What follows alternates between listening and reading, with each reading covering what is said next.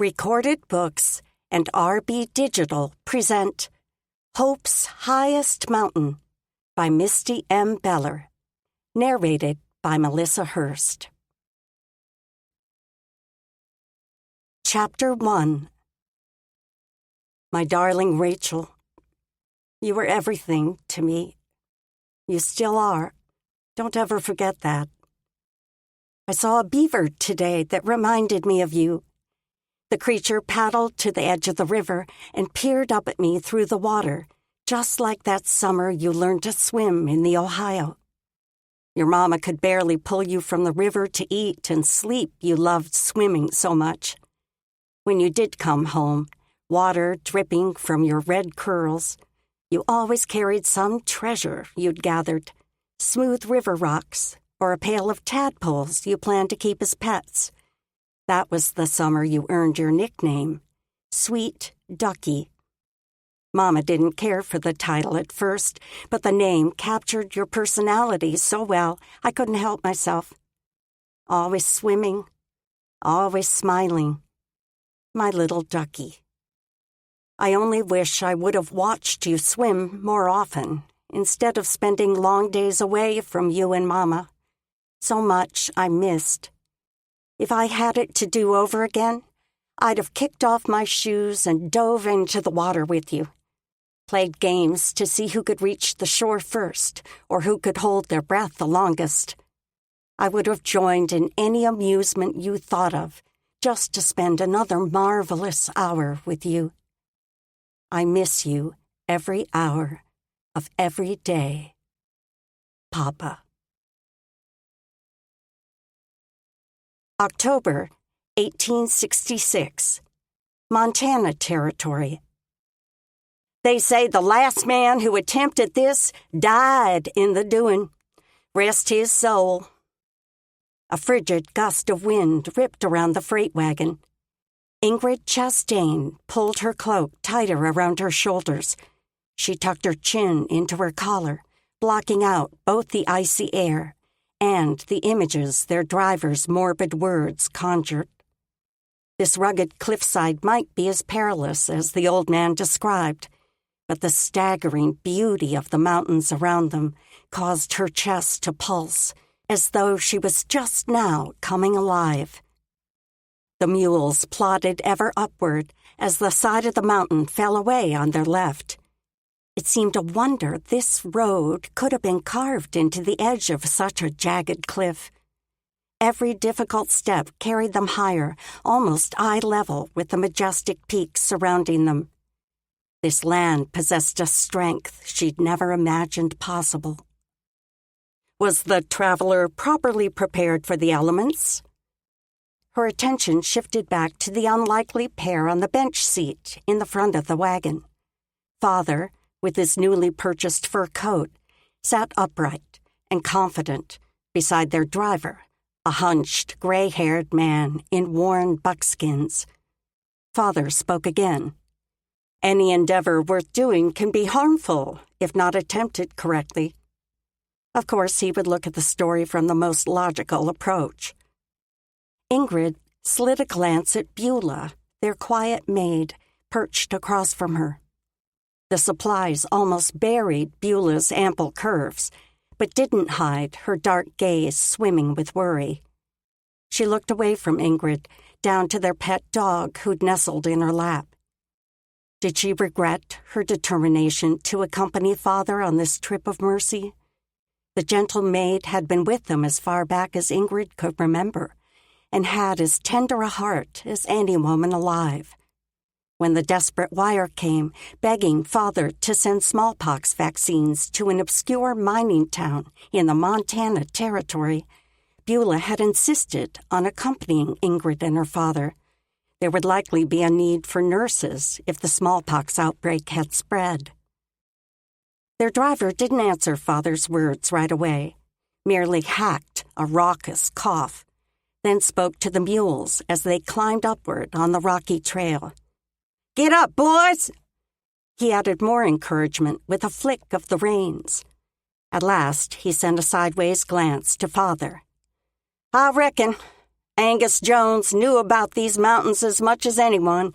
I expect he did as well as he could." A moment of foreboding silence hovered in the air, mingling with the cloud of breath from their driver's words. "We've already passed the spot that did him in." Father's shoulders relaxed. "Well then, Mr. Sorensen, we'll make it through just fine. I have faith in you, these mules, and especially in our Lord, who has promised to be our salvation and deliverer." Mr. Sorensen didn't respond, but hunkered down a little more, his elbows pressing on his legs. He coughed again, a rough bark this time, shooting another white cloud into the air. "When we camp, I'll prepare a tea that will help your ailment." Father's voice hummed low, the tone he used with his patients. Their driver leaned forward and flicked the reins on the mules' backs again as the brutal slope steepened. Ahead, the road bent in a switchback as it climbed toward the summit. The choice Mr. Sorensen made to use only a 2-mule hitch to pull their substantial load made sense now. The tight turn would be a difficult angle for a longer rig pulled by more animals. He guided the mules wide to take the turn, and another cough jolted the man's shoulders. He collapsed over with a ragged gasp. "Sorensen?" Papa's shout came just as the driver dropped the reins. The leather straps bounced unguided against the wooden brace. Ingrid's heart surged to her throat. She lunged forward over the bench, scrambling for the leathers. Father grabbed Sorensen, and she slid her willowy frame under his arms as she closed her hands around the thick straps. A mule let out a blood-curdling bray, and the wagon seemed to hover for a second, or maybe a long minute. Then the conveyance slid. The mule cried out again, this time sounding hoarse and strained. The flap of Father's coat hindered her view of the animals. She clutched harder at the straps in her hands. Though panic stole her breath, she attempted to shake the reins the way Sorensen had when urging the mules forward. "Get up!" Her voice didn't hold the strong command of their mule whacker, only shrill fear. A loud crack splintered the air. The wagon slid backward. Her grip tightened on the straps, clutching with every bit of strength. Though the wagon shifted beneath her, the animals hitched to the leathers didn't seem to move. The mules pulled her forward as the wagon slid backward, hauling her up on the bench between her father and their driver. Father yelled. Someone screamed, whether a man or woman she didn't know.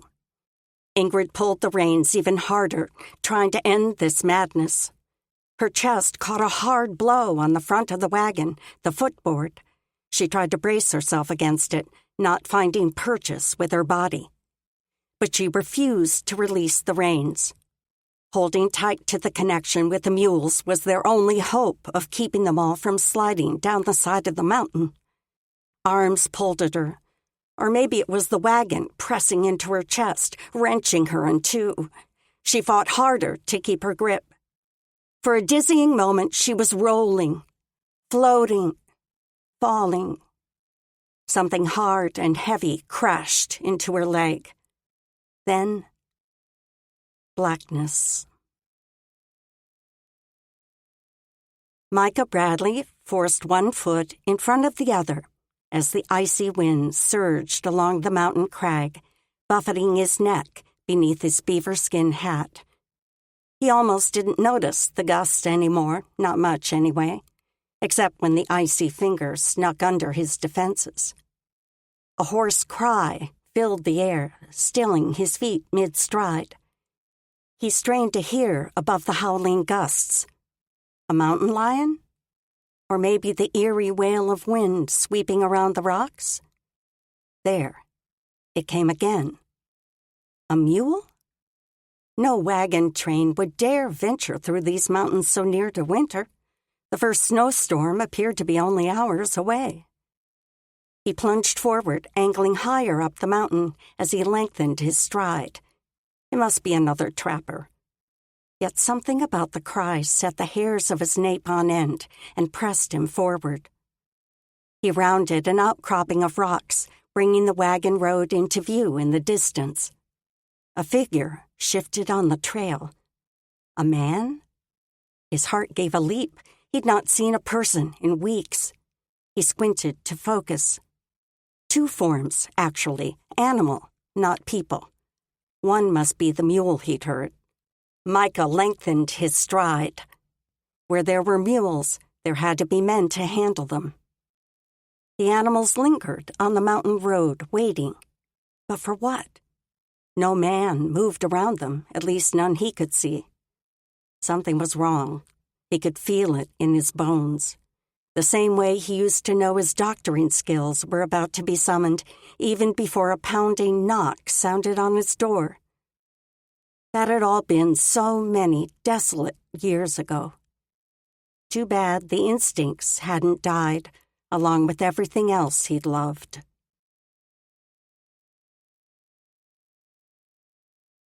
Chapter 2. A mournful bray sliced through the blasts of icy wind. Micah approached the two mules with a slow step and an outstretched arm.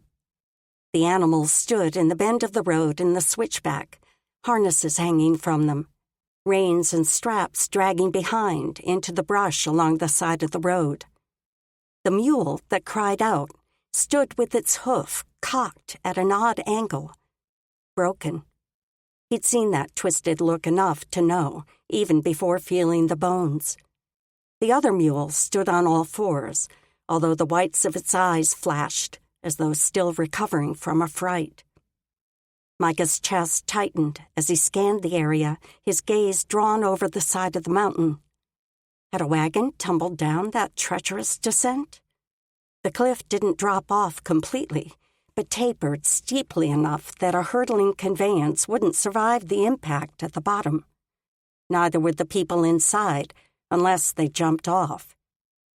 He stepped from the trail and grabbed a bush to help him descend the incline.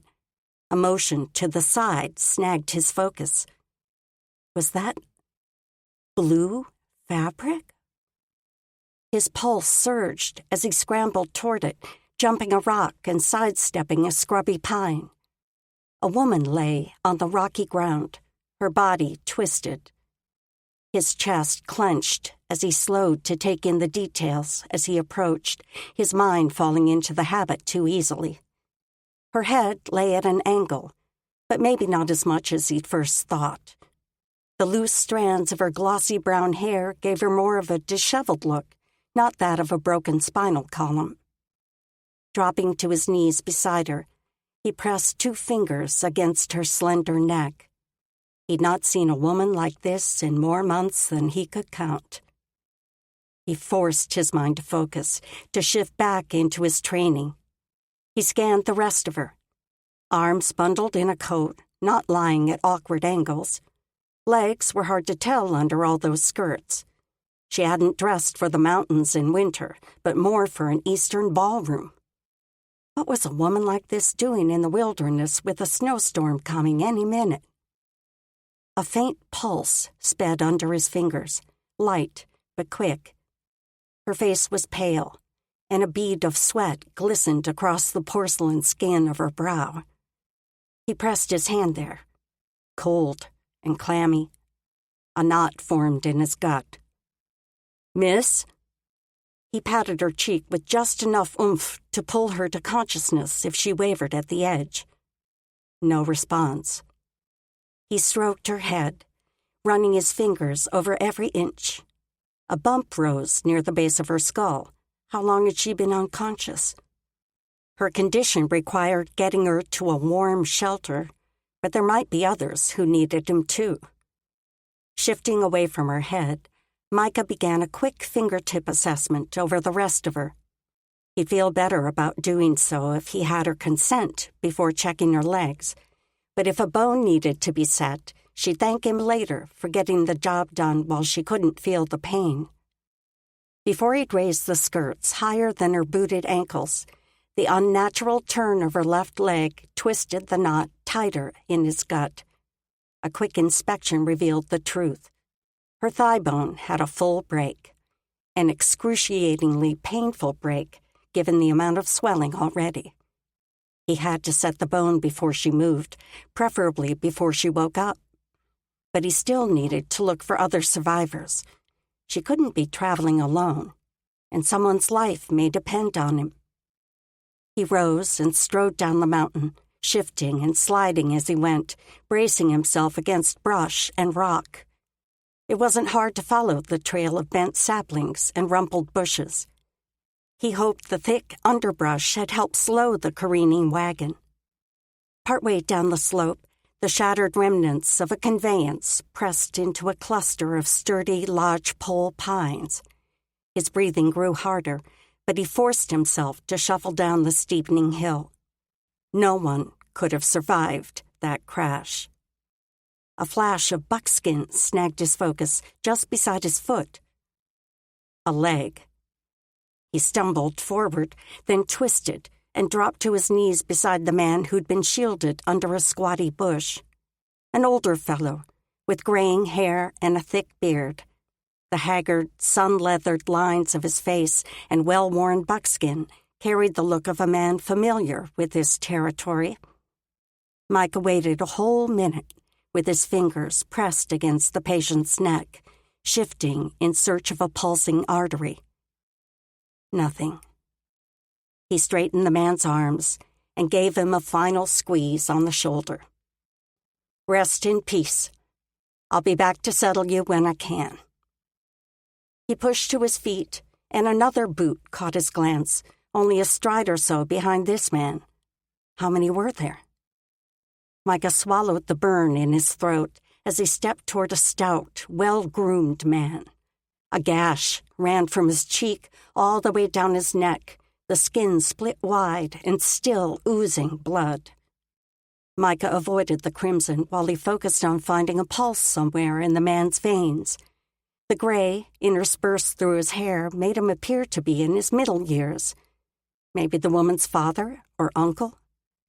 His hands weren't work-worn, but did have burn marks and calluses in odd places.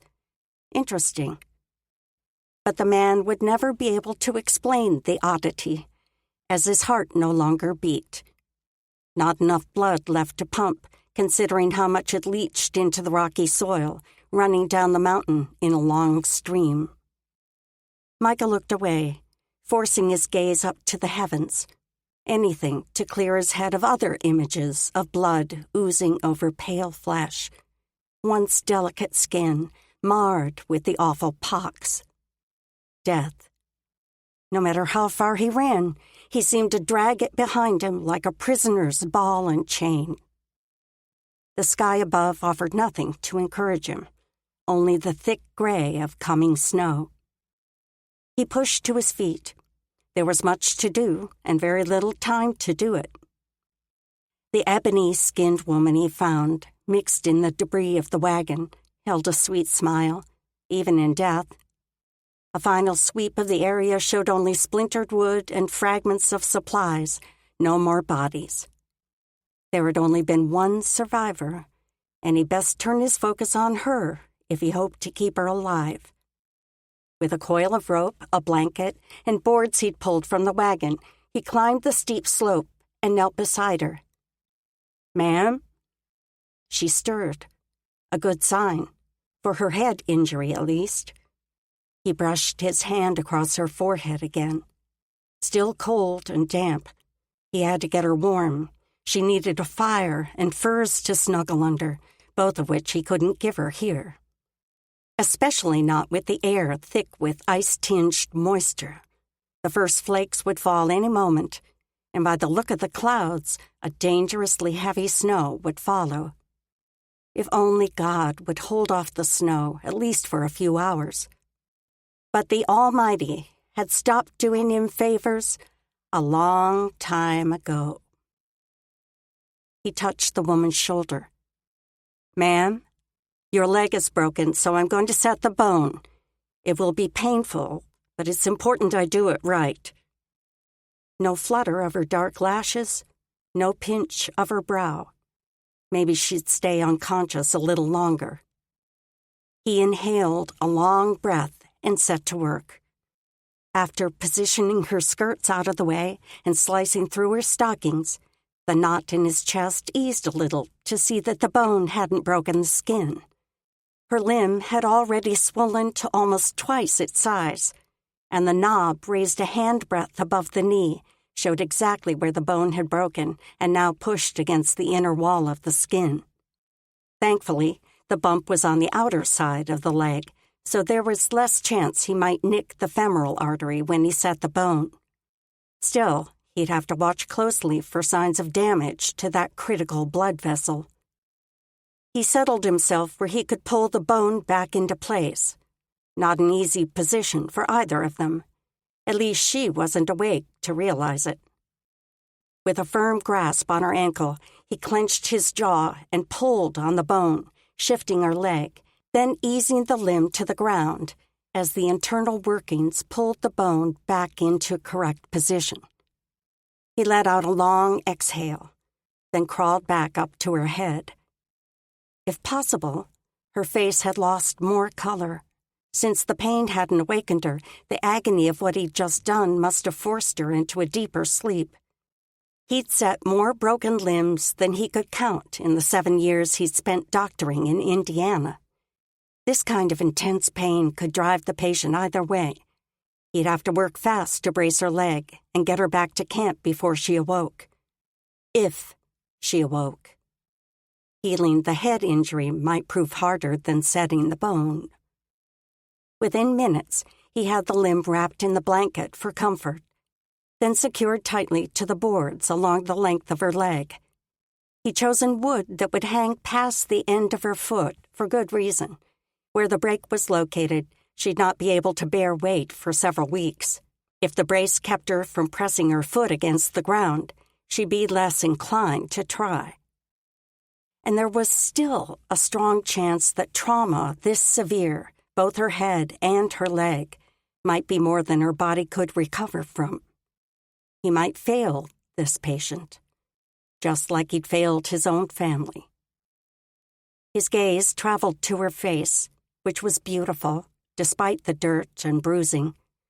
So fragile, like Ella and Rachel. His pulse thrummed in his ears, and his chest locked down tight. Focus. He couldn't give up yet. He steadied the shaking in his hands and readjusted her skirts to cover her ankles. Given her other injuries, he really needed to check for bruising in her midsection before he moved her. If she was bleeding inside, waiting to address the damage could seal her fate. She wore a shirtwaist that tucked into her skirt, not a full dress with buttons in the back. He forced his mind not to play back old memories as he worked through the layers.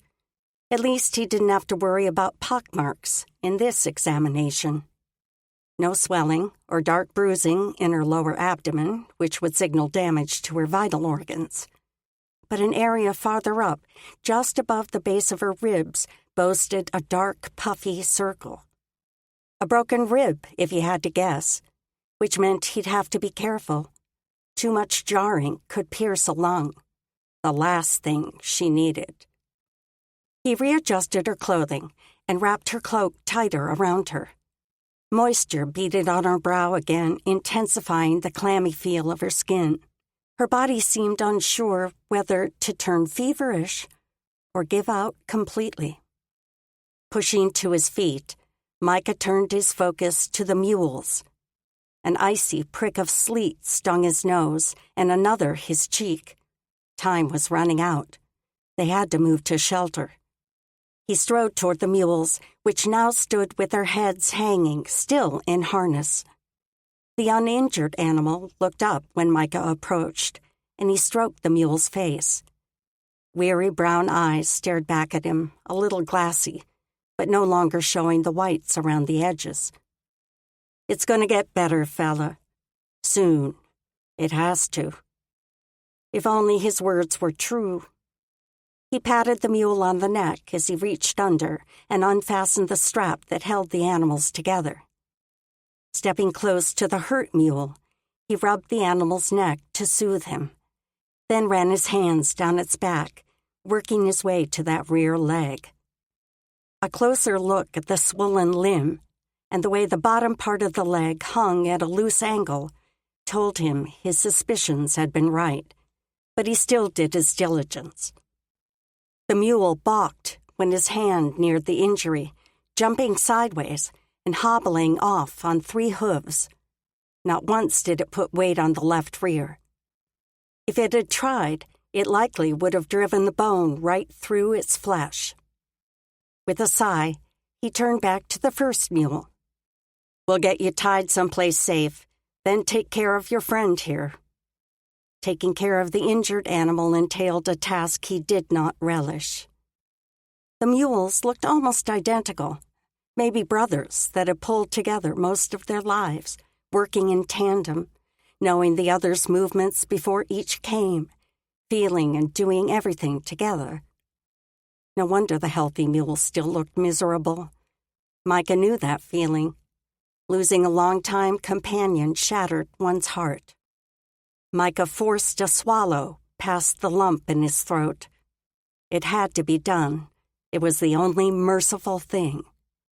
He grasped the bridle of the healthy mule and pulled it forward, gathering the rein in a loop. The animal walked 2 steps, then stopped, turning to its companion. "I know, boy. Say goodbye." The mule loosed a bray, low and hoarse, as though already mourning.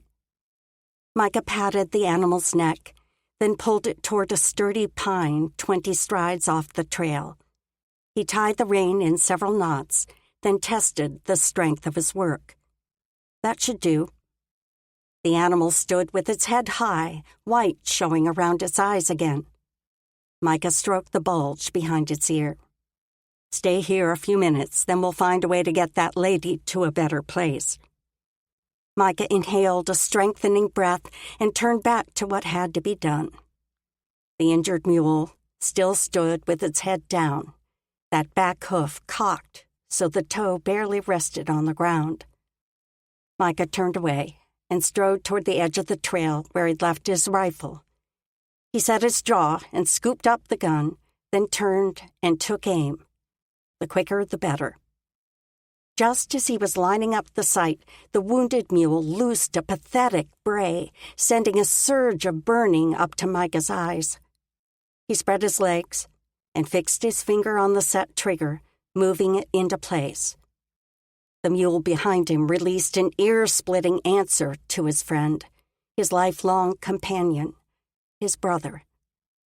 Micah sighted on the injured mule's side where his heart would be, then pulled the trigger, squeezing his eyes shut as the gun exploded.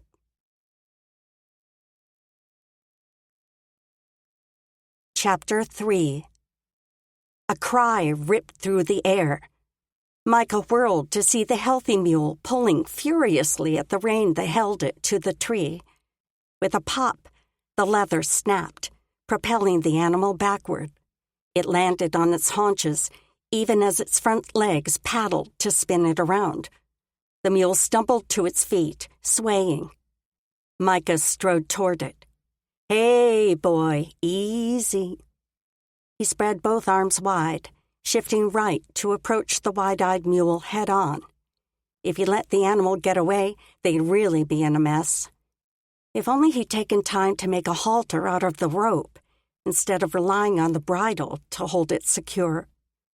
Of course, the sound of gunfire would make the animal bolt. He should have expected the reaction.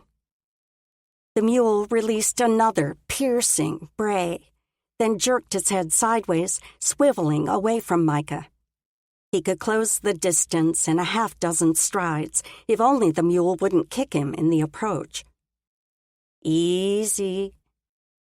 He kept his voice to a croon, and even managed to hold the tone steady despite the pounding in his chest.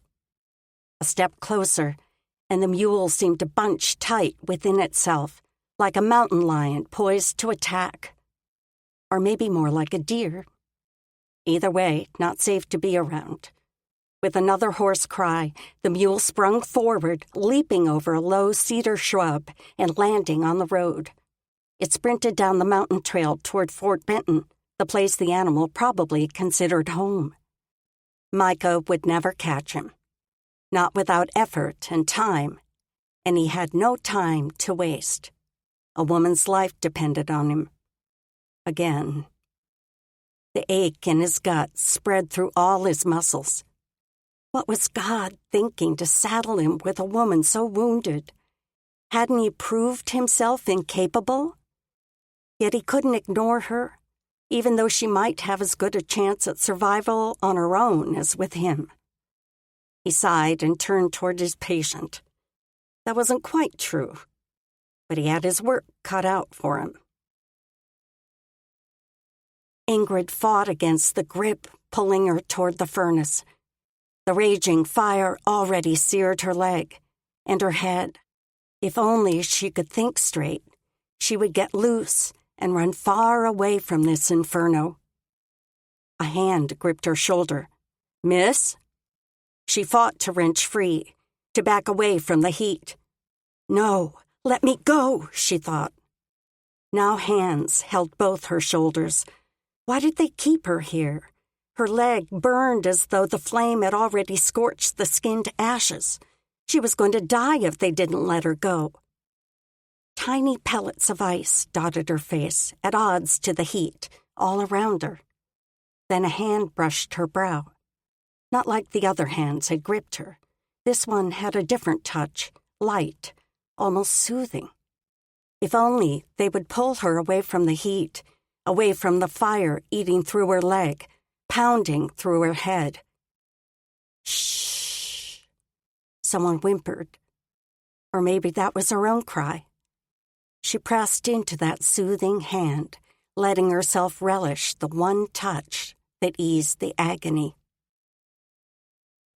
Micah didn't have time to waste sitting here with his hand resting on the woman's forehead, yet she clutched his wrist, holding him still. Her skin was no longer cold and damp. A fever now raged inside, her body warring against the trauma she'd endured. He had to get her back to his camp and out of the thickening snowfall. Without a mule to help transport her, his only option was to haul her himself. Even if he could carry this woman the hour's trek back to his camp, his arm under her leg would cause her an unimaginable amount of pain, maybe even shifting the bones so the fractured ends drove through her skin. That wasn't an option. He'd need to rig some sort of wagon or sled for her to ride on. "I'll be back soon." He ignored the squeeze of his chest as he peeled his hand away from the woman's weak grip, then pushed to his feet. A hike back down to the mangled wagon would give him what he needed. As he sorted through the wood and scattered supplies, some of the objects began to look eerily familiar. A roll of bandaging had unraveled, wrapping itself in knots around a wad of cloths. A black leather case looked much like a medical kit, but that was likely his mind recalling his former life. Yet when he opened the buckle, several wooden boxes stared up at him. A stethoscope. Vials of medicines, well padded and held in their own case. The bag contained enough bandages to wrap a broken limb and even a mortar and pestle. Almost everything he once carried in his own doctor's bag. He shoved the satchel closed, pushing aside the memories that tried to surface, and moved on to another crate.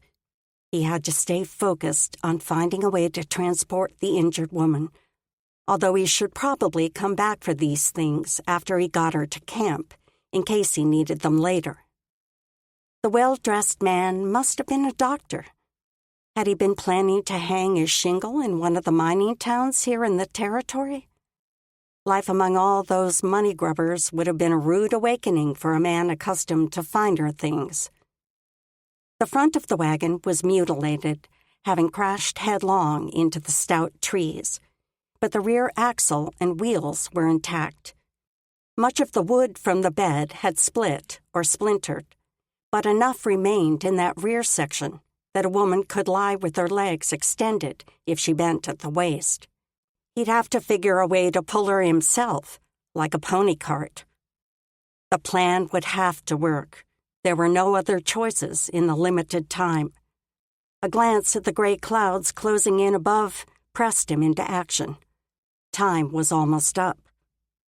After he found an axe and cleared the boxes from the rear of the wagon bed, he hacked away the remaining strips of wood that held the back half of the wagon to the front. Sweat dampened his buckskins, but this effort would be nothing compared to trying to get the contraption up the mountain. When he finally separated the rear section from the rest, he piled on all the blankets he could find, then added another coil of rope. Could he make some of the harness still worn by the poor deceased mule work? Pushing the cart up the nearly vertical incline proved almost more effort than he had in him. His breath came in gasps. His moccasins slid over the rocky ground, now covered with a thin layer of icy slush. He didn't have time to rest, yet every part of him screamed for at least a moment's relief. Onward he climbed. His legs burned, the effort pressing through his shoulders and chest and down to the very core of him. Each step more hard-won than the one before. At last, he eased the cart to the ground beside his patient, who still lay in the same position he'd left her. He dropped to his knees, his lungs fighting for air.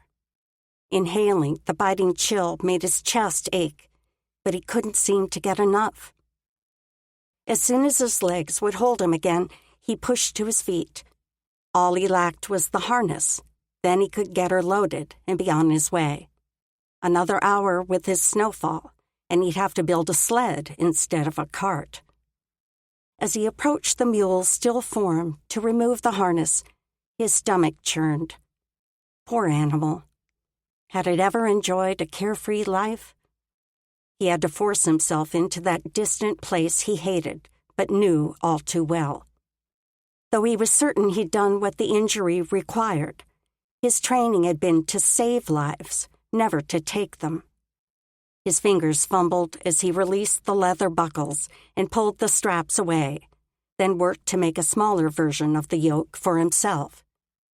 Finally, with the harness ready, the snow wiped off the cart's bed, and a blanket spread to soften the hard wood, he turned back to the woman. This wouldn't be easy. His stomach churned at the thought of the pain she'd endure.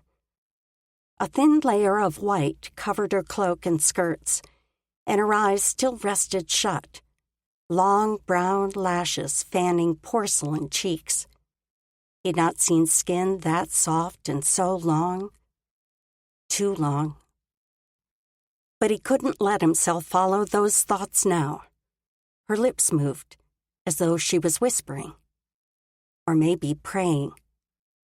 Perhaps God would hear her prayers and help them both. The Almighty hadn't listened to his petitions in years, but maybe he'd answer this woman's request.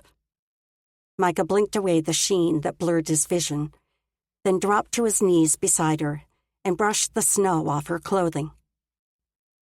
Miss, I'm going to move you to a cart. That way I can get you out of this weather. Her lashes fluttered, then parted, allowing him a glimpse of dark pupils surrounded by honey. Surely pain tinged her eyes, yet she seemed to be studying him. I'm a doctor, he thought. The statement almost spilled out of him. She needed reassurance, no doubt. But those 3 words shouldn't reassure anyone. And they weren't even true, not anymore. He clenched his jaw tighter and focused on how best to move her. Your leg is broken pretty badly, so I think I need to lift from your waist. We'll let your leg follow behind and ease the brace along as we can. He'd have to be careful about her injured rib, too. There was no easy way to go about this. Her chin bobbed a slight movement, and her eyes pressed shut again, as though she were already bracing for the agony likely to come. Do it. The words came out in a tiny whisper. He slipped his fingers under her back, taking care to stay well above the bruising in her midsection. Using both hands, he lifted her enough to work his arms so she almost leaned against his shoulder. This position would be awkward, but he could crawl backward and let his body carry most of her upper weight, leaving at least one of his hands free to help support her braced leg. He couldn't let the limb bounce as it dragged over the terrain. She tensed the moment he touched her, but didn't make a sound until he moved the first step backward.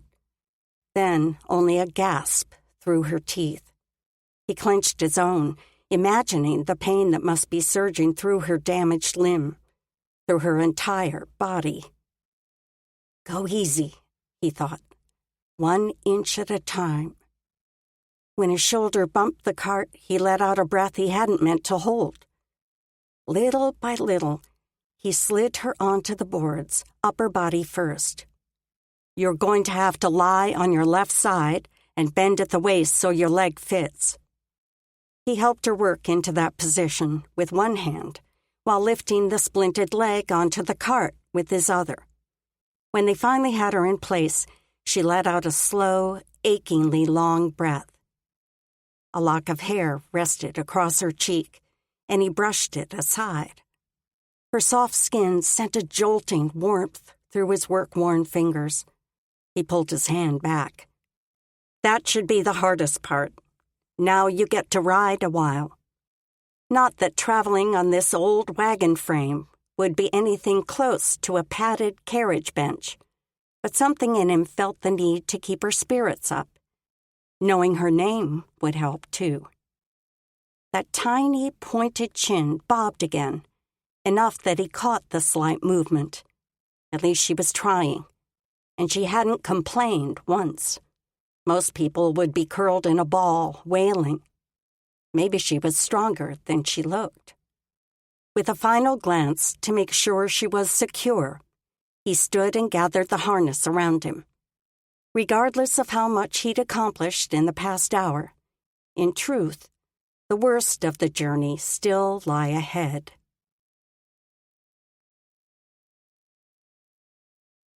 Chapter 4.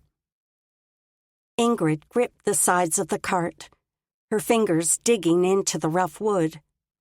If only the splinters poking her skin could distract her from the searing pain in her leg and midsection.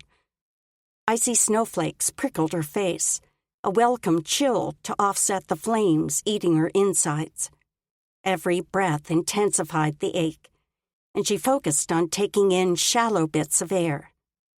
For hours, the cart bumped and jostled over the rough ground, or at least it felt like hours. The contraption tilted upward at times, then leaned so far down as they descended an incline that only her fingers clamped around the side kept her from rolling out.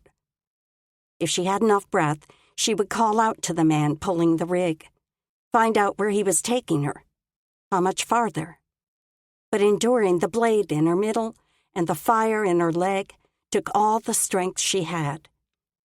Her vision kept blurring, maybe from the tears stinging her eyes, or maybe she crept toward the edge of unconsciousness. She couldn't swoon, though.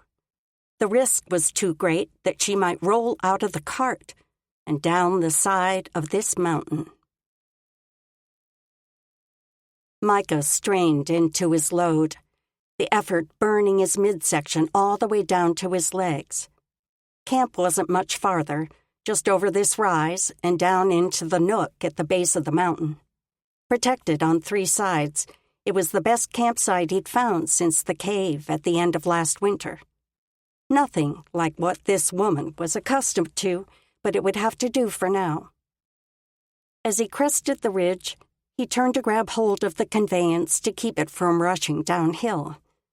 The woman lay where he'd placed her, but her eyes squeezed shut, and her white-knuckled grip on the wood proved she hadn't dozed off. "Just a few minutes more."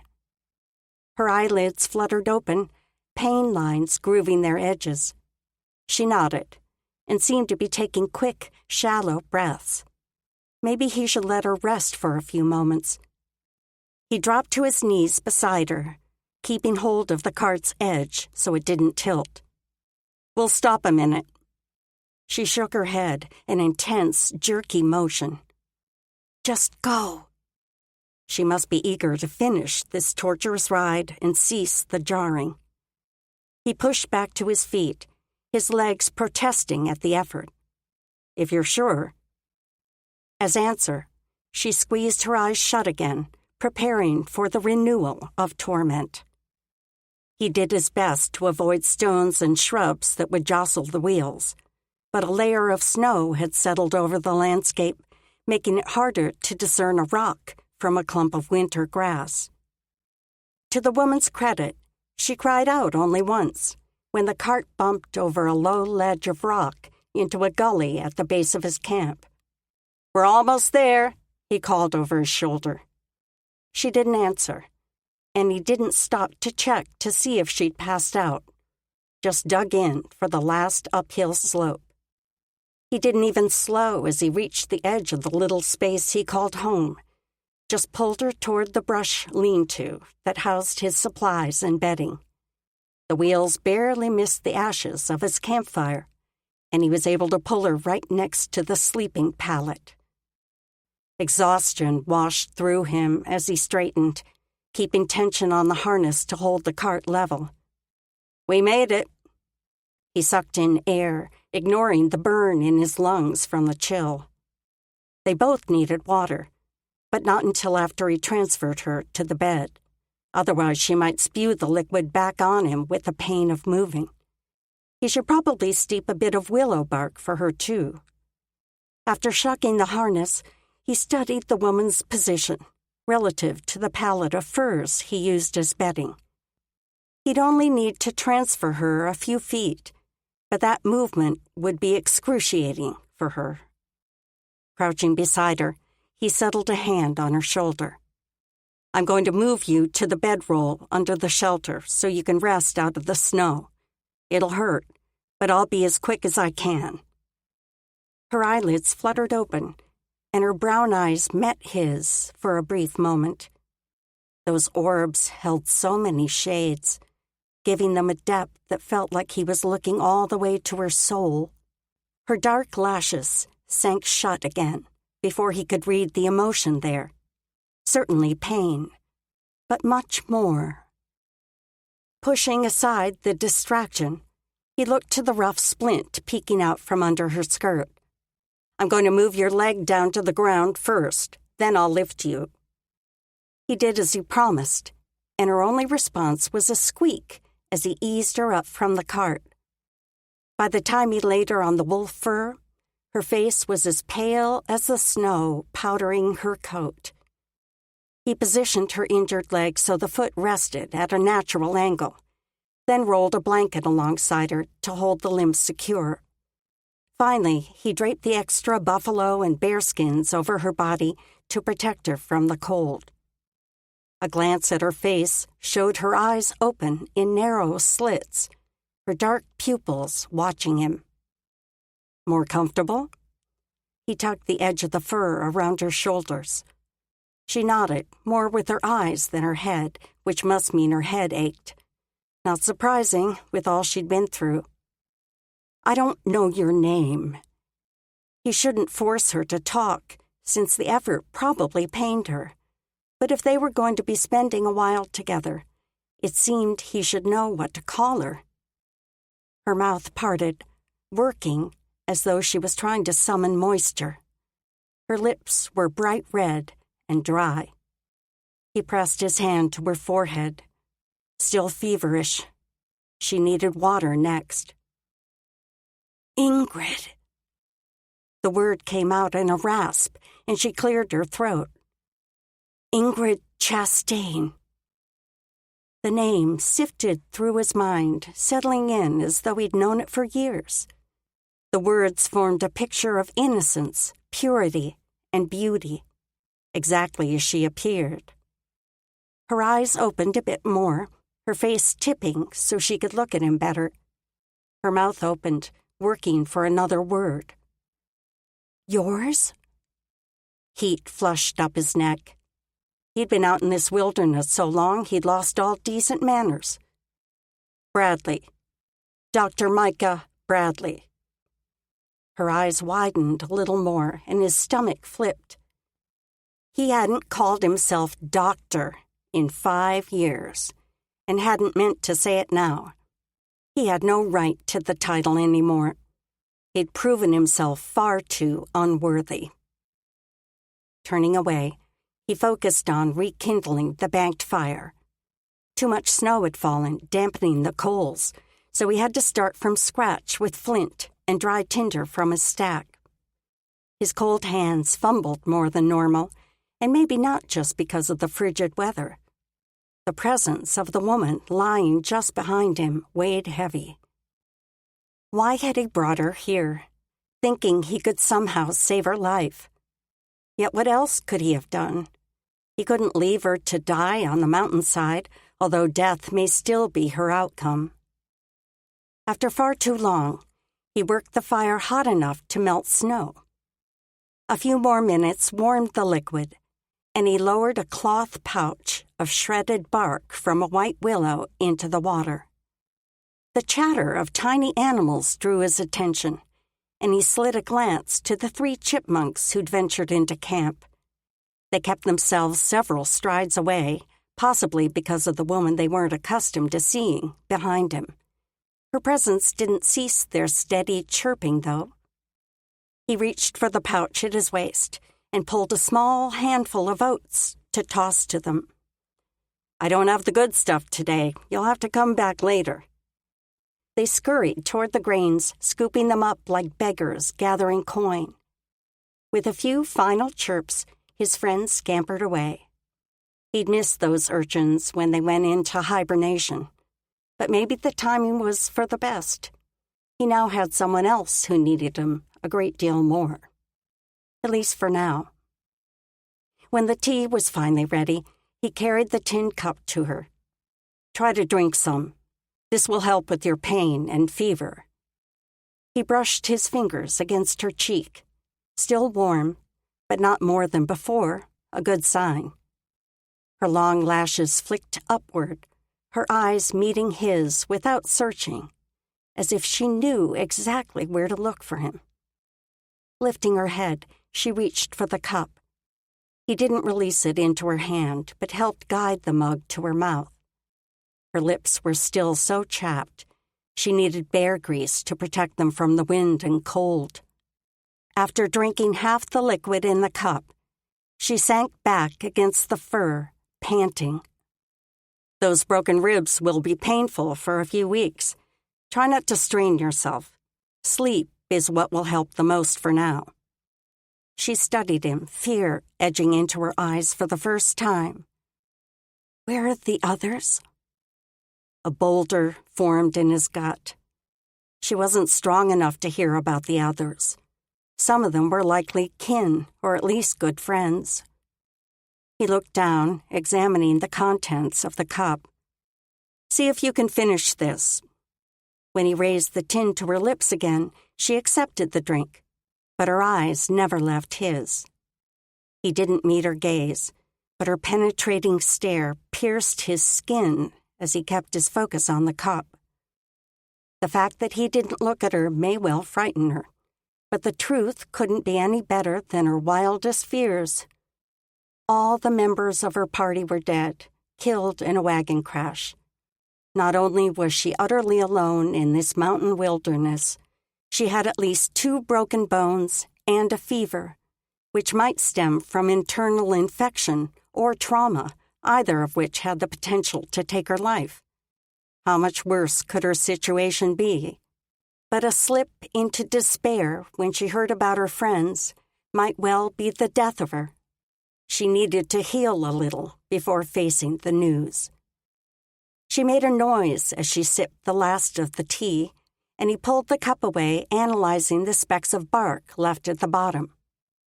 "That should help you feel better. Sleep now." As he started to back away, she grabbed his arm, gripping with a strength he'd not have credited her with. "Doctor." He forced himself to look at her. "Please, Call me Micah. What of my father? Beulah, our driver, where are they? All hint of pain had fled her eyes, replaced by dark determination.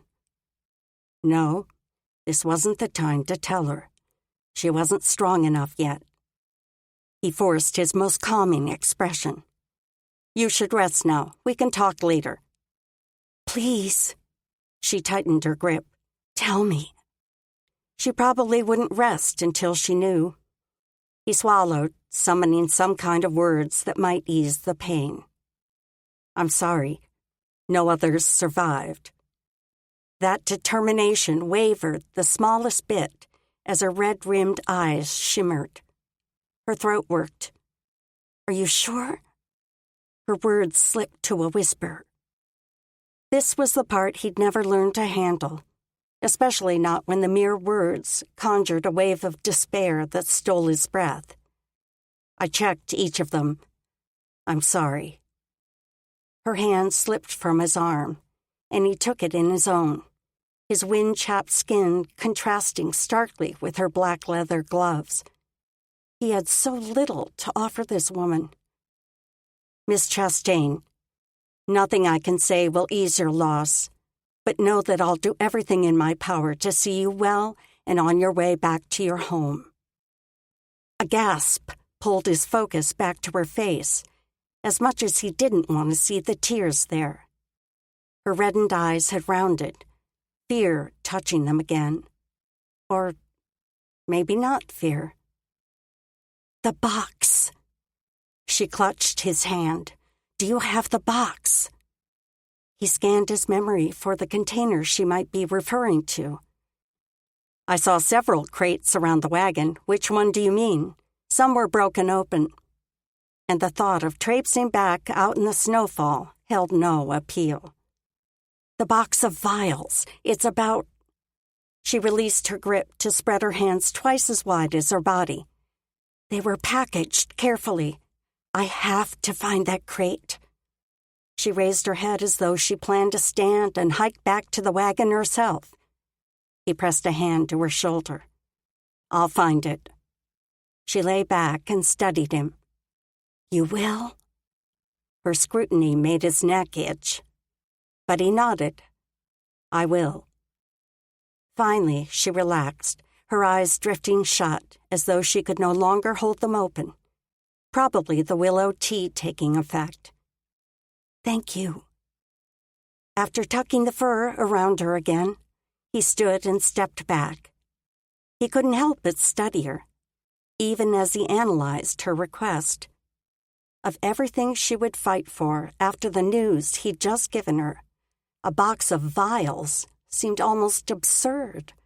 Perhaps her mind was slipping from the awful strain she'd been through today, both physically and emotionally. Sleep would help. If she mentioned the crate again, he would ask more questions. Right now, he had much more pressing matters to attend to. Matters of life and death.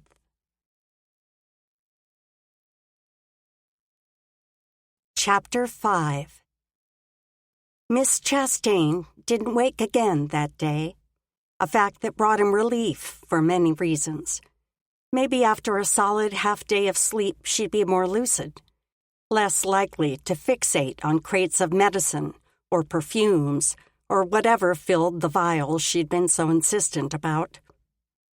Micah left the camp before sunrise the next morning to check his traps. Part of him craved the solitude. He'd been away from other people for so long, but at times the utter aloneness had brought him to his knees, tearing him from the inside out. Yet that pain was nothing compared to what he'd brought upon his family. Still, he'd expected himself to be glad for another person's company in his lonely camp, even though the pain kept her nearly unconscious. Why did her presence weigh so heavily on him? Maybe it was simply that she was a woman, and clearly from the civilized portion of the country. Not only that, she was in desperate straits, and her life depended almost solely on him.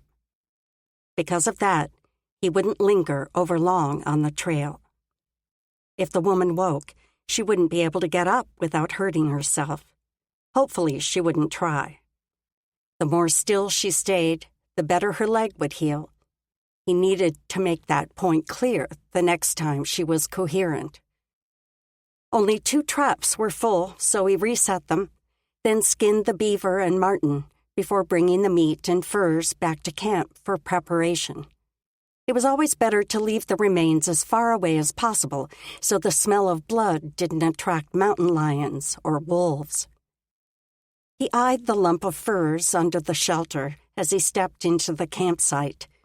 Her brown hair bunched around one end of the furs, as though her face was buried underneath, away from the cold.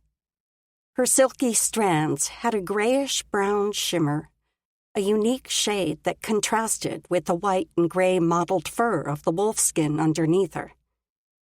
Turning away, he added more logs to the fire.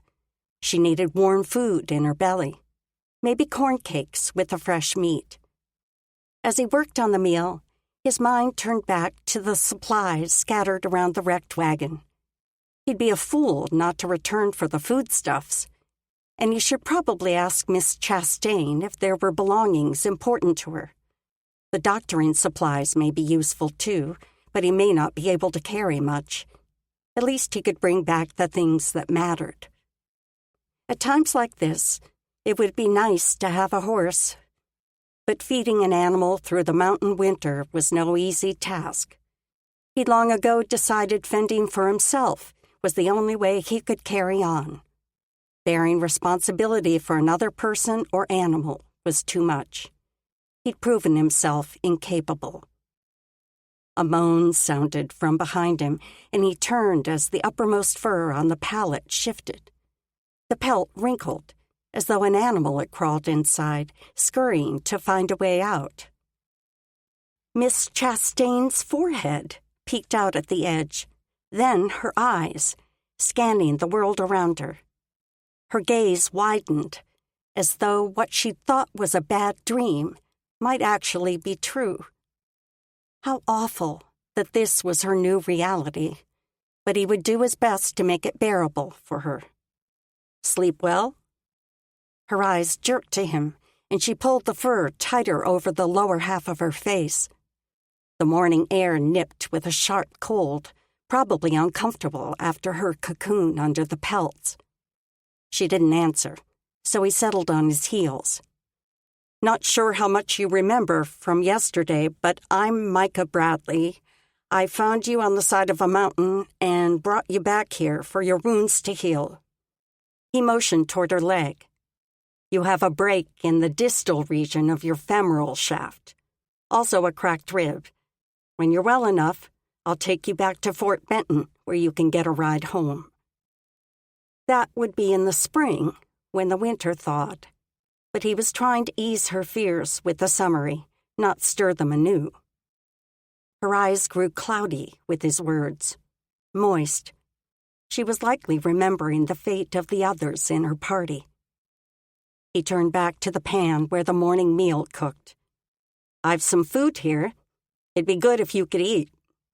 The effort would likely distract her. After scooping a small helping onto his tin plate, he reached for the mug of willow tea he'd been steeping, then shifted to kneel at the woman's side. Her eyes were red, but at least tears didn't flow down her face.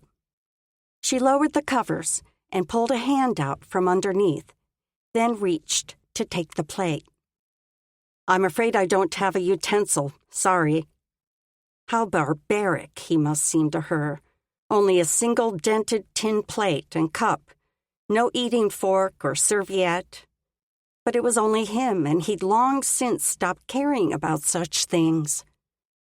Thankfully, her gaze was on the food, a hungry glimmer now touching her eyes. It had been likely at least a day since she'd eaten, and her body needed sustenance to heal and keep itself warm. She positioned the plate on her chest. Thank you. He stayed beside her as she took up a corn cake and bit, her eyelids dipping low as she appeared to relish the simple fare. She must be accustomed to French pastries and all manner of breakfast meats, much grander than his simple cornmeal, salt, and water. After she finished the corn cake, he raised the cup. "Drink this." She took the mug from him, steadier than she had been the day before. After downing half, she sank back against the furs with a long exhale.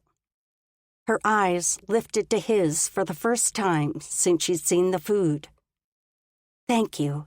That was divine." He couldn't bite back a snort. "You're welcome. Eat the other if you can." He took the cup as she turned her attention to the slab of roasted beaver meat on the plate. Her gloved fingers reached for the food, and she raised it to her mouth, taking a dainty bite. Every movement fluid and very, very feminine. He swallowed. Ella had been like that, graceful and delicate, with her pale skin and fiery red hair, not accustomed to life in the prairie town where her family brought her. It was a wonder she'd married him, a country doctor, instead of returning east for a husband. Still, he'd done his best to make her thankful for her choice. Had she been? Did she ever regret marrying him? On her deathbed, surely. He regretted so many things. Keeping her in Indiana instead of taking her back to Boston where she belonged. The long hours he'd spent with patients instead of devoting himself to his wife and daughter. They'd both deserved so much better from him, especially at the end. But the one thing he couldn't bring himself to regret was his choice to pursue Ella that very first day. She, and then Rachel, too, had been everything to him, his lone source of light and joy. Even if his world was now darker for their loss, he couldn't regret those few bright years. "Thank you." He jerked his focus back to the present as his patient handed over an empty plate. "Oh, you're welcome." He started to rise, but almost knocked over the cup, still half full. "Here, finish this. It'll help with the pain." And help you sleep, he thought. But he didn't say that last part aloud. No need to tell her outright he'd rather have her asleep than lying there grieving. She took the cup from him, but didn't raise it to her lips. Her gaze found his. "Did you find the box?" Heat slid up his neck. "Not yet. I'll need to leave you for several hours. I'm not sure you're well enough for that." Her eyes turned beseeching. "Please, I need that crate. It's vitally important. People could die." A shiver ran down his arms, and not from the icy breeze ruffling his hair, at least not completely. "What do you mean, people could die?" More than had already perished when the wagon crashed? Was this a delusion from her trauma? He studied her face for signs of mental instability. She strained toward him, clutching the cup with both hands. "We were taking it to Settlers Fort. The contents of that box will save the lives of the people there. I can't lose it." She set the mug on the ground and pushed the covers aside. This time she made it halfway to a sitting position before he stopped her with a hand to her shoulder.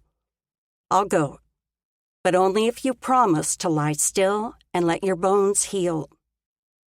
What could possibly be in that box of such import that she was willing to injure herself further? But she'd already lost so much. If the box was that important to her, he could retrieve it. She eased back down, her gaze wary, searching. "You'll go now?" He glanced at the sky, gray, but not so impending that snow would come before he returned. "I'll go now. Is there anything else you need me to bring back? Clothing? Keepsakes? I can't carry much, but I'll get what I can." She stared upward at the cover of brush he'd constructed above her, clearly thinking through what had been in the wagon. "My father's Bible." It might be in his doctor's bag. Her eyes developed a thick sheen. I suppose anything else he might have in his pockets. His watch. She nodded, but didn't look at him. Thank you. A lump clogged his throat, and he worked to swallow it down. He'd suspected that might be her father's medical bag. Had he been a good doctor? Surely better than Micah had been. He shoved the thought aside. All right, then. Pushing to his feet, he loaded as much wood as he dared on the fire, then moved a small stack of logs close to her. Keep the fire as hot as you need it. I should be back in a couple hours, but don't worry if I'm not. There's more meat in this pack, so help yourself. Sleep when you can. He scanned the area. How could he leave her here defenseless against any prey that wandered along? Do you know how to shoot a rifle? Her gaze jerked to his. Do you think I'll need to? Pressing his lips together, he eyed his Hawken. The gun's recoil would likely break another of her ribs if she actually had to fire it, if she could fire it. But it might save her life in a pinch. Grabbing the weapon, he dropped to his haunches beside her. If you have to use it, tuck the stock into your shoulder, like this. He positioned the gun at his own shoulder. Squeeze this rear set trigger before you're ready to fire. When you need to shoot, squeeze this front trigger. Be careful. This rifle has a powerful kick, so don't use it unless you have to. Her eyes had been wide when he started the short lesson, but now they narrowed with determination. At least she wasn't afraid of the weapon. She reached for the rifle, but he didn't release his hold as he helped her lay it down beside her bedding. This gun was lighter than most, but still heavy enough to strain her broken ribs. I'll be careful.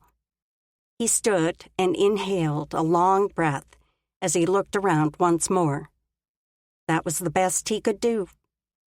After reaching for the last of his breakfast, he touched his hunting knife to ensure it hung at his waist, then started out. The sooner he accomplished this task, the better. The crash site was worse than Micah remembered.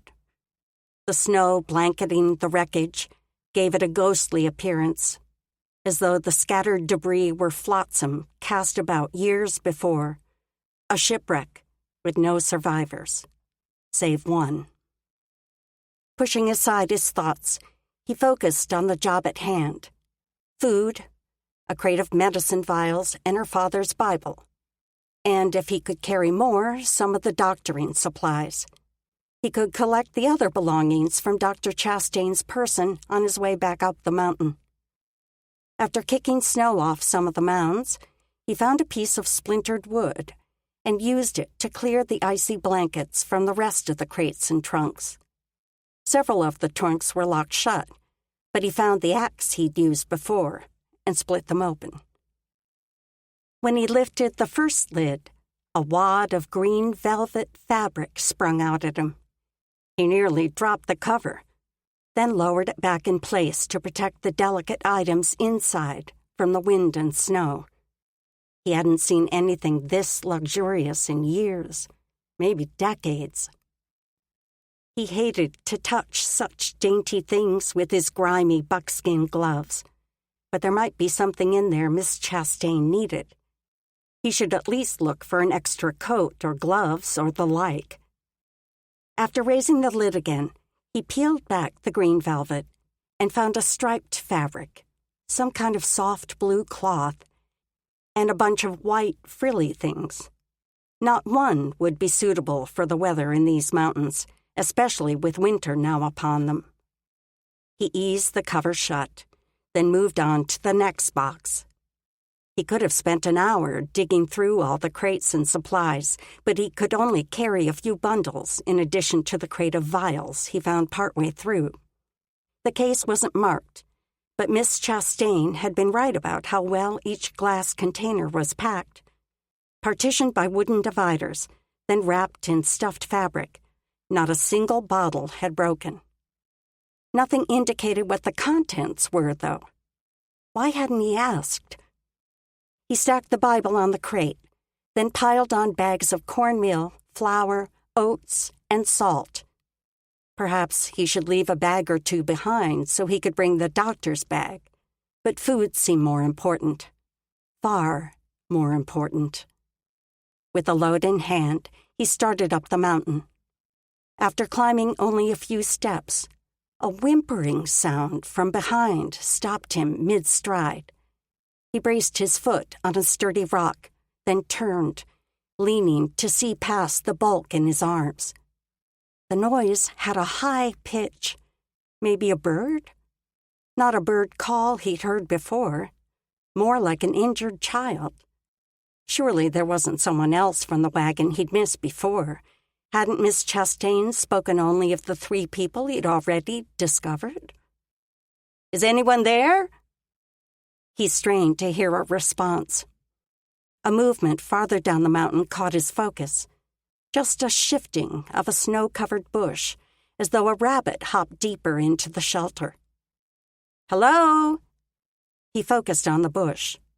That noise sounded again, definitely a whimper, or more like the whine of a dog. "Here, boy." He took a few steps down the hill, then eased his load onto a rock. The bush moved again, dusting the ground around it with a fine powder of snow. Micah crept toward the spot, taking a visual sweep of the full area. No other movement warned of danger. As he neared the bush, the whine sounded once more, louder this time, definitely coming from within the scrubby plant. "Come here. I won't hurt you." When he stepped around the shrub, a shadow moved inside, or rather, a mass of black fur. "Hey there." He reached toward the shadow, careful not to come close enough that the animal could strike out and bite him. It looked and sounded like a dog, but that was the last thing he'd expect out here. Another whimper, and the shadow crept out from its shelter, one black paw at a time. "There you go. Come on." He crooned the words as a fluffy runt dog inched toward him. "What are you doing here?" The dog finally came close enough to sniff Micah's hand, and he tucked his haunches and sat in the snow.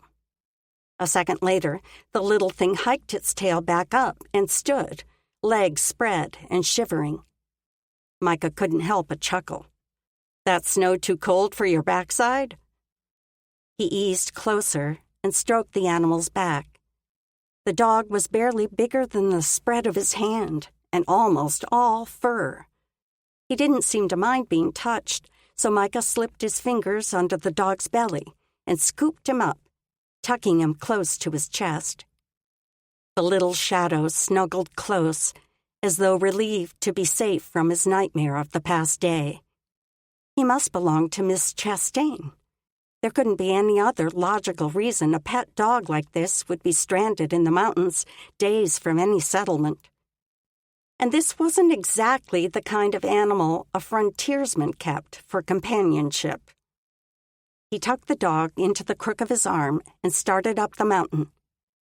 "Time to go back, boy. I know someone who needs you as much as you need her."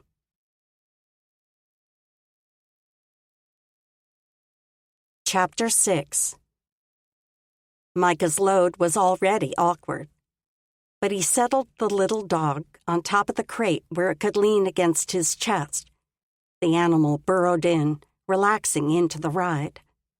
The hike back up and down the mountains strained his muscles almost as much as hauling the cart the day before. But he finally made it, and the sight of camp filled him with the last burst of energy he needed. Miss Chastain opened her eyes as he set his load beside her. She seemed groggy and turned her head to get a better look at the things he brought. When she saw the dog, her eyes widened and she gasped, "Handsome!" "Found this fellow tucked under a bush near your wagon. Thought he might be a friend of yours." She reached for the dog. Of course. The pup scrambled into her arms, licking her chin as she held him close. I missed you too. She cooed to the dog, a smile finding her face, lighting her features for the first time since he'd discovered her on the side of the mountain. She'd been pretty, even in her pain, but the smile made her radiant. He blinked, then straightened and stood. Best he focus on what needed to be done here. Did you have any excitement while I was gone? The rifle still lay where he'd left it. All was quiet. Thank you for the crate. The vials inside are safe? He turned back to her. No damage. Good. She tucked the dog in beside her, pulling the pelt higher to cover all but his head. I'll be up tomorrow. Then I'll figure out how to get them to Settlers Fort. Her eyes drifted shut, as though she hadn't the strength to keep them open another minute. His chest tightened. She wouldn't be going anywhere tomorrow, but surely she realized that. If not, tomorrow, his most critical task would be to make her see reason. Something pressed on Ingrid's chest, pulling her from sleep. She inhaled a deep breath, then groaned as a familiar knife plunged through her ribs. She opened her eyes, but the blinding light made it hard to do anything but squint. As she struggled for a shallower breath, she pushed at whatever sat atop her chest. Her hand caught a mass of fur as she swatted, and the bundle loosed a high-pitched cry. A flash of memory washed over her. Handsome? Forcing her eyes open, she raised her head, fighting to ignore the pain in her ribs. I'm sorry, boy. Where are you? He stood beside her, back raised and tail tucked between his legs, as though still trying to determine why he'd been accosted. Come here. She reached for the dog and pulled him close to her side. This is a better spot for you. Breathing was hard enough with her broken rib. She didn't need more weight smothering her chest, even if the little bichon weighed less than 5 pounds, according to Papa's scale in his laboratory. Papa. A fierce burning surged up the back of her throat, stinging her eyes. He couldn't be dead. How could she have forgotten, even for a moment, that the best part of her life was gone? Papa had been her world, her friend, her greatest champion. His work had given her purpose. His dreams had been her own for as long as she could remember. How could it all be gone? Crushed with that wagon on the side of a mountain. She pulled Handsome closer, tucking him into her shoulder so she could breathe in his puppy scent. At least she still had this gift from her father. And the vaccines. She had to take the vials to Papa's old medical school friend in Settlers Fort. Smallpox had already killed so many in this massive territory. It had been over a year since Papa received any correspondence from his old college chum. But when Dr. Stanley sent a wire desperate for vaccines to protect the town from a new outbreak in a nearby settlement, they'd had to act fast. Every day she lay on this pallet of furs was one more day lives might be lost. Papa had given his own life to this cause. She couldn't let his sacrifice be in vain. Nor Beulah's. Not even the kind wagoner who'd agreed to take them through the mountains, even though winter was fast approaching. If only they'd listened to his warnings. Yet hiring Mr. Sorensen had seemed like the only way to deliver the vaccines and get themselves there to assist with the doctoring. All 3 of them had wanted to be there to help, even Beulah. A fresh wave of grief slipped through her for the faithful maid. Sweet, dutiful Beulah, more friend than employee. You're awake. She sniffed, working to clear her senses before she turned to face her host. She opened her mouth to respond, but emotion still clogged her throat. Instead, she nodded and swallowed again. How about another cup of tea and a corn cake? Her stomach gurgled, making the ache of hunger clearly felt. But that tea made her so groggy.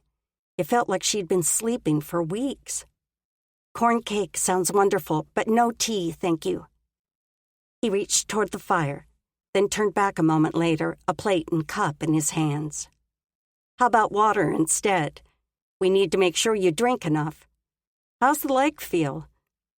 A surge of pain radiated through her leg and hip, as though he touched the limb with his words.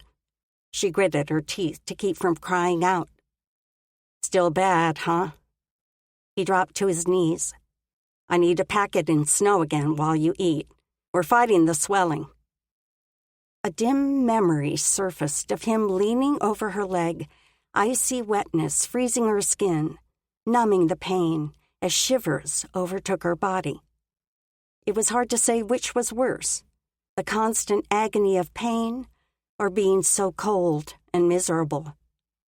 But there was one other ache that she was no longer able to deny.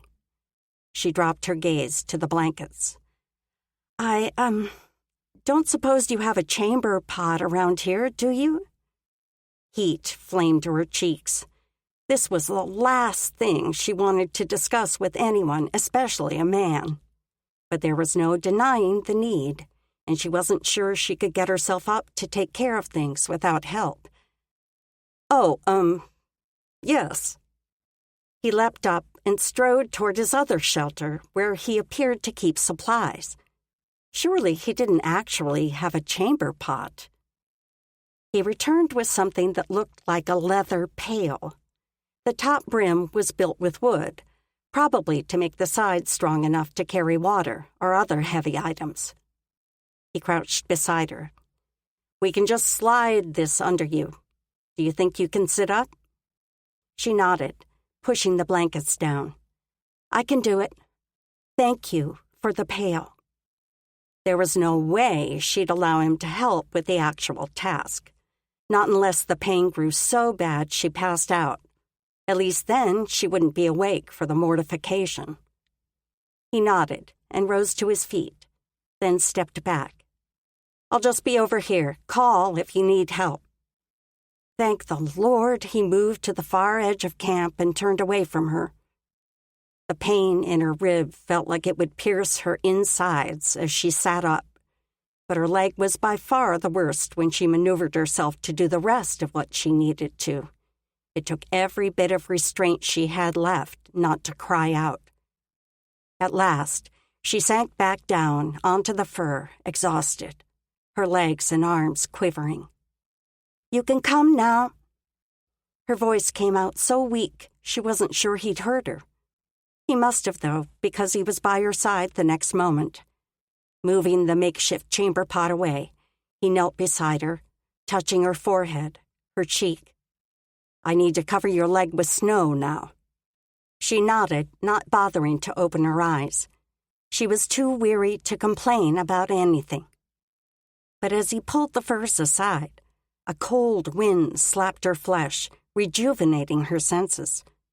She did her best not to look at the man as he worked, trying to focus on nibbling bite after bite of corn cake instead of feeling the breath-stealing ice on her skin. She had to push aside the unease of a man seeing so much of her leg, any man, but especially this stranger, so far from any other person. He was a doctor, he said so, and he seemed to have confidence in his ministrations. She had to believe his words and imagine herself back home being cared for by Dr. Faulkner. Certainly she could imagine this man 20 years older, hair heavily salted and deep creases lining his face. He already had the beard to match Papa's medical partner, although the rich black hair that peeked out from his hood showed no gray that she could see. Still, he was her doctor, the man God sent to help her through these injuries and on to Settler's Fort. She'd worked her way through both corn cakes on the plate, feeding bits to Handsome as she went, before Dr. Bradley finished packing snow around the injured area. At last, He stretched the furs back over her. "That should help some. What say I take Shadow here for a walk?" The doctor reached for the dog, who pressed deeper into her neck. "It's all right, boy. He's a friend." She nudged the animal out of hiding, then lifted him up to the doctor. Their fingers tangled with the dog's fur, and even through her gloves, his touch sent a jolt up her arm. She fought to keep her reaction from showing, dropping her gaze to the dog. "His name is Handsome." "Handsome?" He took her puppy and held him close to his broad chest, eyeing the dog. "You think so?" The pair of them, the big, strong mountain man doctor and the tiny, barely grown dog who'd been the runt of his litter, made such an incongruous picture that the sight almost pulled a smile from her. If her world wasn't in shambles, she would have enjoyed the image. Dr. Bradley pushed to his feet. "We'll return in a little while." They were gone longer than she expected, and the ice wrapping her leg made it impossible to sleep. Thankfully, it numbed both the limb and the pain, and the longer she lay there, the more her mind seemed to come alive. She needed to sit up, to stand, to begin to maneuver about. The wood strapped around her leg would be ungainly, and the entire limb still maintained a steady ache, even while she lay still. Moving would be torturous, but she had to do it. After all, she'd successfully accomplished the chamber pot on her own.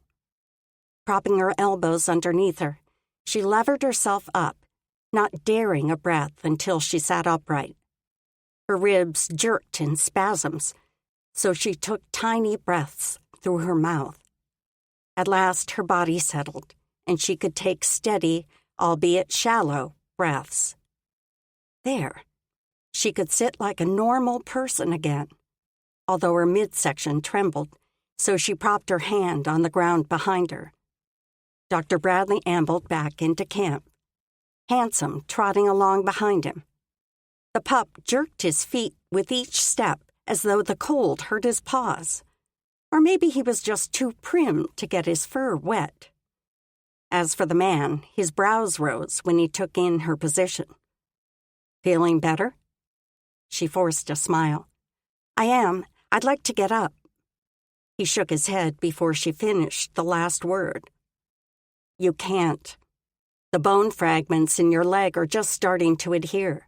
Movement could separate them again and cause a great deal of pain." He studied her, as though trying to decipher why she would want such a thing. "Is there something you need?" Her father. Her maid, who'd been more like a sister. A dose of laudanum for the pain. A rush of responses hovered at the edge of her lips. But he could give her none of these. No one ever could, except the last, and by then she'd no longer need it. She bit back every pointless request and leveled her gaze on him. "I need to get these vaccinations to Settlers Fort." He didn't act surprised, just nodded. "As soon as you're well, I'll deliver you back to Fort Benton, then take the crate to Settlers Fort." Now it was her turn to shake her head before he finished speaking. "They can't wait that long. The people in Settlers Fort need them now. There's an outbreak nearby. The doctor's trying to keep it contained until we arrive. Every day matters." The skin around his dark eyes creased as though pulling tight. "What type of outbreak?" "Smallpox. Dr. Stanley said there have been past outbreaks in surrounding towns that killed the entire community." He took a step back, swaying as though she'd struck a blow. His tanned face paled 3 shades. "Are you familiar with smallpox, Dr. Bradley?" His reaction seemed extreme.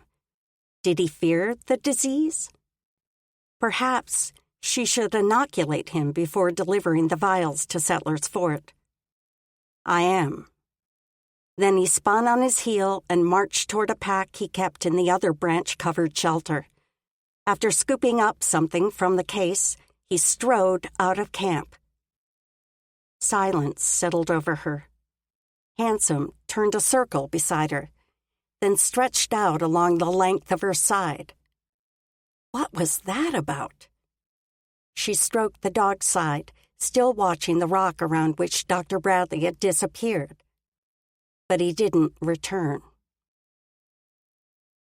My darling Rachel, when Mama first told me I would be your papa, I immediately knew I wouldn't be good enough for the job. I knew so little about children because I'd never had brothers or sisters of my own. But then you were born, with your shock of auburn hair. When I took you in my arms, you opened your mouth like a baby fish, staring up at me with all the trust in the world. I knew from that minute I'd do anything necessary for you to be happy and safe, and for you to know you're loved every moment of your life. I pray you were happy. My heart yearns to know you felt loved, for I did love you. I still do, with every breath that fills me. But I failed, my ducky, my sweet, innocent girl. I didn't keep you safe. Can you ever forgive me? Papa. Micah bent over the paper, his chest aching, his gut tied in knots. If only the pain would take him. 5 years ago, why couldn't he have been the one lying miserable in bed, sores oozing all over his skin, throat swollen shut? Instead, he'd watched the two people who meant everything to him fade away in the grips of the cruelest of diseases. Suffering the horrors of smallpox was worse than hell could ever be, and he'd sentenced his wife and daughter to the damnation of the disease. And now, with this woman lying in his camp, begging him to take a crate of vaccines to quell a smallpox outbreak, was God laughing at him, sending a sharp kick in the ribs while he lay crumpled on the ground? Maybe the Almighty thought to test him, like Job in the Scriptures, to see how much devastation he could withstand without cursing God. Well, he'd never claimed to be Job, and the Holy Father was doomed to be disappointed in him, just like everyone else had been.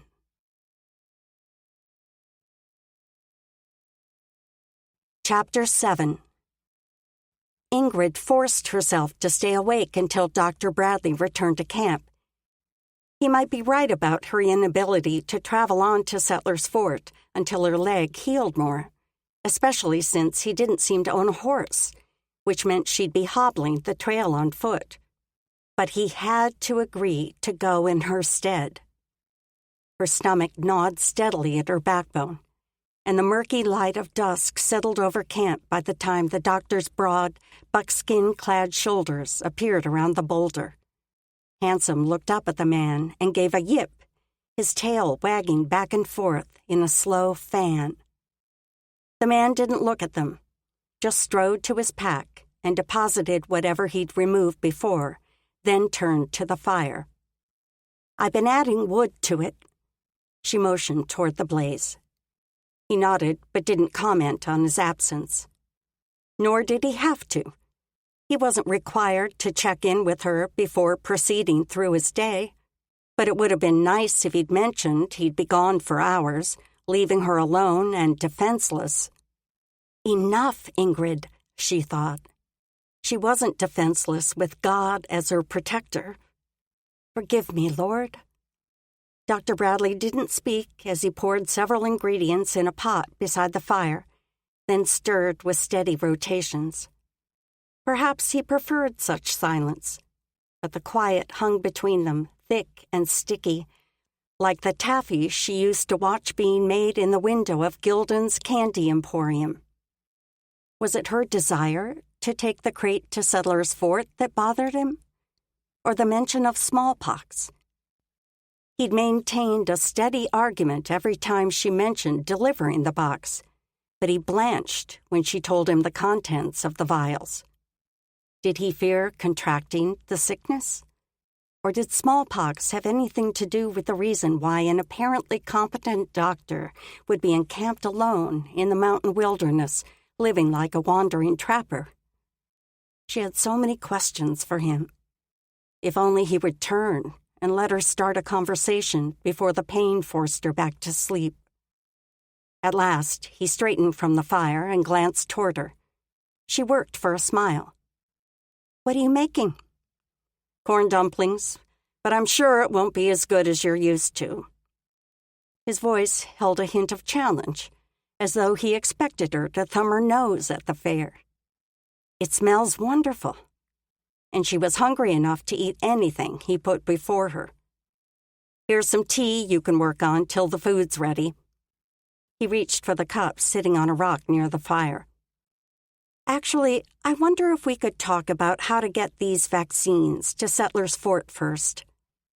She kept her voice as pleasant as possible and took the cup when he extended it. She wasn't about to drink yet, though. This tea could make her sleep for days, and she had to have answers first. He turned to face her fully, sitting on his heels. "I said I would take them as soon as your leg is healed." His tone was soft, almost tender. No hint of the gruffness that had wrapped his voice a moment before. "How far to Settlers Fort from here?" She watched his reaction. Don't anger him by pushing too hard, she warned herself. He was her only means of survival out here, her only chance of saving lives from smallpox. His focus lifted over her shoulder, as though he were calculating the distance. For a man on foot, 3 weeks maybe? His brows rose pointedly.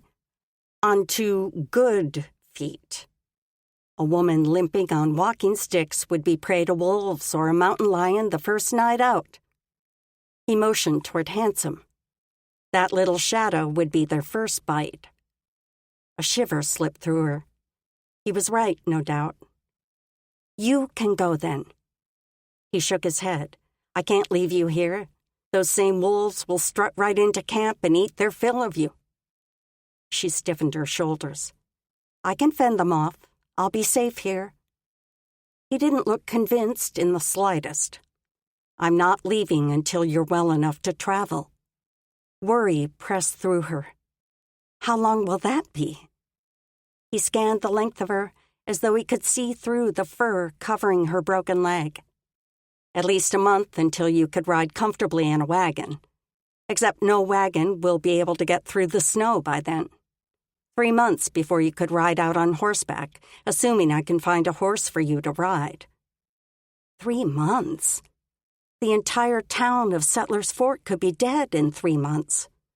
Desperation welled within her, clogging her throat and stinging her eyes.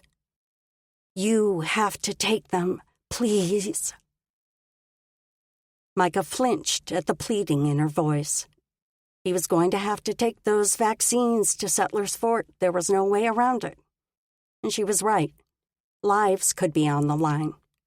Waiting 3 months seemed criminal, a death sentence to the cluster of people who claimed that town as home. But he couldn't leave Miss Chastain either. They were about halfway between Settlers Fort and Fort Benton, the place she'd be able to purchase steamboat fare back to wherever she came from. Perhaps he should take her to Benton first. The river would be frozen soon, so she'd have to find a safe place to stay until spring. Not an easy task among the hordes of men, both white and bronze-skinned, who passed through its gates for trading and all manner of entertainment during the winter. She may well be the only white female there. Not an acceptable situation.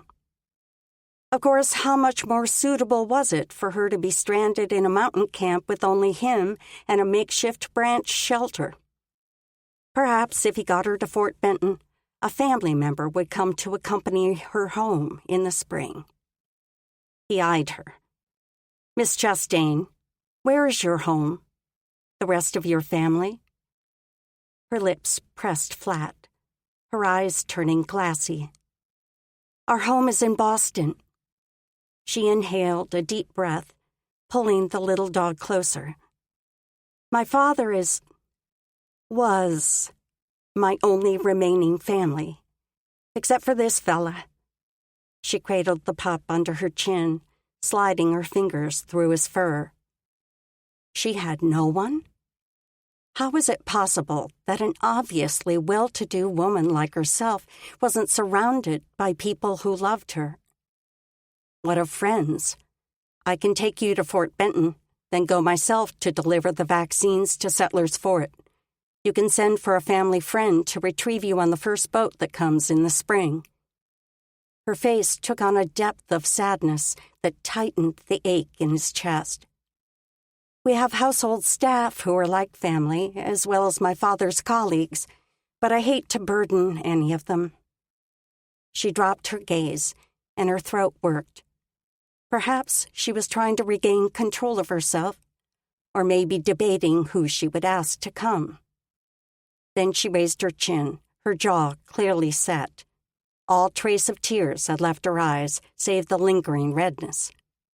Settlers Fort is where I need to be. We committed to help Dr. Stanley, and that's what I intend to do. Once smallpox has been eradicated from the area, I'll determine my next course of action. She narrowed her eyes. Get me to Settlers Fort, please. You'll have my deepest thanks, and I can pay you well.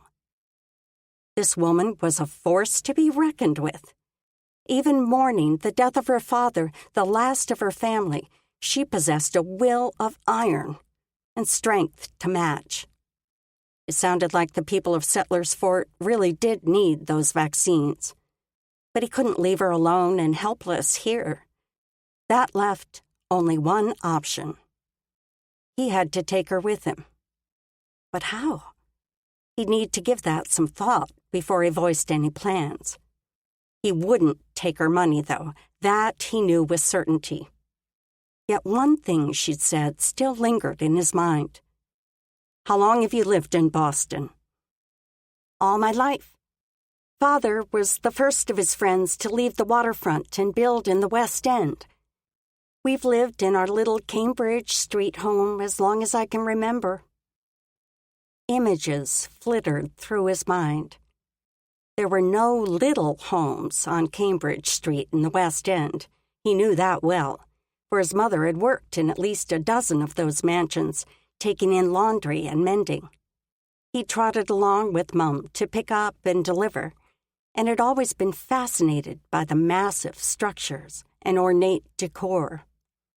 In one of the houses, he discovered a library, the walls lined with row upon row of books.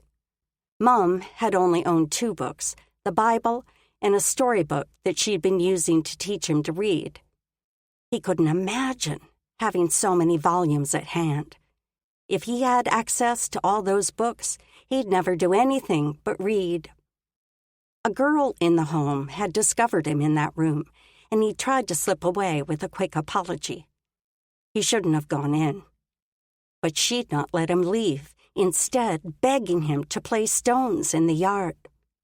He still remembered the way she pleaded, her light freckles and honey-colored braids making her look just like the little sister he'd always wanted. In fact, he could almost see a resemblance between that little girl and the woman lying before him now. He'd given in to her request, of course, and loved every minute of their game until her father appeared in the yard. When he looked up to see the tall man a few steps away, he jumped back and mumbled another apology. The fella hadn't let him leave, though, just like his daughter before. He joined the game of stones, and the 3 of them played until the housekeeper came to tell him his mother was ready to leave. That was possibly the happiest moment from his childhood, a time he'd felt, just for an hour, like he'd been part of a genuine family. A father who took time to play with him. A sister. A place to belong. But he hadn't belonged in that place, not like Miss Chastain did. This woman was elite. Upper crust. Except she didn't act arrogant or ostentatious, not like those women Mum worked for. She had a gentle strength. a kindness he'd sensed from the first time they spoke. And that was what made him want to fulfill her request. That, and the fact that he owed it to all the people who died in his care 5 years ago. He hadn't been able to save Ella or Rachel, but maybe he could protect the people of Settlers Fort. Though the journey would be grueling, he had to try.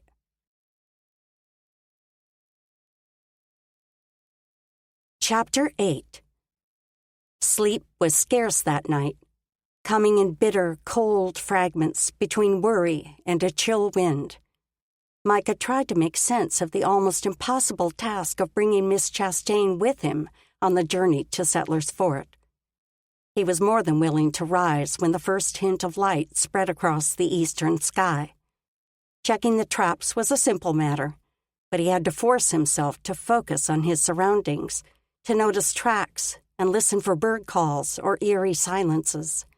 His survival depended on his focus, and he couldn't let the woman lying back at the camp on his bed pallet distract him. Her survival depended on his focus. He'd almost accomplished that feat until he neared the brush shelter, and his mind formed the image of her sleeping, lying as peaceful as an angel. She'd been exhausted after eating last night, and only a few sips of willow tea helped her fall asleep. He needed to pack more ice around her leg today. The swelling had been greater than he liked when he last checked. As he approached the leaping fire, a figure beside it snagged his focus. A person? He was still at least 30 strides away, but he dropped his load of meat and skins and sprinted forward. Who could have found their camp? But as he neared, the blue skirt at the base of the figure became clear. Miss Chastain? A little black animal trotted around at her feet. His breath came in shallow gasps as he reached her. "What are you doing?" She leaned heavily against a stick, her broken leg propped to the side since the splint extended a couple inches farther than her boot. When she turned to look at him, his heart stalled. Her face had paled, a sheen of sweat glistening on her brow and upper lip. "Let's lay you back down." He stepped close and wrapped his arm around her shoulders. "Just lean into me, and I'll slide you back to your blankets." She obeyed, surprisingly, even though leaning back into his arm required her to trust completely that he'd catch her. As spunky as she'd proven, she must be in so much pain she didn't stop to think. Doing his best not to stress her broken bones any more than they had been, he shifted her back to the blankets. The dog yapped at him, but he ignored the animal. Fear welled in his chest, stirring up an anger that he couldn't allow to slip out. What reason could there have possibly been other than an attack on her life for her to try such a foolish maneuver? That's exactly why he'd been giving her so much willow tea, to keep her from attempting something that would harm her even more. When he finally had her positioned on the fur pallet, she let out a long, achingly slow breath. Her eyes pressed shut, pain lining her face. "What in all of America were you thinking? What did you need that would be worth re-breaking your leg for?" He clamped his jaw tight to keep anything else from slipping out. She squinted at him like she was fighting a roaring headache on top of everything else. "I have to start moving around. Settlers Fort needs those vaccines. If you won't take them, I will." "Of all the—" He jerked back, forcing himself to inhale deep breaths. She couldn't be serious.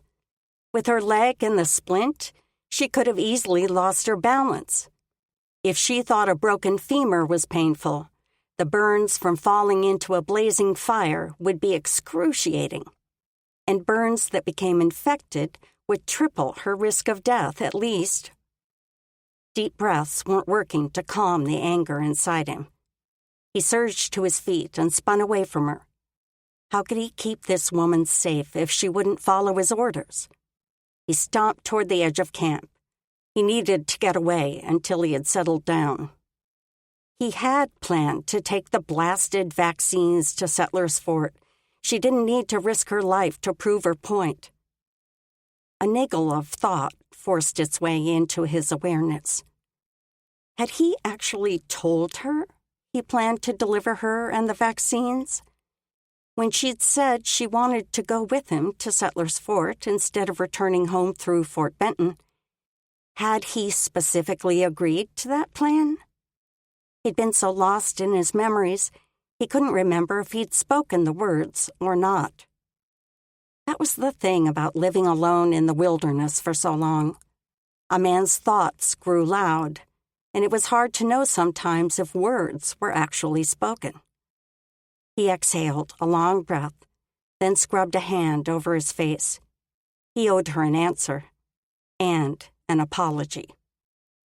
His fingers brushed his beard, the scraggly hairs rough, even against his callous skin. What must she think of him? A wild-looking mountain man who claimed to be a doctor, yet couldn't even carry on a conversation or control his temper.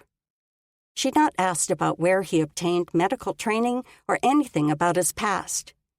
In truth, he'd not given her much chance. And if she raised the topic, he'd have been reticent to answer questions that would resurrect so many painful memories. Still, holding back wasn't fair. The least he could do was set her mind at ease, communicate with her in a civil manner. It was the least he could do, but she would have no idea how much the effort would cost him. The fire in her legs seemed to have spread throughout her body, and Ingrid struggled to find a position that eased the pain. "Here, can you drink some of this?" A gentle voice slid over her, and a solid, calloused hand brushed her forehead. She pried open her eyes to see Micah's face, all the anger now gone from his eyes, and replaced with concern. Parting her lips, she tried to lift herself to make drinking easier. His fingers slipped through her hair, cupping the back of her head to relieve the strain from her ribs. She relaxed into his hand, his strength. The drink held the sharp bite of willow, but this time she didn't dread falling into the hazy slumber. What a blessed relief that would be. Anything to carry her away from the fire she'd stirred back to life in her body. Why had she so stubbornly attempted what he'd warned against? "I plan to take you and the vaccines to Settlers Fort."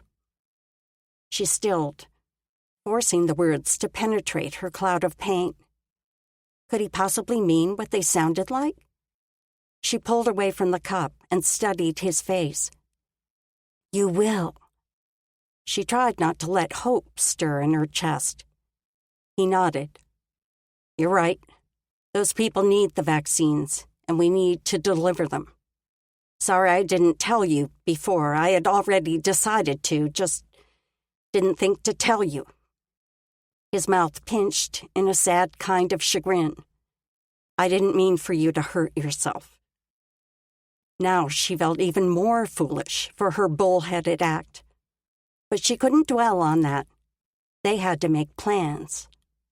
"When can we leave?" His brows pinched low. "You'll need a few days for the pain to come back down and the bones to begin healing again. If we pack snow on it several times a day and you stay put," he gave her a very pointed look, "we can probably head out in 3 or 4 days at the earliest." She nodded. "I'll do everything you say." Already her pain felt lighter. Or maybe that was just the weight on her shoulders. Micah eyed the back half of the wagon as his mind pictured the modifications he'd need to make for him to be able to haul it up and down mountains for weeks on end. He could build runners for the makeshift cart and pull her like a pony sled. His gaze kept returning to that heavy iron axle. Even if he removed the metal-rimmed wheels, the entire contraption held too much unnecessary weight. What he really needed was something light that wouldn't jostle Ingrid over rocks and bumps. Maybe something like the drag sleds the Indians used to pull weight behind their horses. Just two poles, crossed at one end. He could suspend a fur between them where Ingrid could lay. If he fastened it right, she could dangle from the poles and not be jarred by every bump. He'd have to tie the ends to his shoulders with rope to lift her high enough and minimize wear on his body. No matter what contrivance he built, trekking up and down mountains, pulling an injured woman, would be no stroll across a manicured lawn. Yet his discomfort would be a pittance compared to hers. Over the next few days, Micah applied a steady treatment of snow to Ingrid's leg and offered willow tea every time she awoke. He was pretty sure she knew that he brought the brew to help her sleep, as well as to keep the pain at bay, but she faithfully drained each cup when he brought it. More than once, he approached when he thought her asleep, but found her eyes open, staring at the dried brush stacked to form the wall of her shelter. Red rimmed her eyes and colored her nose. He never knew what to say in those times. What words could ease the loss of the person who was everything to you? No words had eased his pain. Fighting the knot in his throat, he turned away each time. At least she grieved silently. He had no idea what he'd do if she wailed aloud, or really did lose her senses, as he'd questioned right after the accident. In truth, Ingrid Chastain was proving herself a remarkable woman. With the loss of her father and maid, the last of her family, and the awful pain from her leg and rib, most people would have gone crazy. He certainly had all those years ago, and he'd not even dealt with the horrific injury she endured along with her grief. As he watched her now in the dancing light of the fire, the lines of her face resting in such angelic peace, he'd never guess at the pain that lay within, nor the strength. She stirred, her eyelids flickering open. Her gaze wandered the area, settling on him with a groggy sheen. "You woke just in time for supper." He leaned forward to scoop a bit of watery stew into the cup. "Are you hungry?" Her murmur had a low, throaty tone that sent a shiver through his body like he'd not felt in years. He pushed the sensation aside, locking his jaw as he turned to hand her the soup. She worked an elbow under her. "I'll sit up to eat." As much as he wanted and needed to keep space between them, he couldn't let her struggle on her own. Setting the mug to the side, he helped lift her upright and stacked a couple furs behind her for padding. When she sank back, she met his stare with a gentle curving of her lips as she took the stew. "Thank you. That smells delicious." The knock on her head during the wagon tumble must have affected her sense of taste, because she'd given some far too flattering compliments about the food he cooked. He held his tongue, though. As she ate, he sat nearby, arms wrapped around his knees. Her vision cleared, and she seemed more alert than she had been since the morning she tried to stand. "How are you feeling?" "Better." She glanced at her leg. "It doesn't ache as badly." "Good. What of your ribs?" She arched her back as though testing out the area. "Much improved, I think. I can draw a full breath now." Her gaze returned to his, a hopeful look in her eyes. "I think I'm ready." His stomach nodded. "Ready for what?" As if he had to ask. She raised her brows in an exasperated look, the kind he remembered all too well. "To leave, with the vaccines." Then her face turned eager again. "Can we start out tomorrow?" So soon? He wasn't ready for the journey, or to leave this peaceful haven. Somehow, leaving felt like a turning point, not just a simple trek there and back. as though everything would be different when he left this place. Did he want things to change? Only if he knew for sure the changes would be better. Only if he could control the outcome. He'd learned the hard way. Losing control could be deadly.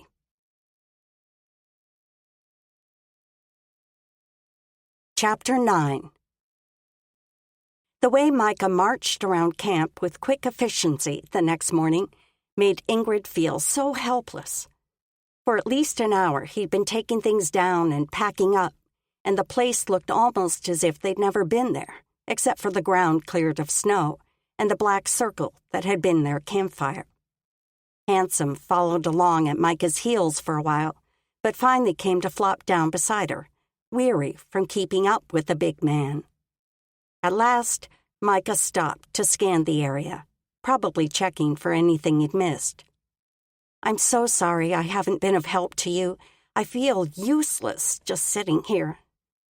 He turned to face her.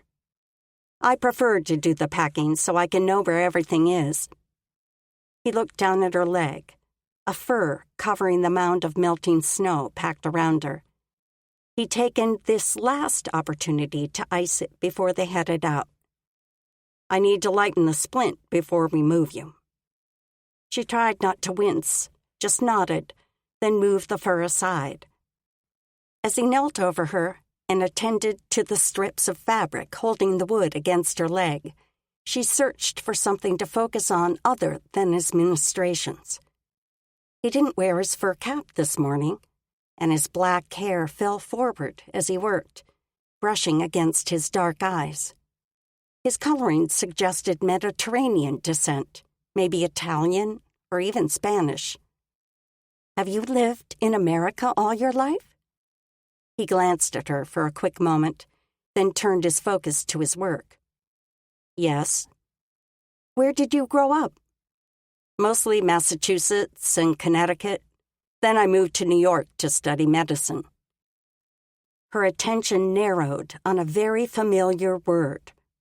"Where in Massachusetts?" His jaw worked. "Lots of places." "Like?" He obviously didn't want to say, but she couldn't help herself. Could they have lived in the same city? "Like Worcester and Springfield and Boston." She exhaled. "Why didn't you say so? How long were you in Boston? What street did you live on?" "Not sure. I was pretty young at the time." He pulled the knot tight and straightened. "Ready to move to the travois?" He helped her shift onto the fur he'd stretched between two poles, although the feat was awkward. Handsome curled up in her lap the moment she settled in. Micah covered her and the pup with two of the furs she'd been using, then folded another and placed it under her braced leg. His attention to detail was painstaking, and he never rushed in his care of her. In truth, the lengths he'd gone to help her were remarkable.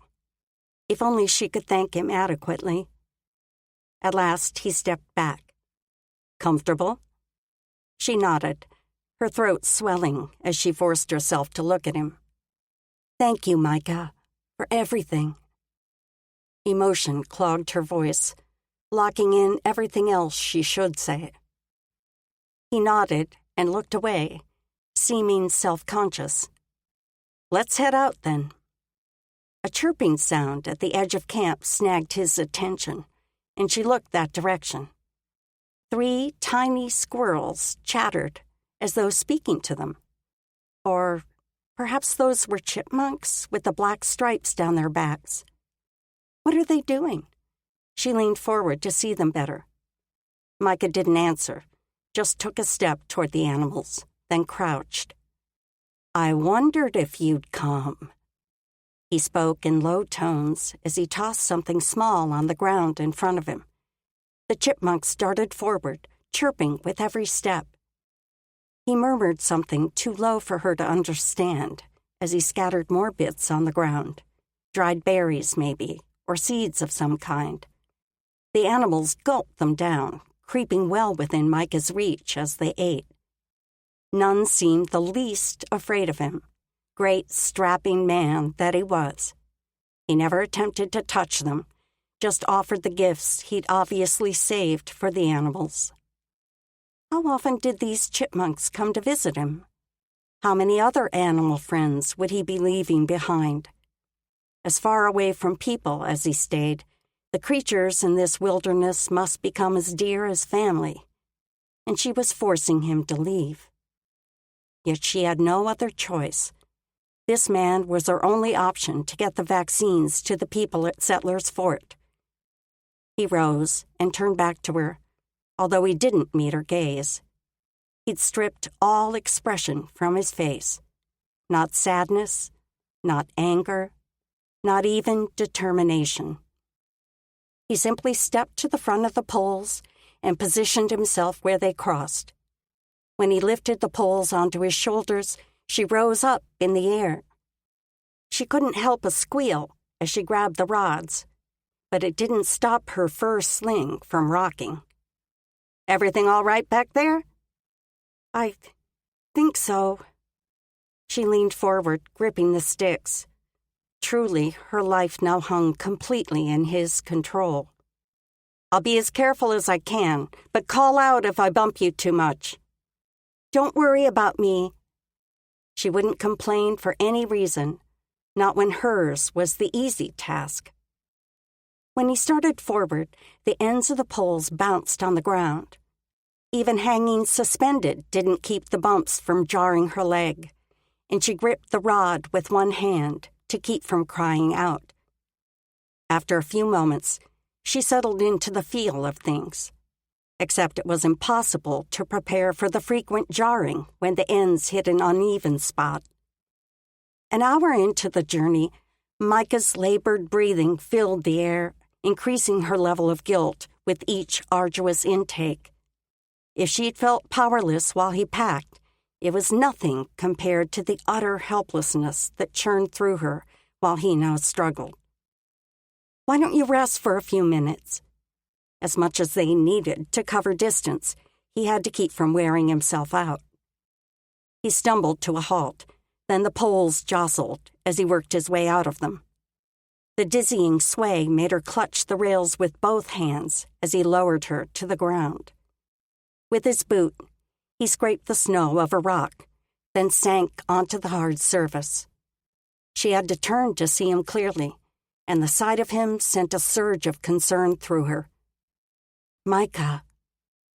His cheeks had flamed red, and sweat shone on his brow, curling the ends of his dark hair. He'd shucked his hat and coat a while ago, laying them atop the supplies strapped behind her, but he was practically dripping with perspiration. He raised a leather canteen to his lips and gulped, his Adam's apple bobbing once, twice. He drank as though he'd not had a sip in days. Finally, he lowered the flask and eyed her, his breath still coming in heaves. "I won't ask if you're comfortable." Was that a glimmer of humor in his face? After exerting himself for her comfort this past hour, how could he not summon anything but resentment? "I'm well, don't concern yourself with me."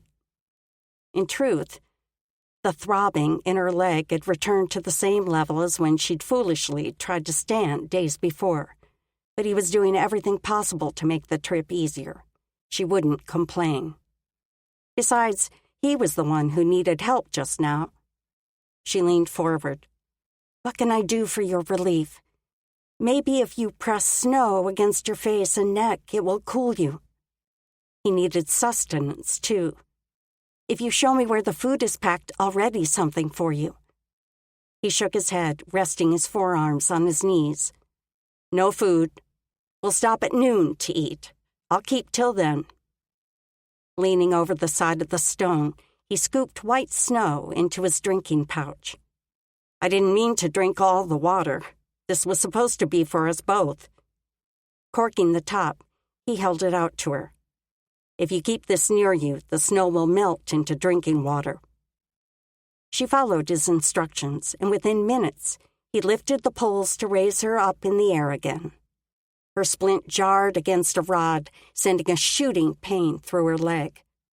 Clenching her jaw, she pulled the braced leg away from the pole and tucked a fur between the two.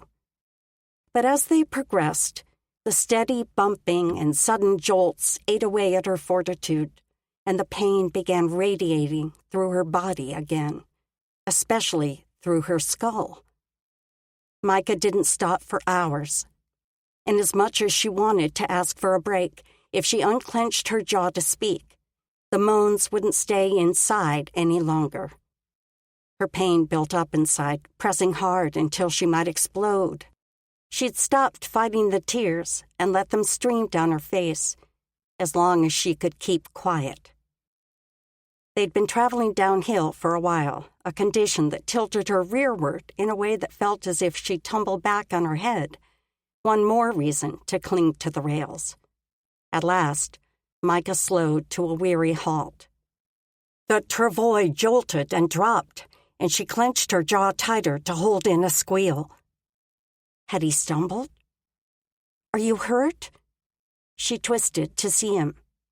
He dropped to his knees, his head bowed, even though the straps binding him to the poles held him upright. Oh, Micah. This was too much for him. How could she have forced him into this torture? Like the ancient Egyptians forced the Israelites into backbreaking slavery, she'd insisted this man haul her over countless mountains to accomplish her mission. Her whim would save many lives, but would that be worth the cost of his own? As he knelt in the snow, his breath coming in hoarse gasps, his head lolling forward, she could believe he would work to his last breath to accomplish this journey to which he'd committed. Micah, come take a drink. Then stretch out on this fur and rest. She struggled to gather one of the pelts covering her and spread it out on the ground. The contraption under her shifted again, jostling, then lowered to the snow. He struggled to his feet, then trudged around to her and sank onto the fur she laid out. His handsome face flushed red, with lines of sweat streaking the sides. His damp locks curled in a mass of unusual angles where he'd probably attempted to swipe sweat and hair out of his face. He stretched out on his back, the manly scent of hard work drifting from him. Drink some water. She offered the pouch, its leather sides warm from where she'd held it against her shirtwaist. He didn't open his eyes, just took the canteen, uncorked the top, and raised it to his lips. He lay within reach of her, so close she couldn't help but notice the strong contours of his face. His countenance wasn't angular and rough in the way of many men.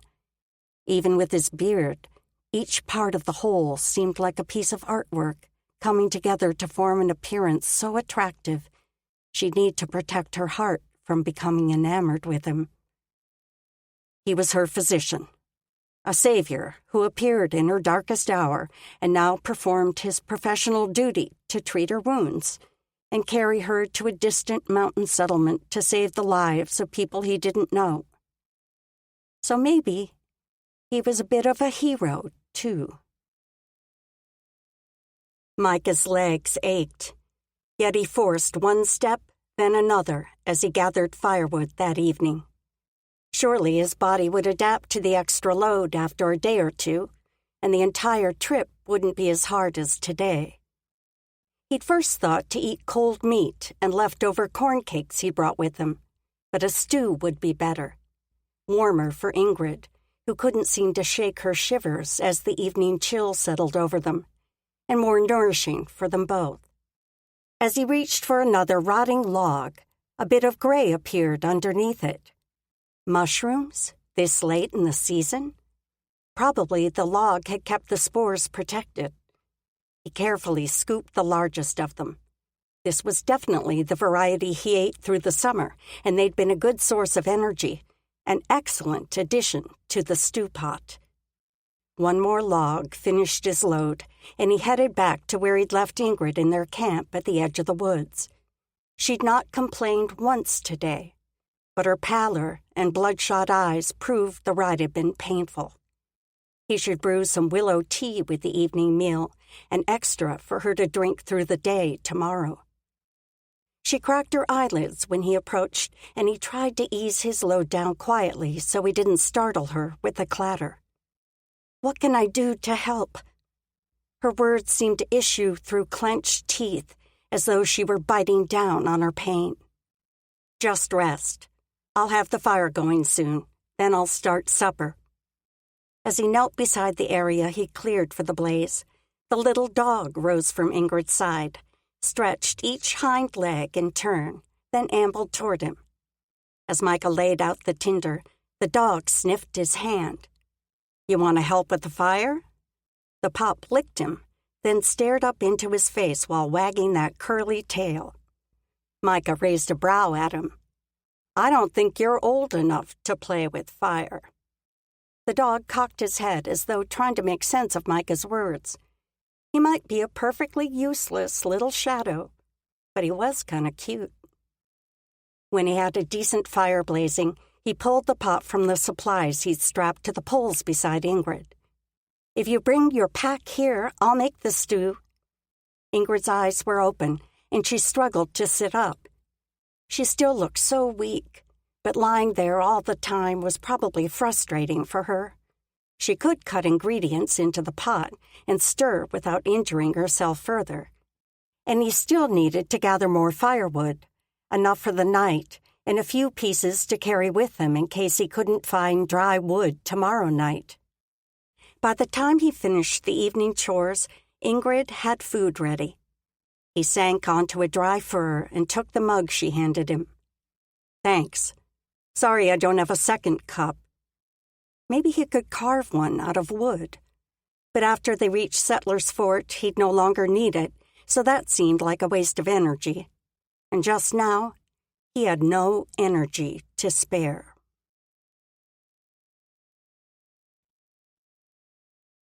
Chapter 10. Micah woke to the sound of retching. His shoulders ached, his own stomach churning as the miserable noises continued. "I'm sorry." He ached to take Ella's pain on himself, relieve her of her awful symptoms. Turning over in bed, he reached for her, but his fingers found only dirt, cold, frozen ground. Jerking his eyes open, he sat upright as the sound of heaving filled the air again. He strained to see in the dim light. He was outside, a figure bent over, emptying her stomach a short distance away. Not Ella. Awareness washed over him. Ingrid. Was the pain from her broken leg so bad her stomach had to purge itself? Pushing the covers aside, he struggled to his feet, ignoring the sharp ache in every part of his body. His own stomach churned, leftover remnants from his memories, but he forced that aside, too. "What's wrong, Ingrid?" His voice was groggy from sleep, but he stepped toward her and dropped to his knees beside her bed. Loose tendrils had escaped her braid, and he reached to hold the locks out of the way of her heaving. At last, she stilled. Her breath came in ragged gasps, her back rising in rapid succession. He had no handkerchief to hand her. "It may help to wipe your face with clean snow," he murmured. "I'll go fill the pot if you like." She shook her head and reached for a clean patch of white to follow his suggestion, then sank back against her blankets. Her face glowed white in the dim light of the moon, her eyes dark pools. A strand of hair covered one of her cheeks, and he brushed it away. Her skin was damp, clammy, probably from the effort she just put forth, and maybe from the pain she endured, too. He rested the back of his fingers on her forehead, not overly warm, at least there was no fever. He could feel the strength of her gaze while he touched her, and finally he looked into the deep recesses of her eyes, shadowed by the weak moonlight. "I'll get some tea to help with your pain." She shook her head, a bit of wildness in the act. Her hands moved to her midsection. "No, it's not the pain that made me sick." "What then? Could this be a common illness?" I started to feel the discomfort not long after I ate. His muddled thoughts came into focus with a clarity that made his own stomach churn. Could the meat in the stew have gone bad? He used the beaver he trapped the morning before. He'd taken every precaution, adding plenty of salt to the meat, keeping it packed in snow until he was ready to roast it. The roiling in his guts surged, sending a pang so uncomfortable he jerked upright. This was more than worry churning his middle. He had to get to the woods post-haste. "I'll be back." And as he sprinted through the trees, jumping a fallen log, the thought flitted through his mind. Could it be the mushrooms? The night lasted forever. Between his own trips to the woods, he sat beside Ingrid to help ease her misery. If only he had some ginger to settle her stomach, or black cohosh to remove the poisons he'd inadvertently fed her. When the vomiting came the second time, he rubbed gentle circles on her back while she heaved. That gentle stroking had soothed Ella in those last awful days. So much of this horrible night felt like he'd fallen back 5 years. He'd not meant to feed Ingrid toxic mushrooms, just like he'd not meant to bring smallpox home to his wife and daughter. And now Ingrid had succumbed in the same way his family had before. All he could do was sit by her side and offer water, let her body cleanse itself. What kind of doctor was he? This was exactly why he'd given up the work all those years ago. At least this episode didn't look to be deadly. For that, the relief sank through every one of his bones. Another fact that brought him a sordid relief? This time, he partook just a little in the suffering. His own gut churnings that sent him to the woods weren't as painful as Ingrid's, but at least she didn't have to bear the full weight of his misdeeds alone. The effects of the mushrooms seemed to have subsided by the time dawn lightened the sky. After making sure they both downed another cupful of water, he crawled back to his bedroll and tucked inside. He'd need to get them moving again soon, but he wouldn't last a day of pulling without a few hours of sleep. The sun peaked at the noon zenith by the time he helped Ingrid onto the travois.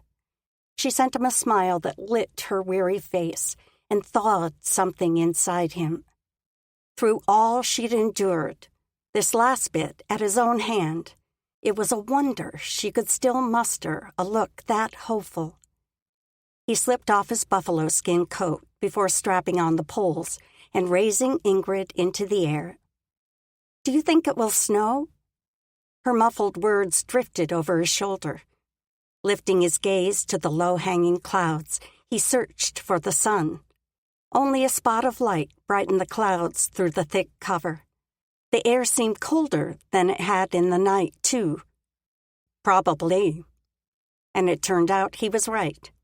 The icy flakes that drifted down several hours later were a cooling relief from the sweat rolling down his face. He pulled another hour or so while the snow thickened. The sky turned ominous as early evening neared.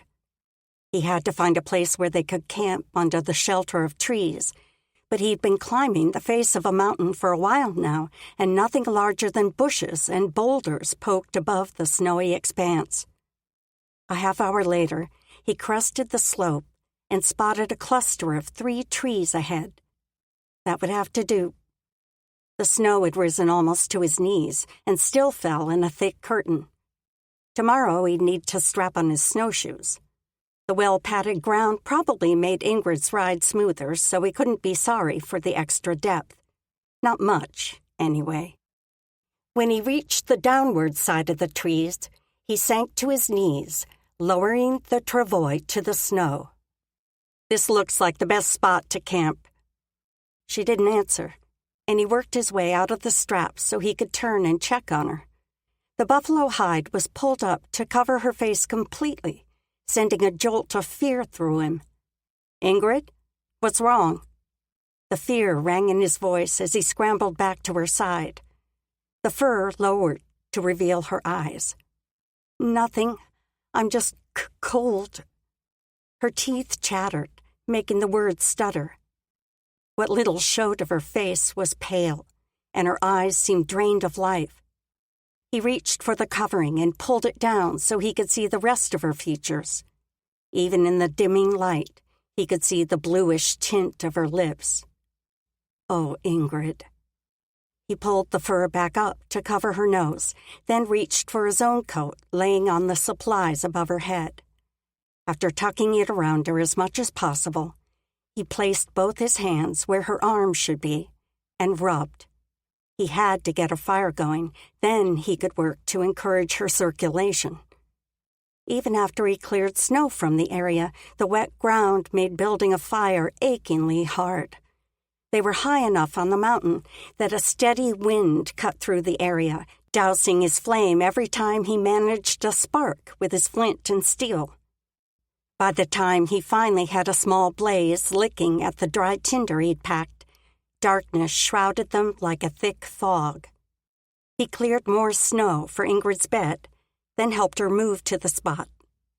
Her entire body trembled with cold, and he thought for a moment of pulling her close, trying to use his own body heat to warm her. It might come to that, but first he needed to find the right-sized stones to place in the fire to heat as bed warmers. Then he'd work to get her blood flowing through all her limbs. While pushing aside the snow, he'd found a couple of fallen limbs that would make decent firewood once they dried out. He used his hatchet to cut the wood into smaller pieces, then placed them around the fire to dry. The logs he carried with them would last until these new pieces were ready to burn. Hopefully. By the time he had everything ready, Ingrid may well be frozen stiff. At last, he settled himself beside her. Her face peeked out the side of the firs, buried in shadows. "Are you feeling warmth from the fire?" He settled his hand on the bump of fur that must be her shoulder and arm. "A little. I'm going to work on getting your blood flowing better." The fur shifted as she nodded. Good. He rubbed her arms through the furs for a few minutes, then took one of her gloved hands out from the cover to knead and stroke, forcing the blood to her fingertips. After tucking the fur tight again around her upper body, he moved down to her feet. She still wore leather boots, and he removed the one from her good foot. The leather was thin, and she only wore a simple woolen stocking underneath. No wonder she was freezing. The wind blowing in from all sides as she hung suspended on the travois would make the chill worse, especially with the dropping temperature and snow. Thankfully, the falling flakes had ebbed to a few drifting down every now and then. He wrapped his hands around her stockinged foot, feeling the intimacy of the touch more than he should. Her feet were slender and fine-boned, as was the rest of her. Underneath the wool, they were likely elegant, as much as any foot could be. Forcing the image from his mind, he focused on working his fingers through the muscle to draw blood down to her extremities. She sucked in a breath when his thumb worked up to her toes. He softened his touch. Surely she hadn't contracted frostbite, not this soon. He'd need to check for that later. And she needed much better protection on her feet than those thin leather boots. They were clearly more helpful for fashion than protection against the elements. Little by little, he worked his fingers over the appendage, pressing into her arch with his thumbs, working each toe by turn. After several minutes, she seemed to relax, her muscles softening. "I never thought I would enjoy someone touching my foot." Her words held a relaxed sound, not the stammering produced by chattering teeth. Finally, as he worked, her words wove their way through his mind. She enjoyed this touch? Something about the thought warmed him, maybe more than it should. But at least he wasn't bringing her pain now. After another minute or two, he cupped her foot in both hands and gave a final, gentle squeeze, then pulled the fur over her again. He gathered 2 of the blankets he'd retrieved from the side of the wagon crash, then towed a rock from the fire. These blankets had been too flimsy to use in place of the thicker furs, but they'd do nicely for wrapping her feet. He swathed the limb he'd rubbed in the thick layers of fabric, then tucked the hot stone beside her, where the blanket would protect her skin. That feels wonderful. Good. Because what he did next would likely make her forget all the pleasant sensations. Turning to her left foot, the injured leg, he carefully unfastened the buttons and eased off the shoe. She didn't make a sound, but he could feel the tension in her. I'll be as gentle as I can, but we need to get the blood flowing through this leg. I can't let you lose toes, he thought. He clamped his jaw to hold in that last thought. As careful as he was not to shift the position of her foot while he kneaded her muscles and worked her toes, he had no doubt he was causing pain. For that, he hated every second of his ministrations, even though this was for her good. Finally, he wrapped her foot in the second blanket, then stood and kicked another stone from the fire to tuck beside this foot. With that done, he straightened, his gaze roaming the length of her. She needed warm food now, and maybe some willow tea. He was running low on his supply, but he had enough for tonight and tomorrow morning. Hopefully, he'd find a creek with willow growing alongside as they traveled tomorrow, so he could replenish their stock. Something about Ingrid's shoulders caught his focus. She still had the fur covering all but her face as she turned toward the fire, and he couldn't place the reason for the prodding in his chest.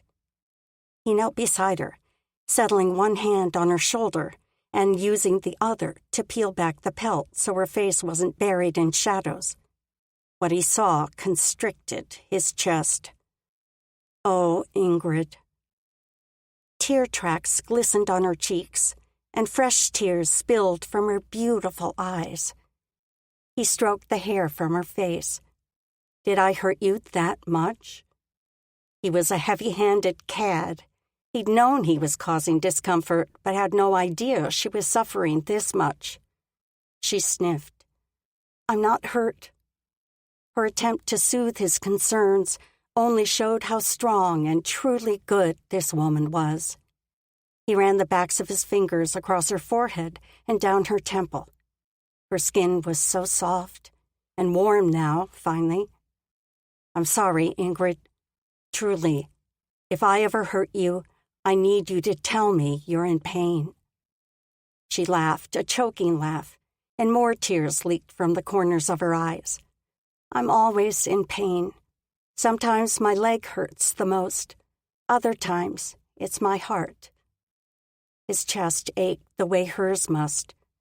He knew exactly how that felt, a heartache so real that simply breathing was sometimes too hard. Emotion clogged his throat. If only he could say something to help her grieve, to ease the awful hurt. But nothing helped. He cleared his throat. I wish I could say it gets better.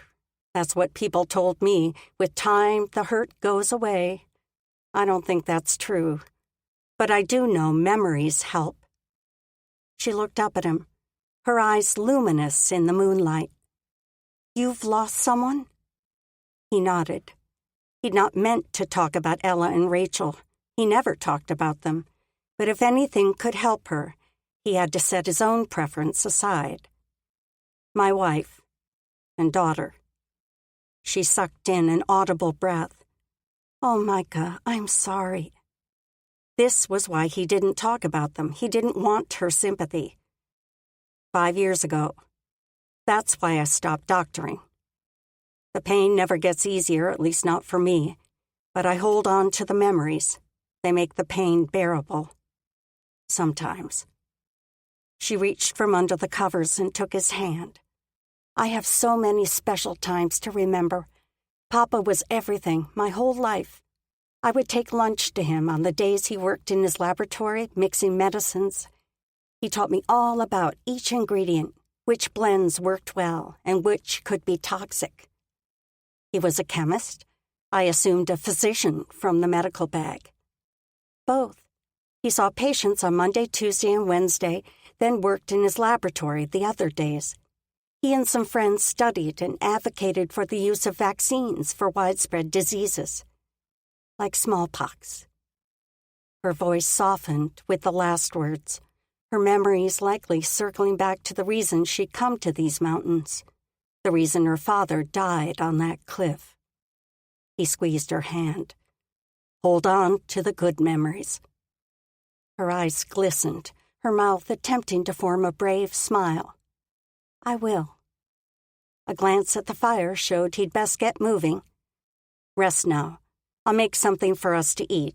Then we'll both get some sleep. But sleep may be long in coming with this woman so near.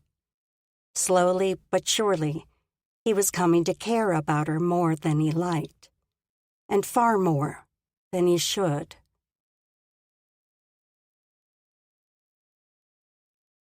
Chapter 11. The days seemed to meld together for Ingrid. How Micah could endure such physical trial all day, then still care for her needs at every break, was unfathomable. Yet he did. Despite the fact that he was such a quiet, reclusive man, his attentions were gentle and achingly tender. But that didn't stop the pain. Her leg throbbed constantly during the long days as she bounced over rocks and terrain only the mountain goats should attempt. By the end of the first hour each morning, her head pulsed so terribly that it felt as though her entire skull would burst. And what a blessed relief that would be, to be out of her misery at last. She couldn't pray for that, couldn't wish to be gone when she still had this life-saving task to accomplish. What little sleep the willow tea brought was a muddled relief as she faded in and out of consciousness through days and nights. A few times she jolted awake at the sound of wolves howling, and once the cry of a mountain lion raised the fine hairs on her neck. Having Micah there made her feel safe. Whether the sensation was real or perceived, she didn't know for sure. The days became almost impossible to distinguish. How long had they been traveling? 4 days? 5? Maybe they were a third of the way through the journey, she could hope at least, and pray. Midway through one morning, Micah eased to a stop sooner than she expected. Looks like we found someone. A person? She sat up, craning her neck to see what he meant. A wooden structure. A rough home from the looks of it, sat through the trees about 30 or 40 steps ahead. Who is it? Do you know them? No. He shifted sideways, pulling her sled into a thicker grouping of trees. Wait here. I'll be back when I know it's safe. Wait, Micah, no! She reached out for him, but he'd already moved away. He paused and looked back at her. I have my rifle. I'll return shortly. All sign of exhaustion had fled his features, leaving his shoulders squared in that virile mountain man look he sometimes donned. If any man could hold himself against a stranger in this wild country, Micah Bradley could. But she couldn't help saying, I'll be praying for your safety, because only God could truly protect him. His expression shadowed even as he nodded. Then he turned away and strode toward the house. A moment later, his voice sounded, loud and clear. Halloo, the cabin! Micah paused in plain view of the well-built log home as he waited for a response, his hawk and rifle gripped in both hands. Every man in this country knew better than to approach a stranger's door without first calling out a warning. But if anyone was home, they were sure taking their sweet time to answer. A scuffling sound from within, just as the door cracked open. Who be you? The high, clear voice belonged to a child, no doubt about it. He lowered his gun to make himself look less foreboding. My name is Micah Bradley.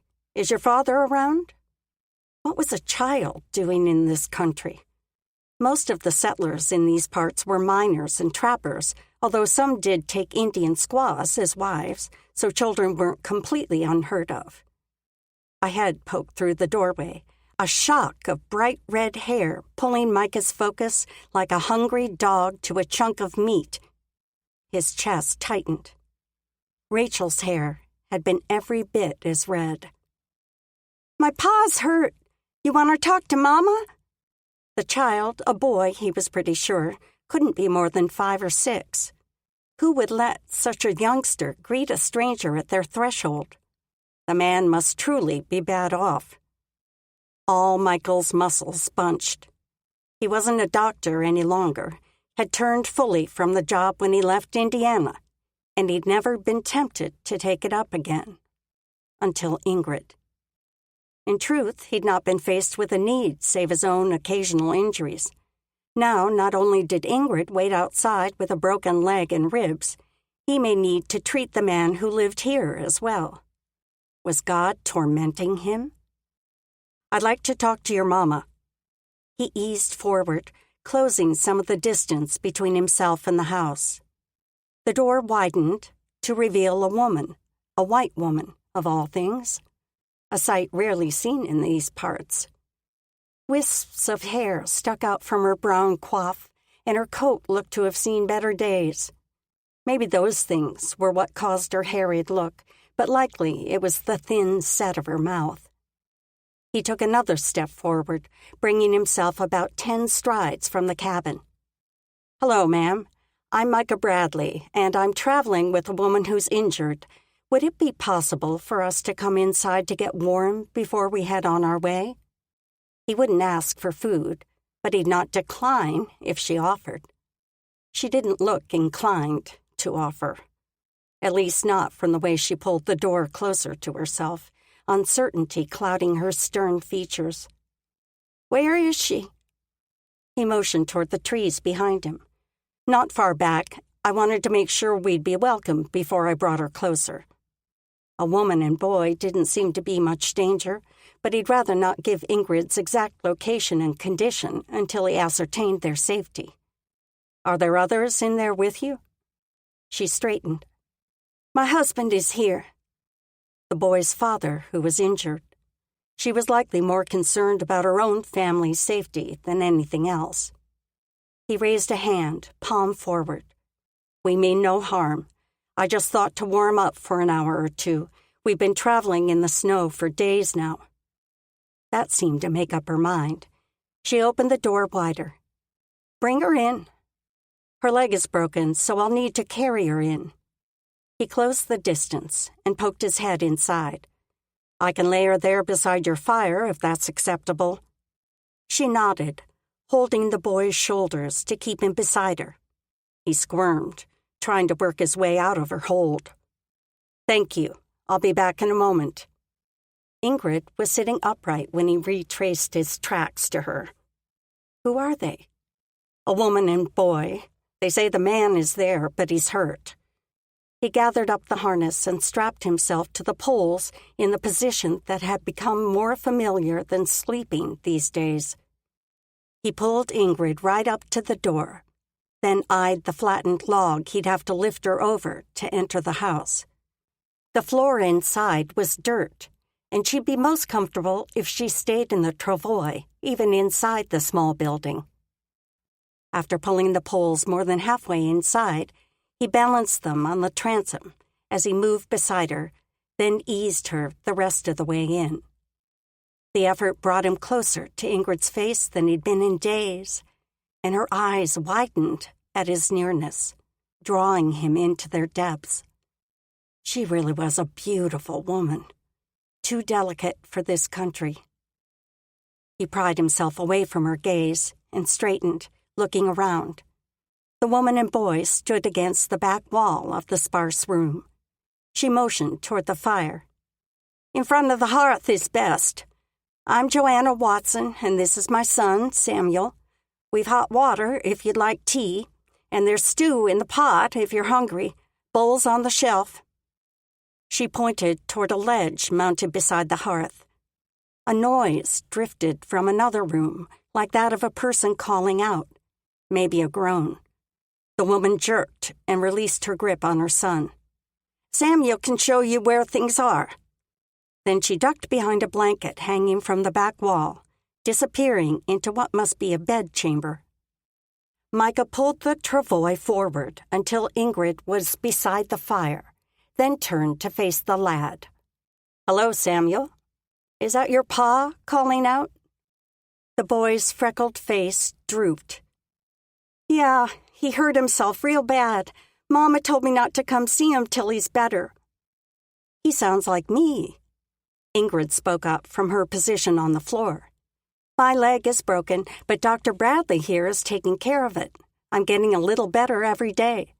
Maybe he can help your pa, too." Micah wanted to lurch forward and clamp his hand over her mouth. He hadn't decided for sure whether to mention his former occupation. He'd not doctored in so long except for Ingrid. What if he forgot what was needed and caused further damage, or even death? He'd taken a pledge to do no harm when he spoke the Hippocratic Oath, a promise he'd already failed to keep once. The boy's face lit. "That's exactly what we need. Let me tell Mama." He darted toward the blanket, then slowed when he neared it and poked his head inside. Micah may not be ready to face the man in the back room, but he was more than ready to scoop the stew into a bowl for Ingrid. She needed nourishment, and although he couldn't say exactly what was in the lumpy soup, it was surely better for her than his simple meals of meat and corn mush. His own stomach gurgled, but as he handed Ingrid's bowl to her, the hanging blanket flapped again, and their hostess slipped back into the room. "You're a doctor?" Her pale face held enough restrained hope to push the last of his hesitation aside. "I haven't treated a patient in 5 years, save Miss Chastain's broken leg." He motioned toward Ingrid. "But I'll do what I can for your husband. I don't have many medicines or tools, though." "Come then, please." She spun and motioned for him to follow her through the blanket door. He sent a last glance to Ingrid, who nodded at him. Would she be safe if he left her here? Surely she could hold her own with the boy, and she had the rifle beside her if danger appeared. "Call out if you need anything." He swallowed, trying to push down the spurt of fear. Not for himself. Ingrid's well-being had come to mean more to him than a doctor should allow with his patient. How would he let this happen? But he didn't have time to chastise himself now. Ingrid's eyes softened, as if she could read all the thoughts that had been swirling in him since they'd entered this place. "Go, Micah. Help the man." She motioned him forward. Taking a deep breath, he pushed the blanket aside and stepped into the tiny room. The dim space was lit by a single lantern on a table beside the bed. The woman stood on the far side of the mattress, leaning over a figure. He moved around to them.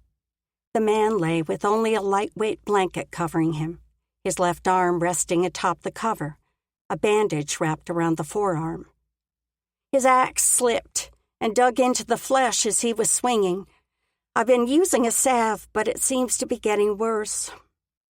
Her voice trembled with the tears that had been falling already this day, if her puffy eyes could be believed.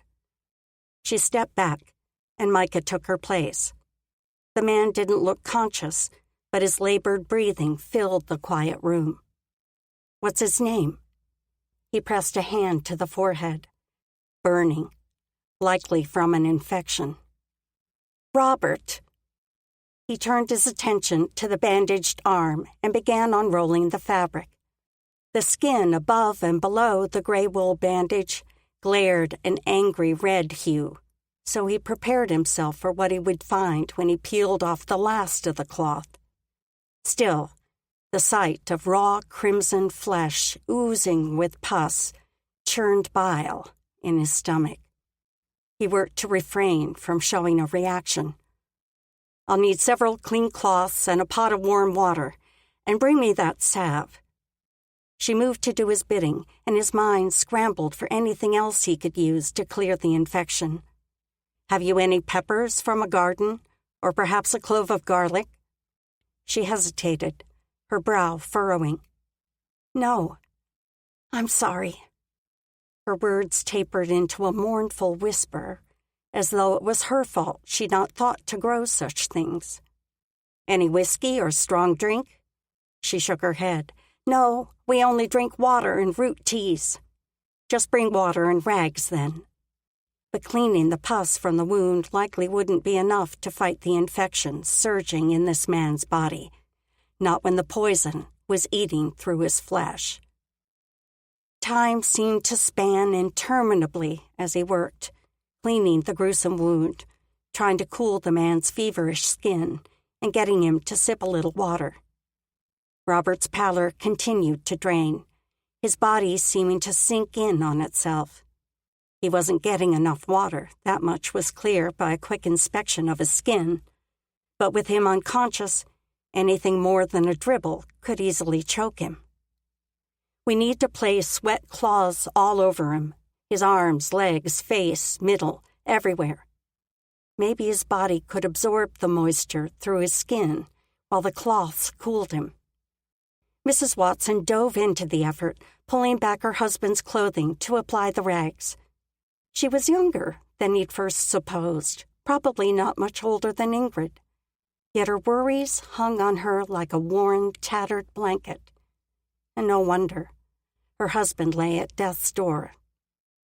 As the hours passed, Robert Watson slipped further away, no longer responding to even his wife's murmurings.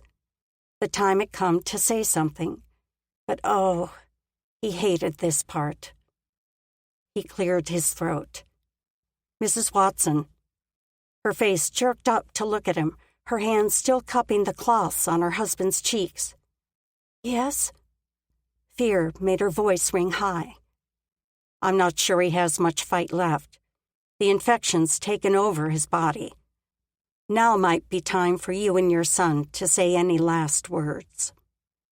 Her expression hung suspended, as though his statement didn't penetrate. Then her mouth pressed into a hard line, trembling a little. Her eyes welled, and she turned away, looking at her husband once more. Time he left them alone. He dragged his weary body out of the chamber, stepping through the blanket door into the main room. Ingrid sat where he left her, the dog in her lap, and the red-haired boy at her side. The lad was talking to the pup as he held the black mop of hair away from the animal's eyes. All three looked up at his approach, searching his face. The boy's expression was so innocent, pulling tighter at the knot in his gut. "Is my pa feeling better now?" Not that question. How could he look this young, innocent child in the face, a face that reminded him so much of Rachel that he could barely breathe, and tell him his father would die? If only he could take that man's place. Leave this family whole and unblemished, stronger for the trial they'd overcome, and still together. He lowered to a crouch, so he was eye level with the boy. "Your pa's very sick." His throat rasped with the words, and he cleared it. But what else could he say? What could possibly prepare the boy for the next few moments, and then the rest of his life without a father? Micah knew exactly what a childhood alone felt like, and he would do anything to take it from this lad. A hand found his, slipping soft fingers between his tired ones, holding on, soothing. He raised his gaze to meet Ingrid's. Her fathomless eyes had the power to soak him in, to ease the pain from the past few hours. "Samuel!" The boy jumped up at the sound of his mother's voice, leaving an empty place as he ran to her. Micah didn't turn to see the woman, didn't need to witness the sadness on her face. Ingrid flicked her eyes up, though, then lowered her focus back to him as sounds from the pair faded away. Will he make it? Again, the question. He let out a breath and sat back on his haunches. He was too tired for this. Why did the worst always seem to come when he was most exhausted? He tried to work his hand from hers to find some semblance of control, but she held tight. Micah. He forced himself to meet her gaze again. You don't have to bear this alone. Her eyes begged him, pleaded. For what? Whatever she wanted from him, if he had it to offer, he'd gladly give it to her. But the strength seemed to slide out of him. He dropped his head, letting it hang limp. Come sit, eat, and rest. She took his arm, easing him down to sit on the floor. He raised his head to respond, but she held a bowl out to him. It's been cooling, but should be warm enough still. In her other hand, she extended a tin cup. Tea. After 2 bowls of the stew, his body didn't feel as empty, and he stretched out beside her on a fur. He could sleep for days. If only he could forget the awful loss happening in the next room.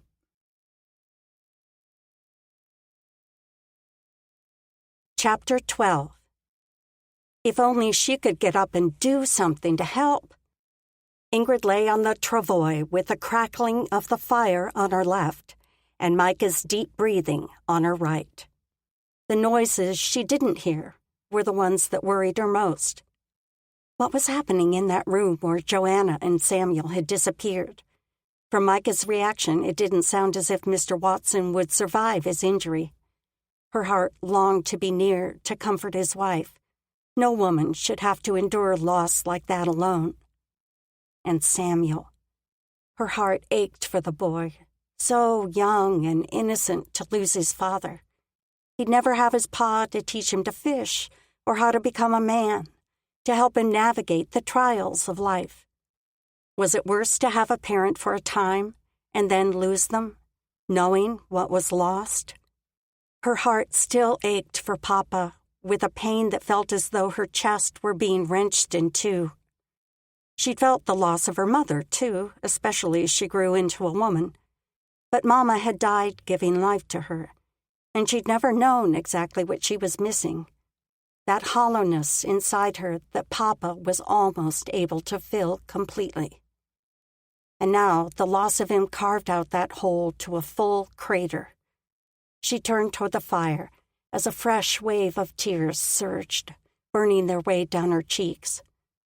Oh, Heavenly Father, I feel so lost without him. The swish of the blanket door sounded behind her, and she struggled to rein in her tears. Lord, help me be strong for these people as they grieve. Show me how to help them, even if that means exposing my own wounds.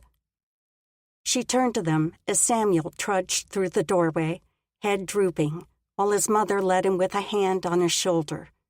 Joanna Watson's face held obvious signs of crying, even across the dim light in the room.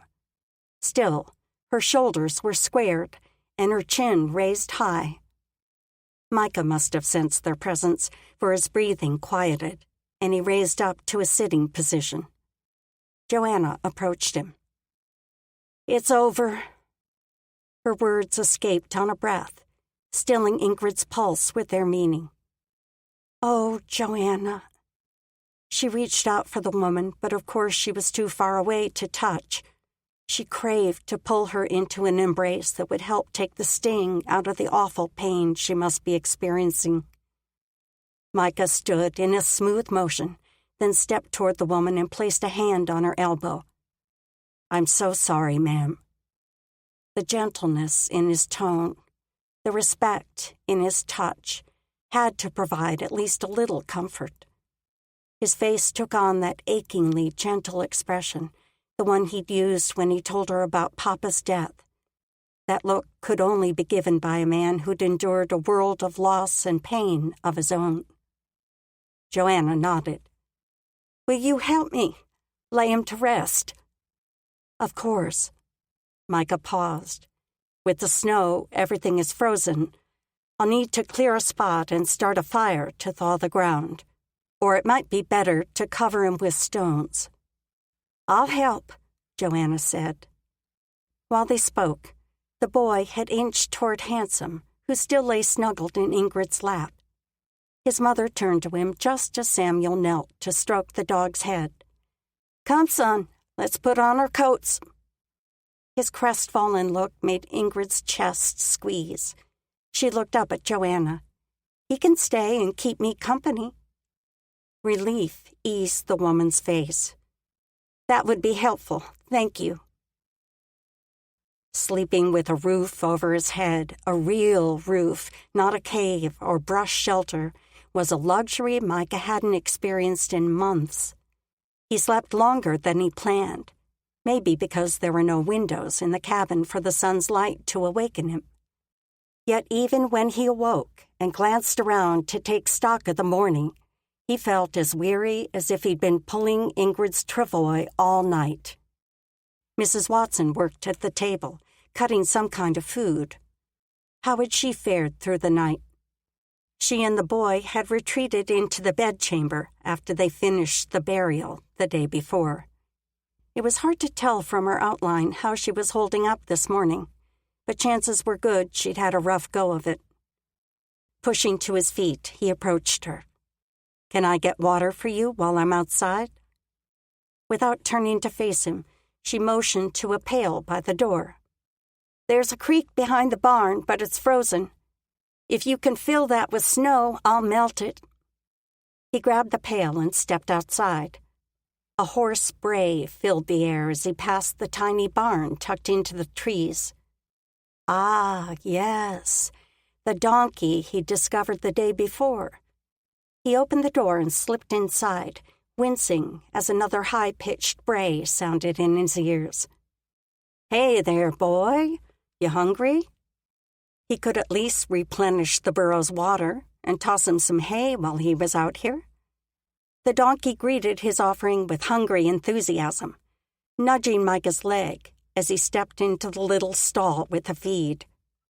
After dropping his load, he stopped to rub the animal's thick brown coat, stroking the dark stripes that crossed its shoulders in the shape of a cross. One of the trappers he'd joined with when he first came to this territory had kept a donkey. He told a story about how the lines were left from the shadow of the cross Jesus died on, a constant reminder of the burden he carried for everyone. At the time, he'd been determined to hate every thought of a God who claimed to love his people, then let them suffer mercilessly. Now he couldn't bring himself to begrudge this gentle burro. For most of the day, Mrs. Watson seemed to be in a fog. He and Ingrid took turns occupying the boy's attention, but it was the little shadow dog who lifted the lad's spirits best. Samuel tussled with the pup on the floor of the cabin and took him for walks outside to visit the donkey, whose name was Jackson. Each time the boy returned the dog to Ingrid, the little ball of fluff collapsed by her side in a heap. For her part, Ingrid looked to be feeling much better through this day of rest. He'd worried seeing this fresh loss would sink her back into the depths of her own grief, but she'd been a solid strength for both the woman and the boy, helping as she could, ever so gently. By late afternoon, though, she began to look strained, and her frequent glances toward the door made him think her pensive look had nothing to do with her leg. When he returned from a walk to the creek with the boy, Ingrid motioned him over. "Where's Samuel?" After shucking his coat and gloves at the door, he stepped to her and crouched by her side. "He's building animals in the snow. I'll check on him in a moment." The shadow dog raised his head, and Micah reached to pet him. "Everything all right here?" He met her worried gaze. "Joanna seems to be doing remarkably well. I think it's time we make a plan." He raised his brows at her. A plan? He knew exactly what she meant, but he wasn't ready to commit to a course of action, not when there were simply no good choices available. She gave a sigh laced with tension, then motioned for him to sit beside her. "You know we can't leave them here alone. That means they have to go with us. Is there a sled or something the donkey can pull? I'd hate to think of either one of them having to walk." His thoughts exactly. He settled into the spot where she pointed and wrapped his hands around his knees, working to organize his thoughts. There is a little pony cart, but it's barely big enough for one person. I can put sled runners on it, but it won't be a smooth ride. A single brow rose this time, and her mouth pinched as if she was holding back a smile. Probably she didn't consider the trottoir a smooth ride either, but she was polite enough to refrain from commenting.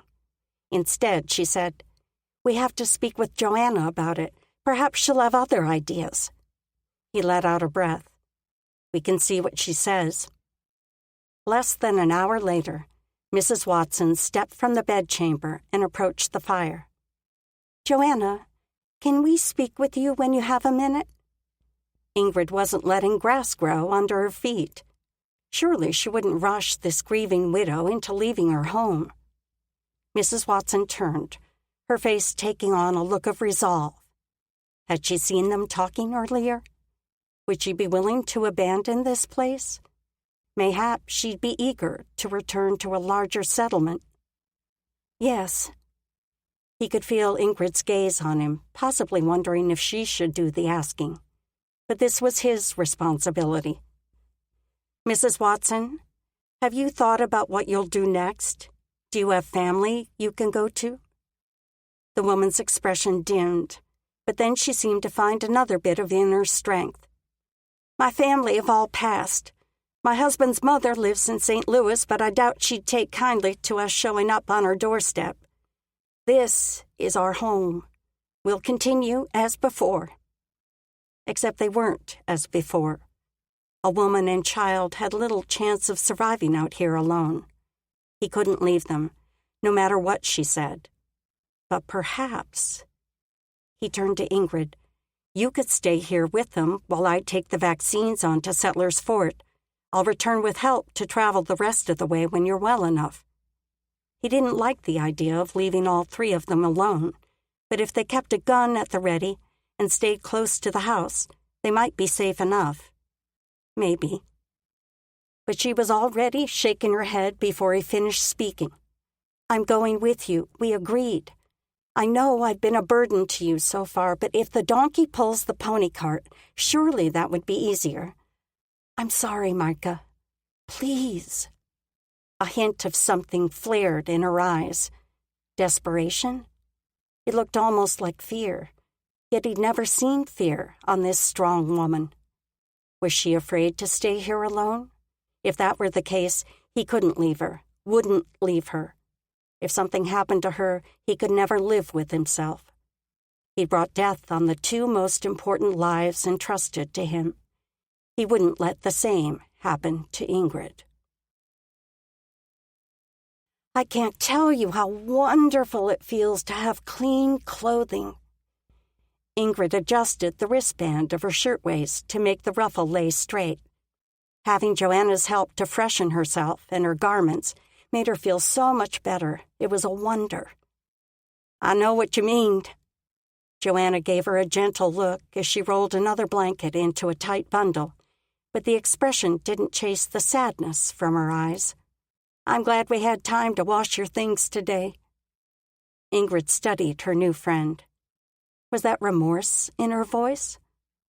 "I'm sorry we have to leave so quickly." They debated several times the day before, then finally agreed to take one day to pack, then leave out the next morning. Joanna didn't look up, just reached for another blanket to roll. "I understand." Once she decided to come with him, she'd agreed to everything either of them had suggested. Did she regret her acquiescence now? "How long have you lived here?" If Ingrid could draw this woman out, she could help bear some of the load, surely. 3 years. We left St. Louis when Samuel turned 1. "What made you choose such a remote place for your home?" She imagined life would have been easier if they'd built near an established settlement. "Robert came to the territory when gold was first discovered.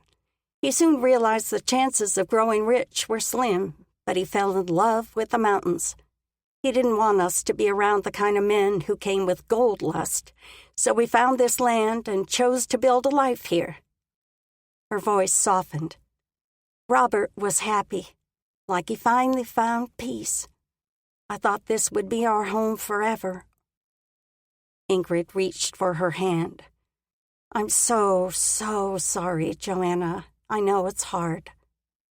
Joanna's face bore a sad smile. "I thought we'd found God's plan for us. Now, I don't know." The familiar burn crept to Ingrid's eyes. "I understand. I'm struggling with that myself right now. My father and I came to this territory to deliver vaccines to Settlers Fort.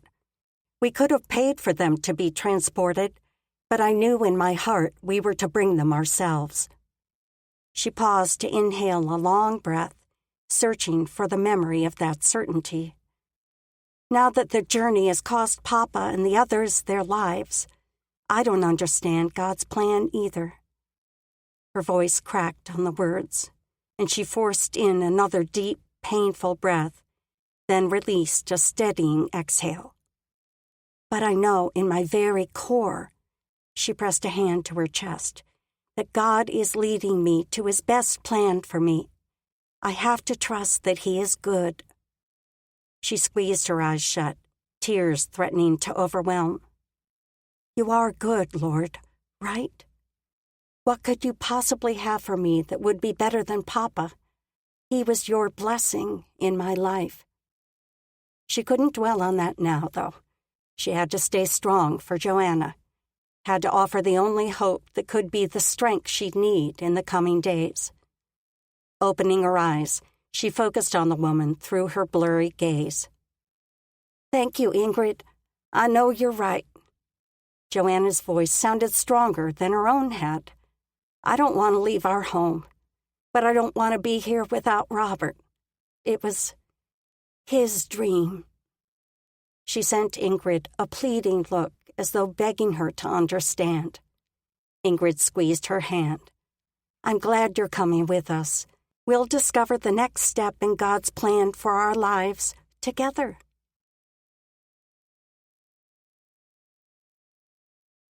Chapter 13. Micah hammered the final wood peg into the sled runner, then sat back on his heels to examine his work. He'd not done much craftsmanship in the past, so this had taken him longer than he expected, especially when he realized he'd need to carve nails to fasten the runners onto the little cart. This should hold, though, hopefully. "Can I ride now?" Samuel jumped up from where he'd been stacking the leftover wooden pieces. He didn't wait for an answer, bracing a leg on the cart's side and clambering in. Micah pushed to his feet. The boy moved so fast that keeping up with him could wear a man out before noon. "That's going to be Miss Chastain's seat when we leave tomorrow." He inspected the cart a final time. He was more than happy to give up his job pulling Ingrid, but would the ride be too rough for her in this box? The space was just big enough for her and their supplies, which was all the little donkey would be able to pull anyway. "Can I ride with her?" The boy sat on the back panel and bounced. "Maybe when we're going downhill." Micah grabbed Samuel's arm as an extra high bounce propelled him backward. "Whoa there, time to get down. What say we bring in more water for your mama?" Samuel hopped to the ground and darted toward the barn door. "Race you to the pail!" Micah followed at a slower pace. That boy would keep them all busy, no doubt about it. But keeping Samuel occupied wouldn't be the hardest task on the rest of his journey. How was he possibly going to keep two women and a young boy safe through winter in this mountain wilderness? "My sweet Rachel," he wrote. "Do you remember the hills we used to sled down after winter snows? When I finished seeing patients each day, you and I would hike to the hill behind our house. Then you'd tuck yourself in the sled while I gave us a running start. Down the first hill and partway up the next, then I'd stand and push, running by the time we reached the top. I'd jump on, and off we went again. 3 more sloping hills we took in that same way, you giggling so loud the sound echoed all around us. Your face always turned red in the wind, and your nose would be as bright as a glowing coal. When you laughed, the gaps where you'd lost teeth would remind me just how fast you were growing. After darkness fell, you always begged for one more time over the hills. I could never resist your pleading. But one extra time turned into entreaties for just once more. I'm sorry I never gave in to the second round of begging. If I could, I would ride those hills with you all night long, until you collapsed, too exhausted and sated with happiness to walk home. I would pull you on the sled until we reached our little house, then tuck you into a warm bed and brush the coppery hair from your flushed cheeks. I'd press a kiss to your forehead and thank God from the depths of my heart for one more day with my ducky. Papa. Don't worry about me, Micah, please. He ignored Ingrid's protest the next morning as he shifted the pack supporting her broken leg. Make sure this board doesn't press the splint into your skin. If that happened, it could misalign the brake, which would cause horrific pain, not to mention reverse all the healing that had occurred thus far. Yes, doctor. He stilled at the word, his mind stuttering before he caught the teasing tone in her voice. He wheeled around to face her, to tell her not to use that title. But then he caught the glimmer in her eyes, the way the corners of her lips pulled upward. Was she baiting him? The corners of his own mouth twitched. Feeling better, are you? Well enough you don't need to fuss over me. She gave him a grin that could have been called impish. And just like that, the pressure that had weighed him down since they came to this place eased from his shoulders. Straightening, he dipped his head in exaggerated acquiescence. As you please, Miss Chastain. She nodded toward the donkey. Just take care of my friend there. Jackson isn't accustomed to the work we'll be asking of him. Micah stepped to the burro's side and rubbed his thick coat.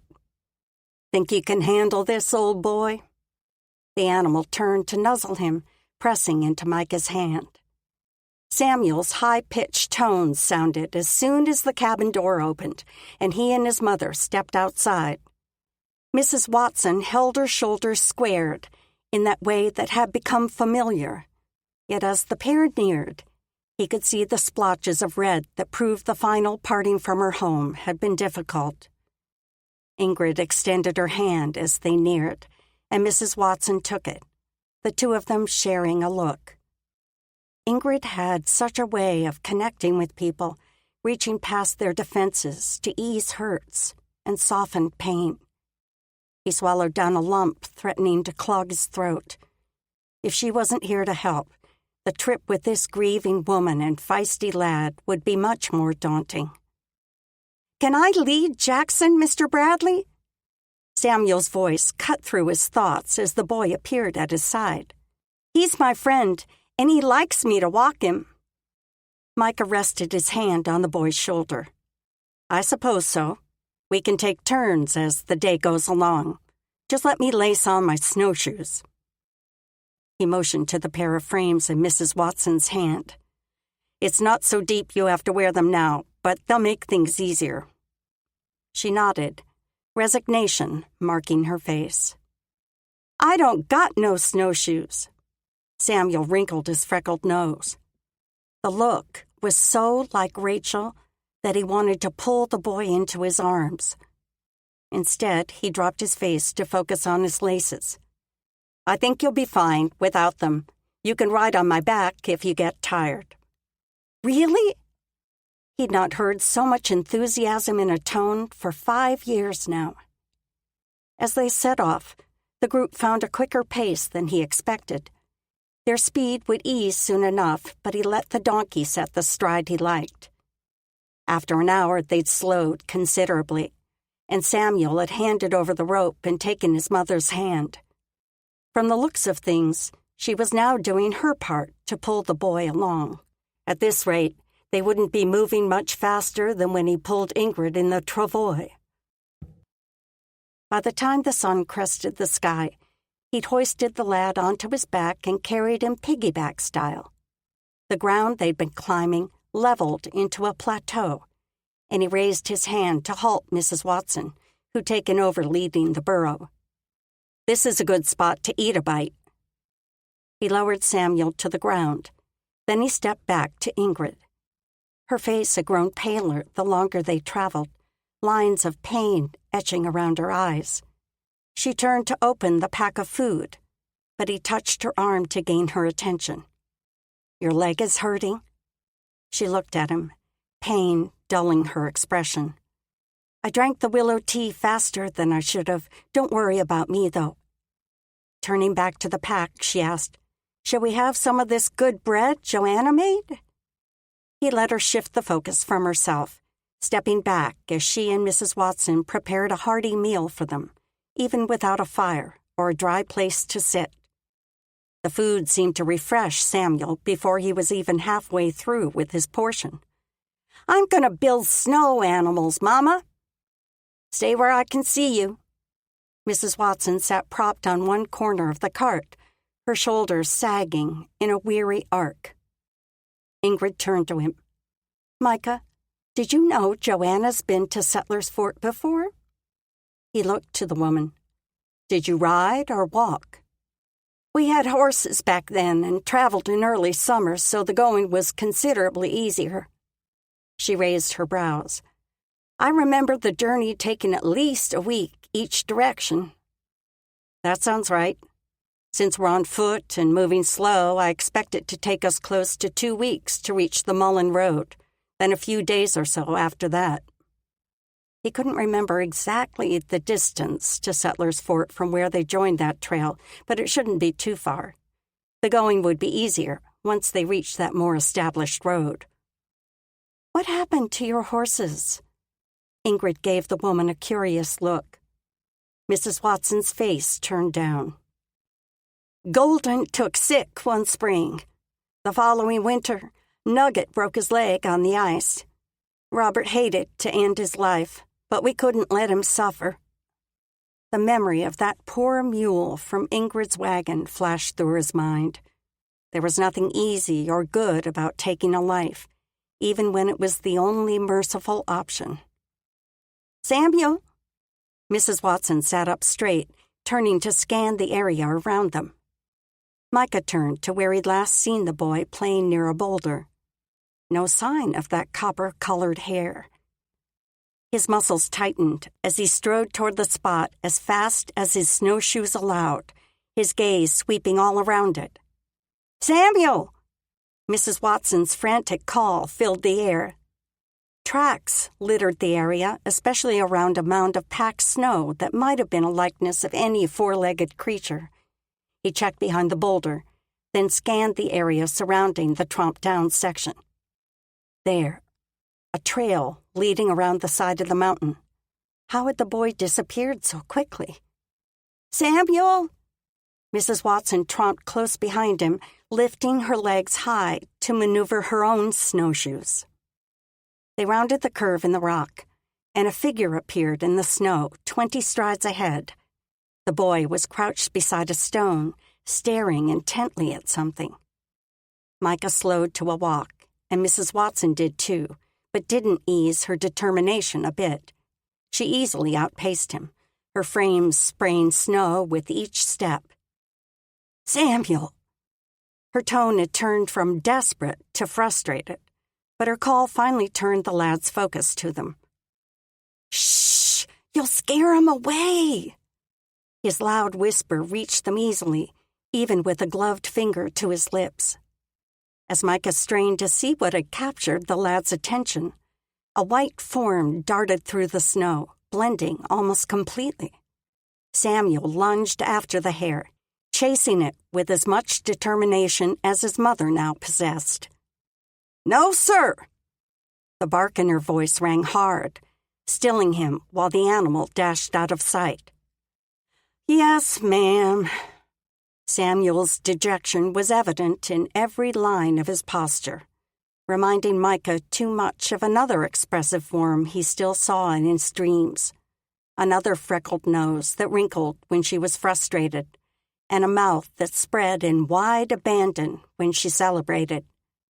No matter what she did, Rachel threw every part of herself into every act, a trait that often frustrated Ella, who worked so hard to teach their daughter proper manners. Secretly, he'd been thankful Ella hadn't successfully tamed Rachel's eager personality, though he'd not wanted his wife to be unhappy either. He'd worked hard to please them both, but in the end, he'd failed at everything. Mrs. Watson strode toward him, Samuel's hand clutched tightly in her own. Micah fell into step behind them, the weariness of the day settling over him. In truth, it wasn't just today's efforts that weighed him down. He had to do a better job of protecting the people in his care. Before the gray light of dusk hit, they reached a valley with a cluster of trees and a frozen creek, a good place to camp for the night. Micah's little band looked exhausted. Even Jackson, the donkey, stood with his head hanging low while he waited for someone to unfasten his harness. This would be no small task to ready camp. "What should be done first? Shall I unfasten Jackson?" Mrs. Watson stepped toward the animal. "Yes, good." He removed his snowshoes, then began kicking aside the snow, clearing a place for their fire and bedrolls. "Samuel, gather all the sticks and logs you can find from under the trees, then put them in a stack where Mr. Bradley shows you. You might find some covered with snow." His mother pointed to a lump in the white powder that looked suspiciously like a fallen branch. Mrs. Watson kept herself and the boy busy over the next half hour, organizing their things, gathering all the loose wood in the area, and even feeding Jackson his corn ration, which left Micah with far fewer chores than he was accustomed to. After he built the fire, she took over the spot to prepare the meal. Ingrid occupied Samuel with her pup, leaving Micah with little else to do except cut down more wood in case they ran low through the night. Green wood wasn't ideal, but if the fire was already roaring, he could intersperse a few pieces with the dry wood to help the flame last longer. The stew Mrs. Watson prepared warmed him all the way to his core as he sat on the outskirts of the little group. The day seemed to have caught up with them all, but none more than Samuel. He leaned against his mother while he ate, sloshing broth from his spoon as he raised unsteady bites to his mouth. With added dishes from the Watson supply, they finally had enough tinware to go around. When Micah finished his meal, he pushed to his feet to rinse his bowl in the snow. "Please, let me clean up." Mrs. Watson stood as well, reaching for his dish and spoon. He shook his head. "I'll take care of it." Turning to Ingrid, he glanced in her bowl to see if she was finished. She looked as though she'd fall asleep any minute, her head lying back against the cart as she raised a slow bite to her lips. "Please, Mr. Bradley, Samuel and I need to take a moment in the woods, and I'd like to clean the dishes while I'm out there." He turned back to her. She'd prepared the meal and did more than her share of the camp chores. She should focus on her lad now. But her expression brooked no opposition. And maybe she had a reason for wanting to clean up after the meal. Most of the dishes were hers, after all. He held out the bowl and spoon. "Thank you." She nodded, and within less than a minute, she ushered her tired son toward the copse of trees. Silence eased around them as he turned back to Ingrid. Her weary face was raised to him. "Sit, Micah. Talk with me." She motioned to the ground beside her. Her words made something inside him spring to life. He may not be needed as much for work around the camp, but the idea of being wanted stirred him more than it should.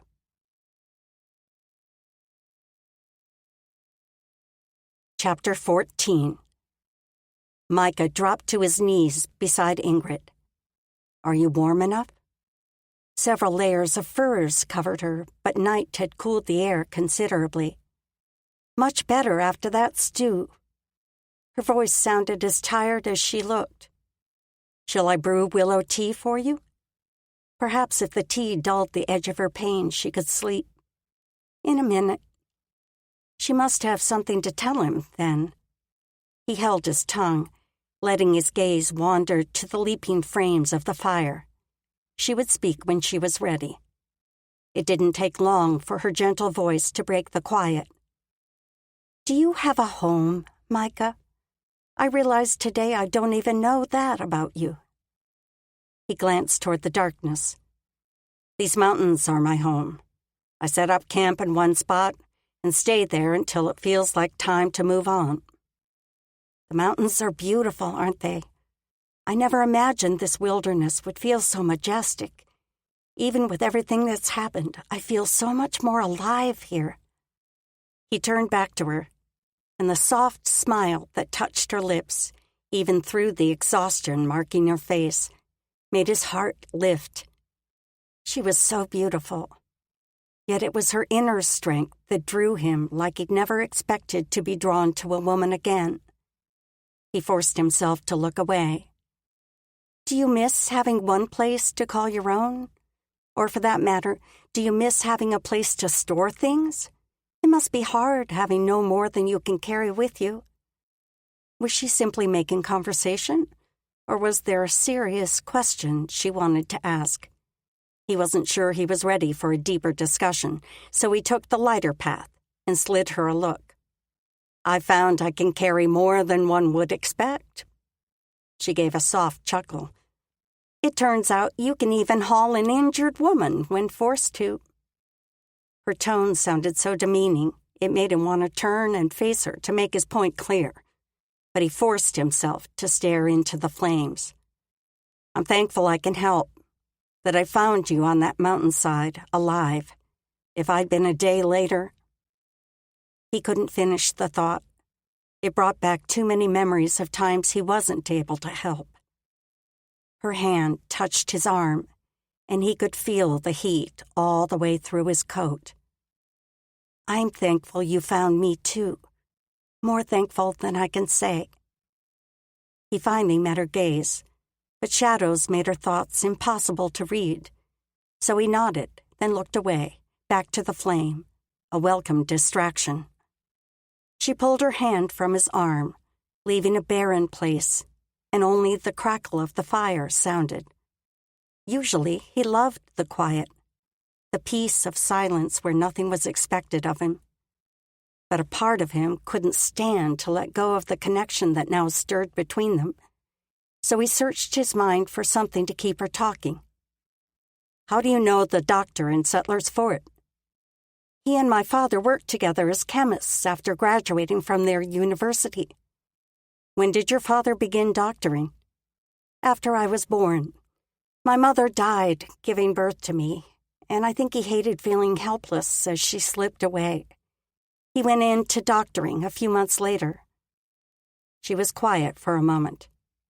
His first love was studying medicines that would provide new cures, but he loved working with patients, too. "So you never knew your mother?" The thought struck him harder than it should have. Even though she'd lived among Boston's elite, her world hadn't been free of hardship. "My father raised me with the help of a nanny, then tutors, but he was always there, the center of my world." He swallowed down the burn in his throat. Now her world had shifted off kilter, though she didn't seem afraid or unsure of what to do next. How had she developed such a strength? "I lost a parent when I was born, too. My father. Except he left by choice, not by death." The words slipped out before he even knew they were coming. But maybe they would take her mind off the loss of her father. "Oh, Micah." Those two words, soft in the stillness of the night, settled over him like a thick blanket. If only he'd known what he was missing out on. her voice so gentle, soothed like a healing salve. A knot clogged his throat, and he had to clear it to speak what he'd always wanted to say. It didn't bother me so much that he wasn't around, but that he left my mother to fend for us alone. She worked as a laundress most of my youth, taking in work from wealthy homes, slaving over hot fires and boiling pots, ironing and mending by lamplight late into the night. He paused, swallowing down that knot again. When he shot a glance at Ingrid, she was looking at him with an odd expression. "Did your mother ever work in the homes on Cambridge Street?" He looked away. Should he tell her? A part of him wondered if she really was that little girl in his favorite memory. "Yes." "Did you ever go with her to the houses? Do you remember how old you were?" "Sometimes. We lived in Boston until I was about 9, I think." He couldn't help turning back to her. "Why do you ask?" "I wonder if we met. I have a tiny memory of a boy who came with his mother for some kind of business with the housekeeper. I was so lonely that day, waiting for Papa to come home for the midday meal as he'd promised. That boy played stones with me, and Papa even came and played with us for a while. I remember being so happy. It was almost like a real family, with a brother to play with and be my best friend." He swallowed again, and his voice barely croaked through the knot in his throat. "That was one of my favorite memories, too." Her gasp sounded over the crackling fire. "That was you." He nodded. "It must have been. I remember it just the way you described." And he couldn't help sinking back into that day, the pure pleasure of feeling like he was part of something special. He could even remember the rich ring of her father's laughter. He couldn't have said how much time passed before Ingrid spoke again, pulling him from the memories. "Tell me more about your mother, and how did you become a doctor?" "Mom worked so hard. I apprenticed with a doctor when I was barely old enough, mostly because he was the only man I could find to take me on. I didn't want her to feel like she had to take care of me for even one more day. When I set out my own shingle, I planned to begin providing for her, finally. But she'd passed away the year before. The woman who sent me a wire to tell me said she thought Mum's heart went bad, but I think it was pure exhaustion." He'd never told anyone that, not even Ella. Why was he saying it now, he couldn't have said. Maybe the lateness of the hour and his exhaustion clouded his good sense. Gathering what little strength he had left, he turned back to Ingrid. "I better make that tea now so you can sleep." Ingrid eyed the brooding sky as the sled finally settled over a smoother section. The jostling today didn't ache as much as the past 3 days on the trail, but the thought that the coming rain or snow this afternoon might end their travel early filled her with more lightness than it should. Every day it took to get these vaccines to the people of Settlers Fort mattered, but her entire body ached with the pain radiating from her leg and rib, not to mention the pounding in her skull. She glanced at Micah, who led their procession, with Samuel riding on his back. The boy's tousled hair bounced against Micah's wide shoulders as he slept. Not a bad way to ride. What did Micah think of the coming storm? Camping in a downpour wouldn't be pleasant, but maybe they could build a quick shelter and use the furs for protection. A quarter hour later, Micah stopped them with a raise of his hand. "The sky looks to snow any minute, but there's a cave about half an hour ahead, a good place to get out of the weather." Her chest surged. That would be so much better than a makeshift shelter. That half hour seemed to double as snowflakes began to fall. They'd crested a ridge and begun a downhill descent, which kept them moving at a faster pace than before. Micah led them at an angle, his stride sure as he began to weave around boulders, finding a trail that would have been impossible to discover under so many layers of snow. At last, he stepped sideways, leading them into a crevice in the mountain. The opening became a cave, and Jackson's hooves clicked on the stone floor as they passed through the entrance. "Look, Mama, an outlaw cave. Do you think there's hidden treasure?"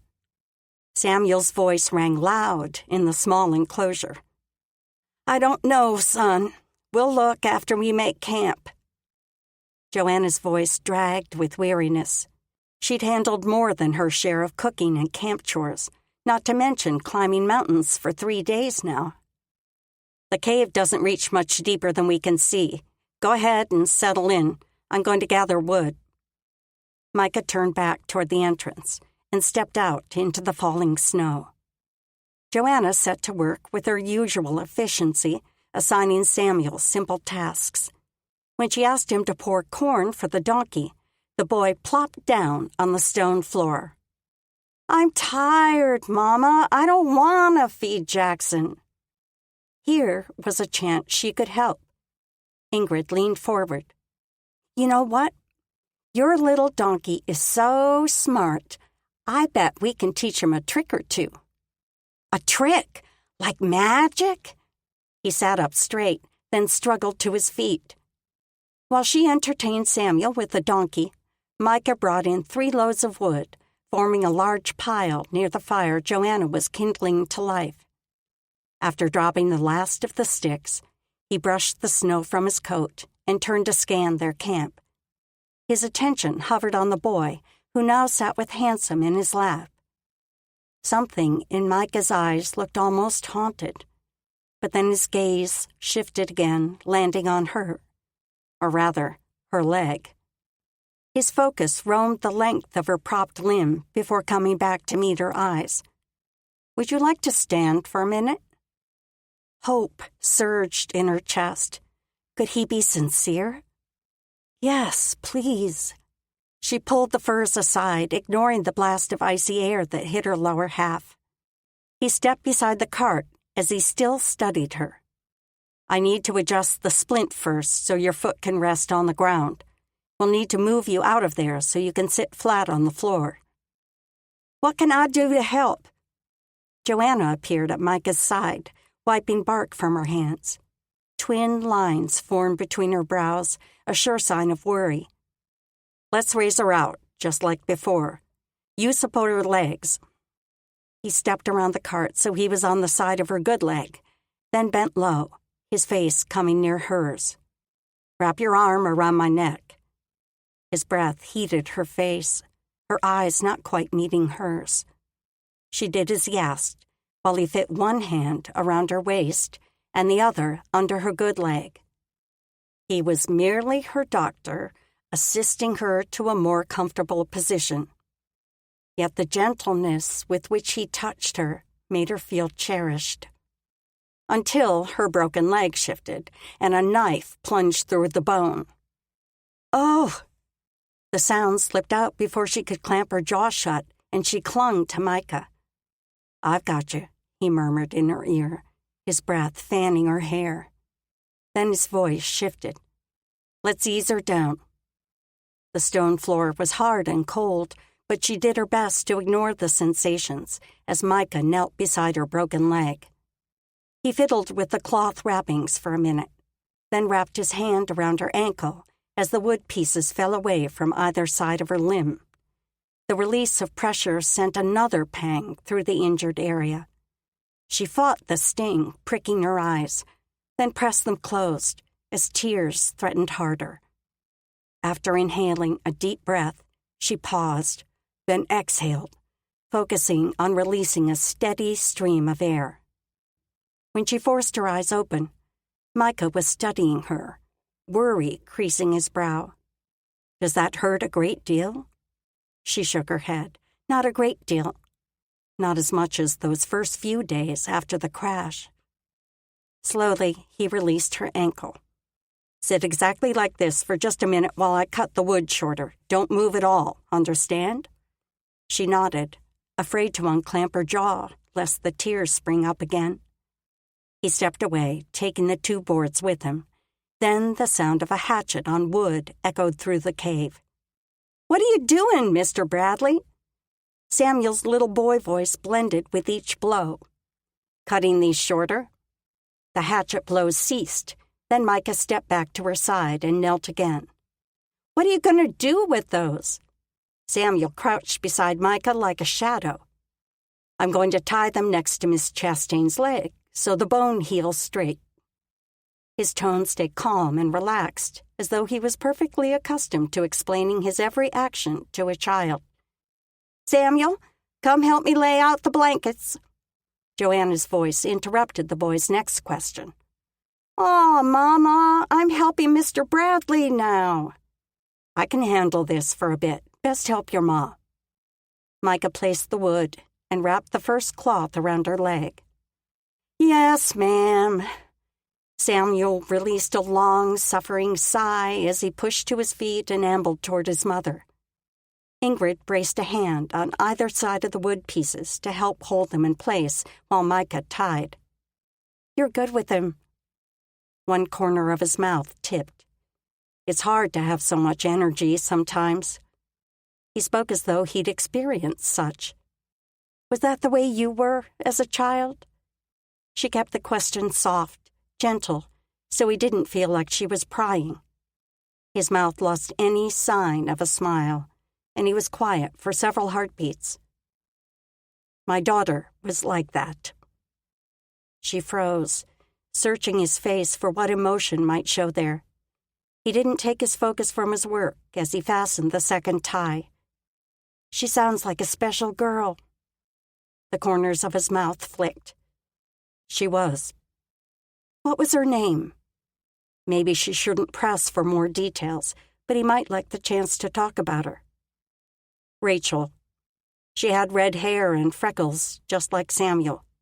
She used to scrunch her nose like he does, too." Her heart panged as an image formed of a little girl with copper curls and Micah's dark eyes snuggled in his lap while he read her a book. "She sounds adorable. How old was she?" 7. The light left his eyes, and he pulled the cloth snug, then straightened. The tight line of his jaw proved she'd pushed too far. She should have remained focused on happy times, not asked a question that would remind him of her death. "I'm sorry, Micah." "Ready to try standing?" He rose, then stepped around behind her. "I'll lift you. Don't try to use the broken leg, just let it rest." She did her best to obey, working her good leg underneath her as he lifted under her arms. The injury ached, and her damaged ribs let themselves be known too. But she forced herself to move past the pain as she rose to a full standing position. The cavern swirled around her as she reached a height she'd not experienced in well over a week. She grappled for something to hold on to, especially as Micah's grip on her loosened. Before she could inhale a breath, she felt herself falling.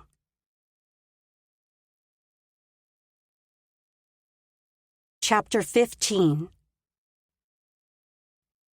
Ingrid grasped for Micah's arm. "I've got you." His hand shifted to her waist, wrapping around her as he came to stand at her side. "Keep your weight on your good leg." She gripped his shoulder, reaching up much farther than she'd expected. "You're tall." This was the first time she'd had the chance to stand beside him. Her gaze roamed up to his face, landing on his jaw. His beard looked shorter than before, barely covering the strong lines of his face. When had he trimmed it? How could she not have noticed before this moment? "I like this shorter." She reached to brush his chin. He shifted, turning to look at her with those dark, penetrating eyes. Her breath stalled. What had she been thinking to say such a thing, and to touch him? She dropped her hand to his shoulder, moving her gaze to that same spot. "I'm sorry, I think the altitude must be muddling my mind." He chuckled, actually chuckled. And if she wasn't mistaken, It felt as though his hand at her waist gave a gentle squeeze. "How does your leg feel?" The words shoved the ache to the forefront in her mind. "Hurts a little, not bad." Not so bad that she would tell him, anyway. His tone gave no hint as to whether he saw through her light words. "Look, Miss Ingrid, Handsome wants to play with me." Samuel's high voice broke through the shroud that had seemed to separate them from the others. She turned to the boy, who was playing a game of tug with the pup, using one of the furs. "Yes, he is. See if he'll pull on a stick instead of the pelt. We don't want to damage one of Mr. Bradley's animal skins." "Yes, ma'am." Samuel grabbed a piece of bark and waved it in front of the dog's nose. "Here, boy, bite this." Of course, Handsome ignored the wood, tugging harder on the white pelt locked between his teeth. "It's not a problem." Micah's voice rumbled low in her ear. She braved a glance at his face. That corner of his mouth twitched as he met her look. Gracious, he was attractive. More so than any doctor had a right to be. Dropping her eyes, she scrambled for something to say. "I think I should sit now." That wasn't quite what she'd been looking for, but maybe some distance between them would be good. "All right, then. Let's lower you to this pallet Samuel did such a fine job laying out." He eased her down the same way he'd lifted her, his strong arms doing all the work. She hated relying so completely on him, but he seemed more than capable of bearing whatever she couldn't. When he had her settled, Micah moved to the cart and began sorting through the supplies they'd need. Joanna, of course, kept busy with meal preparations and 10 other things. Indeed, the woman could accomplish more in half an hour than most people could in half a day. "What can I help with, Joanna?" Her new friend looked up. "Are you close enough you could stir this while it simmers on the coals?" "Of course." She scooted forward a few inches to make sure of it. While she performed the simple task, her gaze drifted toward Micah, as it did far too often these days. He completely emptied the supplies from the cart and appeared to be reorganizing everything. "How long do you think we'll stay here?" He slid a glance to her from the corner of his eye. "Restless already?" Heat surged to her face. "I guess I meant, how long do you think the snow will last?" He accompanied that sideways glance with a raised brow. Did he know that wasn't really what she'd meant? Part of her wanted desperately to hear him say they'd not stay a moment past the end of the snow. They had no time to waste. It's hard to say about the snow. Hopefully, it will have stopped by the time we wake in the morning. Then I need to do some hunting to keep our food stores high. We'll leave as soon as that's done." She eased out a breath. He knew what she'd meant, and his plan was good. She'd have to be content with the short wait. Silence fell over them, except for Samuel's steady chatter as he played with the dog. Handsome had done more to keep the boy occupied than she ever would have imagined. What a blessing for them all. She still kept an eye on them, but Samuel showed a remarkable gentleness with the dog that seemed at odds with his spirited approach to every other part of his life. "Mr. Bradley, can we sleep in a cave every night?" Samuel lay back on his blankets, propping his hands behind his head. Micah pulled the tie closed on the pack in his hands, then pushed it aside. "That'd be nice, but I haven't found that many along our path." "How'd you find this one?" "I stayed here for a time last winter." He leaned forward, resting his hands on his knees. There was a lot of snow, and I had to stay in here for days at a time, so I taught myself some things to make the time pass. You want to know what they were? "What?" Samuel sat upright, leaning forward in the exact position Micah held. Micah opened his mouth, but the bleat that came out made her jump. It sounded like a cross between a calf and a sheep. "What was that, Mr. Bradley?" Samuel sat up excitedly on his knees. "That's the exact sound the mountain goats make. Then there's this." A high-pitched keening filled the cave, turning hoarse as the call ended. The sound of a bull elk. "I can make that, too." The boy cupped his hands around his mouth and screamed. Even Micah winced at the ear-piercing sound. "That's close, but there's a funny way you hold your tongue so it doesn't sound as much like two cats fighting." For the next quarter hour, man and boy sat beside the fire, Micah showing the steps to make sounds for a bull elk, a mountain goat, a wild boar, and even a honking goose. Samuel studied each movement, absorbed each word, and accomplished each animal noise, at least somewhat. After one attempt at a boar pitched higher than he intended, he flashed his mother a toothy grin. "Did you hear that, Mama? I sound like a baby pig." "The perfect baby pig." Joanna attempted a smile for her son, but the weary turn of her eyes belied the look. "How about some stew and cornbread for you piggies?" Tonight, Ingrid needed to bear more of the load Joanna tried to take upon herself. She may be trying to forget her sadness, but working herself to exhaustion would be far worse for them all.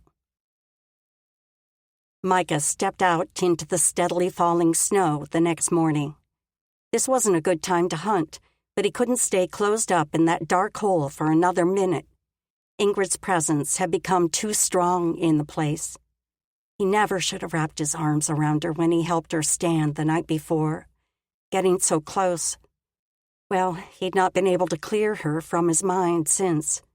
Even when she slept, he was tempted to just sit and watch her. Maybe a good, icy shave would clear his head. And no, he wasn't doing it because Ingrid liked his beard shorter. He was doing this to purge her from his head, not mire his thoughts deeper around the woman. After clearing the bristle from his face and nicking himself several times in the process, he took a few extra minutes to hike along the frozen creek at the base of the mountain.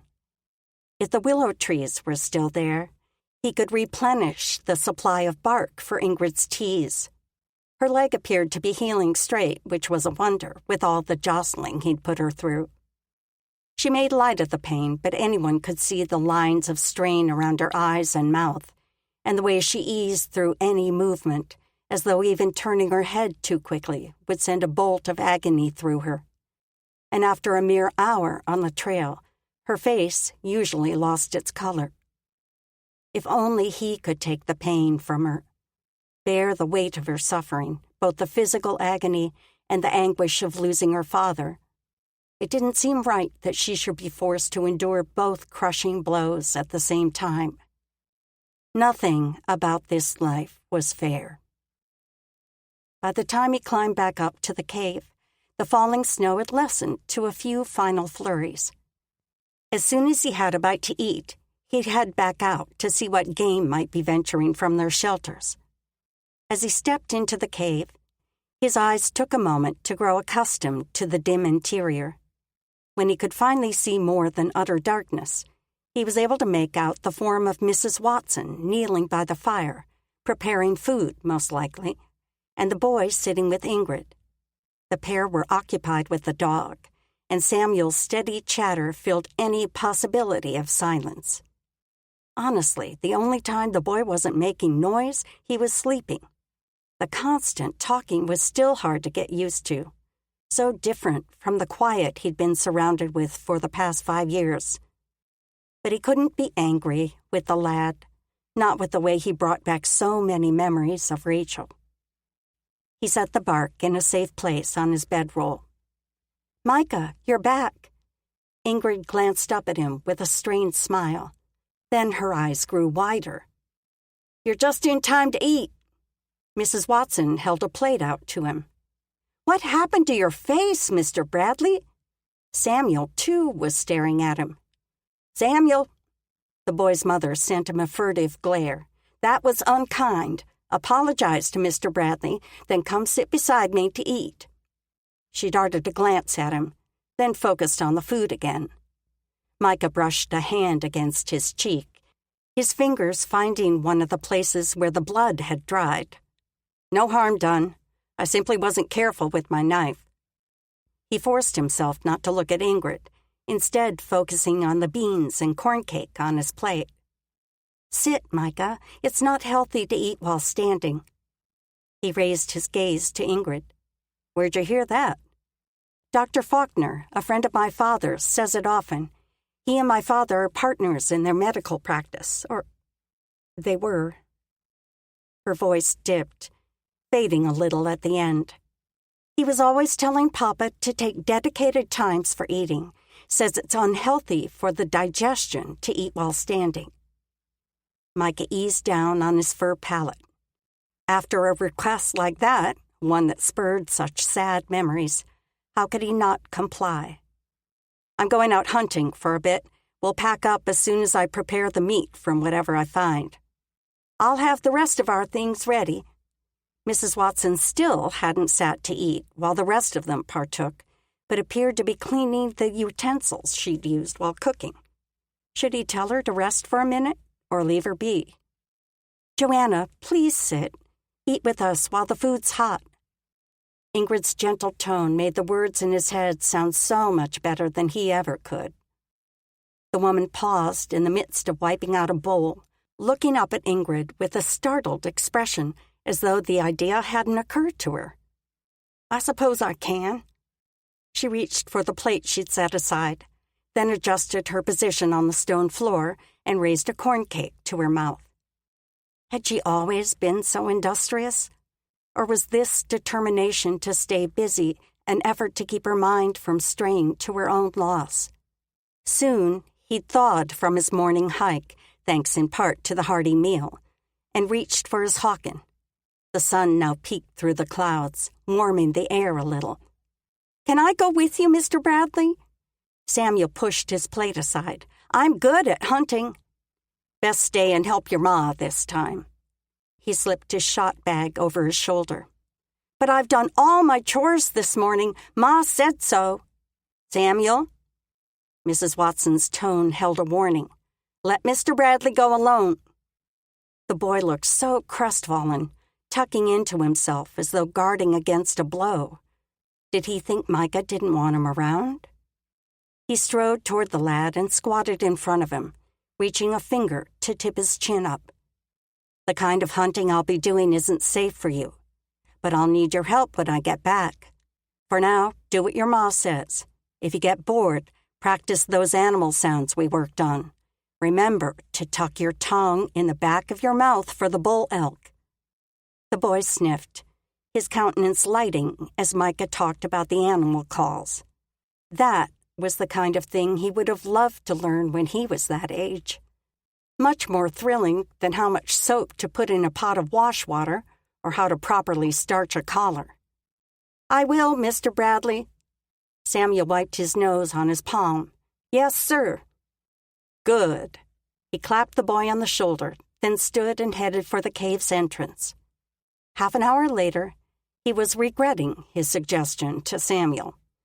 Just when he had the rifle aimed at a red fox, the unmistakable cry of a 5-year-old attempting a bull elk's call echoed across the valley. The sound ricocheted off the icy cliffs around them as the fox darted for cover. The animal probably assumed the mountains were falling down, as ear-splitting as the noise was. He lowered his gun with a frustrated sigh. Should he hike back until he was close enough to yell for the lad to quiet down? Or move on until he and his quarry were out of earshot from the camp? Best try for the first, because he could be hiking an hour on these snowshoes before he was far enough away that Samuel's animal sounds didn't scare the game. Another shrill scream filled the air, this one more high-pitched, like a mountain lion's call, yet clearly still the boy's attempt at an elk's cry. His skill hadn't progressed to the point he was in danger of attracting a female elk.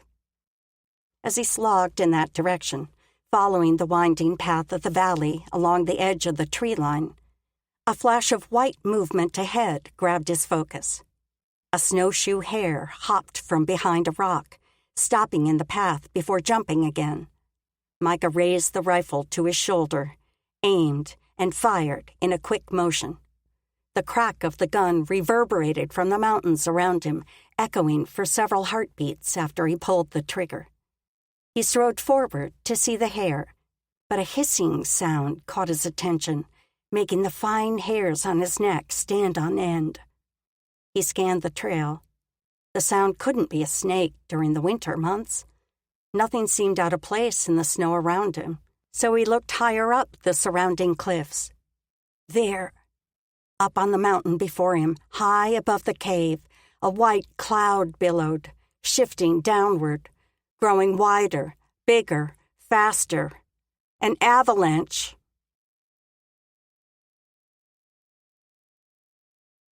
Chapter 16. He had to get to the cave, get them out, keep them from being buried alive. Micah's heart surged as he charged forward. The snowshoes hindered his progress. He pulled his knife and sliced through the ties. Plunging through the snow took more effort, but he could move faster.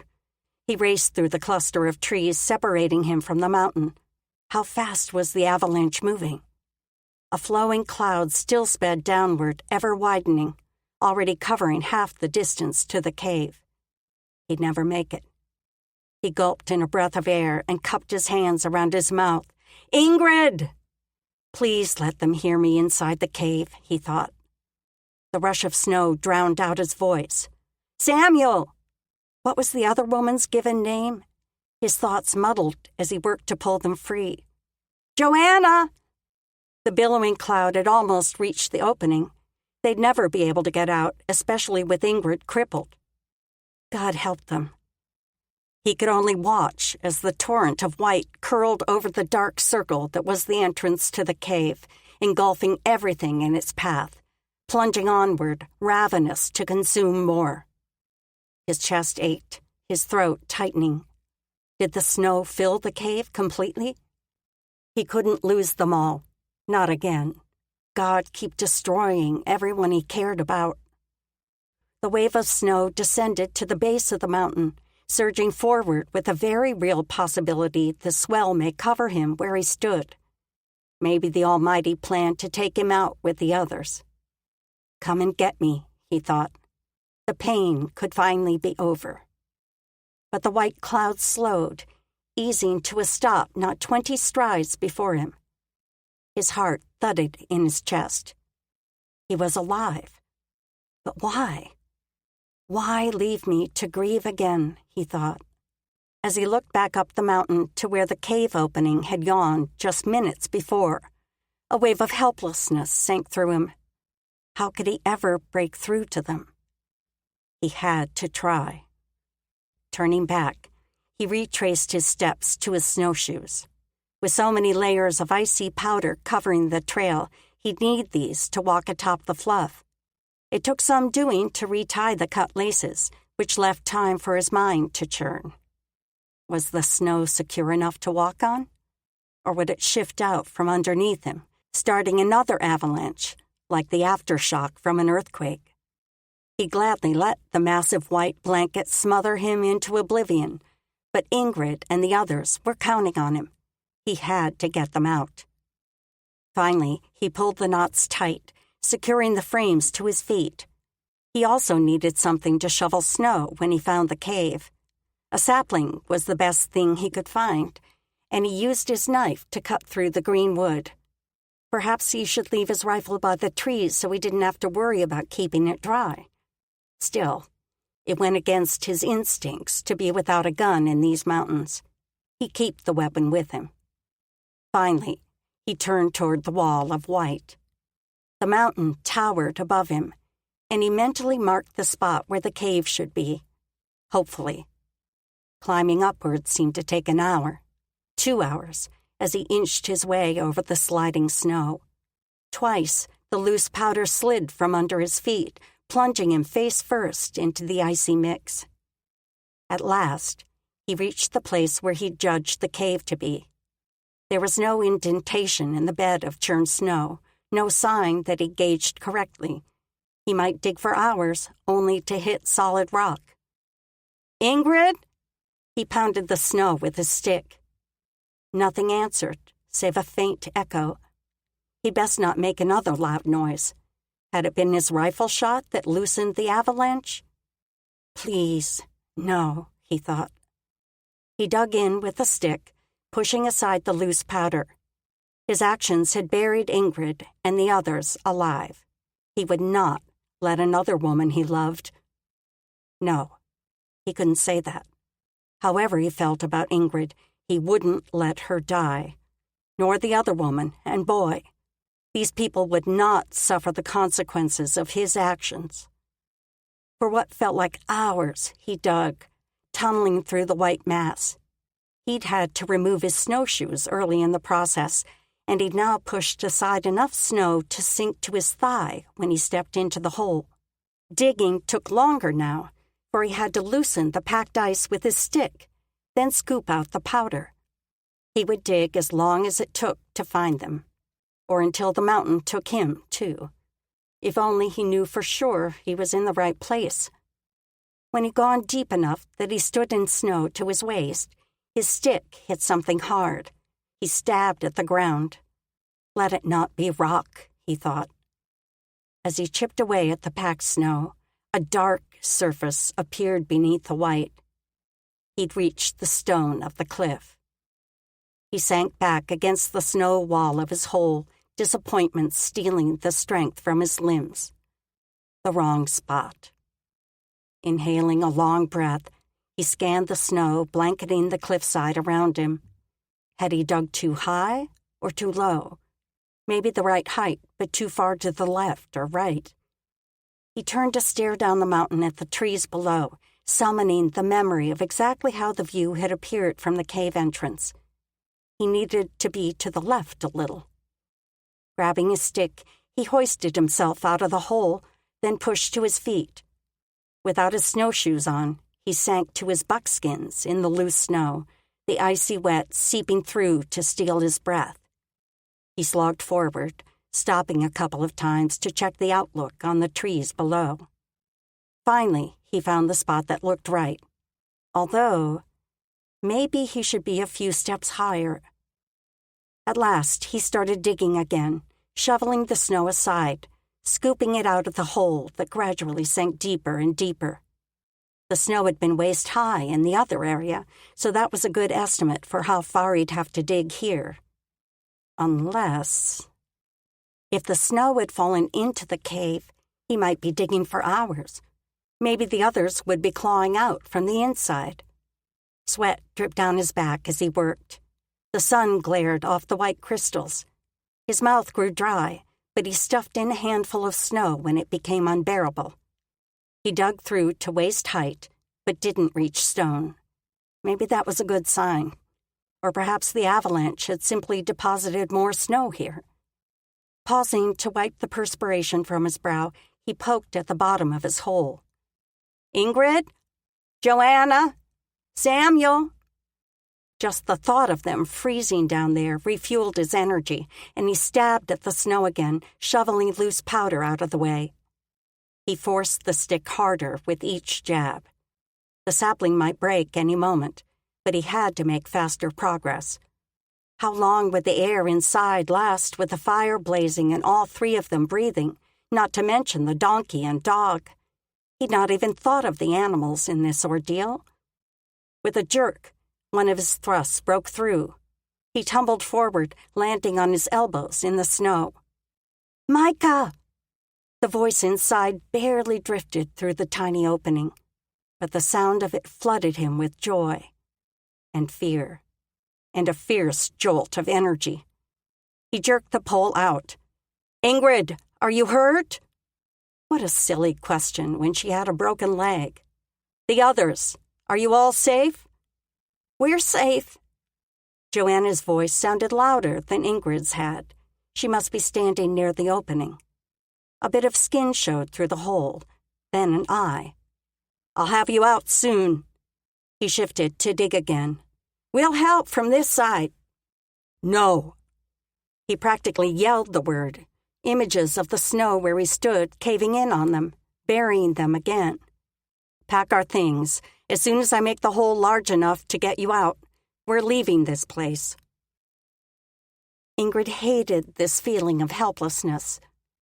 She listened to the sounds of Micah hacking at the snow. of Joanna bundling their things back into the pack, her quiet murmurs to Samuel. Through it all, there was no way she could help, sitting here with her back pressed against the cave wall, her bulky leg extended in front of her. The wood planks bracing her broken bone were so heavy, the only way she could move was by scooting backward, dragging the limb behind her. A scuffle sounded from the snow wall, and she turned to see Micah's face, the whole of him. With the light behind him, his features were cast in shadows, but still she could sense his fear. Ingrid. His voice strained with emotion. She found a smile for him. "We're well, Micah, and so thankful you found us. I'll have you out soon." Heavy breaths slowed his words. He was such a good man, Dr. Micah Bradley. Yet he didn't seem to know his own strengths. This man who would spend himself to keep those in his charge safe, do whatever necessary to make them comfortable. A ball of black fluff crept toward her, breaking through her thoughts. "Handsome." She reached for the little dog and snuggled him to her chest. "You're the perfect man, too, aren't you, fella?" Now that Micah had widened the first tiny hole, the going went faster than before, and soon he cleared an opening wide enough for him to step inside. He was by her side in a moment, his eyes searching hers. "Are you hurt?" He looked as though he wanted to take her in his arms to prove to himself that she was safe from the avalanche. In truth, she wanted him to do just that, but she couldn't ask him to. Still, the fact that they were alive, that he'd found them, they had to celebrate this miracle. She reached for his hand and squeezed it. "We're well, all of us. I can't believe you were able to dig us out. God answered our prayers." She couldn't see the nuances of his expression with the light shining behind him, but she could feel the way he clung to her hand. The desperation in his grip showed just how much he'd feared losing them. "We're well, Micah. God used you to save us." He nodded. "I'm glad." It might be her imagination, but it sounded as if his voice hitched on the words. He exhaled an audible breath, then released her hand and stood. "Let's get everything out of here." He and Joanna worked together to push the sled and supplies through, with Samuel bouncing around them, jabbering about how brave he'd been when the snow closed them in. A moment later, Micah stepped back into the cave and stopped in front of her. His hands propped at his waist. "Your carriage is ready, m'lady." Joanna stepped in behind him, Samuel at her heels. The thought of the forthcoming pain made all the muscles up through her shoulders tense. She also hated to add so much work for the others. She extended the pup toward the boy. "Can you carry Handsome until I'm settled?" "Yes, ma'am." He ran forward, then slowed as he took the dog in his arms. No matter how much energy bounced through the lad, he somehow always managed to move carefully when he held Handsome. It was a wonder, really. Micah stepped around to her side and crouched. "We'll do this the same way as before. I'll lift you, and Joanna, Mrs. Watson, can stabilize the injured leg." Ingrid looked to her friend, who let out a sigh. "I suppose you should call me Joanna. We've no need for such formal address when we're climbing mountains and surviving avalanches together." She looked at Micah with a sad smile. Something about the intimacy in the look planted a new thought in Ingrid's mind. Surely it was too soon after her husband's death for Joanna to have feelings for another man. Yet she and Micah were experiencing so many of the same challenges on this journey. Such shared moments were bound to build a connection between them. When Joanna's grieving passed, it would be only natural for her to realize the exceptional man Micah was. The two could be an ideal match, both of them skilled, hard-working, and devoted. What a blessing for this woman who was becoming a dear friend. The thought seared all the way to her chest. making it impossible to draw breath. Her gaze found Micah's face as he reached forward to lift her. He tucked her so close, his strength wrapping around her, making her eyes sting. She ducked her face, willing the tears away. Joanna carried her feet, working in perfect tandem with Micah. A team. Tears stung harder, the sense of loss almost devastating. She should never have let herself develop affection for Micah, no matter how easy it was to admire him. As they settled her in the cart, Joanna wrapping the furs around her, she kept her face down, eyes averted. She could feel the weight of Joanna's stare, but maybe her friend would think the pain caused the tears in her eyes. "Be thou my strength, Lord," she thought. God was truly all she had left, and handsome. She took the dog from Samuel's arms, forcing a smile of thanks for the boy. Then she buried her face in her pup's soft fur and closed out everything else.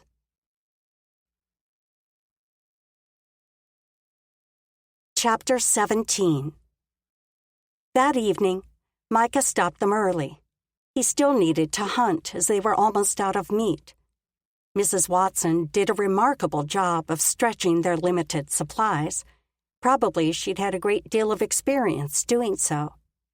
Now that the danger was over, using her given name seemed wrong, and he suspected she preferred hearing her husband's surname, something to keep his memory alive. In the faint light of dusk, he found a herd of deer and brought down a young buck, a coup, as the Indians would call it. What a blessing! Ingrid bestowed a weary smile on him as he came to sit by the fire after preparing the meat. "Will that be enough to feed us until we reach Settler's Fort?" "Possibly. I hope at least until we reach the Mullen Road. I may need to hunt again at that point." He glanced around the campsite, empty except for the two of them. "Where are the others?" "Joanna took Samuel for a short walk." Something in her tone shifted, as though the topic perturbed her. "Seems like we did enough walking to get here." Her eyes tinged with something that looked like sorrow.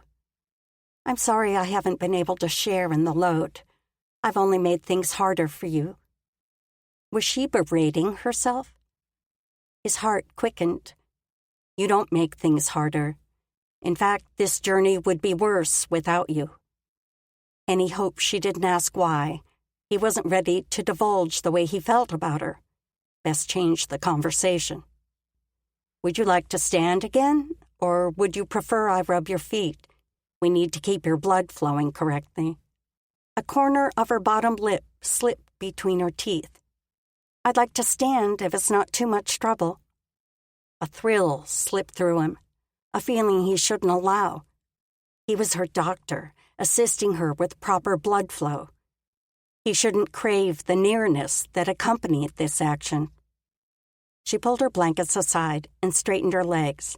Then he bent behind her and lifted. "Remember, put all your weight on your good leg. Just let the other rest." As soon as she was upright, he shifted around to her front so she could hold on to his shoulder. She did so, bringing her face close enough so he could feel her breath on his neck. She was the perfect height for him, the perfect height to brush a kiss against her forehead. He fought the urge to move closer, fought the desire coursing through him. He couldn't be attracted to her. He still loved Ella, still craved the family they'd had.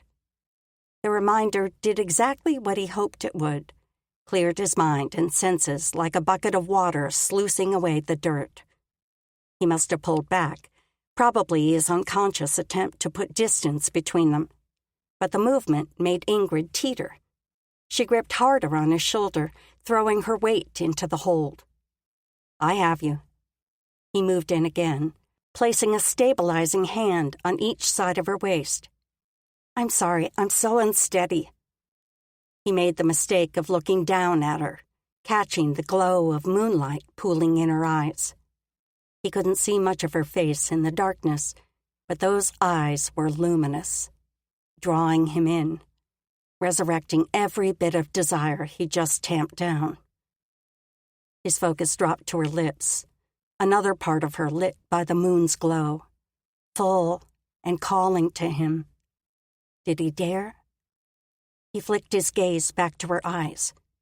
He shouldn't, but the look there drew him like he'd never been summoned before.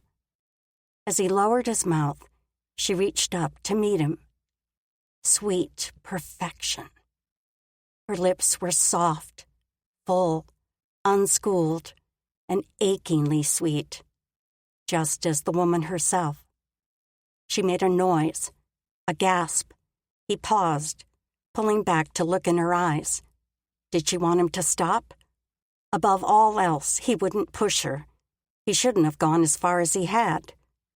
But she rose up again, pulling him down for another kiss. This time, her lips met his as though she knew exactly what she wanted. And she wanted him. The thought filled him with a heady joy, but caution restrained the parts of him that he thought died long ago. His hands longed to cradle her face, to cherish her, but he couldn't release her waist, or she might fall. Summoning all his strength, he caressed her lips with a final kiss, then pulled away, resting his forehead on hers. Her eyes had widened even more, touched with a wonder that magnified her innocence. He knew that wonder. The same feeling beat in his chest. He might be a bit more jaded, yet how could he not thrill with the thought that this woman saw something in him, something worthy? Micah. Her hand brushed his jaw, cupping his cheek. He leaned into the touch. You are the best man I've ever known.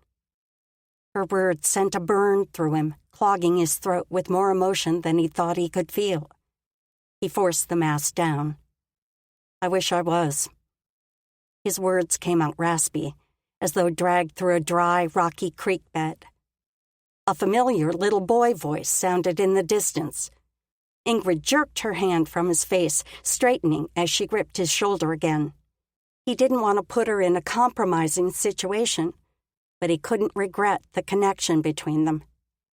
I'd best sit you down again. She nodded, averting her eyes. The darkness shadowed her features, but it looked as though her cheeks had turned cherry red. Maybe that was the cold. Mr. Bradley, we found some grass for Jackson. He loves it, too. We took him there and he started eating and digging at the snow. Is that right? He eased Ingrid down to a sitting position. I'm sure he liked that. As he tucked the furs and blankets over her legs, she sent him a shy smile. The last thing he wanted was for her to be reticent around him. He didn't regret that kiss. Didn't regret letting her know she'd become more special to him than he'd ever expected. He had to let her know his feelings about what just happened between them. Lie down now, Samuel. Joanna's gentle murmuring sounded across the fire. He spared a glance to make sure they weren't watching, then pressed a kiss to Ingrid's hair. Do you have everything you need? She met his gaze finally. Everything. That wonder brushed her eyes again, and he had to fight the urge to press a final kiss to her lips. He settled for stroking his thumb across the back of her hand. Sweet dreams. But as he laid down on his own pallet, his mind replayed their moonlight rendezvous. For the first time, doubt crept into his thoughts. Had he started something he wouldn't be able to finish? It was a wonder Ingrid slept at all. Yet she did, slipping into a dream where they arrived safely at Settler's Fort. Upon reaching Dr. Stanley's office, she found her father sitting in an armchair. He rose and greeted her with one of those hugs he'd given when she was a girl, running to meet him as he arrived home at the end of the day. The kind of hug that wrapped around her, holding her close, as though he'd been missing her every moment they were apart. When the hug ended, she stepped back and reached behind her for Micah's hand. Papa, I want you to meet someone special. Micah took her hand. But that's where the dream had ended. She'd not seen either face while she introduced the man who was winning her heart to the father who'd held it her whole life. She'd not seen the exchange of respect she desperately hoped for. Would Papa like Micah? Would he approve? She'd like to think so. Her father had held her so close, even after she more than reached the marrying age. Looking back, it seemed like he'd begun to allow her to help more in his laboratory as she reached the age to enter society. Had he been keeping her from the possibility of marrying and moving away? She'd been so thankful for the chance to spend more time with him. Even now, she wouldn't exchange those days with him for society functions or any other reason. Especially now. Micah acted normally as they ate and packed camp for another day on the trail. Only when he bent to lift her into the sled did he do anything that made her think he even remembered their kiss from the night before. As he scooped her up, he cradled her close. Closer than in times past, she was almost positive. He set her gently in the sleigh, then covered her with the furs like always.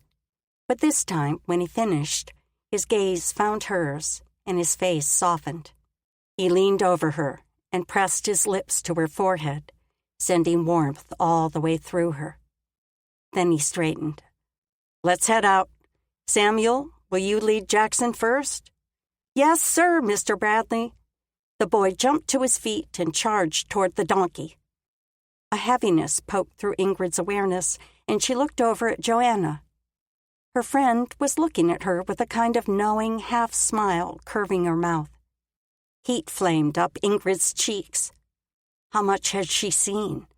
What did she suspect? She'd need to find a way to explain when they were alone. But what would she explain?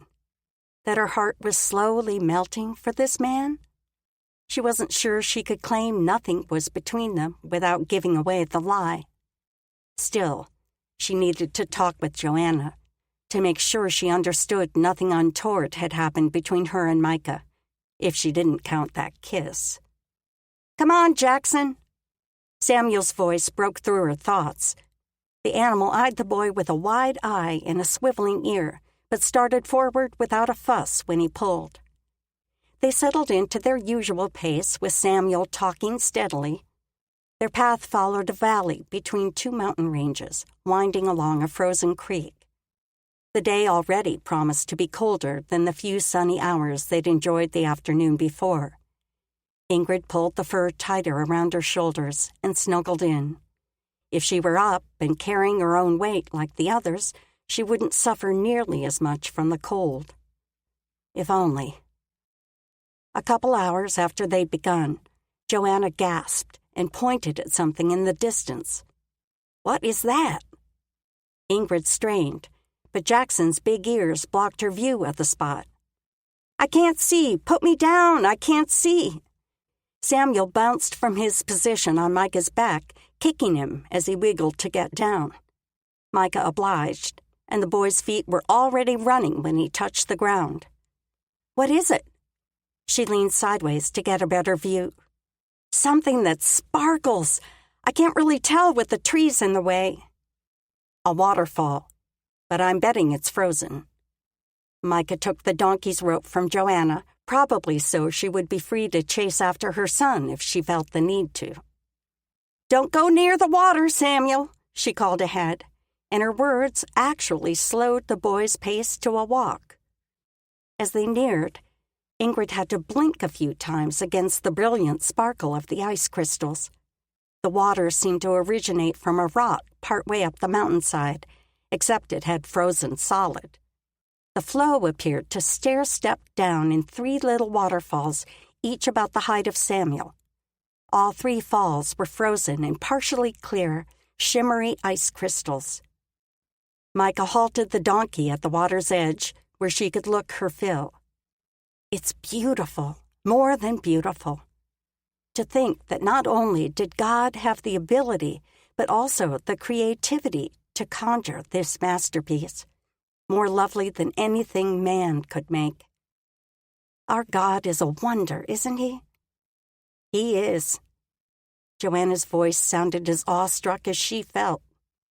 "I want to touch it, Mama." Samuel wiggled under his mother's hold. Joanna took a firmer grip on him. "We'll just walk to the edge and reach out. We're not going to step on the ice. Understood?" Ingrid bit back her smile at the sudden change in her friend's tone. Nothing could be hallowed for long with a little boy around. After they'd spent a few minutes marveling over the natural ice sculpture, Ingrid noticed Micah studying the mountain from which the waterfall started. His brows knit in a troubled look. "What's wrong?" He was standing near enough that she didn't have to raise her voice, but he didn't turn to look at her. "I'd hoped we could hike up the cliff face to go around the water, but we won't be able to do that with the sled." She followed his gaze to the icy rock. The mountainside wasn't straight up, but the stones slanted enough that the cart stood a good chance of falling over. She wasn't game for another wagon crash just yet. He looked down at the frozen creek. "Is there any chance we could go over the ice?" The stream could be crossed in 3 or 4 long strides, and it didn't look very deep, even if the ice broke through. "Do you think it's strong enough to hold?" Micah studied the stretch she was looking at. "I can't tell without walking on it to test it. That may be our best option." He stepped forward, shuffling down the steep bank. The edges of the icy stream were covered in snow, and he stepped gingerly onto the first section. An image formed in her mind of his foot crashing through the crust, sinking into the icy water. The exposure would surely give him frostbite, or maybe a broken leg, which would be worse. "Micah, wait!" She sat up straight, itching to reach out and pull him back. "Don't try it. Let's find another way to test the ice." He sent her a quick glance. A smile? Surely not. "It's holding. I'll be careful." He eased another step forward, sending her heart into her throat. "Please take care." What would they do if something happened to him? Micah was their protector, their guide, their strength. They'd have no idea how to go on without his help. Her conscience panged.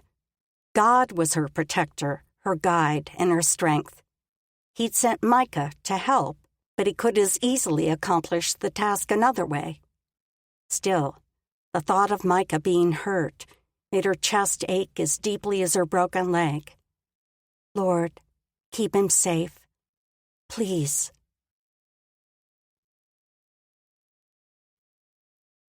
Chapter 18. Step by achingly slow step, Ingrid watched Micah travel across the creek. The ice held. The moment he reached the other side, she drew in a long breath, then released it, forcing out her pent-up nerves with the spent air. His white teeth gleamed in the kind of smile that came from deep down, a smile she'd not yet seen on him.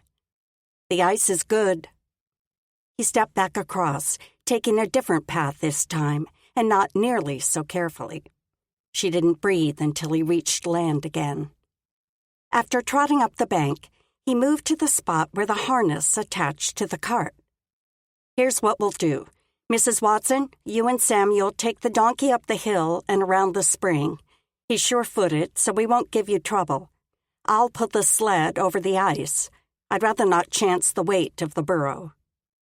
Her stomach nodded. She'd rather not chance Micah again either, but she couldn't deny his plan made sense.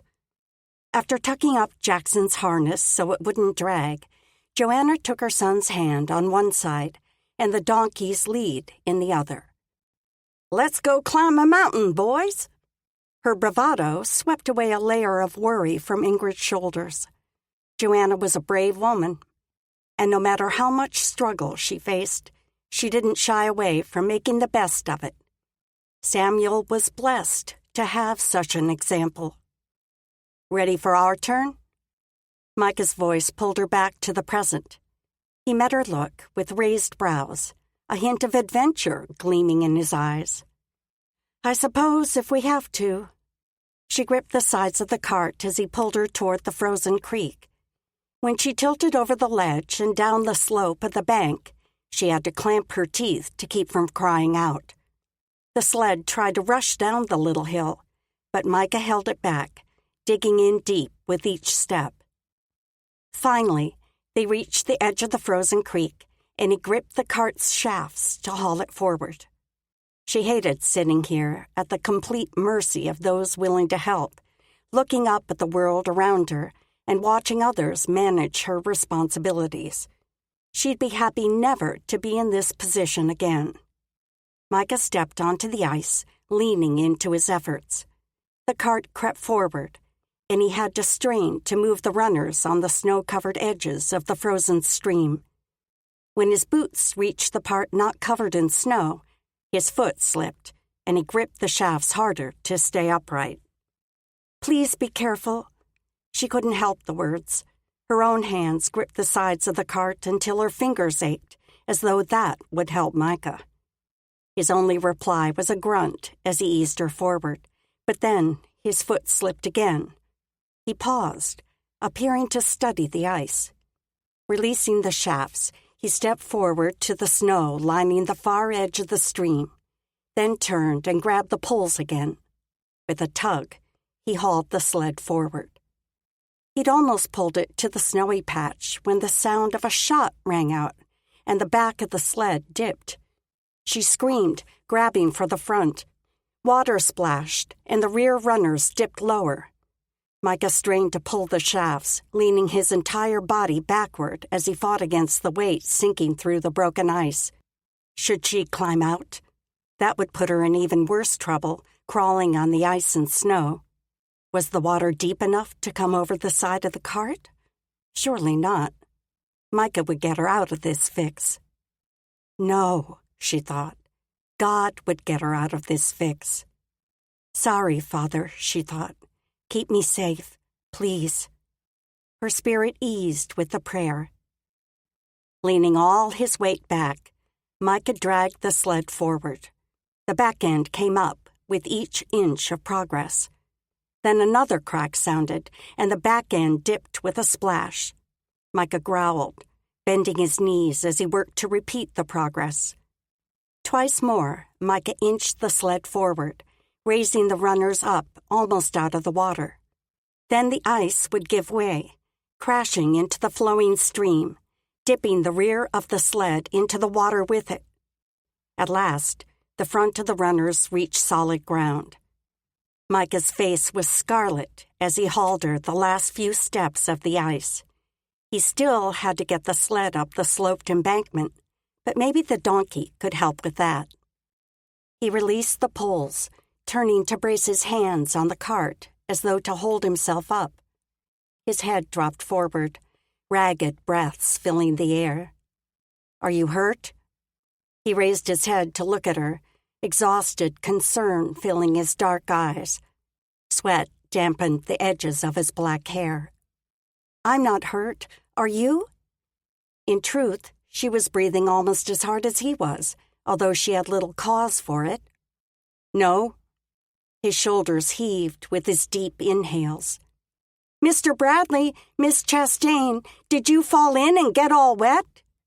Samuel came running, heels kicking high to clear the snow. "Not a bit." She worked out a smile for the boy. "God gave Micah extra strength to pull the sled out." Samuel turned wide eyes on the man. "Did you feel God give you extra strength?" Micah straightened. "How about you and your mama bring Jackson here so we can use his extra strength to pull the sled up the hill?" "Yes, sir." The boy spun and sprinted back the way he came. He'd been an overconfident fool.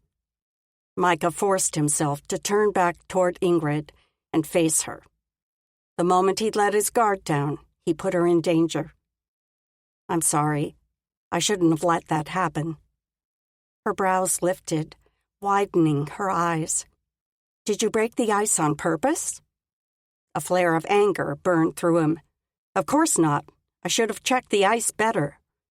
She reached out her hand and rested it on his arm. "You did everything right, Micah. Sometimes accidents happen, but I'm not hurt." I'm sorry you had to work so hard to pull me out, but we're not injured. God protected us." He fought harder to force the anger down, but it leaked out. "The ice cracked, Ingrid. If that was God's protection, I'd hate to see how bad things get when he turns his back." She straightened, her look turning curious, though maybe a bit guarded. "We're safe, Micah. God brought us through without injury." He turned away from her questioning eyes. "I learned long ago trusting God to help never makes things better. It only makes me weaker. When I let my guard down, people I care about get hurt." A sadness crept into her eyes, making his chest squeeze. He'd not meant to cause pain. "I'm sorry you feel that way, Micah. I actually feel the opposite. Relying on God fills me with an inner strength much greater than I could possess on my own." "Here's Jackson, Mr. Bradley." Samuel's voice broke through their conversation, and not a minute too soon. He turned to reach for the donkey's rope, but as he fastened the harness to the shafts, her words radiated in his mind. "Relying on God fills me with an inner strength much greater than I could possess on my own." She did possess inner strength. He recognized it from the first time they spoke after her accident.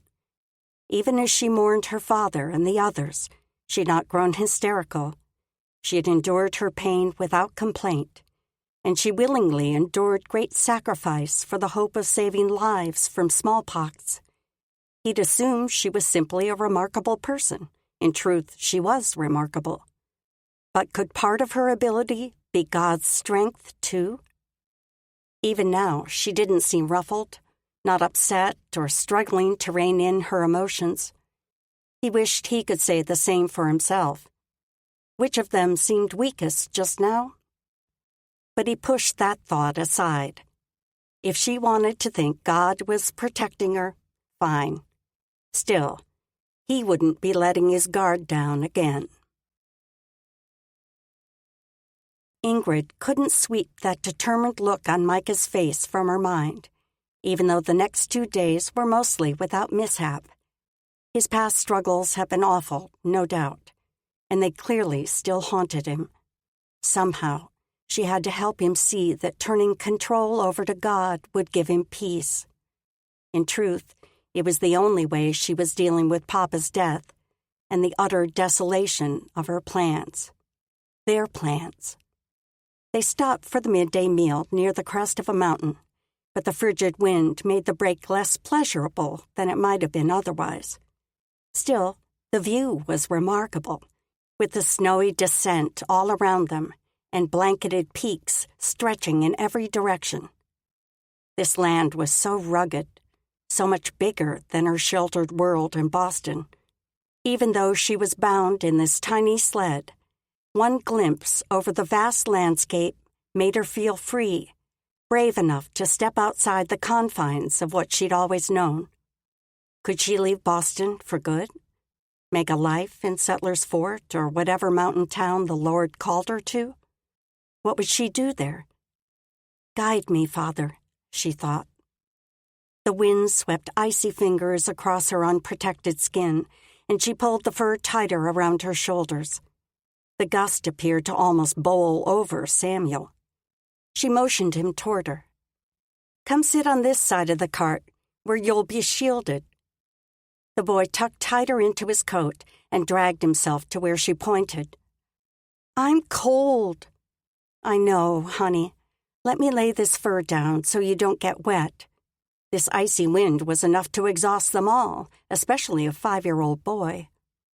"Maybe if you promise to be very still, you can sit on my lap when we start again." She slid a glance at Micah as she spoke, who'd been standing with his hands propped at his waist, eyeing the low-hanging clouds.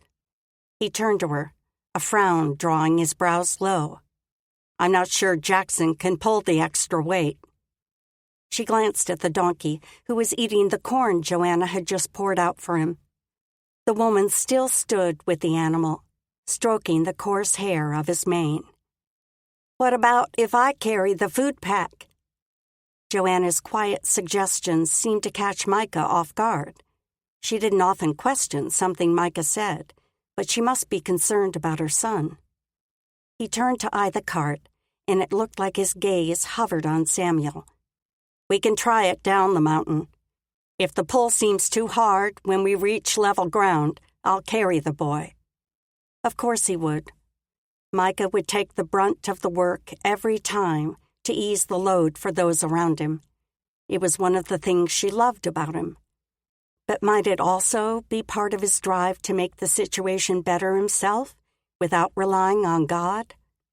She'd not thought of his actions in that light before, but his declaration by that frozen stream made her see him differently now.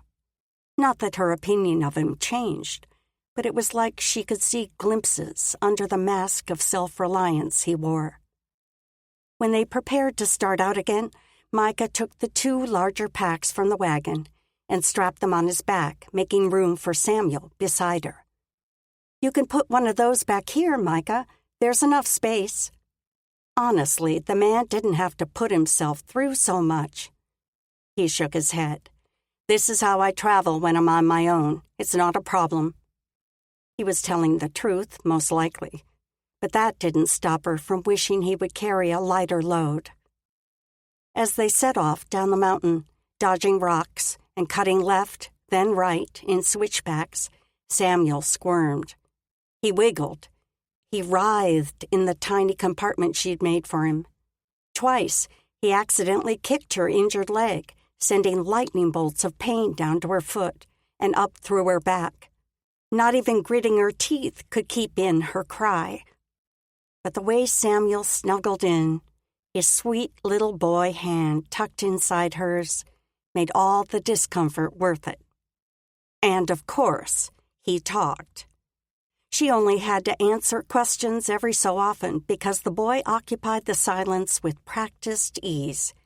It was as if part of him had to be moving at all times. Since his feet were confined in the cart, his mouth refused to be contained.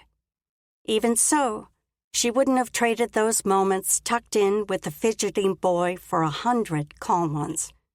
What was it about children that soothed a person's soul? That little voice reminding you of the simple pleasures in life. When they reached the bottom of the mountain, Samuel grew quiet for the first time. She breathed in the silence, closing her eyes to enjoy the feel of the wind at this lower altitude. None of the former iciness raised gooseflesh on her skin, only the caress of this new breeze. A gust flapped at the hood of her coat. Perhaps this wasn't a breeze, maybe more of a gale. But with its warmth soothing the parts of her that hadn't thawed in weeks, she'd take the heavier wind without complaint. "Looks like a Chinook is coming in." She opened her eyes at the sound of Micah's voice. They come to a stop, and he stood in that same posture as before, hands propped at his waist, eyes lifted to the heavy sky. "What's a Chinook?" Joanna followed his focus. "It's a warm wind that sweeps through. Raises the temperature so it feels like summer's coming." "Oh, we had that 2 years ago. It came right after a snowstorm and melted everything within an hour." He nodded. "I've seen it melt a foot of snow in the space of a morning." "How long will the Chinook last?" Ingrid shifted to protect Samuel from a particularly strong gust. A glance at the boy explained why he'd not joined in the conversation with eager questions. His face softened in sleep, his long red lashes resting against wind-chapped cheeks. She couldn't help but smile at the sweet scene. When she looked up, Micah was also watching the boy. She met his gaze, drank in his soft smile. Who couldn't love this boy who talked for hours on end and approached life with such fervor? Micah had said his daughter had been much the same. No wonder he still missed her so much. "Bring healing to his heart, Lord," she thought. Micah straightened and turned back to the direction he'd been looking, almost as though he resisted the tug of her prayer. You never know how long the Chinook will last, sometimes hours, sometimes days. It feels wonderful. Joanna stood in the wind, skirts billowing, hair flying, as though the gusts swept away all her inhibitions, all her sorrows, the heavy weight of her losses. With the warm gale buffeting her, she seemed to be reveling in the freedom. Within minutes, Micah motioned them forward. As they slipped into their familiar procession, with his broad shoulders leading the way, she couldn't help but notice the way he stiffened against the wind. If only he could find the same freedom in casting off his fears and worries that Joanna had discovered.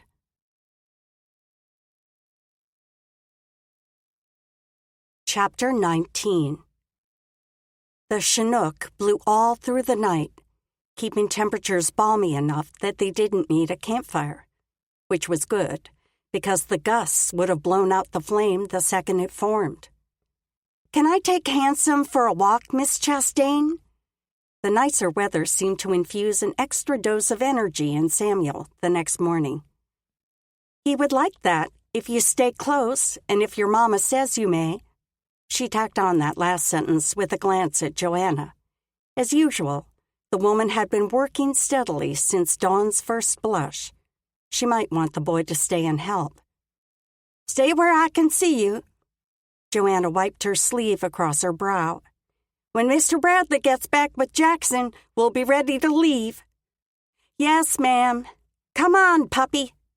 And he was off, a limitless bundle of energy. "If you bring me a pot of water, Joanna, I'll clean the morning dishes." How frustrating that she had to have help to accomplish a simple chore like that.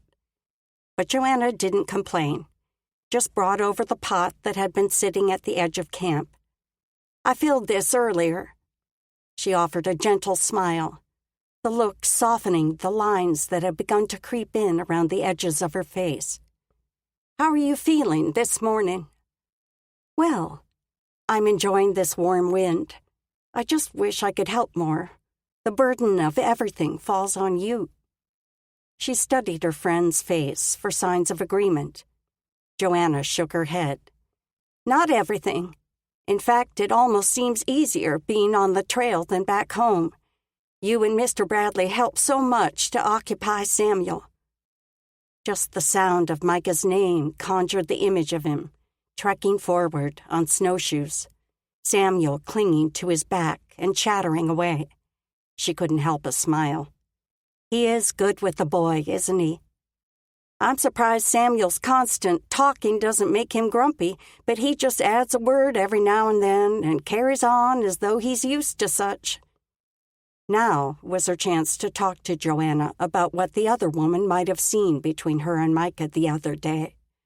But how to bring it up? Joanna seemed to read something in her face, and a sparkle touched her eyes. She reached out to touch Ingrid's shoulder. "You two seemed like a good match, the perfect complement to each other." Heat flamed to her face.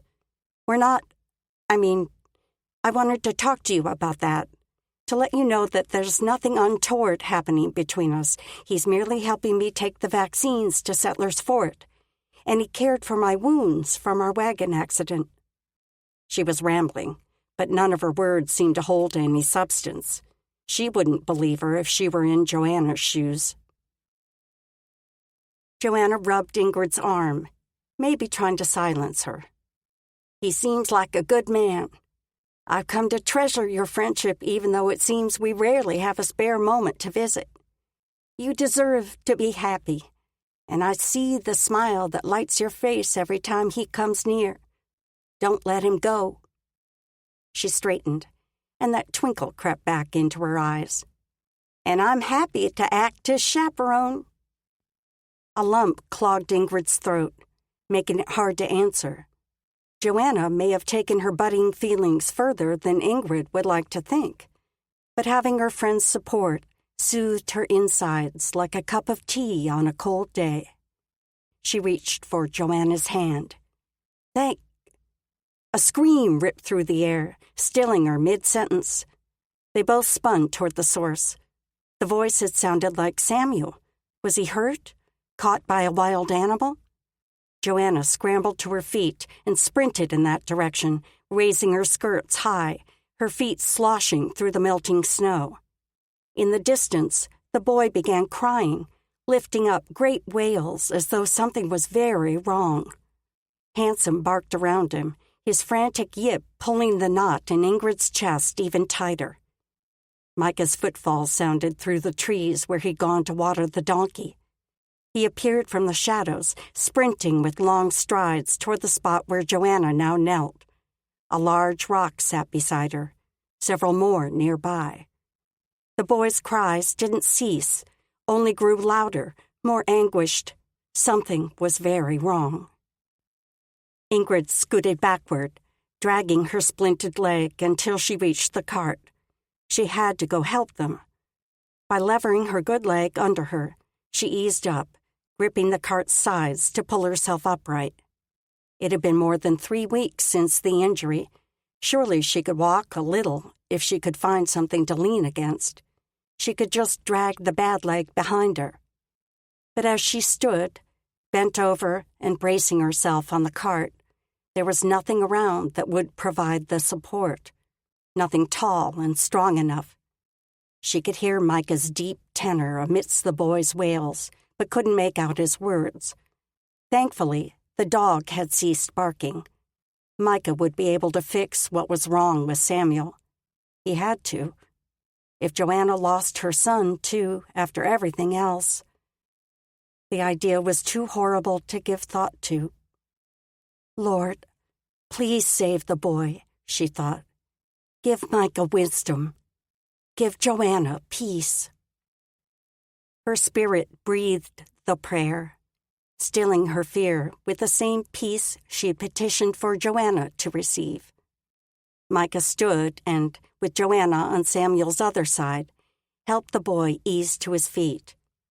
As they turned to walk back to her, it looked like Micah was supporting the lad's left arm, or maybe just the wrist.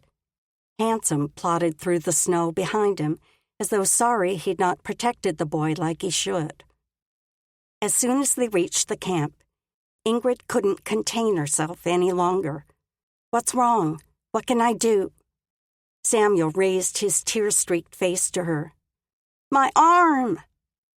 Come sit here so I can wrap it.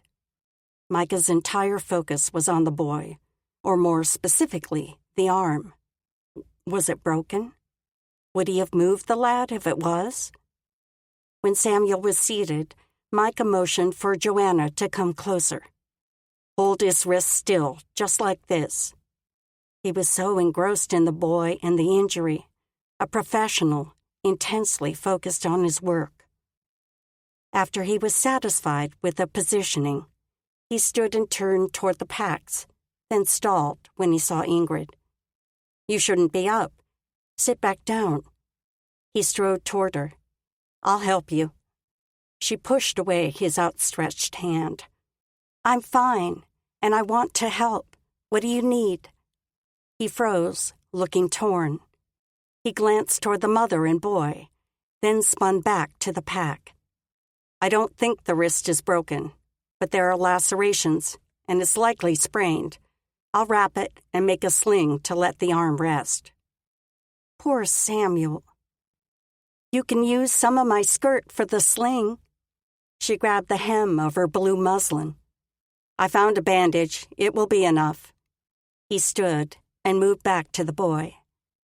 What else might be needed? I have some willow tea left. Will it help with his pain? Micah paused. Probably. He moved toward her, and she held out the canteen of bitter tea. After taking it, he squeezed her hand. He'll be all right, just in a bit of pain for a while. She nodded. How had he known she needed to hear that? Her chest throbbed for the heartache Joanna must be feeling, for the searing pain Samuel was struggling to cope with, for Micah's anguish as he had to face another hurting child, someone who depended on him to make things better. Be with them, Lord, she thought. Fill each with your loving strength. She may not be able to do anything else, but she could do the most helpful thing: cover them with prayer. Each of the boys' cries plunged another knife into Micah's chest. He'd wrapped the forearm firmly and strapped it to his chest to restrict movement, and now Samuel sat in his mother's arms. Deep, shuddering sobs still slipped out every few seconds. "Try to drink a little more, honey. This will stop your arm from hurting." Joanna raised the cup of willow tea to her son's mouth. The boy took a sip, then turned away with another sob. "I know that stuff doesn't taste so good, but I'll bet you're brave enough to drink it anyway, aren't you?" Ingrid stroked the boy's hair. She'd been more worried about the injury than Micah had expected. Micah had been so engrossed in wrapping the arm and securing it properly, especially in case there was a fracture to the bone. He'd almost missed the distress on her face. Seeing her standing there, clutching the cart to hold her upright, his heart had surged to his throat.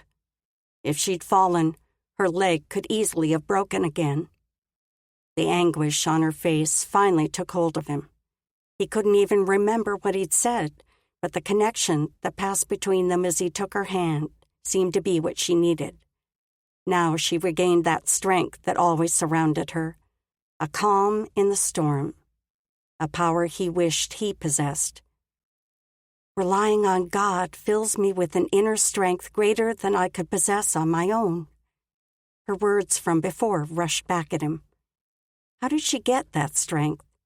Surely she didn't sit down one day and hand over her will to God like baked goods sold to a neighbor. "Here, God, I'll trade you this in exchange for your inner strength. Would you mind signing this receipt, please? I wouldn't want you to back out of the bargain." Something inside him tightened at the thought. He may not be very close to the Almighty these days, but not even he was so blasphemous as to think such things. "Sorry, Lord," he thought. He looked around the campsite. He needed something to do.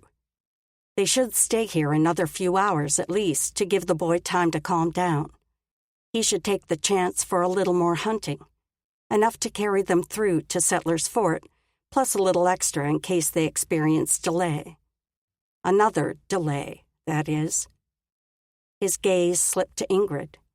She was handling this pause in their journey well so far. Her attention focused on helping the boy feel better. Her head bent close to his, and he had to focus on her mouth to tell what she was saying. Or rather, singing? Was she crooning a lullaby? His heart ached with the sensations flowing through him. This woman, how had she become so special? She poured out her beautiful heart for others in so many ways. If only he were worthy of the affection she freely showered on him, too. But he wasn't. Pushing up to his feet, he reached for the rifle. "I'm going to check the donkey, then do some hunting. Call out if you need me. We'll leave after the noon meal if everyone is up to it." His boot caught on the small satchel that carried his personal things. Maybe this was a good time to do some writing, too. Reaching inside, he snagged his journal, then strode toward the woods. Perhaps the time alone would help him settle his thoughts. But then again, 5 years of solitude hadn't accomplished that feat. It would take a miracle for it to happen now. "My sweet Rachel," he wrote, "do you remember the song I used to sing to you at night? I can't remember when our habit began, but every evening I wasn't out doctoring someone, I would tuck you into bed. I'd lean close to your ear and sing, 'You are precious, you are precious, you're the one, you're the one. Jesus made you special, Jesus made you special, for his love, and my love, too.' Then I'd tickle you while you giggled so hard you'd snort and gasp like a little piggy. When you grew older, you learned how to tickle me back, and our little song turned into a full tickle fight. Often, we only stopped when Mama came to tell us to settle down. She always said I was making you too excited before bedtime, but I couldn't resist hearing you laugh so hard. There's nothing I wouldn't give to hear you laugh again, my sweet Rachel. I miss you more than I can say. Papa. When they finally stopped for the night, Joanna looked more exhausted than Ingrid had ever seen her. Samuel had ridden in the cart some of the afternoon, but there were many moments when his tears and cries of, "Mommy, please," were too pitiful to ignore. In those moments, Joanna would take her son and carry him, soothing away his sobs as only a mother could. The effort took a toll on Joanna, though, as was evident by the deep lines under her eyes and her pale face. After setting up camp, Micah handled meal preparations so Joanna could tend to her son. Now that the heavy wind had left, he'd been able to build a fire, a good thing, since the air dropped to icy temperatures. "Stew's ready." Micah filled a cup and handed it to Joanna. She took the mug as she wrestled her son into an easier position. "Come, Samuel, let's eat a few bites. This will help you feel better." "No, it hurts." He'd been whining those same words for hours, a heartbreaking refrain. "I know, son, but you have to eat." Joanna's tone picked up a twinge of frustration, nay, desperation. "How about if I sit with him for a minute?" Micah stood and handed Joanna her own mug of stew as he stepped toward them, and Joanna scooted back so he could take her spot. He settled in, taking the boy on his lap, cradling him as though the two had sat together many times before. "Did I ever tell you about the time my little girl broke her arm?"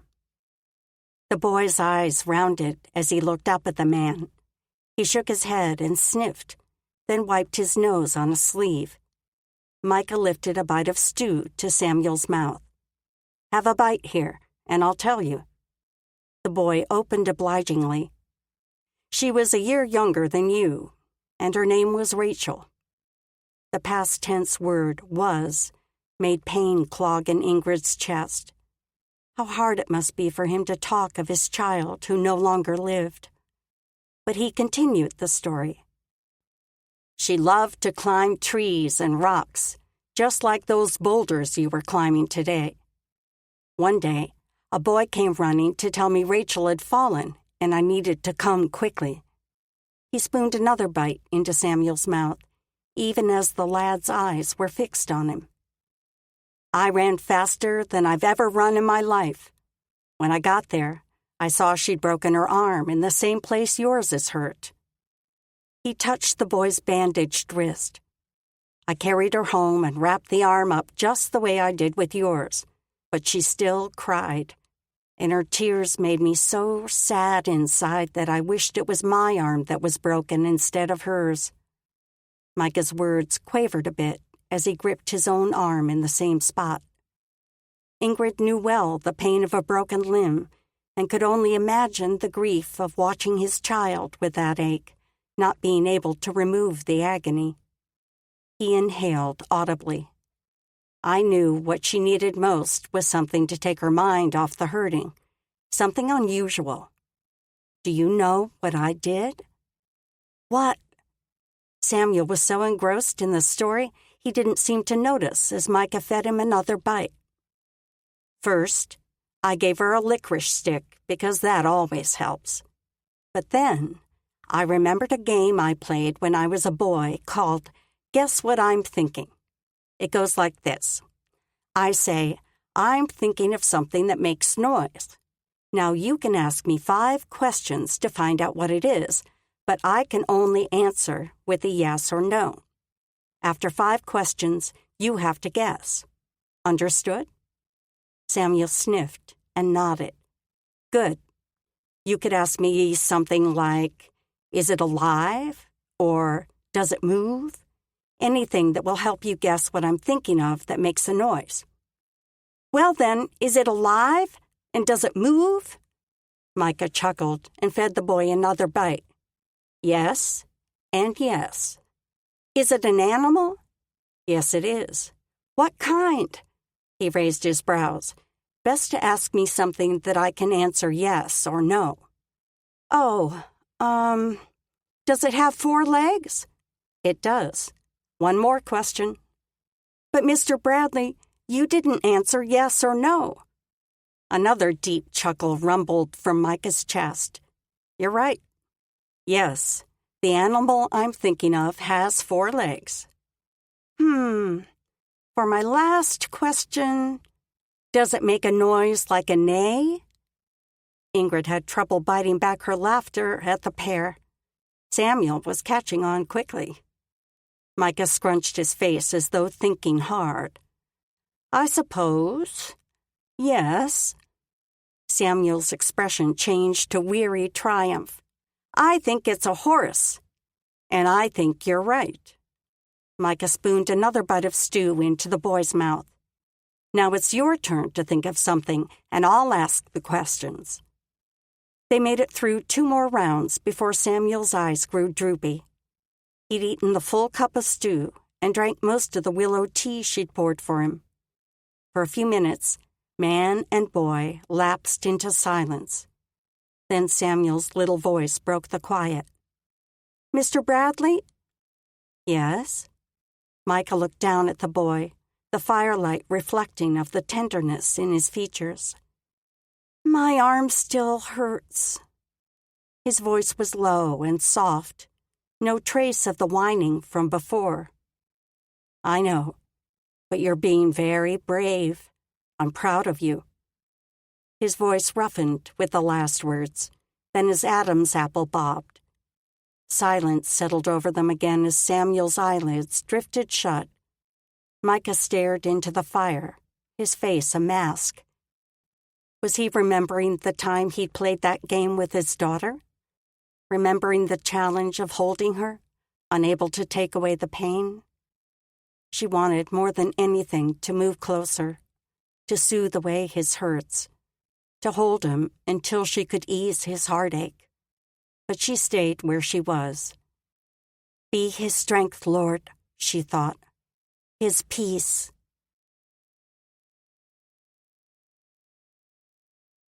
Chapter 20.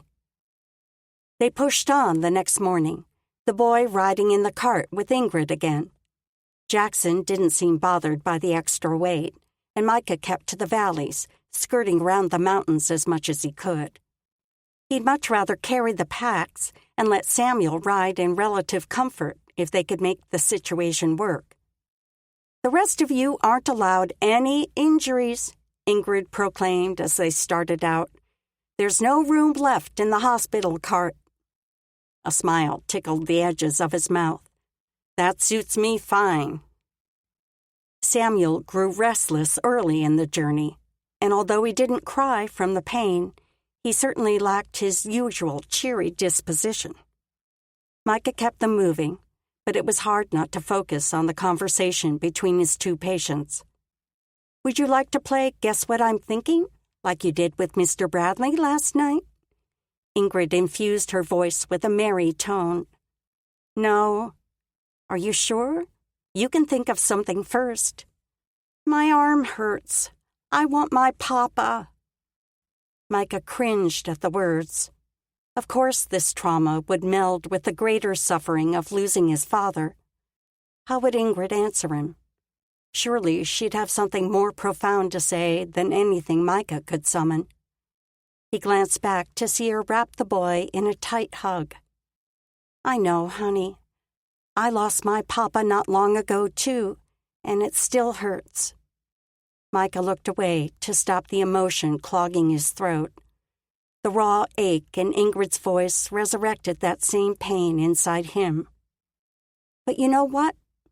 I'll see my papa again one day in heaven, just like I'll bet you'll see your papa there. That makes me feel better. When will I see him? Only God knows that. But as long as you trust God, He promises we'll go to heaven someday and see all those people we love who are waiting there for us. Samuel was quiet then, and Micah didn't turn to see what they were doing. He wasn't sure he wanted to hear more. But she spoke again. "How about if I tell you a story?" The boy answered too softly for Micah to hear. His response must have been agreement, because Ingrid started in. "Once upon a time, there was a man named Gideon. He lived a long time ago, in a land where the people didn't have much to eat. There was a king who lived in the next country who was very mean to the people. Every time they grew grapes or wheat for food, the king would send soldiers to come and take their crops, so they barely had enough left to eat. Just like all his family and friends, Gideon was afraid of the soldiers. He'd rather be hungry than face their swords and knives. One day, when Gideon was hiding away a little food so the soldiers wouldn't take it, an angel appeared to him. Don't you think that would be exciting? To be working at your chores, then an angel appears in front of you, just like that? She snapped her fingers. Did the angel have wings? I don't know. I think it did. Samuel spoke with the certainty of youth. Ingrid's voice held a hint of a chuckle. Maybe so. Over the next half hour, she kept the boy spellbound with the tale of how Gideon gathered an army of people to fight the evil king, then sent most of them home before the battle at God's direction. That sounded like the God he knew, a deity whose actions never seemed to make sense. As she unfolded the tale, what he'd assumed was a story direct from the Bible turned as mystical as a fable. When Gideon and his army of 300 surrounded the enemy army, they blew trumpets and waved torches. God made the bad soldiers confused from all the noise, and they started fighting each other. When the battle was over, Gideon and his countrymen were free to keep the food they grew and to worship God any time they wanted. And Gideon learned God could use anything to accomplish what he promised to do. She settled into silence. Miss Chastain, was that story really true? It was, and it's one of my favorite stories from the Bible. Whenever I'm afraid or hurting, I remember how God made Gideon brave. I pray and ask God to give me courage, too. Her words tugged in Micah's chest. Did she really believe God granted her request? How did she know for sure? Over these past days, he'd come to grips with the fact that her inner strength came from her faith. But could it actually come from God himself, not just the strength of her beliefs, in response to her prayers? If only he could see that play out with his own eyes, maybe the idea would be easier to believe in. The next few days weren't easy for any of them, but Ingrid did her best to entertain Samuel, so the weight of his care didn't smother Joanna. Thankfully, the boy's arm seemed to be healing well. But even with her help, Joanna seemed to grow more weary and drained with each passing hour. Perhaps the hill they'd been climbing all afternoon had been too much, because she looked like she may not make it to the top. Micah didn't seem to notice how pale she'd grown, nor the way she staggered with each step. Maybe we should stop for a minute, Ingrid called up to him. He slowed, then straightened and turned to her, his breaths clouding the air. All right. Anything wrong? She slid a glance to her friend, who still stood hunched over, huddling in her coat. The weather was cold, but she'd expect Joanna to be warm from her trek up the mountain. In fact, a sheen of sweat glimmered from her brow. Joanna, are you well? I'm just tired. Her voice quavered, as though from shivers. Ingrid glanced back to Micah to see if he noticed the unusual symptoms. He studied the woman, concern knitting his brows. Joanna was clearly unwell. Come here, Joanna, Ingrid said. Let me feel if you're feverish. The woman actually complied, which meant she must really feel ill. As Joanna leaned against the cart so Ingrid could feel her forehead, her labored breathing filled the space between them. Her skin burned at first touch, and her cheeks flushed with bright red circles. "Joanna, you're not well at all. You should be in bed." Ingrid looked up to Micah, who'd stepped closer to them. "Is there a place we can camp?" He nodded. "We'll have to hike down the mountain. Then we can make camp in the woods." Turning back to Joanna, she studied her. "Can you walk that far?" The woman straightened. "Of course." Yet she still hugged her coat tight around herself as she turned downhill. Joanna seemed to have renewed energy for the first few minutes after they started again, but it faded quickly. By the time they neared the cluster of evergreens spanning the base of the mountain, she'd returned to her huddled posture, stumbling forward as though each step was a challenge. What could be wrong with her friend? Her joking words from before clanged loudly in her ears. "The rest of you aren't allowed any injuries. There's no room left in the hospital cart." This trip had been beset by one trial after another, slowing them each step of the way. "Why, Lord," she thought, "you called us to bring these vaccines to help the people at Settlers Fort. Why haven't you prepared the way for us? Why are you allowing these awful things to slow us down?" And poor Joanna. She'd endured so much already. What could be the Lord's purpose in adding one more affliction to her load? Although still an hour or two before they normally stopped for the day, they made camp as soon as they reached the trees. After helping her son from the cart, Joanna found her bed pallet and sank onto it, while Micah unharnessed Jackson. Ingrid hated being confined to the cart until Micah was generous enough to come hoist her out. Joanna always helped lift her splinted leg, but this time they'd need to accomplish the task without her. As soon as he removed the straps from the donkey and entrusted the lead line to Samuel so the animal could graze, Micah stepped to her side. "You ready?" She nodded. "If we had a pair of long poles, I could do this part myself." He bent down and slipped his hands under to lift her. "I don't mind helping." As much as she wanted to be independent, feeling his strength so close was a small dose of heaven. His touch always formed a connection between them. She was hard-pressed to resist his nearness, nor did she want it to stop. "Do you want to stand for a moment?" He lifted her from the cart and cradled her, waiting for her response. "Yes, please." She shouldn't distract him from building a fire and tending Joanna, but the chance to stand was too alluring. "Just for a minute." She gripped his shoulders as he lowered her feet to the ground.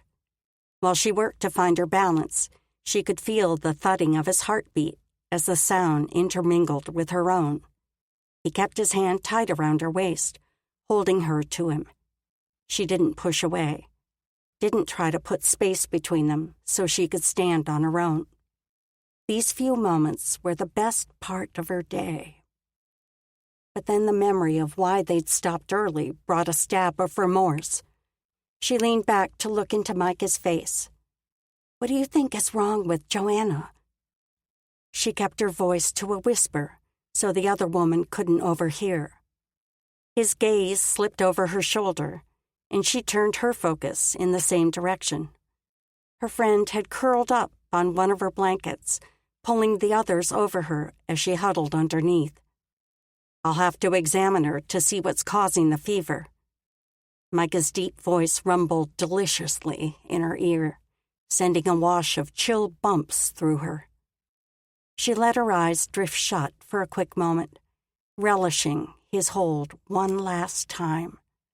The bristles of his jaw brushed her temple as his lips touched her skin, achingly sweet. "I need to set you down so I can see to things." He whispered the words, his warm breath caressing her skin.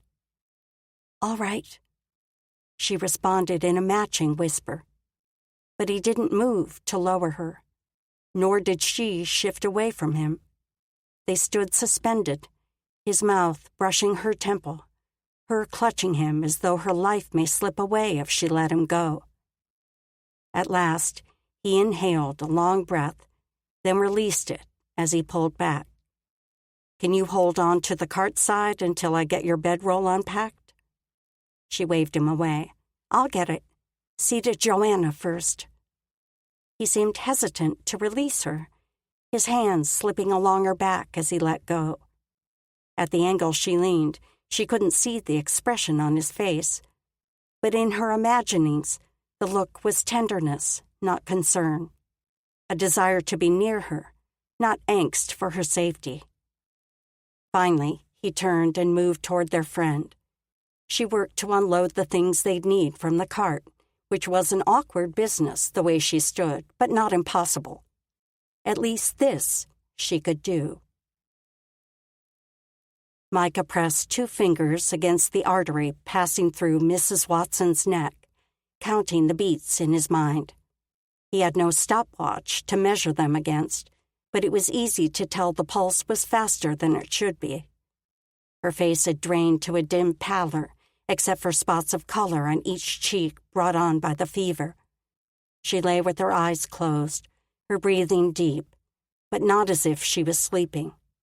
There wasn't a raspy edge that would come from congestion in her nose or lungs. "Can you open your mouth?" She obeyed, still not lifting her eyelids, as though that took more energy than she possessed. He peered down her throat, adjusting her jaw so the light would aid his view. Her tonsils didn't appear inflamed. "Does your throat ache?" She shook her head. With a final glance around her mouth, he started to move his focus to her eyes, but a red spot on the side of her tongue caught his notice. Maybe it was a trick of the shadows, but that surely looked like a set of raised bumps, an exact replica of so many he'd seen before. A weight slammed into his chest, knocking him backward. He sat on his heels, studying the woman with an eye for the symptoms that had become so familiar to him 5 years before. "Does any part of you hurt?" She raised a hand to press her temple. "My head." Urgency quickened his senses. "Anywhere else?" She was quiet for a minute as her eyes squeezed. "It's hard to tell. I feel like everything hurts." He forced himself not to show a visible reaction. Head and body aches often accompanied fever. "May I see your hands, Mrs. Watson?" She extended both arms toward him, and he unwrapped the cloth strips she'd been using for gloves. Her fingers were icy, which was not uncommon with a fever, or perhaps merely from the frigid temperature around them. No rash marred her white skin, a good sign, but it usually began in the mouth, so the sickness probably hadn't progressed that far. If this was even smallpox, he had to keep from leaping to that conclusion. He rewrapped her hands and tucked them under her blankets. "Can you open your mouth again, please?" She obliged, and he peered inside. This angle allowed more light to flood the cavity, and he studied the red spot on the side of her tongue. "Press your tongue to the top of your mouth." As she obeyed, another red spot came into view. This one left him no doubt. That was the beginning of a pox if he'd ever seen it. He sank back on his heels again, tapping her jaw. "You can relax now." Weariness sank over him, stealing his strength. This couldn't be happening. Not again.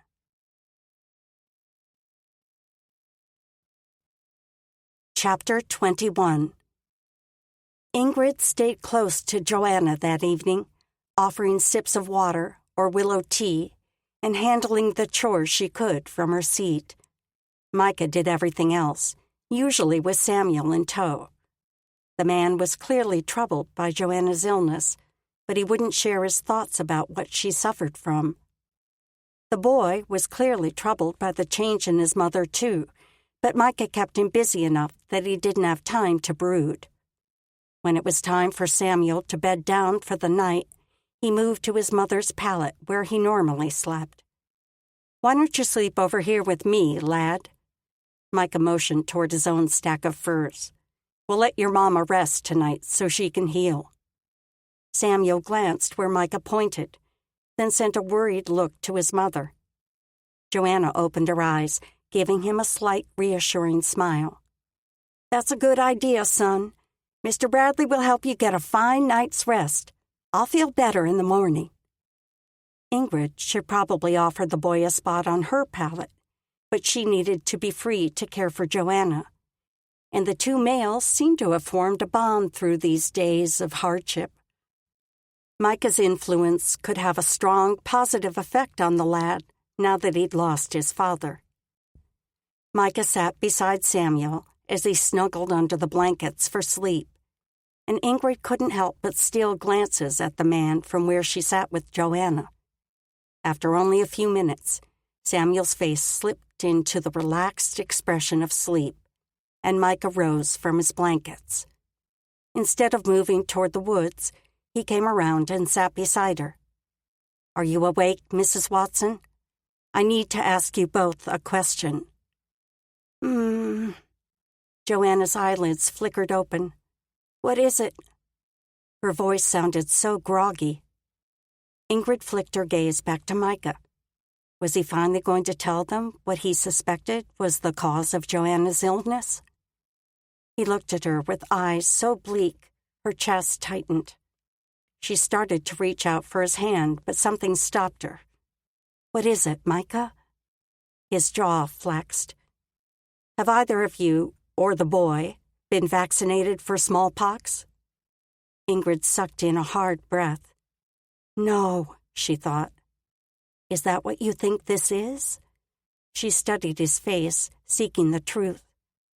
The desolation in his face showed his answer, but also revealed so much more.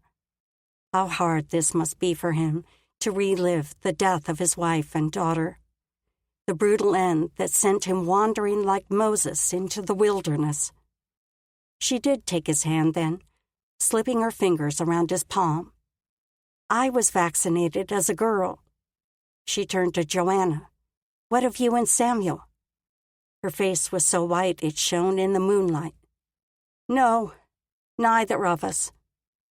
Ingrid's heart dropped into her stomach, or at least it felt that way. She tightened her grip on Micah's hand, knowing the words likely strengthened his certainty about what she suffered, intensified the fear that must be engulfing him. "Be with him, Lord," she thought. "Use this situation to bring him healing, and protect my friends in your mercy."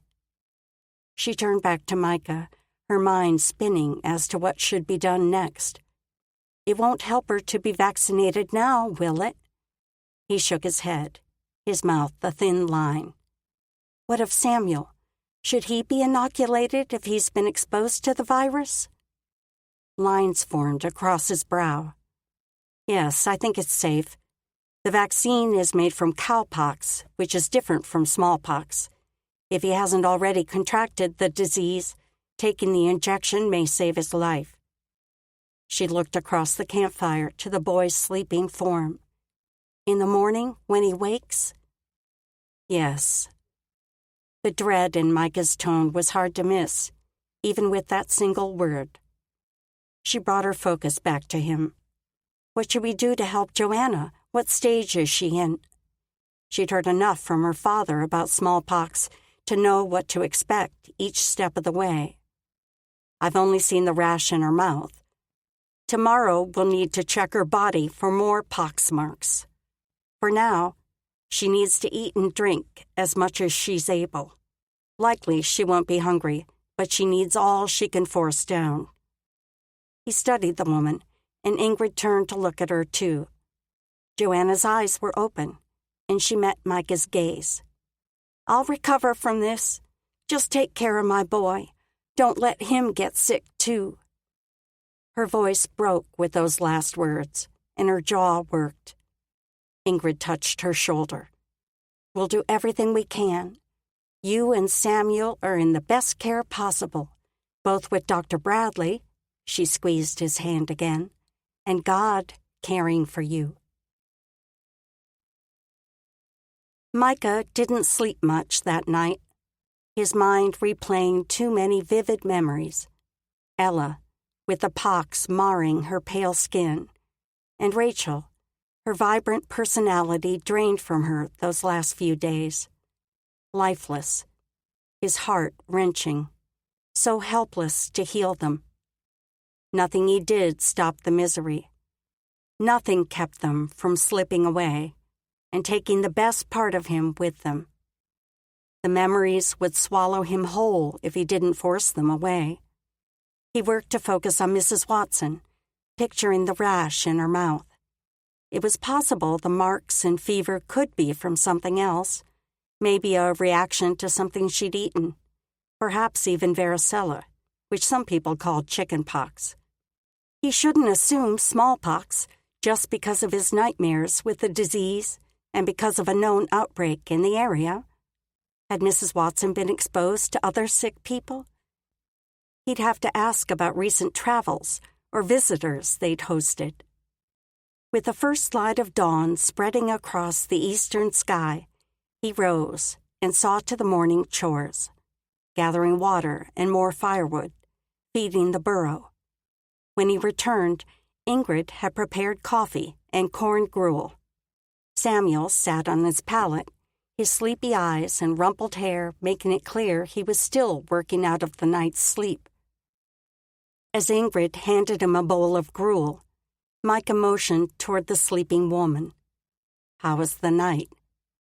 He knew the answer, as he'd heard her restlessness through the long hours.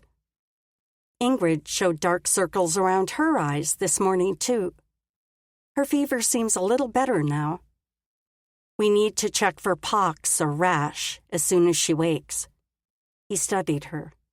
Do you want to handle it, or should I? As the doctor, he probably should, but Mrs. Watson would likely be more comfortable with Ingrid accomplishing the task.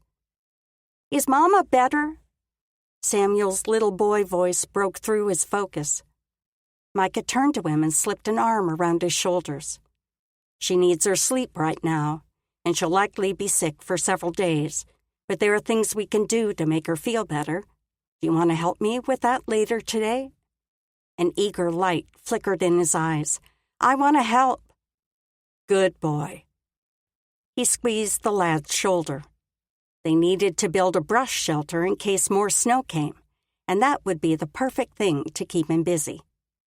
But first, the boy had to be vaccinated.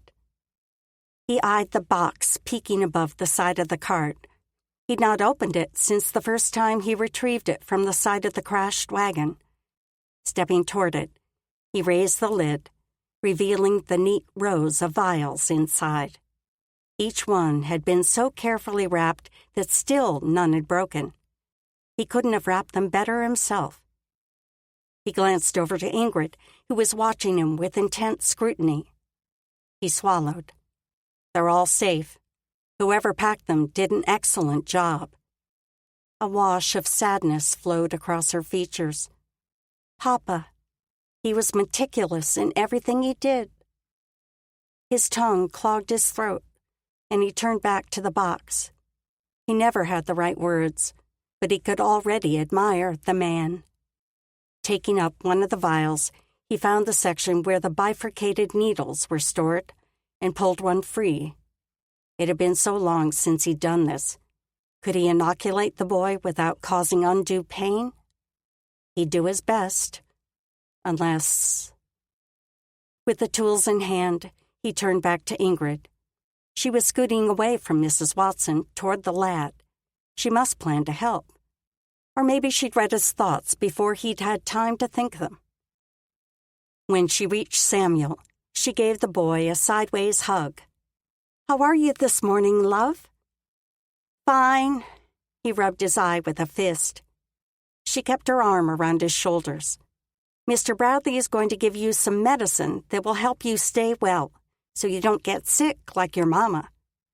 Perhaps she hadn't read his mind. The boy looked up at her with questioning eyes. Is my mama gonna die?" The words plunged a knife through Micah's chest, leaving him breathless from the pain. He couldn't watch this child lose his mother. He couldn't. "Oh, honey, God's helping Mr. Bradley take care of your mama. We're praying she will get better very soon." She pulled Samuel close. "In the meantime, Mr. Bradley needs to give you medicine in your arm." Her gaze lifted to Micah, calling him forward. He forced himself to walk to them, to kneel beside the boy, to clear the knot clogging his throat so he could speak. "Have you—" His voice pitched high, and he cleared his throat again, working to lower his tone. "Ingrid, have you given the vaccination before?" She met his look, her eyes asking all the questions he didn't want to answer. "I've assisted. My father always used the inoculation point." His chest squeezed tighter. He had to be the one to perform the painful task. "God, if you care about this boy at all, let my hands remember what to do," he thought. "Don't let me make this worse for him." While he opened the vial, Ingrid unfastened the boy's coat and uncovered his arm, talking to him the entire time. "You're going to feel a few little pinches in your arm, but what I want you to do is squeeze my hand every time you feel a poke. Do you understand? Your job is to let me know what you feel." She'd clearly done this before, and the boy looked at her with as much trust in his big brown eyes as Micah felt inside him. With Ingrid assisting, this wouldn't be so bad. When he made the first puncture, Samuel jerked away from him. "Ow!" Micah held the boy's arm steady while he squirmed. "Ow! Mr. Bradley, that hurts!" With the second puncture, Samuel let out a howl, which turned quickly into sobs. Ingrid soothed him as tears ran down his freckled cheeks. "Don't forget to squeeze my hand when you feel a stick in your arm. You're doing fine, Samuel. Squeeze my hand." Through the torrent of howls, her voice kept a steady sing-song melody, never ruffled, as though she was strolling through a meadow of flowers. After the fifth successful inoculation, he pulled back. "There, all done." He slid his fingers down the boy's arm, feeling for bumps and soothing the skin. Samuel hiccuped another sob, his cries winding down. "No more?" "No more." Ingrid pulled him close again. "Mr. Bradley did a wonderful job, and you're all done." "You're my brave boy, aren't you, son?" The boy whirled to see his mother sitting up on her sleeping pallet. Her hair fell around her face, and her eyes were rimmed in deep shadows. Samuel jumped up and ran to her. "Mama!" Micah reached to grab him, but the boy was too fast. He surged to his knees so he could rise and follow the lad, to head him off before he could be infected by the vicious disease. Ingrid grabbed Micah's arm, stopping him mid-rise. He jerked to free himself. He had to stop Samuel from reaching his mother. If he contracted smallpox because Micah allowed them to be together, he'd never forgive himself. "Micah." Something about Ingrid's tone stilled him. He paused, there on his knees, and turned to her. Those clear brown eyes softened. They can have just a moment, can't they? Both of them need it. When she pleaded like that, he couldn't bring himself to deny her. Still, he forced himself to look away, turning back to mother and son. Samuel curled into his mother's lap, tucked inside the security of her arms. Her chin rested on his head, tears running down her cheeks. The look in her eyes no longer seemed as drawn, replaced by a look of peace, almost joy. Was it better to be together and happy, though ill, or to be separate and miserable until each one's fate was determined?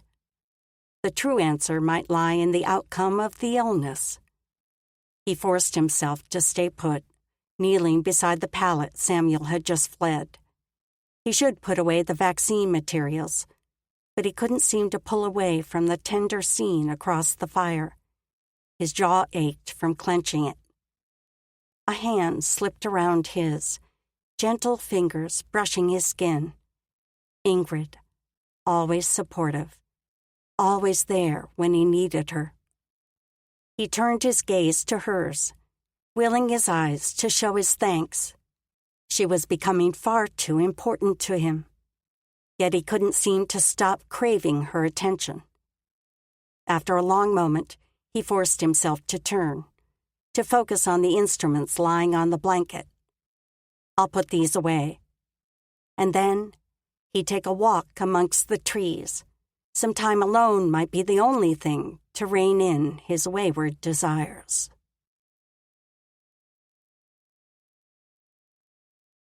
Chapter 22. When Micah returned, the camp seemed mostly back to normal, despite the fact that their lives may never be the same.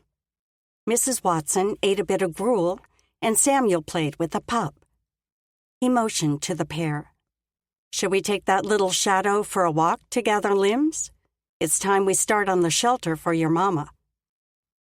The boy's gaze held a little bit of reservation, but he nodded and stood. "Come on, handsome, let's go to work." As Samuel started toward the trees, Micah caught Ingrid's eye, then motioned toward Mrs. Watson. "This is probably a good time to look things over." She nodded, clearly understanding his meaning. "We'll do a thorough inspection." She seemed to know a fair amount about the disease, which made him more comfortable allowing her to handle the task of looking for pox marks. Hopefully, her knowledge was learned through medical tomes, not first-hand experience with the gruesomeness of a severe case. That sight would be seared in a person's mind forever. It took longer than he expected to gather enough limbs and poles, but finally they dragged the wood back to camp. In truth, the boy was a welcome distraction. As they neared, Ingrid looked up at him from where she worked by the fire. The lines of her face were strained, but not overly so. Did that mean she'd found something? "Stack those branches here." He motioned to an empty patch of ground beside the poles he'd carried. The boy dropped to his knees as he dumped his load. "Samuel, would you check Jackson for me? You can take him the water in this pot." Ingrid motioned toward their cooking pot. Was she sending the lad away to show Micah something worrisome on Mrs. Watson? "Yes, ma'am." Samuel huffed a resigned sigh and pushed to his feet. As soon as he slogged away, she motioned Micah over, turning to raise the blanket for Mrs. Watson. His gut clenched as he moved in. The sick woman looked at him with exhausted eyes, deep shadows giving her a haunted look. He brushed his hand across her forehead to check the intensity of her fever. Maybe a little less than the day before, a tiny bit less. We found 5 spots on her midsection. Ingrid pushed aside the hem of her shirtwaist to reveal the bright red dots, which looked almost like shiny blisters. Mrs. Watson touched one of the spots and rubbed. He grabbed her wrist, an instinctive action. "Try not to scratch them. If the blisters break open, the poison will spread faster." He studied the marks. They didn't have the dent in the center that was characteristic of smallpox, but they may not have reached that stage. Moving back toward the woman's face, he searched her skin for a red mark or blister they'd missed. It was highly unusual for the pox to break out on the trunk before starting on the face and hands. He took each of her hands, removed the cloth strips, then studied her skin. Nothing yet. Next, he peered into her mouth again to see how those blisters had progressed. They had the same shiny, pus-filled shape of those on her abdomen, without the indented centers. He straightened. Which did she have? Smallpox or chicken pox? None of her symptoms fit neatly within the normal activity of either illness. A motion from Ingrid pulled his attention, and he blinked to clear his thoughts. "You can cover her back up."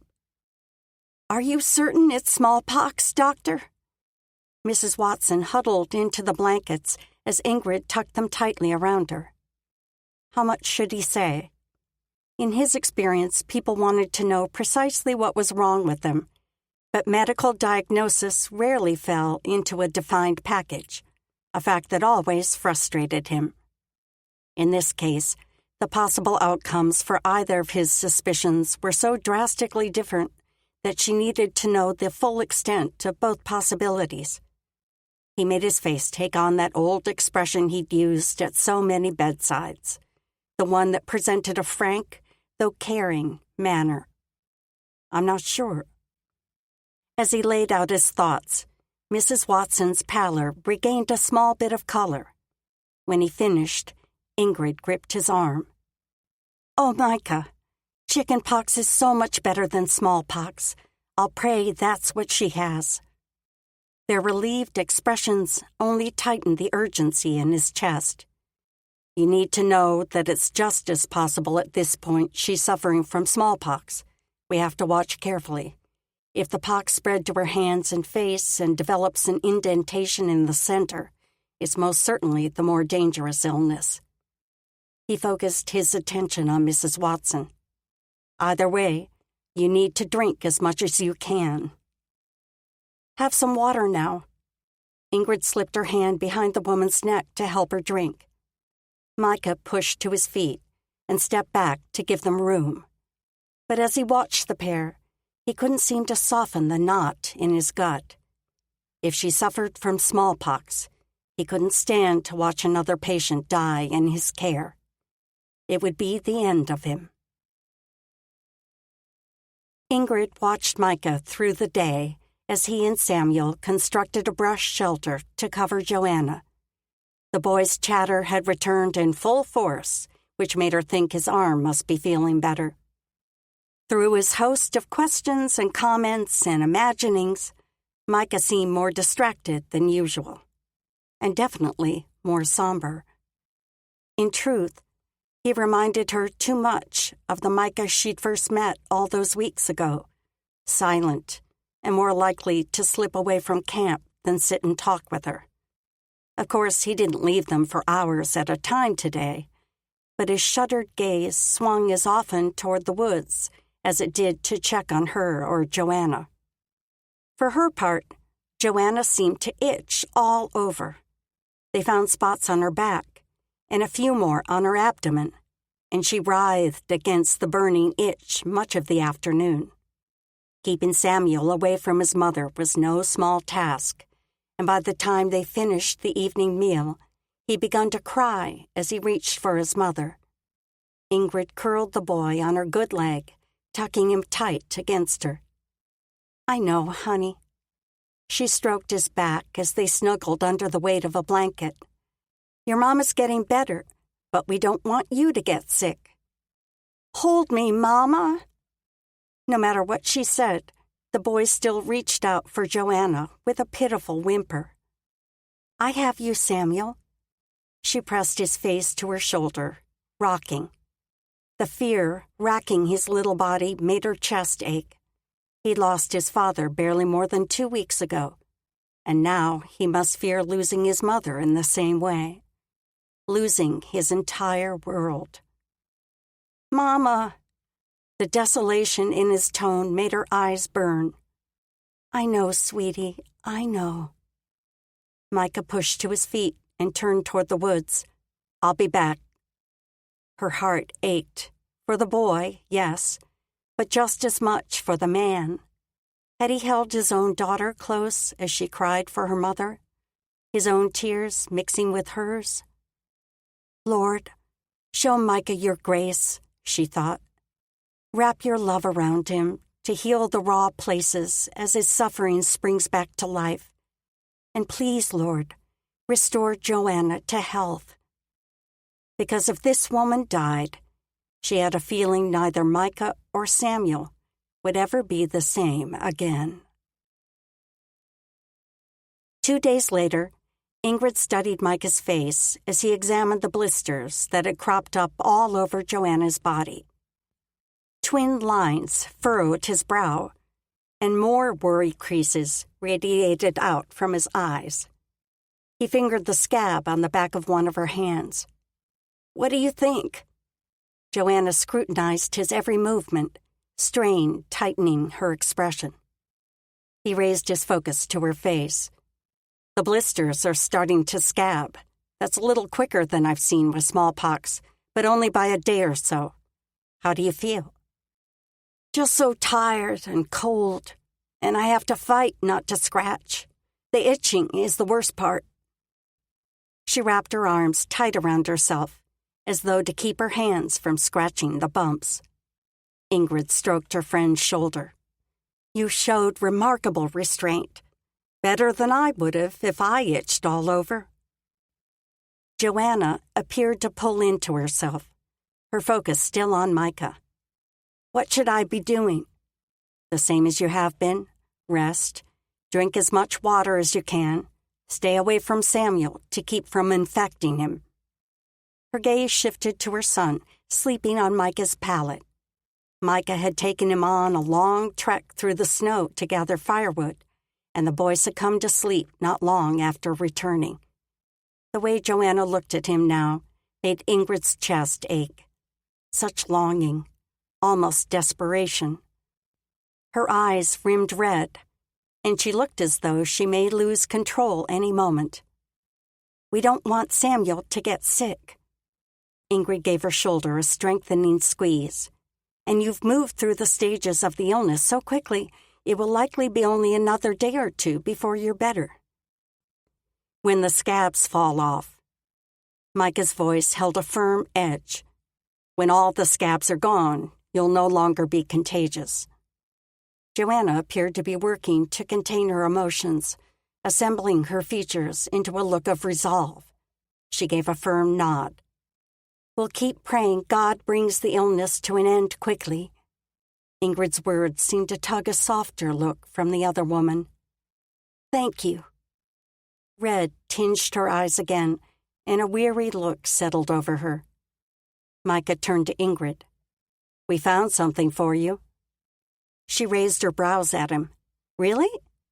He stood and moved to the stack of firewood, then extracted 2 long sticks from behind the logs. Each was about the thickness of her wrist and mostly straight, except for a curve at one end. Did he mean them to be? Her heart surged at the thought. He moved to an open patch of ground and held one in each hand. It took a while, but we finally found 2 poles with curved ends where the branches forked out. I think these should work for walking sticks. A smile tickled the edges of his mouth. "Would you like to try them? If they're right, I'll need to wrap the curve to make them more comfortable. Let's check them first." She was already scooting toward him before he finished the question. With her skirts and the brace slowing her down, she didn't make it far before he scooped her up in his strong grip. She squealed at the sudden feeling of being airborne and grabbed tight around his neck.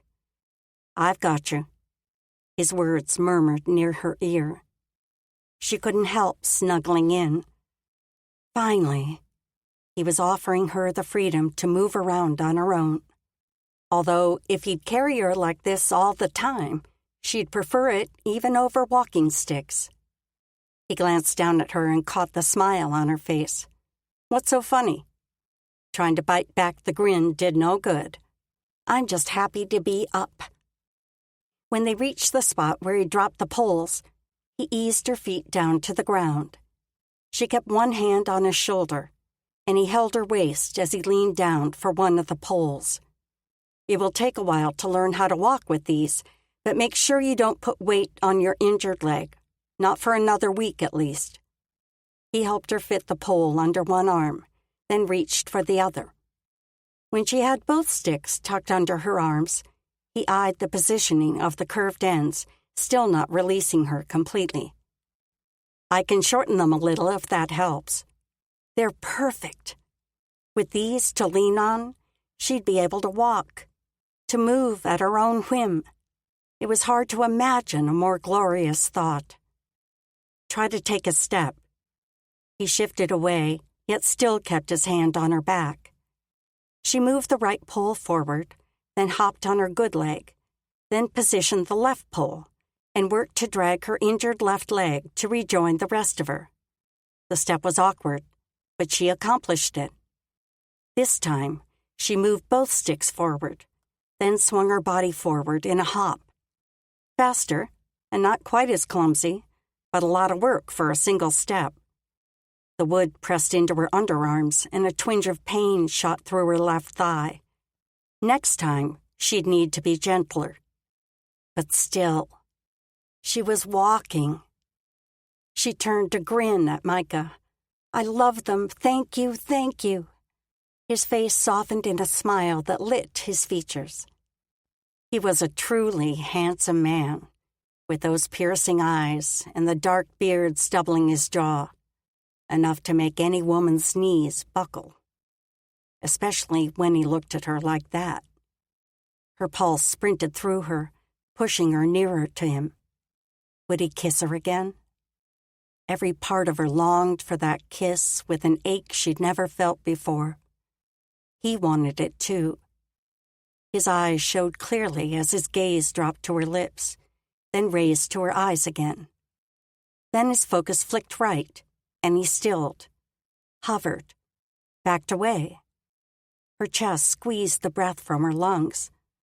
Why hadn't he kissed her? She followed his gaze. Joanna. She lay in plain sight, her eyes dropped to the fire, but there was no way she could miss them. Heat surged up her neck, flooding her face. Oh, heavens! Had she really been about to kiss this man in front of an audience? She backed away, but didn't get one of the walking sticks moved in time. She teetered, working to move her leg or a pole behind her to keep from falling, but the stick tangled in her skirts. Micah lunged for her, his strong hand closing around her arms with a solid grip. He wrapped an arm around her back, pulling her upright, pulling her to his chest. Her heart raced as she leaned against him. With his speeding pulse also in her ear, the sparks racing through her felt as though they might explode any minute. She focused on breathing slow, steady breaths. "I think you should have someone with you when you use those poles." His words held a gravity that would have been appropriate had he just saved her from falling off a cliff. She pulled back, forcing some strength back in her joints. "I'm well, truly, and I can use these as long as—" She looked around for the stick she'd lost. "I have them both." He didn't release her as he reached down to grab it, then helped her position the bent piece under her arm. "Why don't you walk back to the blankets?" Yes, that would be a good start. But as she limped in slow progress toward her seat by the fire, Micah never left her side. Clearly, she'd have to prove her abilities before he trusted her to walk alone.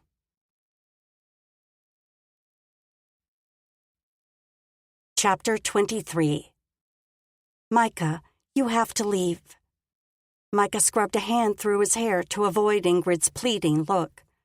He'd returned from checking his traps that next morning to find Ingrid and Samuel taking the dog for a walk. They'd managed at least 30 strides away from the campfire, and she looked worn out already. He shouldn't have brought her the walking sticks. Why had he thought she'd use them sparingly? "All those people, Micah, if they're not already suffering from smallpox, they need these vaccines. We're settled here, and you can move much faster by yourself than if we slow you down." Could he leave them? The town should be less than a week ahead, but just the thought of walking away made his stomach churn. Every part of him revolted against the idea. He shook his head. "I'm not leaving you alone. When you're all well enough, we'll move on together." She leaned on the crutches tucked under her arms and placed a hand on his forearm, forcing him to meet her eyes. Those brown pools were pure liquid. "God is here, protecting us. I believe in the depths of my heart," she placed her other hand on her chest, "that he wants you to take the vaccines the rest of the way. We'll be here in his hands, covered by his protection. When you come back, we'll be safely waiting, and you'll have saved people's lives." She spoke with such fervor, she made him almost think she was right. He raked a hand through his hair again, pinching the ends and tugging. The flash of pain from the action helped clear his mind, and he pulled back, staring at the boy, who was running in circles with the dog. "If I go, I can take Samuel with me." What was he thinking with words like that? How could he walk away and leave 2 injured women alone in the wilderness? She loosened her grip and ran her fingers down the length of his forearm to settle in his hand. "Leave Samuel here. He's a help to us, and you can move much quicker without him." She squeezed his hand, bringing his focus back to her. "Go. Accomplish this work God called us to do, then come back to us." Her eyes said so much, filling in all the words she hadn't spoken. He wanted to come back to her with every part of his being, to stay with her for the rest of his sorry life. But he couldn't subject her to that. He couldn't hold her back. She was so much more than he'd ever be, no matter how much he tried. She was Boston's elite, with money and every resource she needed at her disposal. Except family. But surely she could overcome that hindrance in time. She could marry into a family that would provide anything she lacked. With her noble heart, she could do great things, things he didn't have the courage to even imagine. "Micah, God called me to this place, to you. I'm not leaving until I fulfill all his plans for me, every part." The way she said it, the earnestness in her voice, the certainty in her eyes, he knew without hearing the words that she meant he was part of that plan. But that seemed too wonderful for God to include him in the plans for this woman's life. God had never given him anything so fantastic, at least not something he didn't jerk away within a few years. How could he believe the Almighty would bless him so much now? But none of that had bearing on whether he would take the vaccines or not. He had to focus on this decision. "I know you need time to think about this, but don't wait too long." Her words softened, turned almost hesitant, all the certainty slipping out of them. "The people need those vaccines." He made the mistake of looking back at her, seeing the vulnerability on her face. Despite her deep strength, she made him want to protect her, to fight her battles. She squeezed his hand again, and it felt as though she drew him forward, closing the distance between them. He raised his hand to brush the hair back from her face. Her skin was so irresistibly soft, like balm to his fingers, rough and numb from the cold. She leaned into his touch, and he cradled her cheek. Her lips, red and chapped, called to him, and when her eyelids drifted shut, there was no turning back. He touched his mouth to hers, letting her soothe the raw places inside him, taking his time as her tender lips responded. She was strength and gentleness, her belief in him so pure it made him want to weep with all he'd lost, all she could be to him. If only he could be as much to her. But he had nothing to give, at least not what she needed in a man. Still, he drank her in like water, his fingers threading through her hair, hands cupping her jaw, cherishing her. Sounds from Samuel broke through his awareness, and he knew he had to end the kiss, no matter how much every part of him relished it. With one last touch of his lips on hers, he drew back enough to study her. Her eyelids drifted upward, and a smile turned her full lips. Pleasure laced her expression. "God was so good to me when he brought you into my life." The same pleasure washed through him like a mountain river during spring thaw, and he couldn't help but return her smile. "You make it hard for a man to leave." Her look turned soft and knowing. "We'll be in God's hands, and I'll be here waiting when you come back." Some of the joy squeezed from his chest. Could he really leave her? Leave them all here alone? He had to. He knew in his soul this was what he must do. Lowering his forehead to rest on hers, he inhaled her sweetness one last time. This might be one of the toughest things I've ever been asked to do. When Ingrid awoke the next morning, Joanna was sitting up on her bed pallet. She still appeared pale, but not nearly as close to death as she had the past few days. "You look like you feel better." Joanna smiled, and the shadows beneath her eyes weren't quite as deep. "I do feel better. I think my fever may be gone." "Thank the Lord." She inhaled a deep breath of the frigid morning air, pulling her coat tight as she glanced around. "Where are the boys?" "Mr. Bradley took Samuel and Handsome to feed the donkey." Just the sound of Micah's name made a warm puddle in her chest. She reached for her walking sticks and maneuvered to her hands, then knees, so she could rise. "I'm going to the privy." What a relief to finally be able to take herself away instead of using the bedpan that one of the others had to empty.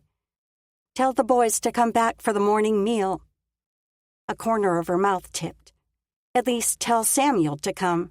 I suppose Mr. Bradley can eat when he chooses." Ingrid worked the poles under her arms, feeling the ache from using them so much the day before. The left stick had rubbed a raw spot through her coat, even though Micah had wrapped the wood in cloth. Maybe that one was a little shorter than the other. That would explain why the hip on that side ached more than the other. She forced a smile into her voice. "If I see them, I'll bring Samuel back with me." "If you see them?" The suggestive tone of Joanna's words made her turn back for a look at her friend. Joanna's brows were raised, her face giving that expression that said she knew everything Ingrid wasn't willing to admit. She fought a sheepish look and turned away. "I'm going to the privy." And if she happened to walk a little farther for the sheer pleasure of being able to, she'd pass along Joanna's message. Micah and Samuel had ventured beyond what she expected, and the raw spot under her left arm burned like she'd poured boiling water on it by the time she found them, a few strides up the base of the mountain. On a boulder, a lone silhouette against the backdrop of the rising sun. The boy and dog played on the ground below, and she paused a moment to watch them and to catch her breath from the hike. Handsome was becoming so much more playful under Samuel's care, just like a young puppy again. They were good for each other. And Micah, from the set of his shoulders, it looked as though he carried the weight of the world, or maybe just the load of a hard decision. He felt such a burden for their care, and in truth, they wouldn't have made it this far without his strength and help. But God had settled them in this nook of safety, and the urging in her spirit was strong for Micah to take the vaccines the rest of the way. Would he feel God's prompting and obey? If he chose not to, she wasn't sure what she would do. "Lead him, Lord," she thought.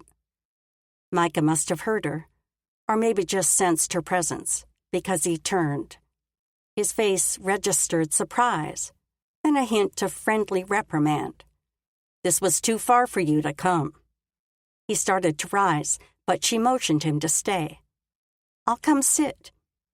He stilled, but didn't leave his crouched position as she shuffled forward. That was Micah, ever the guardian. When she reached the rock, it was just tall enough that she couldn't pull herself up without a great deal of scrambling, which would likely hurt her mending leg. He jumped to the ground and scooped her up, just as he'd done so many times to place her in the cart. After easing her into a spot where her leg could rest, he pulled himself back up beside her. "Miss Chastain, look what Handsome can do." Samuel waved a small stick at the dog. She leaned forward to watch the pair. "Show me." The boy threw the piece about 5 strides away, and the dog charged after it. He dove onto the twig, then started gnawing like he'd found a scrap of jerky. Samuel slapped his leg. "Bring it here, boy! Bring it to me!" Handsome ignored him, biting into the toy with relish. "I think they're good for each other." Micah chuckled. "That's exactly what I was thinking." Easy silence settled between them as the youngster tried the trick again with a similar result. They continued playing, but something about Micah's demeanor seemed to change. She couldn't say what exactly, but a tension needled through the silence, where his thoughts turned. After a moment, he straightened. "I suppose I'll head out whenever you and Mrs. Watson feel comfortable with me leaving. But if I'm not back in 10 days, I want all of you to pack up and start toward town without me. I'll draw out a map that should get you to the main road into Settlers Fort." She turned toward him, taking measure of his expression. He'd shaved his jaw clean again the night before, and its lines stood strong and hard. Worry creases edged his eyes, even before he turned to look at her. His eyes took her in, searching. She pushed aside the fear that struggled to the surface of her emotions and reached for the certainty of knowing they were in God's plan. Then she took Micah's hand. "We will if we need to, but God will protect you and us."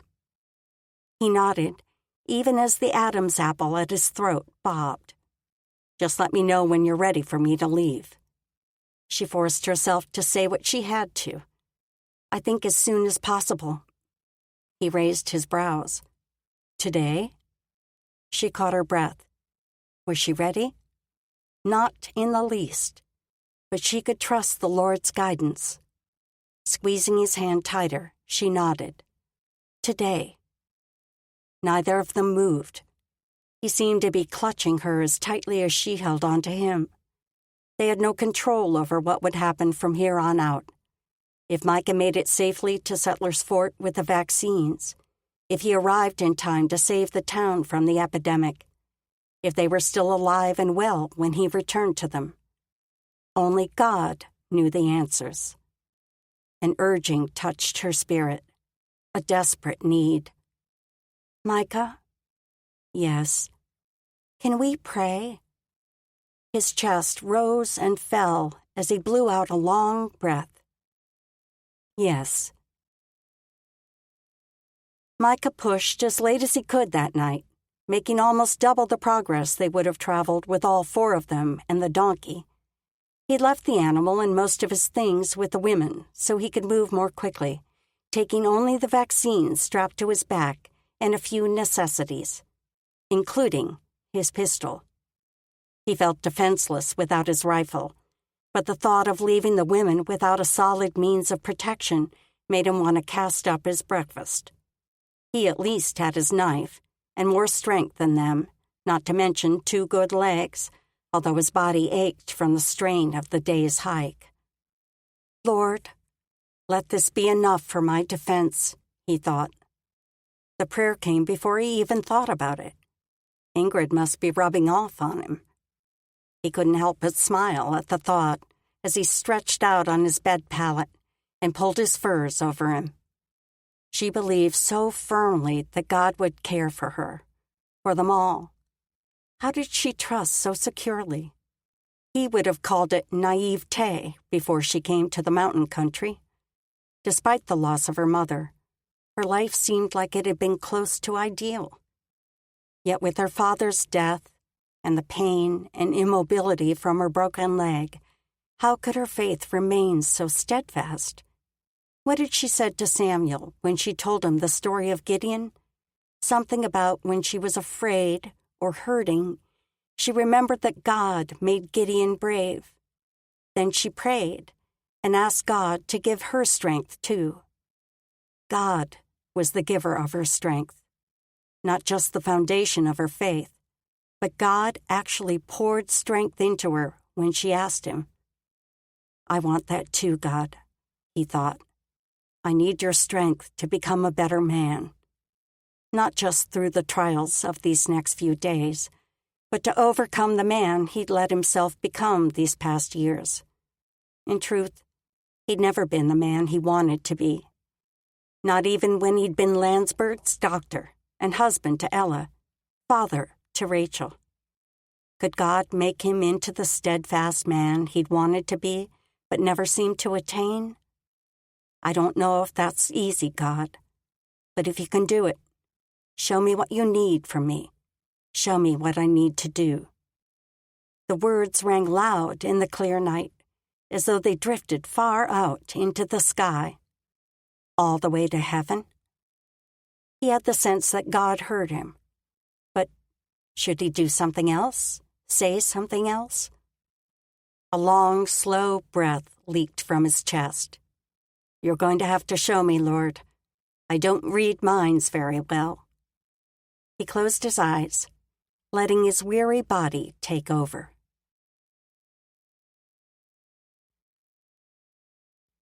Chapter 24.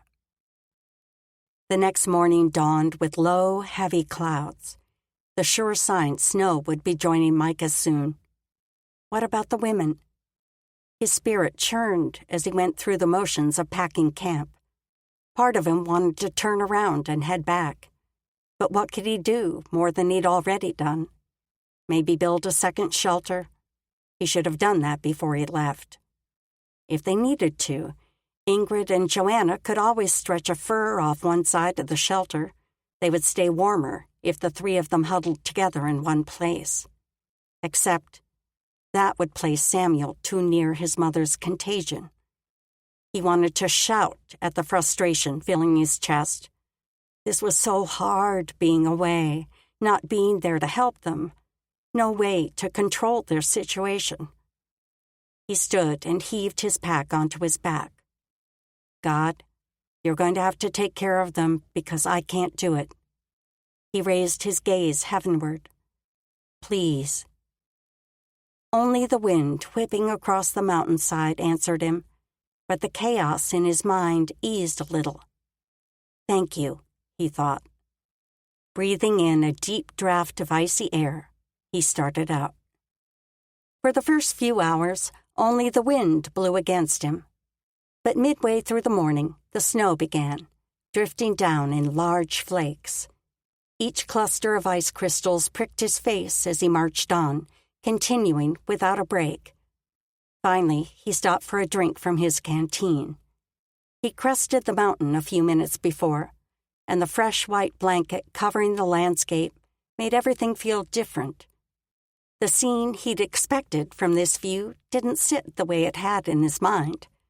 The Mullen Road should be within view at the base of the next mountain, but all he could see was a cluster of scrubby trees. Of course, it had been a year since he'd seen this route. After taking one more swig of the icy water, he capped the canteen and returned it to his pack. Lord willing, he was getting closer. Ingrid stared out at the falling snow, a white curtain in the darkness around their little shelter. Samuel squirmed in her lap, pulling her focus away from the growing mounds. I want to do something, Miss Chastain. I'm bored. The boy's whining ricocheted off her already raw nerves, and she pressed her eyes shut to keep her frustration tamped down. How about if we...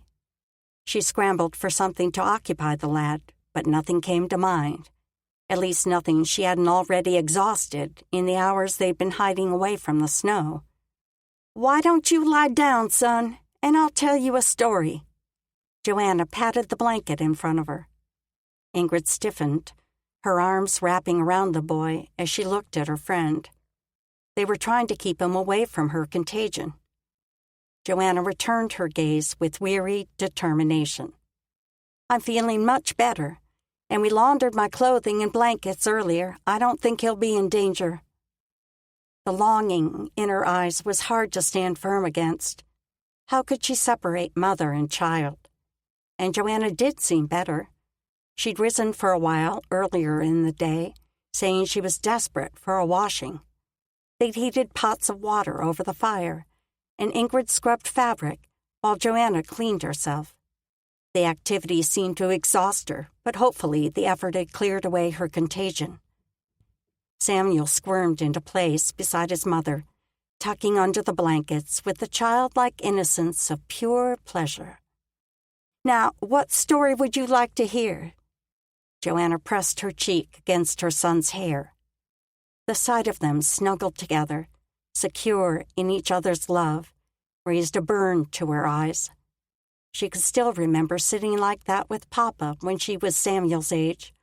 Like this boy, she'd lost a parent early, and her father had become her world. Now, her world. She inhaled a deep breath. Her world hadn't crumbled, but it did look very different than before. "Hold me, Father," she thought. She wrapped her arms tightly around herself. Perhaps a walk would help soothe the ache in her heart. A little time alone with her Heavenly Father always settled her. She scooped Handsome from his place beside her leg and laid him next to Samuel. "I'm going to check on Jackson one last time. Keep this boy warm for me." The poor dog wasn't pleased by all the new snow. After reaching for her walking sticks, she pulled herself up to stand. Joanna paused her story to watch.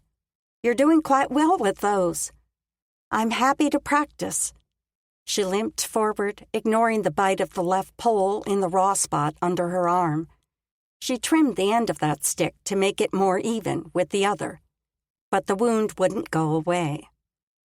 As she shuffled through the snow, the white all around illuminated the darkness.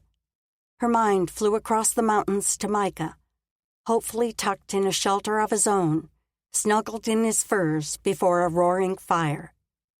"Lord, keep him safe and warm," she thought. She couldn't be there to help him, but she could pray for him. A pressure settled in her chest, weighing down her spirit. Something didn't feel right about Micah. "What's wrong, Father?" she thought. A sense of urgency for him, for his safety and health, surged inside her. If she didn't have this clumsy splint, she would have dropped to her knees right there in the snow. Instead, she whispered, "Lord, hide him in the shadow of your wing. Form a hedge of protection, no matter what he faces." Words cleared from her mind, so she let her spirit lift the prayer she wanted to say.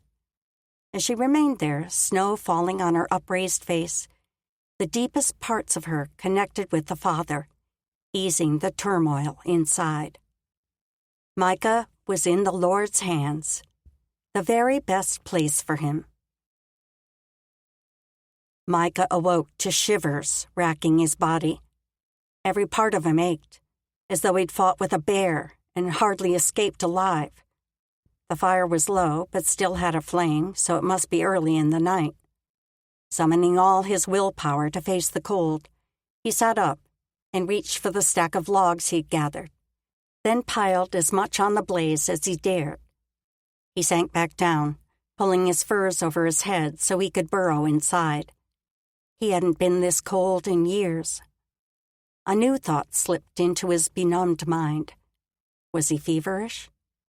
He worked his coat sleeve back to reveal a patch of bare wrist, then raised it to his forehead first, then his cheek. Yes. He didn't have a doctor's bag with him to make sure, but it felt like steam might be rising from his face. A knot of dread formed in his gut. Had he contracted Mrs. Watson's illness? He'd been vaccinated for smallpox, but there was always a small chance the vaccine wouldn't be fully effective.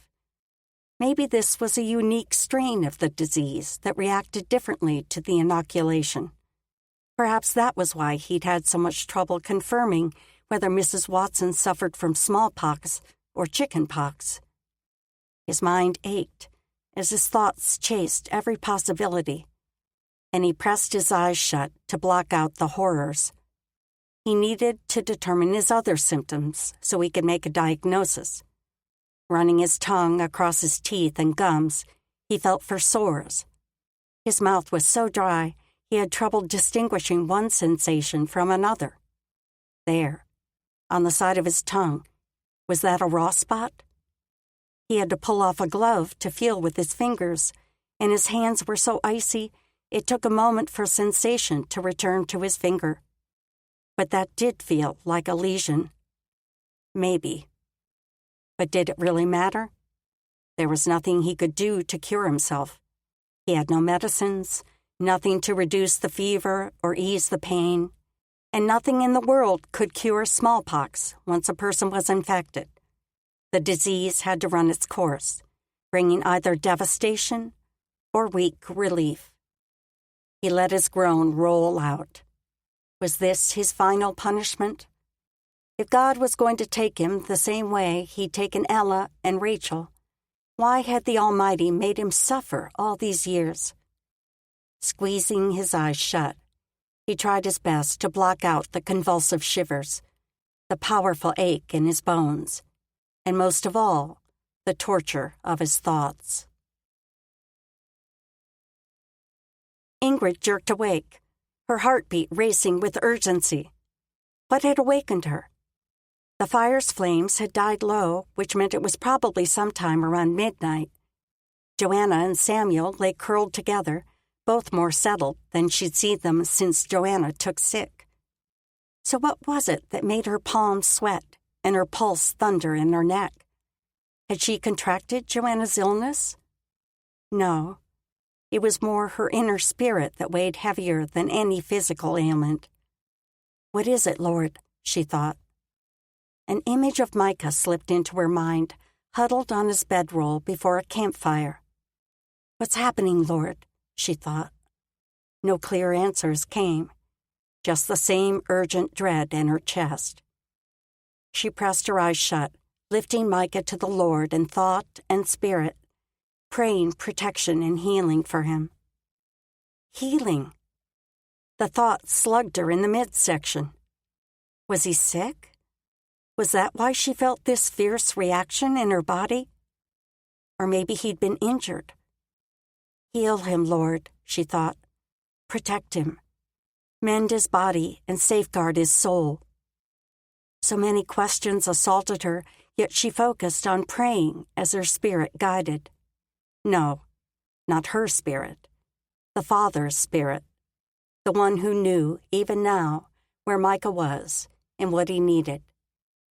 Bring him back to me, Lord, she thought. Safely. Micah forced his puffy eyelids open, but all he saw was darkness. He reached out, and his hand brushed the dried underside of an animal skin. No wonder he couldn't even find the stars.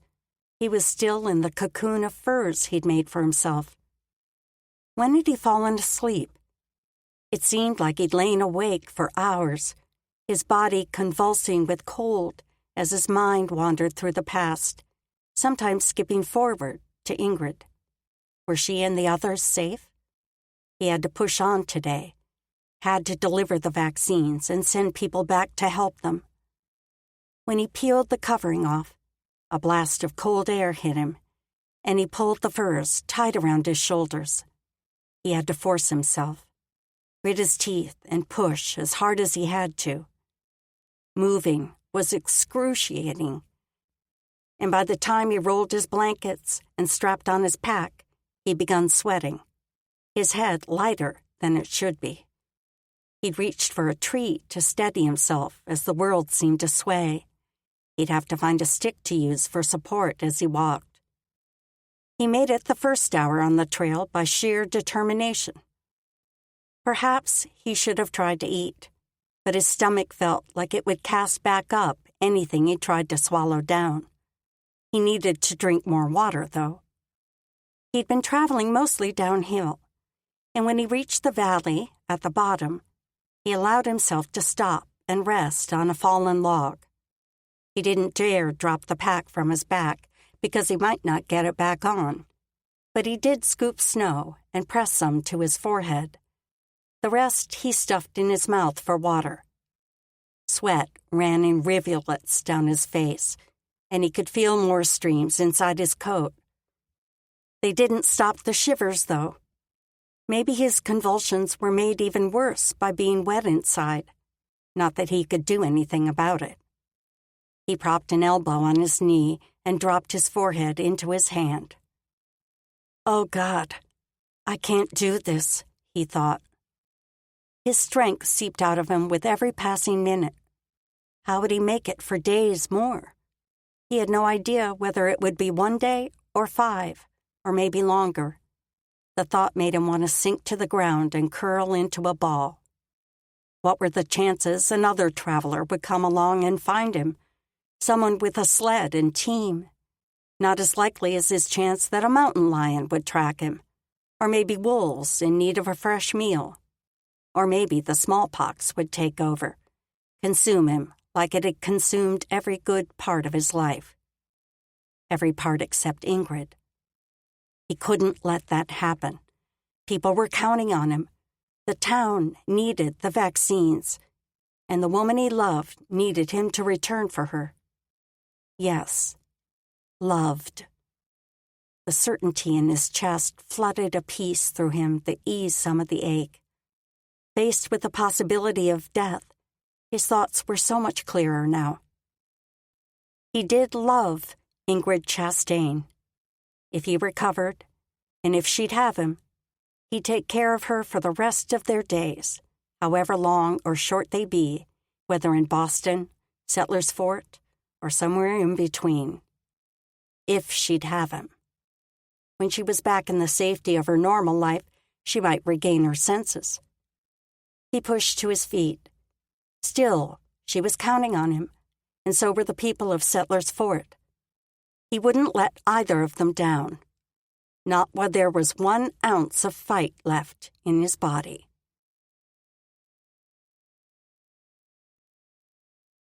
Chapter 25. By the time darkness fell, Micah's focus had narrowed to his next step and his next breath. Just one more, then another.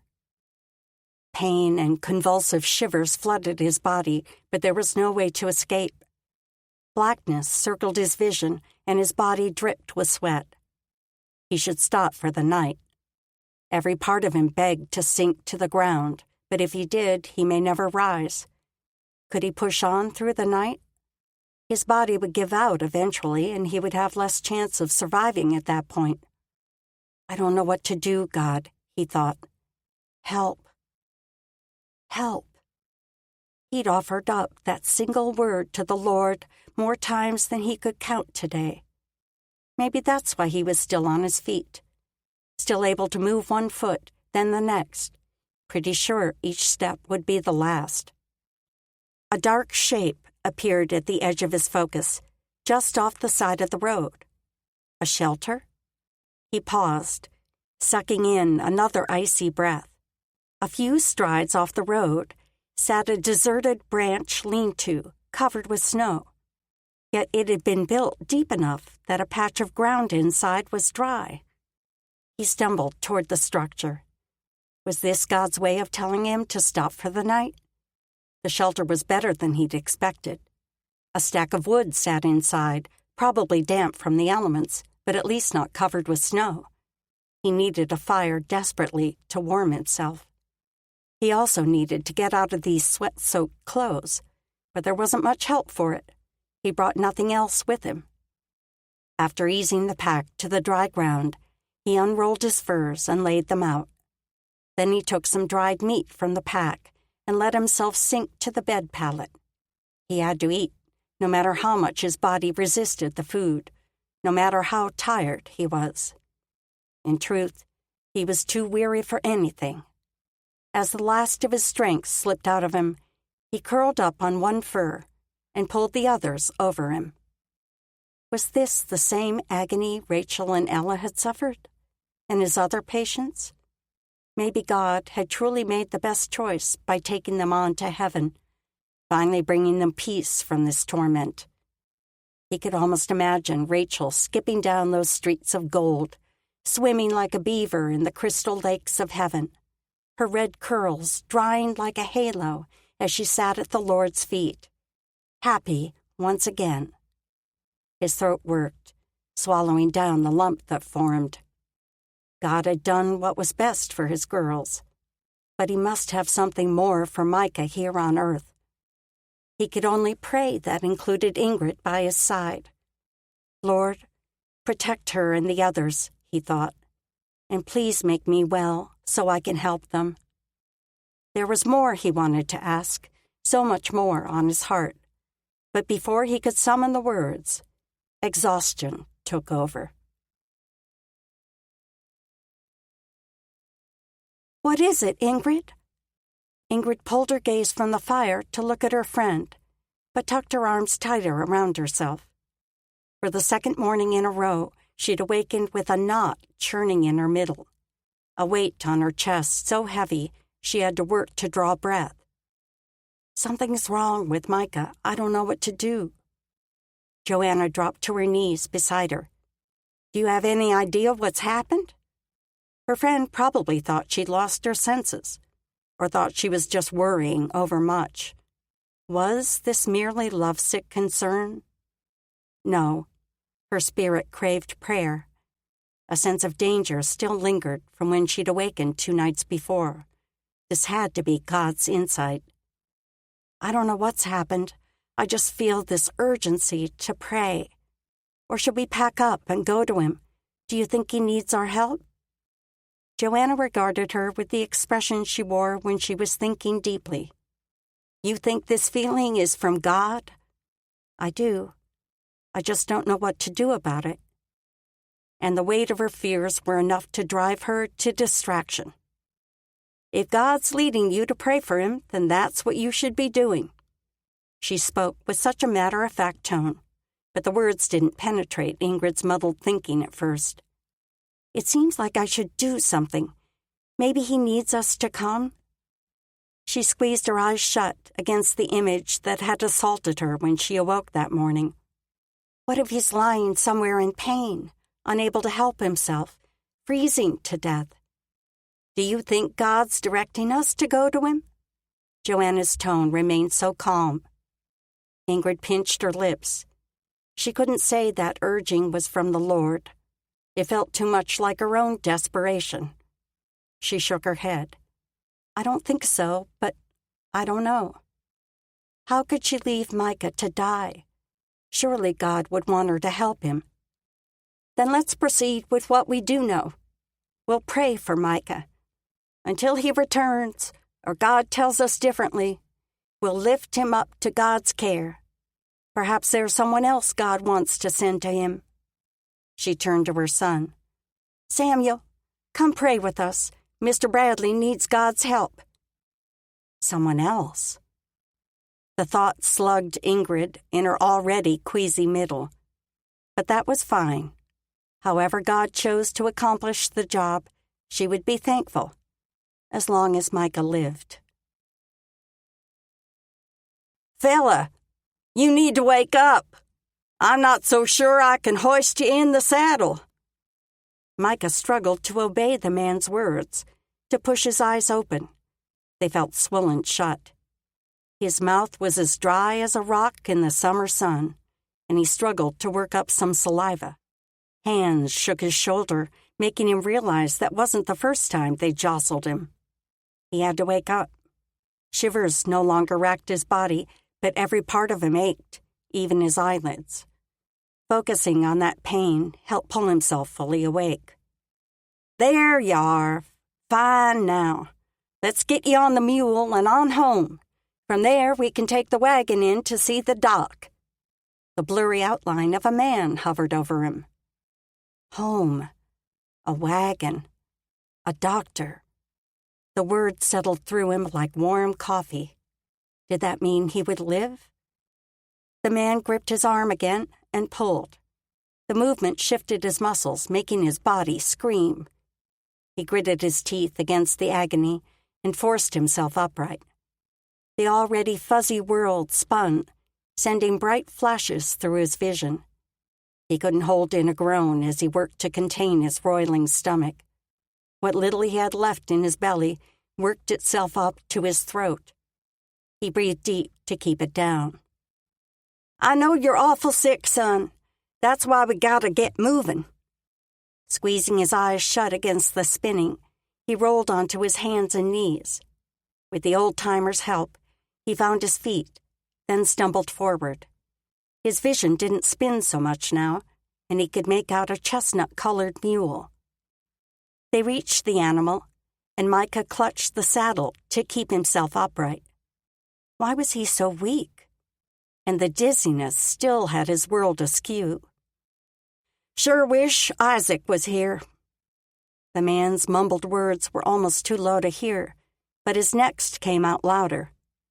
"All right, fella, let's get you up in the saddle. On the count of 3. While the stranger hoisted, Michael clawed at the leather, fighting to pull himself up. At last, he draped his right leg over the horse, clutching the saddle to hold himself in place. The spinning resumed with fresh fury, and a dark circle edged his vision. His head seemed to wobble, and he gripped the seat tighter to keep from falling. "Hold on there, boy." The man seized his arm with a hold firm enough to anchor him. "You are in a mess, aren't you?" "I'm fine." He had to speak through gritted teeth, but it was time he recovered himself. "I reckon it'll be fine to leave your pack and furs here. One of us'll come back for 'em later." Pack. Urgency pressed through him, and he shook his head. They had to bring those vaccines. He was no good without them. "It'll be fine, son. I'll come back for the stuff." The saddle shifted as though the man was about to climb up behind him. "Wait."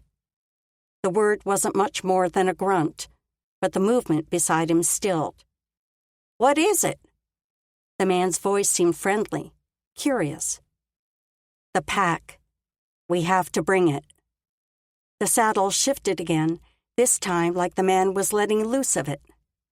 "Let me take a look and see how we can carry it. Anything in particular you need from it?" The box. He should get off and retrieve it himself, but his muscles had lost most of their strength. "Stay put, then." The sounds of crunching snow signaled the man's departure, and Michael let his eyes drift shut again. He could relax a little now without feeling like he would topple over. Good thing this mule wasn't the nervous sort. "Think you can sit up there without falling off?" The old-timer's voice jerked Micah from a fog, and he clutched the saddle tighter as his body shook. He must have started to doze. "I can stay up." Despite his actions thus far, he'd make sure he didn't come off this animal, even if he had to lash himself to it. The man was quiet for a minute. Then he said, "I guess I'll have to take your word for it, if you're set on bringing this pack." Micah forced a nod. "Yes." The man hoisted the bundle up behind the saddle and tied it on. "All right, then. Hold on tight." The mule started forward, and Micah gritted his teeth as he clung to the saddle. The natural rocking of the animal made him feel like he was pitching side to side, a sensation that might actually make him topple. He forced his eyes open to make sure he stayed upright. After a few minutes, his vision settled a bit, and he took the chance to study the man who led the mule. He couldn't see much, just the back of his buckskin coat and fur cap. A queue of brown hair hung below the fur, mixed with enough gray to prove he wasn't a youth, but not as much as Micah expected from the gravel in his voice. Pipe tobacco may have added the extra sludge in his tone. He had so many questions for the man, but his fading strength only allowed for one. How far to town? The fellow turned and sent him a glance without breaking stride. "About half a day's ride at this speed, to our place, that is, then a little over an hour to the settlement." Today. They'd be there today. Then he could hand over the vaccines and get help for Ingrid and the others. Thank you, God, he thought. Against all odds, the Lord had brought him to the end. A miracle as sure as Gideon defeating an army with 300 men. Strong hands gripped his arms, pulling him sideways. Micah clutched at the saddle, powerless to resist the grasp. The shivers had taken over again, convulsing his body and stealing his strength. "Careful there. He's awful weak." Arms hoisted him, dangled him. He forced his eyes open, struggled to work his mouth, but his jaw trembled so much he couldn't get words to form. They swung him onto something hard. Wood. A floor? It must have been a wagon because it surged forward, landing him against his side so hard he couldn't contain a moan. The bouncing seemed to last for hours. Agony surged through him in wave after wave. Death would be a welcome relief from the torture raging inside him. Except he couldn't leave Ingrid. Her face appeared in his mind, and he clung to it. Her gentle expression, those caramel eyes, every part of her so beautiful it made him ache. The kind of ache he longed for. That ache could swallow him whole, stilling the torment inside. "Keep her, Lord," he thought. "Save her, and give her the wonderful life you're preparing for her." He wanted to be part of it, more than his body wanted relief from this inferno. But a coolness settled in his chest, easing the blaze inside him, settling a bit of peace over the misery coursing through his body.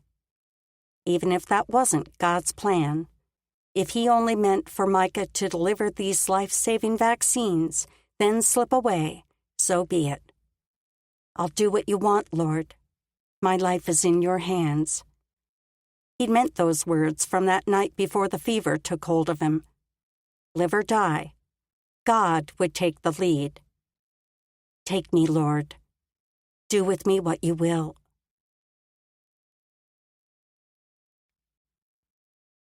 Chapter 26. The hum of voices called to Micah, pulling him from the fog, tugging him back to awareness, back to the misery that leached his strength. But those voices, the low timbre of men, he had to know who they were.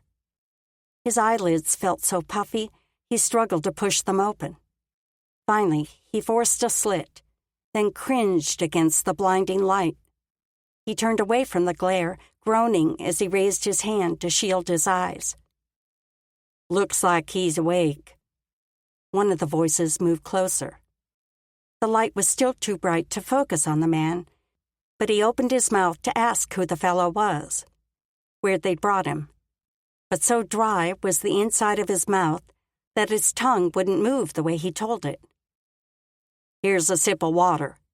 I'm going to raise your head so you can drink." A strong hand gripped the back of his scalp, lifting him.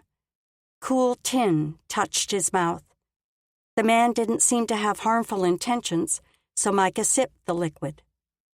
Water slid over his tongue, cooling the parched areas, clearing away the cobwebs. He drank more, letting the liquid soothe him all the way down. "That's probably enough for now. Don't want it to come back up."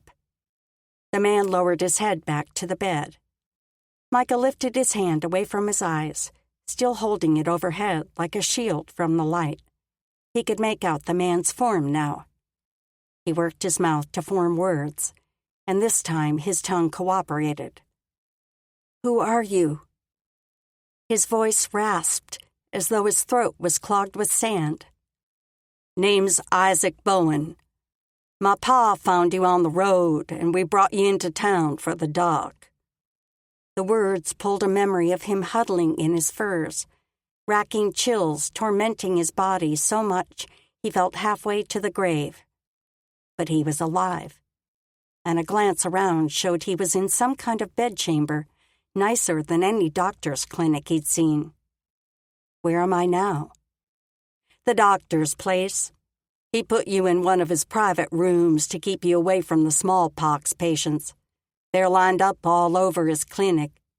Pa went to let Doc Stanley know you're awake, but I'm not sure when the doc will be free to come. A flood of thoughts surged through him with the man's words. Did the doctor not think he was a victim of smallpox, too? The man must have been certain if he put him in private quarters. He brushed the side of his tongue against his gums. Where was the sore he'd felt before? But that wasn't the pressing concern. The doctor needed the vaccines. They had to set to work inoculating the people in town who hadn't yet contracted the disease. He pushed upright, sucking in a harsh breath against the pain in every part of him. "Ho, there, Doc said not to let you up until he gave the word." The room spun, and Micah pressed his fingers against his forehead to make the whirling stop. A hand gripped his shoulder, pushing him backward. "Wait. I have something the doctor needs right away. That's why I'm here." "Lay back, then, and you can tell him about it as soon as he comes." He let himself be pushed back against the pillow, mostly because he couldn't believe how weak he still felt. He forced himself to focus on the man's face, keeping his voice steady.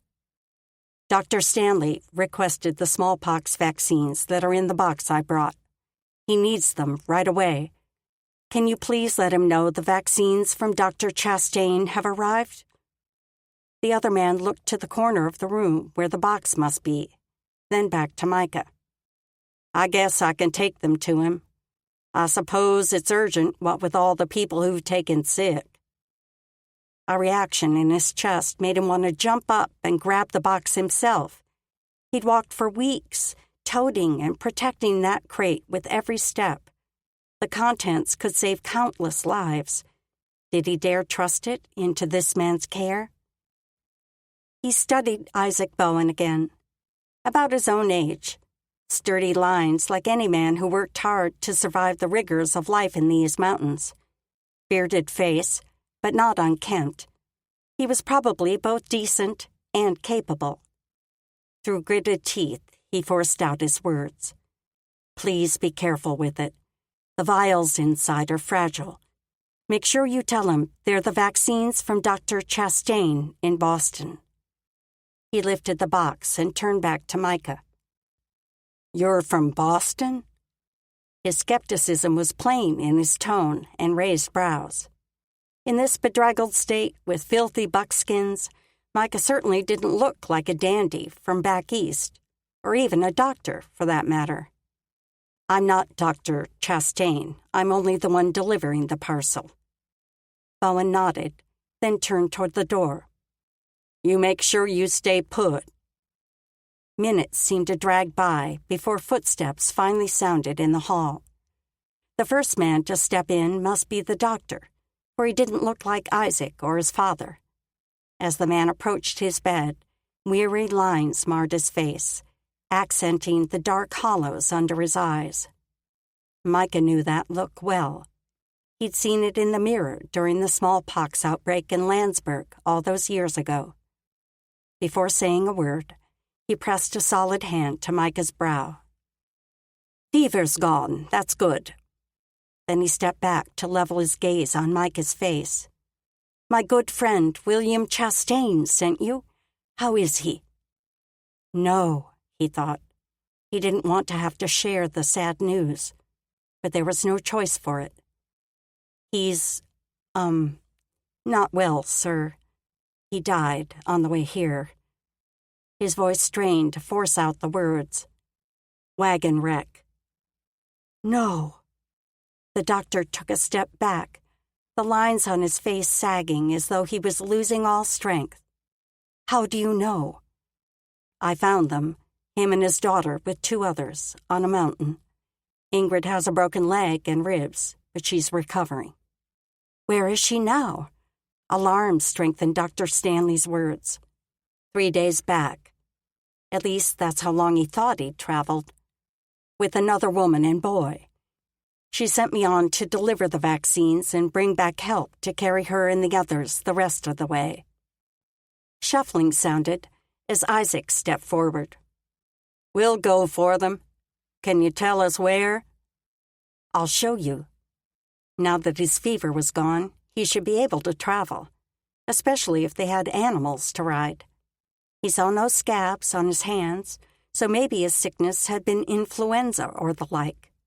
Or maybe God, in His great mercy, had healed Micah from the pit of his misery. Thank you, Lord, for another chance, he thought.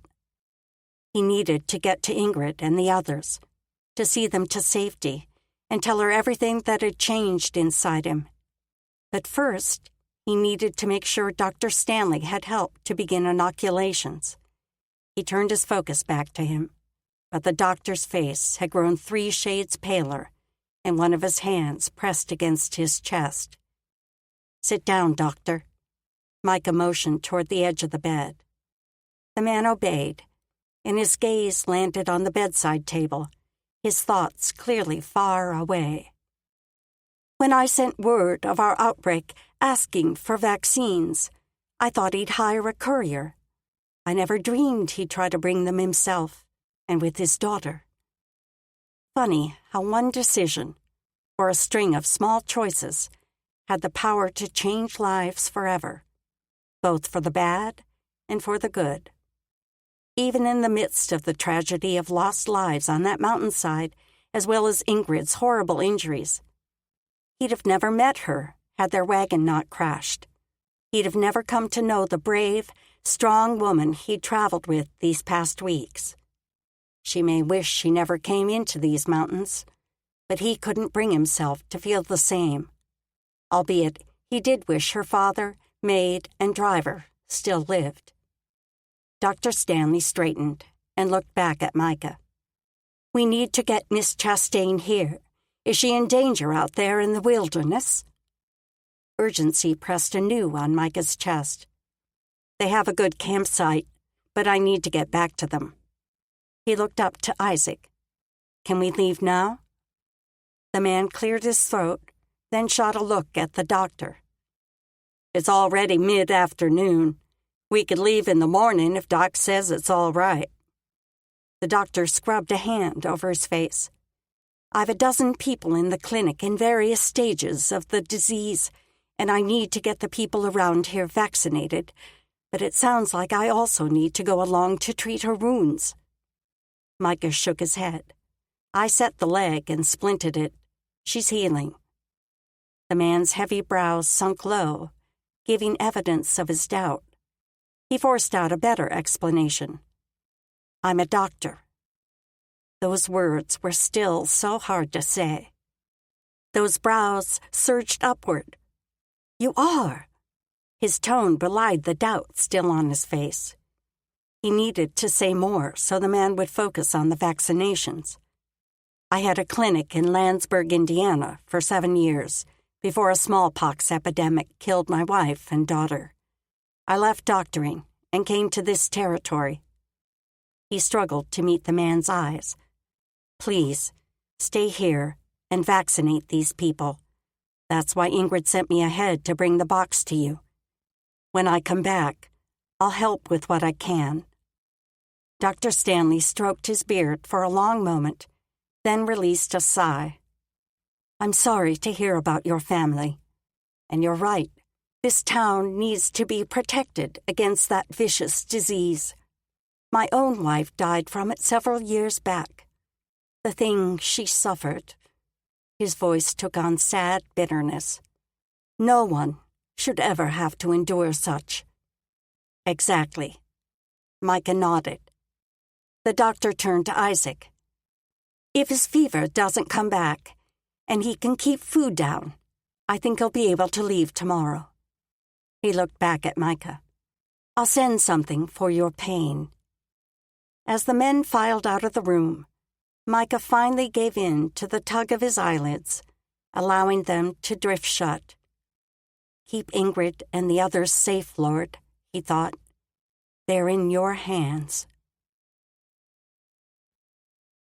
The next morning, he set off with Isaac Bowen and his father, in the same wagon he'd ridden to town in, the wheels replaced with sleigh runners, as many people did in the winter.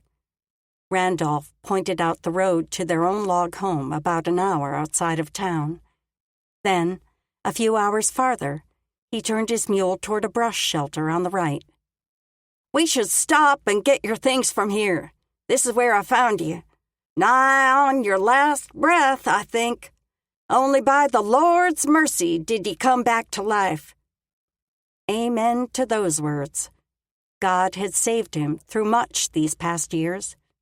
Looking back over every snowstorm, every time of famine, every lonely day spent in despair and guilt, perhaps the Lord was saving him for a reason. Was that too much to hope?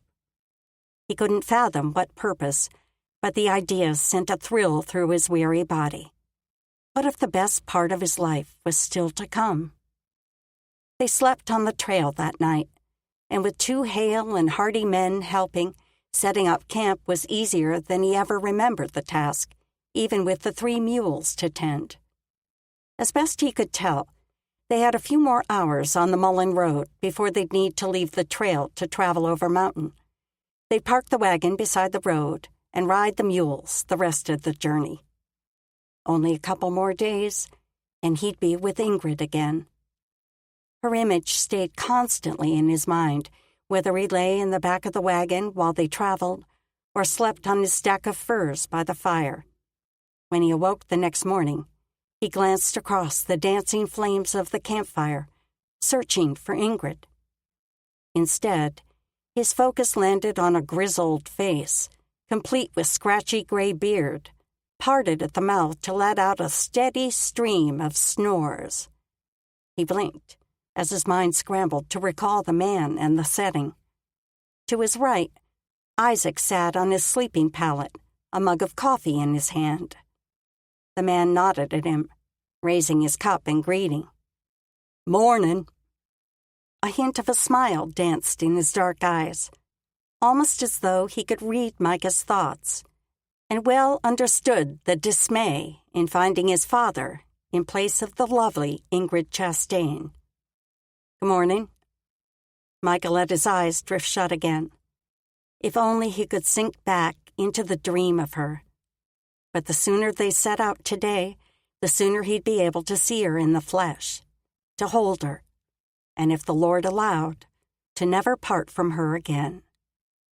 Randolph didn't awaken easily, and once he stirred, he sat like a curmudgeon on his sleeping pallet, hair poking in every direction. Isaac appeared to know the magic to bring his father back to life, and after the older man downed 2 cups of coffee sludge and a bowl of beans, they set about packing camp. The weariness weighting Micah's bones slowed him to half the speed of the other men, but at least he was up and moving. No fever, although he felt weak as a newborn chick. As they started out, he sat upright in the back of the wagon so he wouldn't miss the turnoff from the trail. The gentle rocking of the sleigh made his eyes grow so heavy he almost missed the cluster of trees that marked the spot where he'd found the road days before. He sat up straight. "There. We turn off at those pines we just passed." "Oh, there." Isaac reined in the team. "That's a spot we can leave the wagon. Shouldn't have much traffic through here, so I suspect it'll be safe enough." Within a quarter hour, they were mounted on the mules and turning away from the road. Micah found himself riding an animal the men had borrowed from the livery in Settler's Fort, and the beast seemed to have earned its reputation for stubbornness, honestly. They rode until dusk settled over the landscape, and despite his exhaustion, the thought of stopping edged his nerves.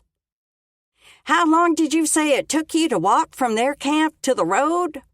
Randolph asked, as they sat around the campfire, eating beans once more. "Almost 3 days. I'm hoping with the animals we can cut that in half, get there tomorrow by dark." The notion of another night on the trail away from Ingrid made his insides clench. The older man nodded. "Hope so." Within a few minutes, Micah succumbed to his exhaustion, burrowing deep in his furs. "Be with Ingrid, Lord," he thought. "Keep her safe until I see her again." It was his last coherent thought.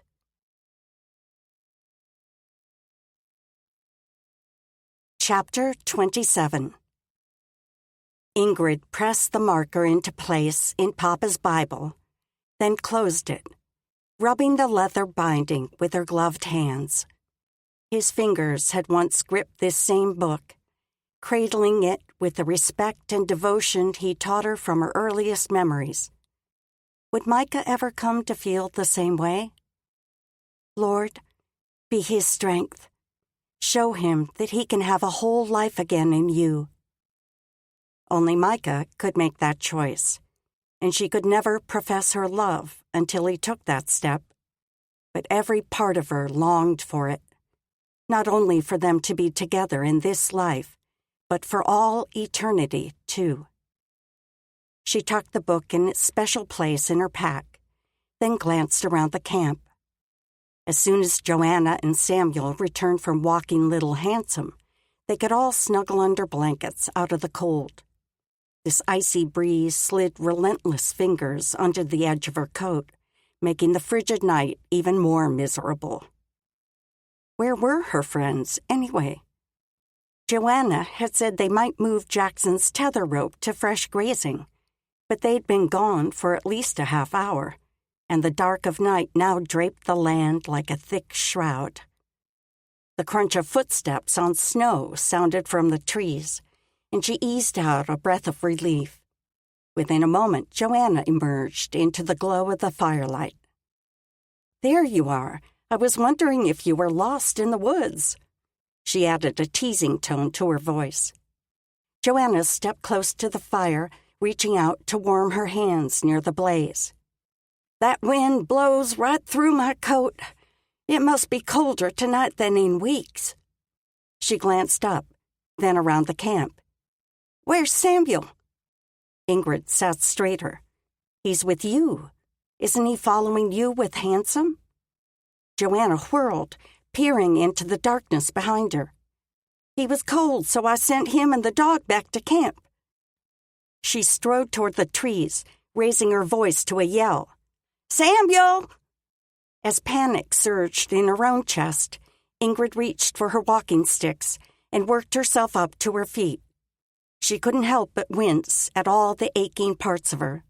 The broken leg had resigned itself to a dull ache, and her other hip had joined the chorus, probably from all the extra work required with being up on the walking stick so much. And her arms, all the tender flesh stung where it had been rubbed raw. But still she limped forward, hobbling after Joanna as fast as she could move. From the sound of her calls, Joanna was quickly outpacing her. Maybe the boy and dog were with Jackson. That was one of Samuel's favorite places, so perhaps he was snuggling against the donkey's coat. She followed Joanna's calls to the new place she'd staked the donkey. But Joanna was just moving into the trees on the other side when Ingrid arrived. "Joanna, wait!" Her friend spun. "Did you find him?" The hope in her question made Ingrid's chest squeeze. They had to find the pair, and quick. With this icy wind, the boy would be frozen before long. She summoned a breath to think. "No. How long since you last saw him?" Joanna wrapped her arms around herself. "I don't know. A quarter hour at least." "And where was he?" "Right here." Joanna motioned to the donkey. "I was tying Jackson." She spun back around. "I'm going to look near those boulders across the valley. He always wants to go play there." Ingrid started after her. Should she follow in case Joanna needed help when she found her son, or search in a different place? She limped beside Joanna's tracks to the edge of the trees. Through the thick darkness, she could just see the swish of her brown skirt in the distance. Ingrid would never be able to keep up with her. Scanning the area around them was almost impossible in this overcast sky, but she remembered most of the terrain. A mountain rose up to their right, dipping to a narrow valley before rising into the row of peaks opposite them, where Joanna had gone. Maybe she should search along this nearest mountain.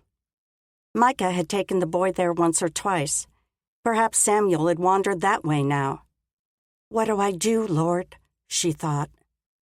She felt no stirring in her spirit, but it seemed useless to follow Joanna, so she turned right and started hobbling forward. "Samuel! Handsome!" Her voice seemed to carry little farther than she could see in this murky blackness. She reached the base of the mountain and paused to call again, then stilled as she listened for a response. A sound gripped her attention. Was that a whimper? "Samuel! Handsome!" She adjusted her hands on the walking sticks and limped toward the noise. If only she had a lantern or even a torch, but she had neither, nor the extra hand to hold such. The ground moved up into the base of the mountain, a place she'd not explored yet. Snow still covered much of this area, with bumps in the white blanket that might cover rocks, or brush, or nothing at all. There, along one side of the hill, a trail of prints marred the white. She moved toward them, ducking against the icy assault of the wind. There actually seemed to be 3 sets of marks. The short, sloppy lunges of a dog who hated snow. The others spaced farther apart with longer feet. Maybe a rabbit? And tracking on top of both of those sets were the tiny boot prints of a 5-year-old boy. Her heart quickened. She'd found them, at least the direction they'd gone. Turning to face the opposite mountain where Joanna was searching, she raised her voice into the wind. "Joanna! I found their tracks! Come this way!" She'd keep calling every few minutes to guide her friend. Heading up the same path the boy and animals had taken, she called the lad as she went. Her feet had gone numb, and it was so much effort to trudge through the thick snow. Her left pole slipped on a rock under the snow's surface, and she barely caught herself with the other stick and her splinted leg. A spasm shot up from the bone. Micah had told her not to use that leg, and she'd been doing her best to obey, mostly because when she did put weight on the limb, the pain returned, just like now. It was a wonder how long bones took to heal. But it was a wonder they knit together at all. And a little gratitude was certainly in order. "Thank you for healing me, Lord," she thought. Another whine sounded in the distance, a little louder. "I'm coming, Samuel! Can you hear me?" The cry sounded like Handsome's, but why wouldn't Samuel answer too? She positioned the walking sticks in a secure perch in the snow and limped forward. Each step took her higher, the wrapped ends of the poles pressing deep into the flesh under her arms. Rocks poked above the snow like tombstones on a hillside cemetery. Except not all graves were visible on this incline. Some lay just under the surface, knocking her unsteady supports from under her. Should she stop and wait for Joanna? Her heart ached at the thought. She must be close to them now, and Samuel's lack of response concerned her more than she wanted to contemplate. She stopped and called to Joanna again, then continued forward. The animal track split around a crop of rocks stacked high on the edge of the mountain, as though remnants from a landslide.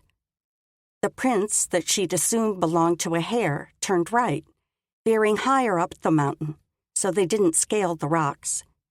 Handsome's and Samuel's marks bounded straight ahead, from one stone to the next, as far as she could see toward the top of the huge mound.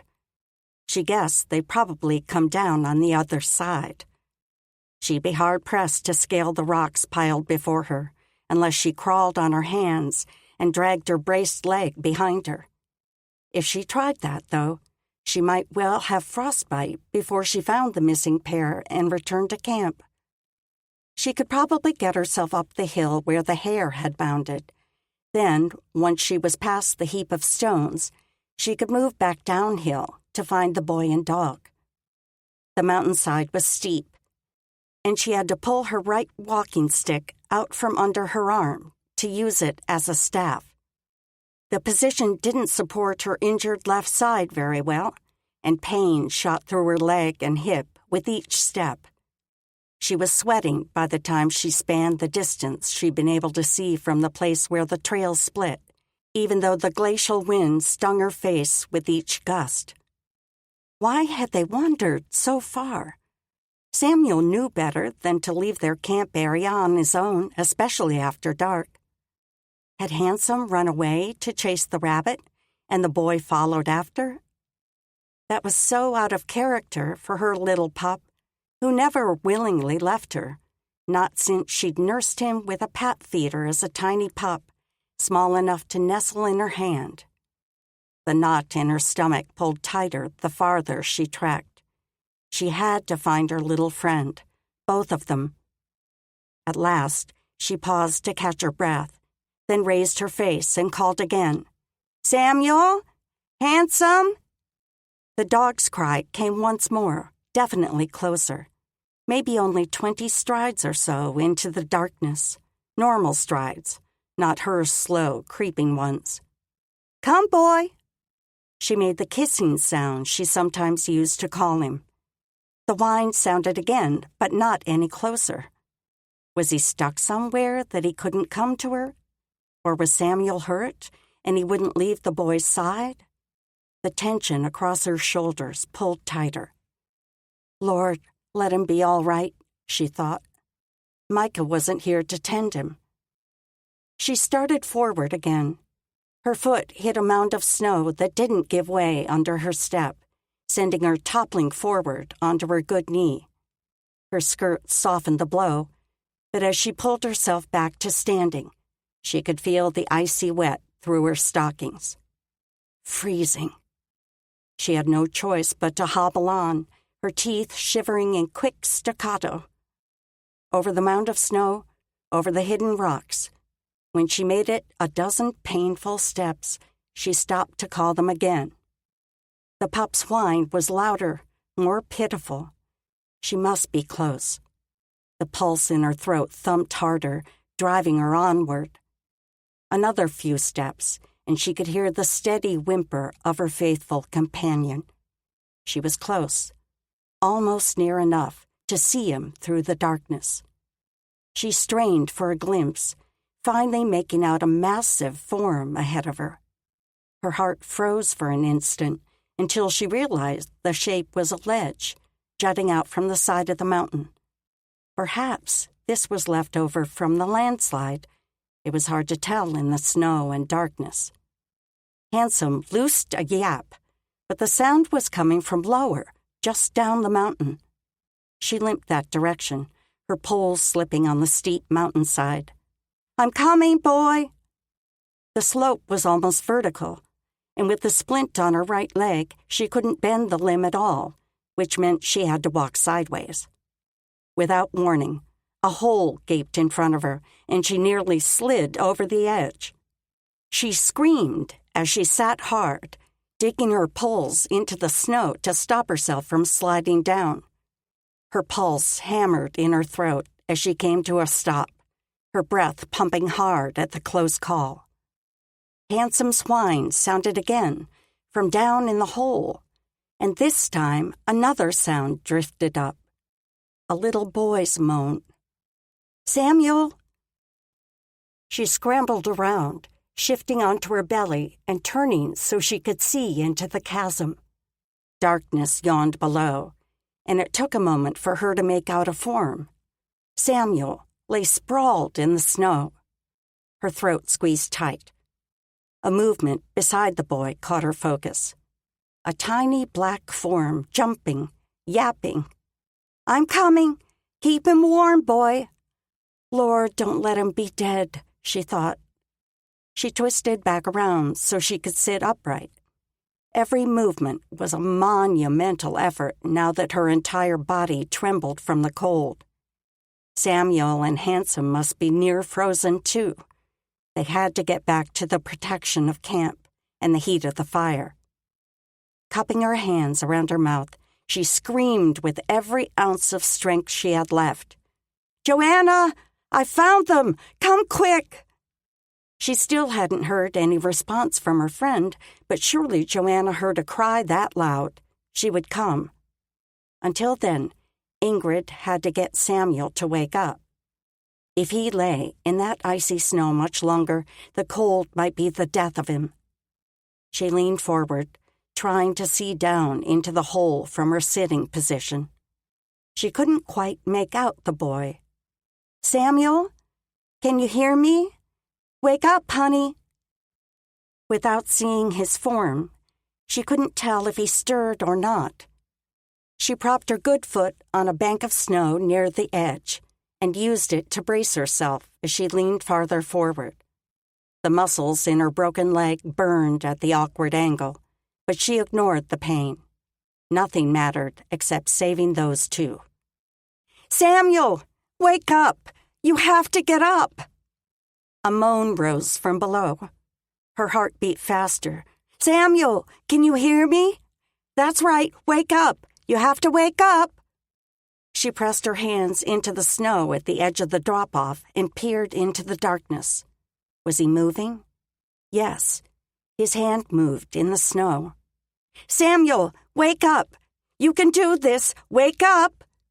She infused every bit of urgency she could into her voice. If she could get him moving, he'd have a chance of staying alive until Joanna could help get him out. "Get up, honey! Get up!" Every part of her strained toward the boy, as though she could lift him up by sheer force of will. The snow bracing her foot gave way. She slid forward, and her hands grappled for purchase. Her fingers were numb from pressing in the snow, and nothing she gripped held firm.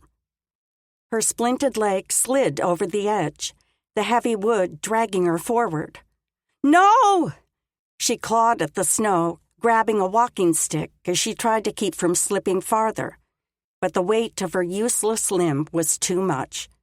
She skidded downward, her attempts to stop herself as futile as her waning strength. A scream slipped out as she dropped into empty air.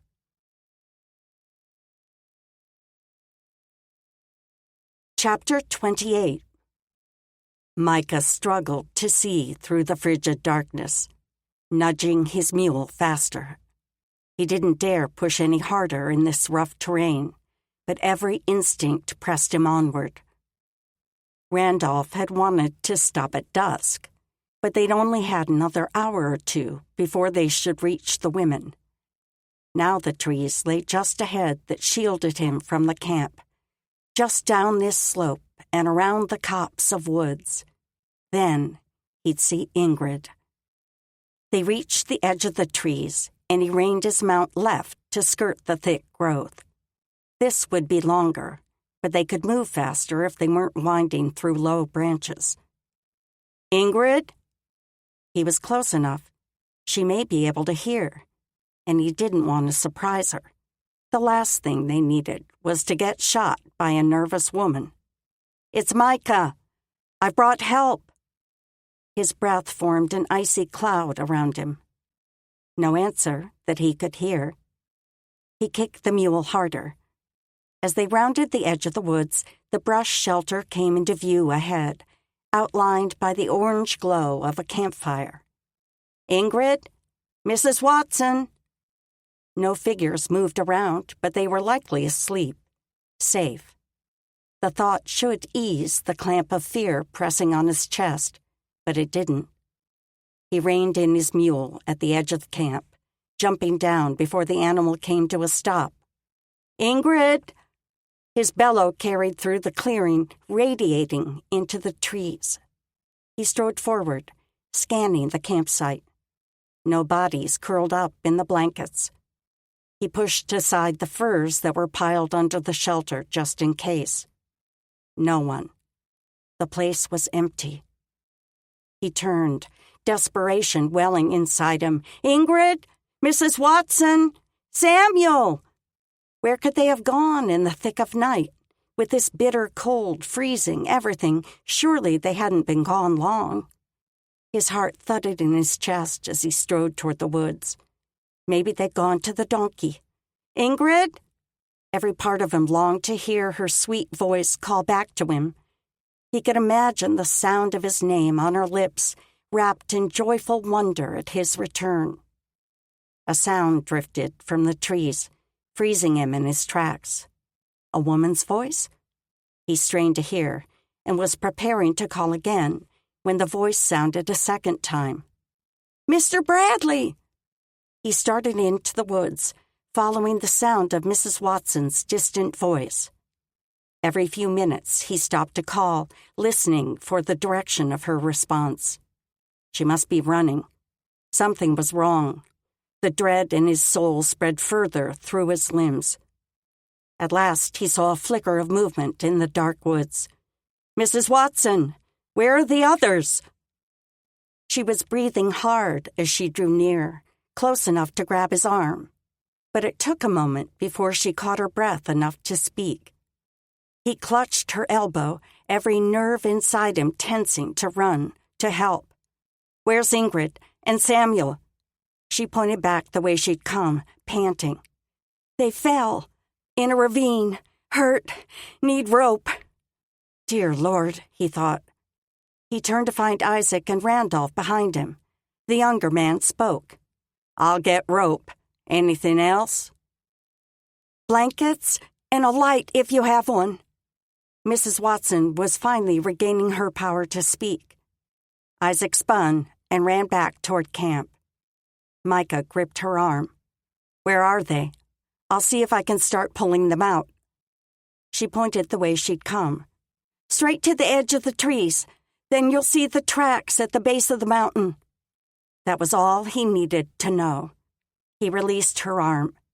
"Make sure he gets what you need." Then he sprinted the way she'd pointed, dodging trees as he ran. "Lord, save them. Don't let us be too late," he thought. When he emerged from the woods, it wasn't hard to find Mrs. Watson's tracks.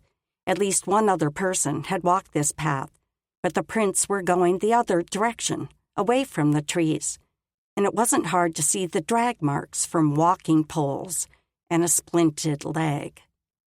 His heart surged in his chest. Ingrid had walked this way. He took the path as fast as he dared, falling twice on the icy rocks buried just under the snow. As the mountainside grew steeper, it was a wonder Ingrid could have maneuvered this terrain. Had she hurt herself again? Re-injured the healing bones? He pushed on, trying not to imagine what could happen to a woman with a broken leg on the side of this mountain in the dark, with temperatures plummeting. Lord, please protect her, he thought. The trail neared a mound of stones, covered mostly by snow, but with enough of the rock face peeking out that it was clear these were remnants of a landslide.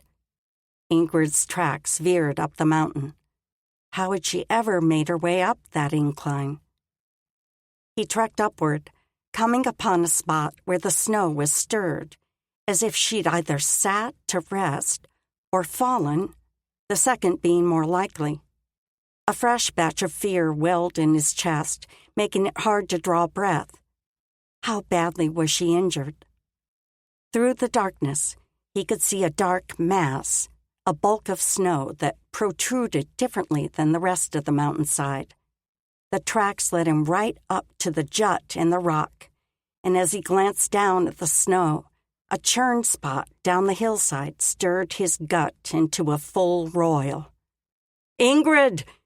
He screamed her name. His gaze followed the marks in the snow down the mountainside. The slope grew steeper as it faded into darkness. She was down there, and Samuel, too. "Here!"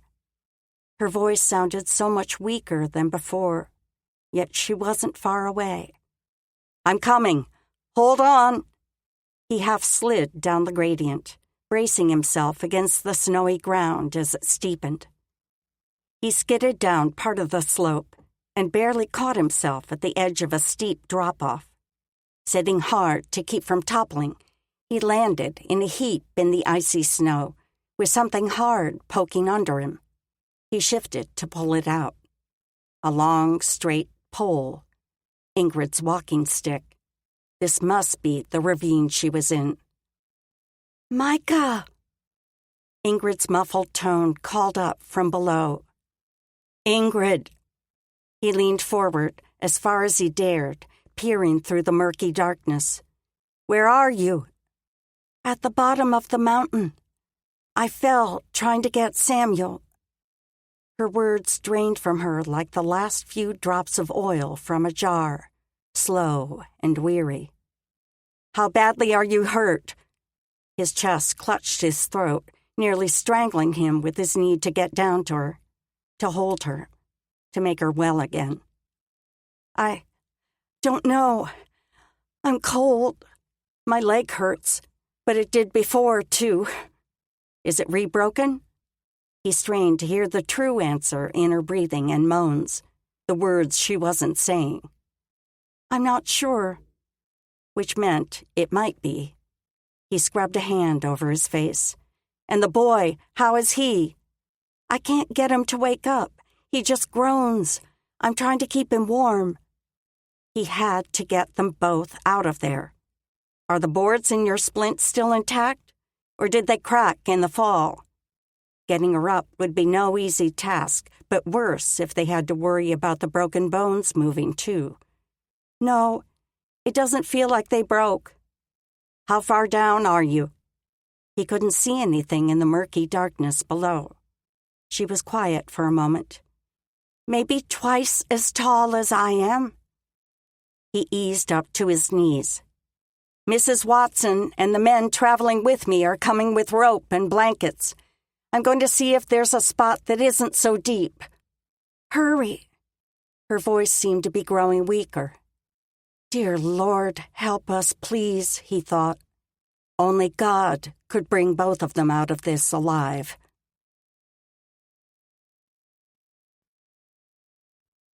Chapter 29. Ingrid fought the shaking that consumed her body, clutching tighter to Samuel's little body.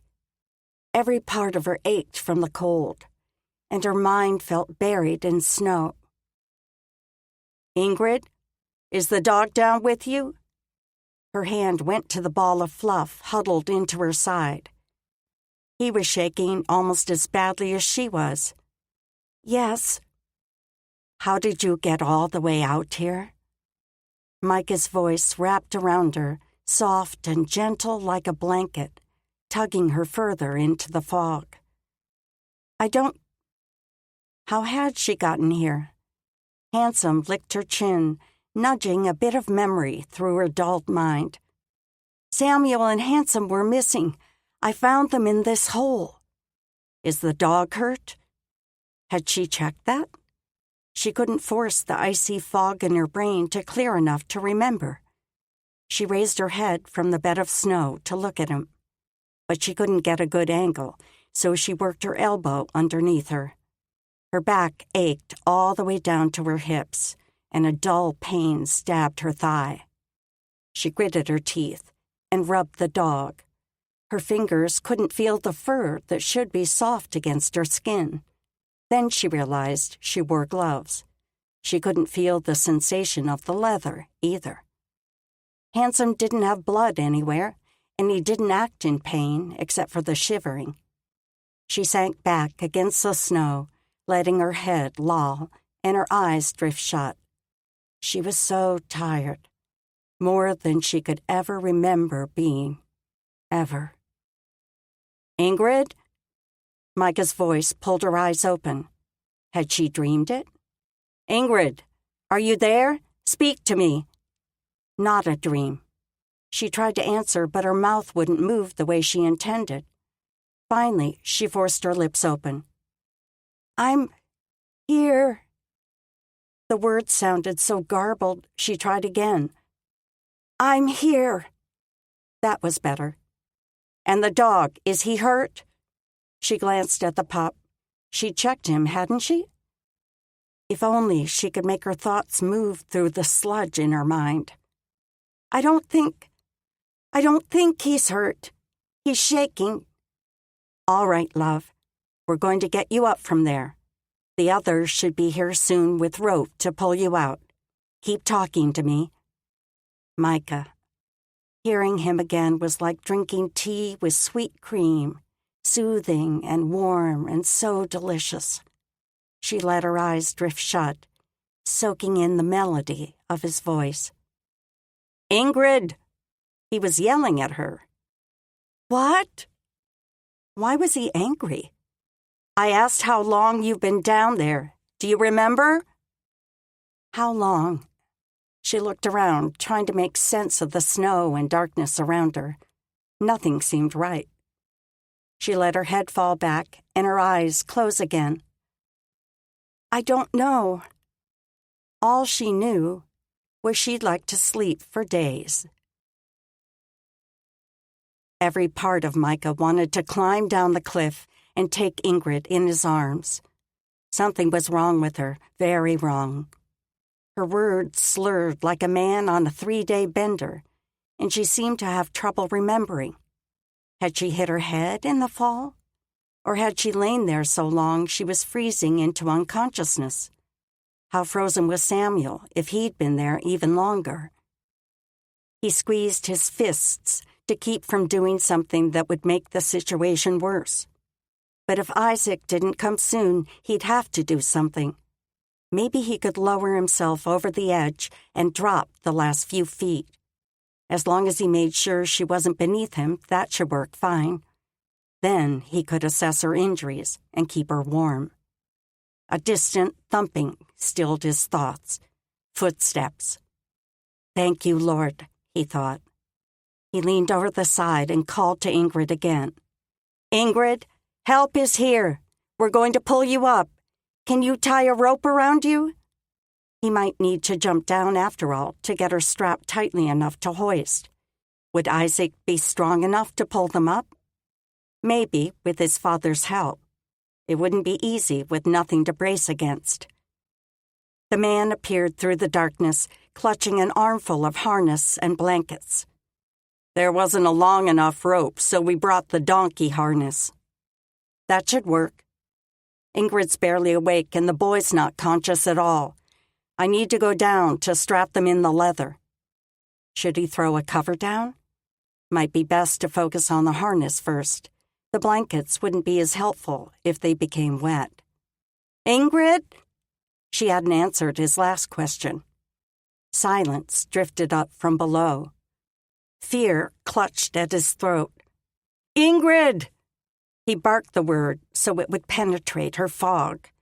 And because his emotions were running rampant, she couldn't let herself fade away. She couldn't leave him. "What?" The soft voice below sounded sleepy, almost comatose. "I'm coming down to tie the harness around you." He glanced at Isaac. The man nodded, his mouth set in a grim line.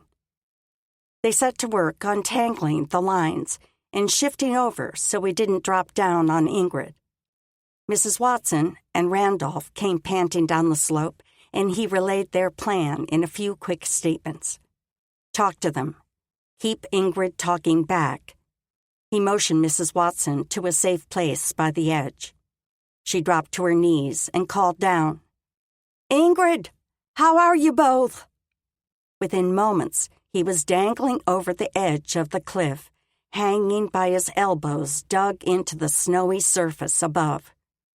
"Lord, don't let me fall on a rock," he thought. "Keep me safe so I can help Ingrid." With the prayer on his lips, he loosed his hold and dropped. The fall lasted longer than he expected, and his feet hit the ground with a force that sent shooting pain through his ankles. He tumbled onto his side, pausing only long enough to make sure nothing was broken. His legs felt intact. "Ingrid." He pushed to his feet and turned to search for her in the darkness. The dog whined, drawing his focus to a dark mound. He sprinted to her side. "Ingrid." It felt like his heart cried out as he found her face. He pulled a glove off so he could check her temperature. Her skin felt nearly icy. She opened her eyes, a groggy frown contorting her features. "Micah?" "We have to get you warmed, love. and out of this cold place. He reached for the boy she was curled around. The lad's skin was icy, but the pulse at his neck still thumped. Micah ran his hand quickly around the boy's skull. A good-sized bump stood out above his temple. That might explain at least some of the reason he wouldn't wake up. But the cold was likely the bigger culprit at this point. Every minute mattered for these two. The dog nudged him, drawing Micah's focus. "Hey, boy, we're going to get you all out of here." He stroked the pup as he moved down to Ingrid's injured leg. The wood did seem intact, which would make it much easier to lift her out. "I'm dropping the harness down," Isaac's voice sounded from above. "Good." When the leather tumbled to the snow, he grabbed it and straightened the pieces he'd be using. Samuel should go up first. He was by far the colder of the two. Micah lifted the lad from his nest at Ingrid's side, then laid him on the harness and tied knots in the leather to hold him secure. Then he looked upward. "Ready to lift Samuel up?" "Lifting him now," Isaac's voice called from above, steady and sure. "Be careful." Mrs. Watson's tone strained. He couldn't imagine what torment she must be enduring. Or rather, he could imagine. And his heart broke again as he lifted the boy. "Keep him alive, Lord," he thought. "Don't let her lose him, please." As Samuel was lifted over the ledge, Micah turned back to Ingrid. "Are you awake, love?" He dropped down beside her and reached for her hand to rub it. She may still lose an appendage to frostbite, but he'd do everything he could to keep from it. A moment later, Isaac's voice sounded again. "Dropping the harness back down." When the leather piled nearby, Micah reached to untangle the straps and position them. Now, to get Ingrid moved. He shifted back to her side. "I'm going to lift you up for a minute to get you strapped in the harness." She didn't open her eyes, but at least she responded. Slipping his hands under her the way he had so many times to lift her from the cart, he couldn't help but taking a moment to hold her close, breathing in her sweet scent. She snuggled into him, releasing a soft sigh, a sound that sent a surge of warmth through his chest. A warmth that reignited his urgency. He had to get her back to camp where he could care for her. He would not lose this woman who had become his heart. "Lord, please don't take her away," he thought. But God had once taken away the family that meant everything to him. Who was to say he wouldn't think it best to take Ingrid, too? A paralyzing fear gripped him, turning his chest as cold as ice. No. He'd put his trust in the Lord, given his entire life to him, promised to be content without Ingrid if that be his will. But in his moment of surrender, he'd only thought of Ingrid walking away, going back to her old life and choosing a man better suited for her. He'd not planned for Ingrid to die. He dropped to his knees in the icy wetness, her snow-covered body still clutched in his arms. "I don't think I can handle this if you let her die," he thought. "Not Ingrid, too." Tears burned his eyes, and he squeezed them shut. "Please, Lord, don't do this," he thought. "Trust me. My plan for you is good." The words whispered through his mind, impressing on his heart. Trust God. What if that plan included Ingrid's death? How could that be good? He clung to her, warring inside himself. He needed to keep moving, to get her back to camp. But why would it matter what he did?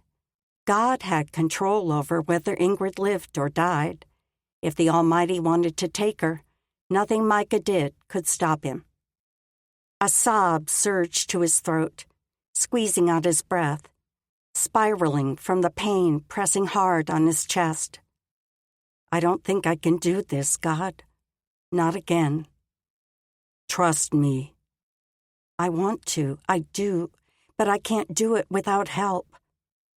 Could he truly release Ingrid into God's hands, except that whatever God chose would really be best? For her? For him? Tears flowed freely down his face, freezing his cheeks as the wind whipped around them. He had to do this, had to release everything to the Lord. He'd never have peace if he held back. She's yours, Lord. He raised his face to the heavens. Ingrid cradled in his arms, an offering. If you want to take her away, she's yours. And I am too. A breeze swept over him, not as frigid as before, drying his tears, purging the pain from his heart, leaving behind a certainty, a fragile healing. Not as strong as he'd need to be to withstand the tempests in life, but a start. He inhaled a long breath, taking in as much of the Father's strength as he could. All right, then. He dropped his gaze back to Ingrid's face, her lovely, delicate features. He could see the strength in them now, a strength he'd missed in those early days, a strength she'd need in order to come back from this frozen condition. Let's get you back to camp. He wanted to press a kiss to those lips, but there would be a better time later. He laid her on top of the harness, then worked to fasten some of the buckles and tie a knot in another section to create a sling for her. Her head would dangle if she didn't hold it up. Taking hold of her shoulders, he gave them a little shake. Ingrid, I need you to wake and hold on to this strap. Maybe that would help her stay alert. Her eyelids rose slowly, flickering. She gave him a groggy stare. Hold on to this strap and keep your head up. He placed her hands on the leather. She nodded and seemed to be trying to close her fingers around the rein, a good sign. The dog waited patiently beside them, and Micah reached for him next. I'm going to put little Shadow in your lap to ride up with you. The pup tucked himself in where Micah placed him. Ingrid didn't seem to be in a condition to hold the dog, but he should be fine as long as he didn't try to jump. He straightened and looked up. She's ready, Isaac. Hoist her up while I lift. When the man pulled the leathers tight, he slipped his hands under Ingrid to assist with the effort. The distance up was at least twice his height, maybe farther. Lord, only you can make this happen without more injury, he thought. Don't let the straps break. Give Isaac and Randolph strength. Keep their footing secure. Because if either of the men on the ledge above lost his footing and slipped over the edge, they'd all be in more trouble than they could handle. But God could handle it. He had to believe that. His pulse raced in his throat, 100 beats for every handbreadth they raised her. At least it seemed that way. She looked to be struggling to keep her head raised, and she mostly accomplished the feat as she was lifted higher and higher past the reach of his hold. Out of his hands. Dear God, keep her safe, he thought. Isaac grunted with each heave as he bore the full weight of her, and Micah didn't breathe again until the man gripped Ingrid's arm, rolling her up and over the edge of the cliff. Only Isaac's leg could be seen from below, as he must have collapsed beside her. His ragged breathing ran loud in the darkness. Next would be Micah's turn. He stepped close to the rock wall, touching the stone, and as he peered at it, searching for footholds. The side was vertical, or at least mostly so. There were a few places he could hook a toe into, but most of the way he would have to be lifted by Isaac. Could the man do it? He was no stranger to physical activity. One look at him made that obvious.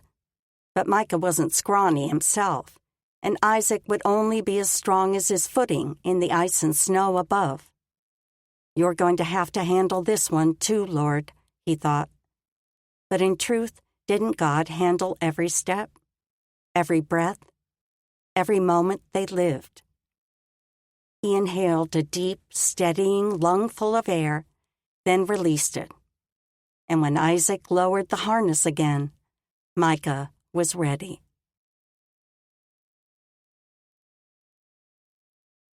Chapter 30. Ingrid was barely aware of the jarring through her body as someone carried her. Strong arms, moving swiftly. She couldn't seem to break through the shroud around her mind, and she was cold, so frigid her body had stopped shaking. Was she frozen solid? Moving took too much effort. Thinking was too hard. She'd rather sleep, but the jarring footsteps underneath her wouldn't let her rest. Voices drifted around her, calling, the deep intonation of a man, then a woman. A child? She was lowered to the ground, a hard ground, unforgiving. But maybe now she could sleep. Then people were all around her, tugging at her arms, her hands, her feet. A shot of pain seared up her leg, almost jerking her eyes open. The voices continued, flowing around her, melting together. One alone stood out, a low murmur, an earnest tone. Micah. His voice called to her, pulling her from the haze. She struggled to make out his words. Gentle with her hands. When the blood flow is coming back, it's easy to damage the skin. That's right. Warm water works well too, but not hot. When those rocks are ready, we'll wrap her feet up before we put the stones in. Not all his words made sense, but she could gradually feel a burning sensation in her feet, or perhaps more like the stinging of a dozen wasps. She winced and tried to pull her feet back, away from the pain. Fire shot through her left thigh, bringing the clarity of mind she'd been searching for. "She's awake!" A man's voice spoke just above her, a gravelly voice she didn't recognize, an older fellow maybe.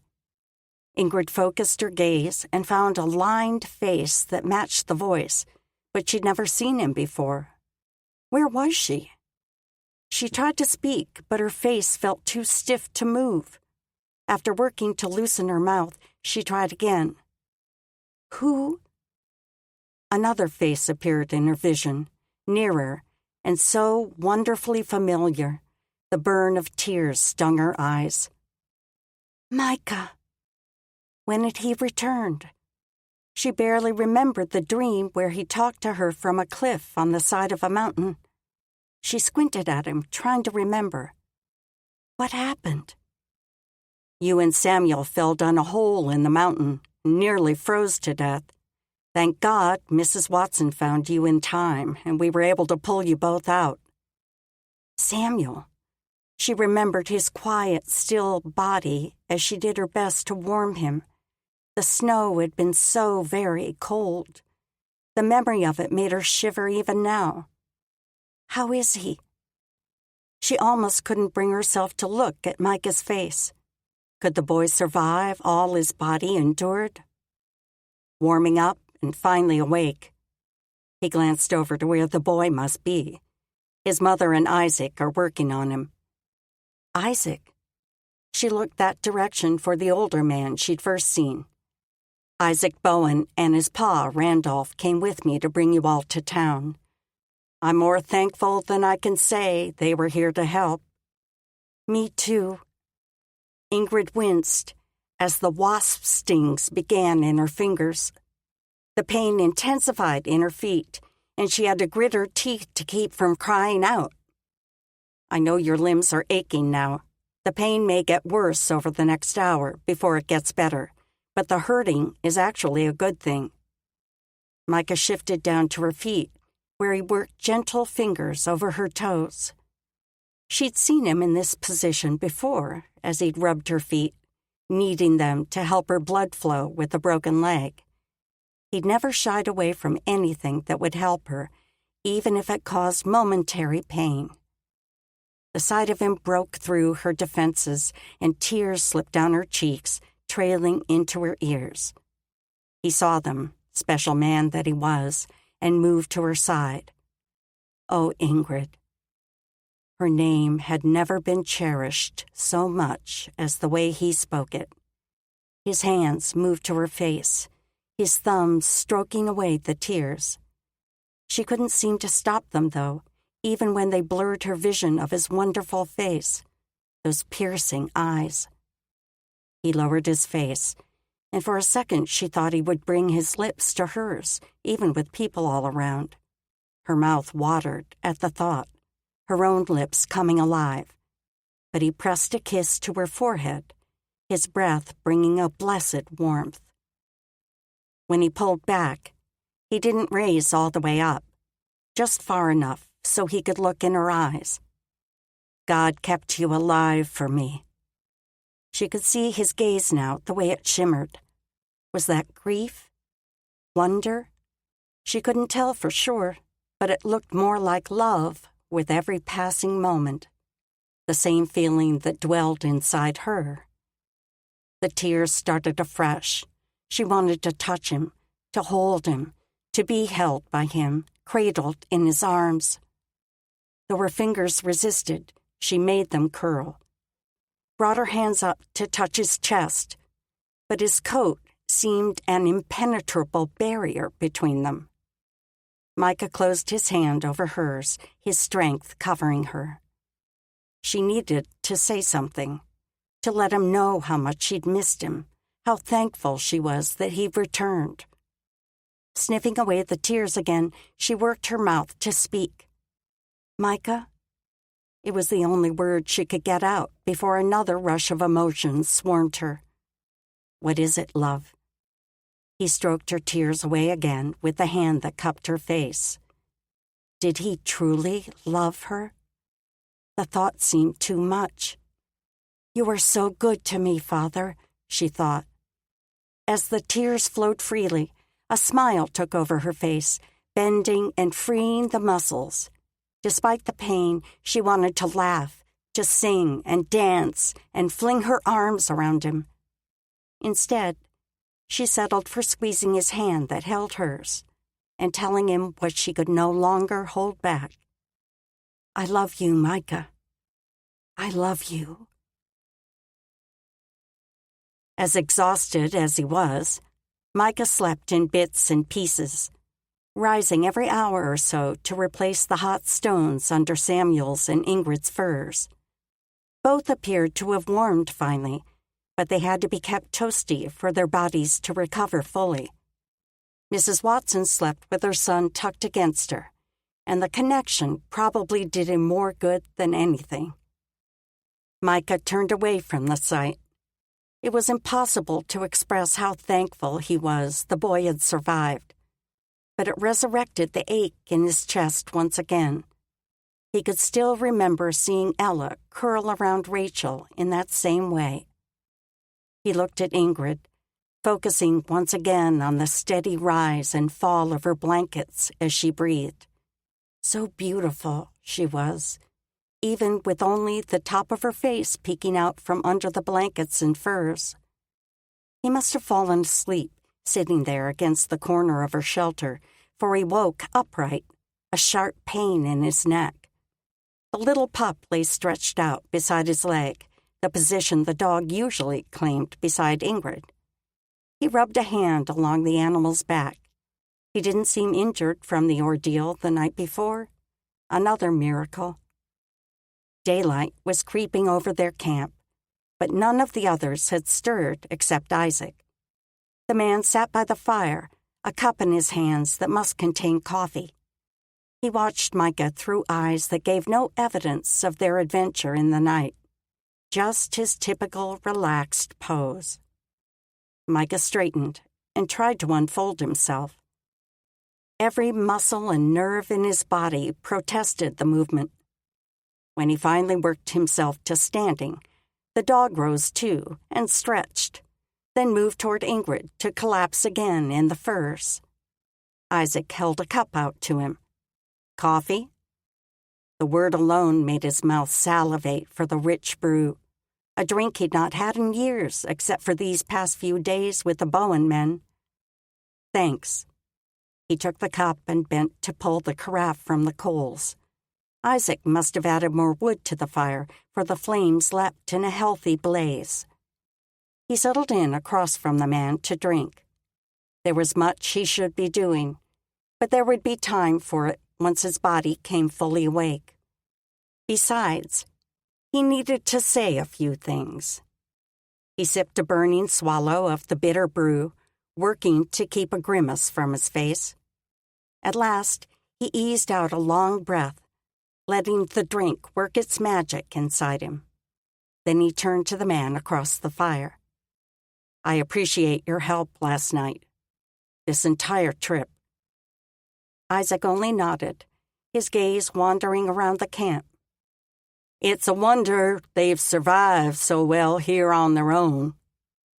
Did he think Micah had been imprudent to leave them? Possibly, but they'd weighed the options and no choice had been without danger. Perhaps I shouldn't have left them, but Mrs. Watson was still recovering from an illness and wasn't ready to travel yet. The vaccines had to get to Settlers Fort, and this was the best camp we'd found for a while. Isaac studied him. Didn't say I faulted you. Just that they've done well to come through. His manner was hard to read. He seemed so matter-of-fact. Maybe his words held no deeper meaning. Micah should just take them as simple fact. He took another sip of coffee and nodded. You're right.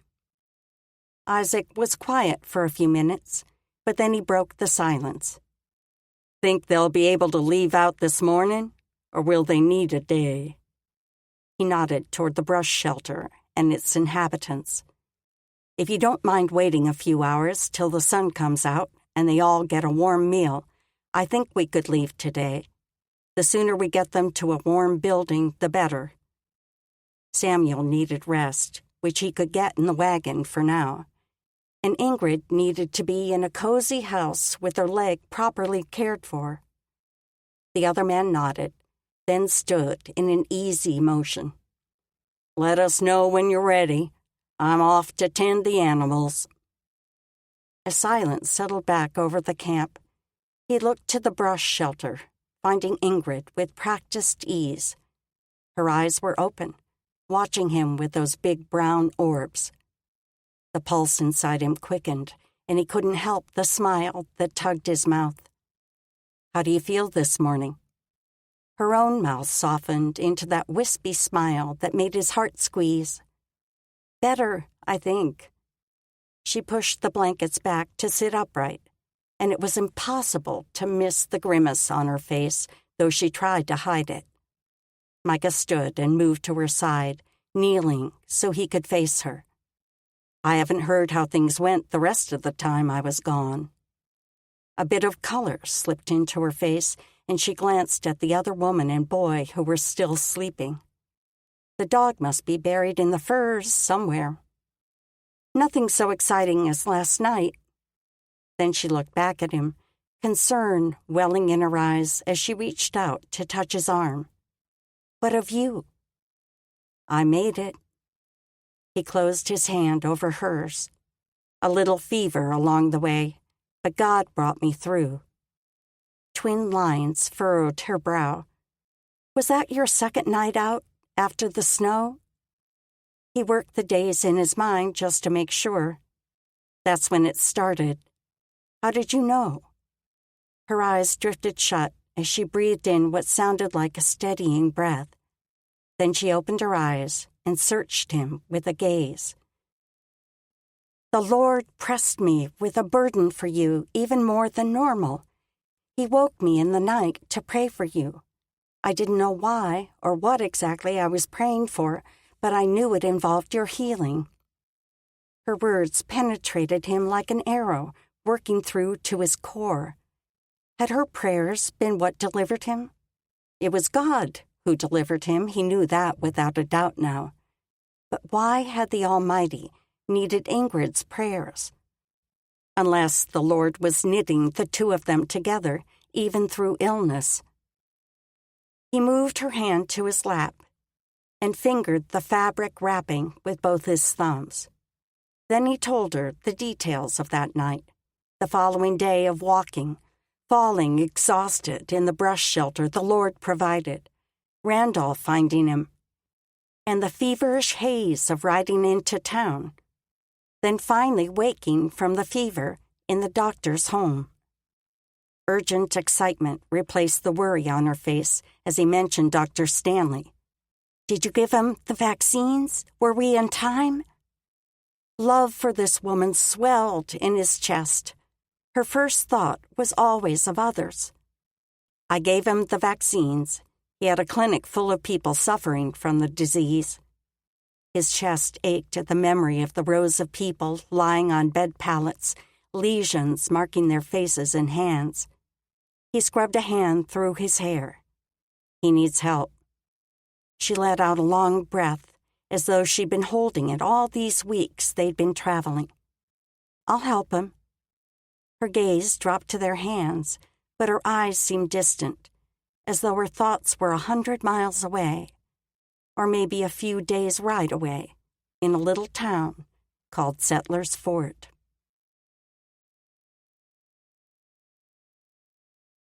Chapter 31. Ingrid. Micah reached for her other hand, too. "I plan to help him, too." She raised her eyes to his, searching. She must have heard the weight in his tone, or maybe she knew what a difficult step this would be for him. Swallowing to summon moisture into his suddenly dry mouth, he searched for the right words to begin. He cleared his throat. "I've had a lot of time to think during these last few days. The times I wasn't delirious with fever, that is." Her cautious gaze softened at his light words. "Good. There are two things I've come to a clear understanding about. Things I want, and things God seems to be calling me to. The first is more the Almighty's pushing than my desire." He let a grin touch his mouth before he forced out the words that were harder than any he had to say. Almost any. "I think it's time I resume doctoring. Officially." The joy spreading over her face made his decision worth every moment of angst. "That's wonderful, Micah. God's given you such a talent. I'm grateful you're going to use it." In the midst of the happiness in her expression, there was still something like longing.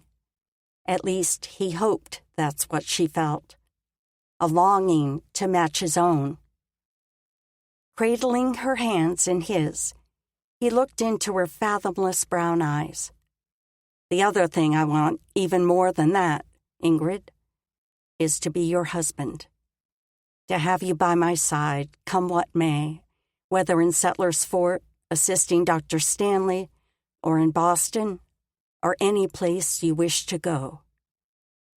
He swallowed as emotion clogged his throat. "I never thought I'd love again. I didn't want to. But then God brought me to that wagon wreck on the side of the mountain, and what I thought was one more curse from the Almighty was actually His way of blessing me, so much more than I deserve." His eyes burned as the depth of that truth swept through him. And even if God deemed it best for Ingrid's path to separate from his, he would always be thankful for the way the Lord used this courageous woman to bring him back to life. Tears pooled in Ingrid's eyes, magnifying their depths. "Micah." She seemed to struggle with the word. Was she trying to find a kind way to send him away? But her lips formed a tremulous smile, lighting her face so she almost glowed. "I prayed you felt that way, but I'm not sure I really thought it would happen." She looked so beautiful, every part of her with that smile accenting her delicate features, and those eyes. They soaked him in, capturing him so he'd be happy never looking away. They drew him nearer, and he felt the warmth of her breath before even realizing he'd moved closer, close enough to kiss. Her eyelids dropped closed, and he narrowed the distance, touching his mouth to hers in a contact that sent shivers all the way through him. This woman wanted to marry him. At least that's what she'd been saying, right? He pulled away just enough to ask, "That was a yes to wedding me, right?" She giggled against his lips. "Yes." He closed her in again, letting his kiss share the joy that word inspired. The sounds of whispering broke through his fervor, pulling him back. Ingrid seemed to catch the sound as well, and they both turned to see Mrs. Watson still tucked under the blankets with little Samuel. She held one hand out like a shield to keep her son from seeing their kiss. Mother and lad were clearly awake and whispering behind that shielding palm. "Oh, Joanna, I'm sorry." Ingrid's face reddened all the way to her forehead, and she ducked away from him. He couldn't help but chuckle. "Yes, we do apologize." But he couldn't be the least bit sorry about what had just transpired. "Have you been awake long enough to hear the news, or should we repeat it?" Ingrid's gaze jerked to him, eyes widening as though she couldn't believe what he'd just said. Mrs. Watson lowered her hand enough to peer over it, as if to make sure the view was safe, then dropped her arm and sat upright. "We're happy for you both. It's the perfect match." As she pulled Ingrid into a hug, he pushed to his feet. Best get food started so they could head out. The sooner they reached Settler's Fort, the sooner their new life could begin. Once again, Ingrid was riding in the little cart, pulled by the ever-faithful Jackson. Samuel lay in her lap, covered in blankets and furs, still exhausted from his harrowing adventure. Even though she was in the same position as all those weeks they traveled before, this stretch of the journey felt so different, with 3 mules plodding in front of them. Joanna sat atop one, and the 2 Mr. Bowens rode the others. Micah strode beside Jackson, looking back every few minutes to make sure she was comfortable. Ever her champion, and soon to be her husband. The thought sent giddy shivers through her anew each time she let the words slip into her mind. How long would they need to wait? She had no idea what the situation would be like in Settler's Fort. Micah said the doctor had at least a dozen people suffering from the disease in his clinic. Were those the only people ill? Had the doctor quarantined them in time to keep the disease from spreading? So much she didn't know. And when the outbreak was over, would they need to build a home? He likely wouldn't have an excess of funds since he'd lived in the wilderness for so long. But they had Papa's money, so that wouldn't be a concern. Getting the money to this territory might be. As best as she could remember, Dr. Stanley had to send his request by messenger to Helena, where it could be telegraphed to them in Boston. Money would need to be sent that same way. Could they get to Helena in the winter? She had no idea of the distance. So much she didn't know. She breathed in a long breath, and with her exhale sent up a prayer for patience. "Help me wait on you, Lord," she thought. For 3 days, they traversed the mountains, covering terrain every bit as treacherous as any they'd traveled thus far. Ingrid clung to the boy with one hand and the side of the cart with her other as the donkey trudged forward. When they stopped to eat midway through the 3rd day, an icy wind swept across the mountainside, chilling the air more with each minute. Gray clouds hung low in the sky, the same clouds she'd seen every other time it had snowed on this journey. Micah pointed out across the valley below them. "See the patch of trees on the far hill? The Mullen Road runs through them. The wagon is parked just off the trail. Hope we can make it there before the snow hits." "Is Jackson going to ride in the wagon with us?" Samuel piped up from his seat on a rock beside the younger Mr. Bowen. The boy seemed to have found a new hero in the man and didn't often leave his side. "His legs are so little, he won't be able to keep up with the big donkeys." "You better not let Dandy hear you call him a donkey." Mr. Bowen bent close to the boy as if sharing a secret. "He thinks he's special 'cause he's a mule." That last bit was spoken in a stage whisper. The lad wrinkled his nose. "I didn't think he mattered about stuff like that. Don't tell him I said it." Ingrid slid a glance at Joanna to see if she caught the interchange. She was watching her son with such a soft expression on her face it made Ingrid's chest constrict. Would she and Micah one day have a babe to love as much as Joanna cherished her boy?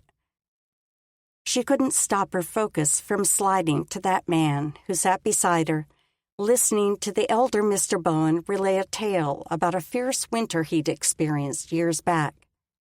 She had the perfect view of Micah's profile, the strong contours of his face so beautiful in their perfection, so ruggedly handsome. Just looking at him made it hard to breathe. "Lord, if it's not too much to ask," she thought, "I'd love to have a son who looks exactly like him." Those dark eyes would be as striking on their boy as they were heart-stopping on this man. As though he could read her thoughts, he turned to her, gazing into her soul with those piercing eyes, the corners of them crinkled in a gentle smile. She could never get enough of his smiles. In fact, that just may be her new goal in life, to draw out as many of his smiles as she could. He raised a brow. "You look like you're thinking mischievous thoughts." She almost laughed as she slipped her hand in his. "Perhaps, but nothing you need to worry about. Loving this man would be pure pleasure."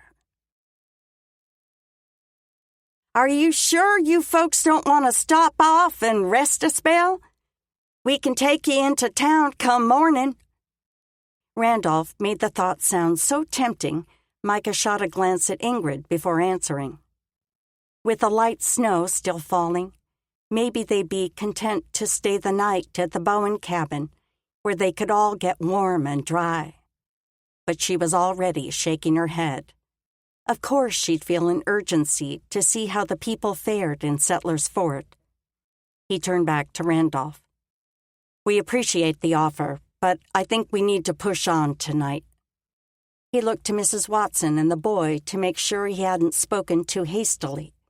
She nodded her agreement.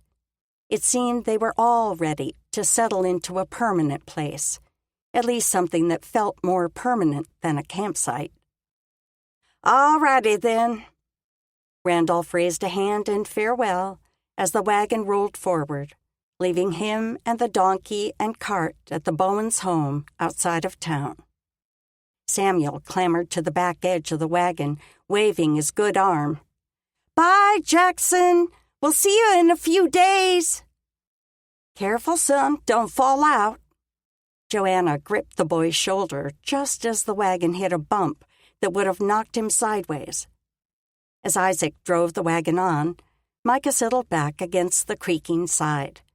With Ingrid nestled into him, the feeling that swept through him was better than a warm cabin in a snowstorm. As the buildings of Settlers Fort appeared in the distance, he could feel her shoulders begin to stiffen. Was she worried about what they'd find? Or meeting Dr. Stanley? He tightened his hold around her. Not much, just enough for her to feel his presence, his support. She looked up to him, eyes searching. She didn't speak, though, and he craved to know what concerned her. Wanted to slay whatever she feared. "Do you want to go straight to the doctor's clinic, or find lodging first?" His voice rumbled between them. "I'd like to see Dr. Stanley first. I want to know what's happening." She must be worried about the people. He met her look, letting her see his own resolve. Whatever we find, we'll face it together. Her chin bobbed, and she looked away. I just hope we're in time. I don't want Papa's sacrifice to be in vain. His chest ached for her, for the loss she'd endured, for the price she'd had to pay in all this. He couldn't take it away, couldn't change the past. All he could do was be there for her in the future. He lifted her chin with his finger so she looked at him again. God has a plan in this. He didn't take your father in vain, and he's guiding us even now. We need only to make sure we follow his leading. A tender smile brushed her face, softening her eyes. When did you become so wise? He returned her smile, the love in her expression making him sure of what he already knew. There wasn't much he wouldn't do for this woman. I think it was somewhere between the fever on the trail and thinking I might lose you in the bottom of that ravine. She reached for his free hand and slipped her fingers through his, then laid her head on his shoulder.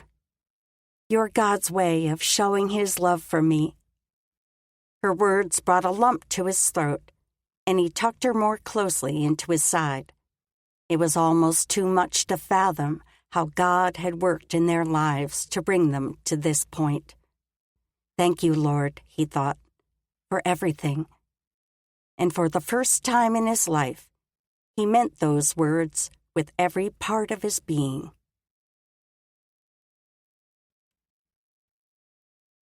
Chapter 32. Dr. Stanley was just like Papa described him, a big man and an easy friend. Papa hadn't mentioned the heavy graying in his beard or the fact he walked with a limp as he stepped out of his front door to greet them. Were those more recent occurrences? Ingrid handed Handsome down to Samuel, then worked to climb down from the wagon herself with Micah's help. The doctor moved close and took her hand. Miss Chastain? He spoke the words with a depth of emotion that brought on the same in her own chest. Yes. She met his gaze, and her heart ached at the sadness there. I'm so sorry to hear about your father's passing. The news grieves me more than I can express. He closed the other hand over hers. Thank you. He is missed, but I know he wouldn't count it a loss if the vaccinations have helped the people here. She studied his face for an answer to the question she hadn't quite asked. He nodded. It's been a rough outbreak, but I think we're on the tail end of it. With the vaccines your father sent, I pray we can keep any more from falling to the disease. We've lost 12, with 2 more who may leave us still, but the rest are recovering. I vaccinated most of the people in town, but I'm still working to reach those in the outlying areas. He raised her hand, his eyes carrying an endless depth of sadness. Your father's sacrifice will save many lives. She nearly slumped with the weight of the news, so much pain and sadness. Yet there was hope amidst it all. Here, let's get you inside. Do we need to take a look at that leg? He looked at Micah. Then suddenly, she could feel the heat of both men eyeing her. Her mind scrambled to replay the doctor's last words. Was he questioning whether she trusted Micah's doctoring skills? She sent a look to the man whom she'd come to trust in full. Only if Micah thinks there's something that still needs doing now that he has access to more supplies. His gaze caressed her, sending a thank you she could feel down to her innermost being. He turned back to Dr. Stanley. We should remove the splint and take a look at it, but it will be fine to wait until morning. I think they'll all be better off with a nice meal and a good night's sleep. Is there a place in town we can lodge? The man stepped back, sweeping his hand toward the 2-story building behind him. Right here. I have a few rooms in my living quarters you're welcome to, and my housekeeper will be happy to have people to dote on. Come in." Micah offered to carry her inside, but she shook her head as she put her new walking sticks under her arms. These fit a little better than the pair she'd lost when she fell down the mountain, though she'd still be happy if she never saw them again after today. But they allowed her to move on her own, and for that she was thankful. Micah stood close as she mounted the steps into the building, and it was nice to have him there to help. He finally eased his hovering as they stepped down the wide hallway that passed through the center of the house. "This is where I usually see patients." The doctor motioned to an open door on the right. "But you can see we've run out of room in there." Two people lay on pallets in the hallway, pox marking their faces. The man looked up at them as they passed, but didn't make an effort to speak. The woman, however, pushed herself upright, her thin blonde hair falling over the shoulders of her nightdress. Ingrid moved toward her, wishing she could kneel beside the woman to be at the same level. "Hello, I'm Ingrid Chastain, come to help Dr. Stanley. How are you feeling today?" Dark shadows ringed the woman's eyes, but her face softened. "Better." Her voice rasped, probably from lesions in her mouth and throat. Talking had to be painful for her. Ingrid offered her brightest smile. "Rest now. I'll be back soon to see how I can help." As she turned on her walking sticks to rejoin the rest of the group, she caught Micah's expression. His face had paled, and his jaw formed a hard line as he stared at the patients. "Oh, Lord," she thought, "wrap him in your love. This won't be easy for him." She moved toward him and slid her hand into his. The contact seemed to pull him from his thoughts with effort, but he turned to her and looked like he was working to soften the tightness in his jaw. She leaned into him and rested her head on his shoulder. The others had already moved on, heading toward an open doorway near the end of the hall. Micah squeezed her fingers with his gentle touch. "Let's get you settled." His voice was tender, with a trace of sadness lingering, but that was to be expected. She straightened and looked into his eyes, letting her gaze tell him everything she wanted to say. They would work through this together. With God's strength, they would help these people. No matter what, she'd be by Micah's side every step of the way. "My darling Rachel," he wrote, "do you remember how you always wanted a pet? You brought home injured birds and frogs, and even a prairie dog one time. Mama and I never let you keep them because wild things might sometimes need our care, but eventually they must go back to the place where God created them to live. That's where they'll be happiest. I still believe that, my little ducky, but I'm only now discovering the entire truth of it. I've met a little dog you would love.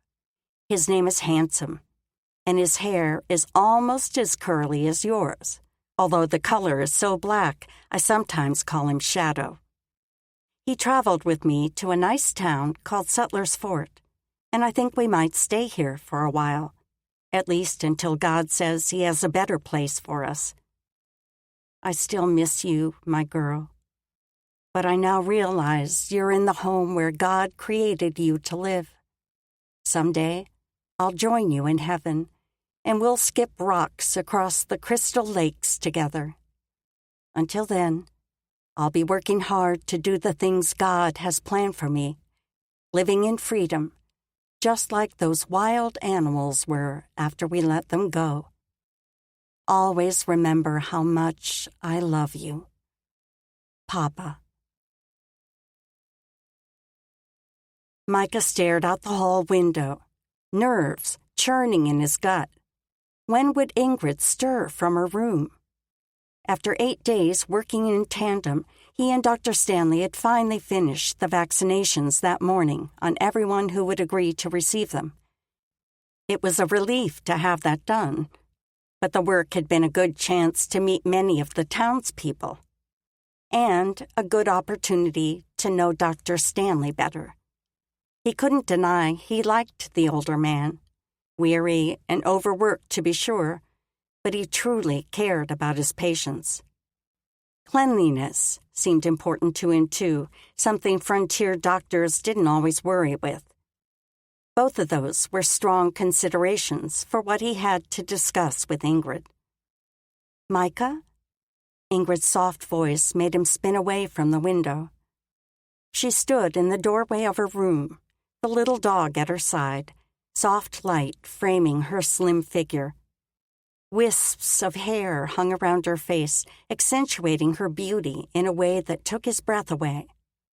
He ached to stride to her, take her in his arms, breathe her elegant scent, to relish her, see that soft smile that played across her features, feel the smoothness of her lips with his. For a long moment, he just stood there, drinking her in, letting the sight of her fill him.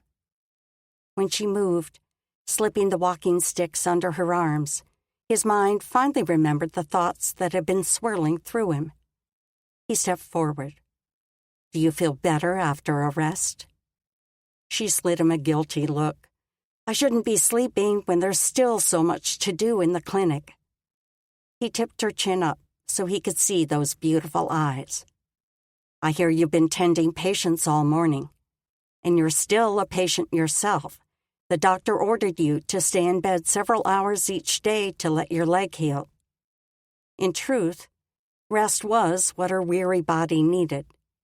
He'd never seen her features so relaxed as they were now. A faint line creased her cheek like the seam of a pillow, making her look more adorable than ever. Warmth slid through him at the thought of her nestled under the covers. One day, he'd be there with her. Hopefully soon. But first, they needed to work out some details. His chest tightened at the reminder of the conversation to come. "What is it? What's wrong?" He brought his focus back to her now worried gaze, not the feeling he'd wanted to give her. He forced himself to relax as he touched her forearm, sliding his hand down the length of it. "Nothing's wrong. I had a chance to speak with Dr. Stanley, and I'd like to tell you what he said if you have time." "Of course." The worry in her gaze only intensified. She turned her wrist so his hand slipped into hers and clung to him. "Tell me." He'd not meant to worry her. He ran his thumb over the back of her hand. "It's not bad. I mean, it's good." He motioned toward the 2 chairs by the window. "Can we sit?" She limped forward, determination marking her stride, even with her shoulders hunched over the walking sticks. After sinking into the chair and adjusting her blue skirt over her splinted leg, she turned resolutely toward him. "What is it?" He wanted to chuckle at the picture she made. Despite the fragile appearance her refined features and lean build gave her, this woman was no wilting flower. She could face up under any blow, no doubt about it.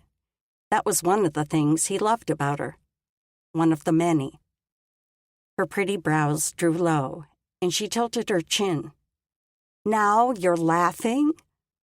He leaned forward, reaching for her hands, no longer holding back his grin. "I just love how you don't shy away from a challenge." His thumb stroked the backs of her fingers as he struggled to gather his scattered thoughts. "I asked Dr. Stanley if there was room in his practice for another, an assistant or fellow doctor." For some reason, he couldn't bring himself to look at her. Saying the words aloud seemed so pretentious. Sure, he'd finished formal training to be a physician and had been Landsberg's only doctor for 7 years. But he'd been out of the work almost as long. Why should he be allowed to just step back in as though he'd never stopped? What did he say? Her words drew his focus back up, and he drew strength from the encouragement in her eyes. He said he's been praying for help for over a year now. He'd like to make me his full partner, with the thought of his leaving the area eventually.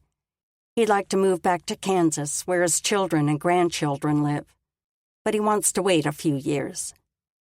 He watched her as he spoke, searching for horror or fear or anything else she might try to smother in an effort to make him happy. Her eyes rounded, not in fear, but in wonder, then definite joy as she squeezed his hands. "Oh, Micah, that's wonderful!" She searched him as though trying to read him, too. "Do you want to join his work?" They were a pair, weren't they? Neither one of them quite sure what to think about this sudden gift. "I want to know where you want to live. Settlers Fort, or back in Boston, or any other place altogether. If God is truly calling me back to doctoring, he'll have to work for me wherever he leads us." Her eyes shimmered, illuminating them from inside. The delicate lines of her throat worked, and she released a breathy laugh as a smile lit her face. "Oh, Micah, I'm so thankful." She pulled one of her hands away to dab her eyes. "I'd be happy anywhere with you, but I do like the idea of staying here." After a delicate sniff, she took his hand again. "This feels like a blessing from the Father, but I suppose we should pray about it to make sure. Would we need to build a house?" "Well, Dr. Stanley offered to have us move in here. I don't know how I feel about that permanently, but at least it gives us shelter for a little while." He couldn't help adding the next part. "Once we have children coming, it might be nice to have our own place." She leaned back in her seat with a chuckle, crimson stealing into her cheeks. "Well." For a long moment, the two of them sat, looking at each other, silently taking in the possibilities laid before them. The decisions they made would affect them in ways he didn't even want to consider. "Give me wisdom, Lord," he thought, "and courage." He couldn't let this fear back in, couldn't pass up the gifts God was giving him just because he wasn't worthy of them. "I need your strength too, Lord. That inner strength Ingrid talks about. You made Gideon strong when he asked, and I've seen you do it with this remarkable woman beside me. Now I'm asking too." Because God had been good enough to give him this second chance, loved him enough to give him the best, even when he didn't deserve it. And now, only the Almighty's strength could accomplish the work ahead.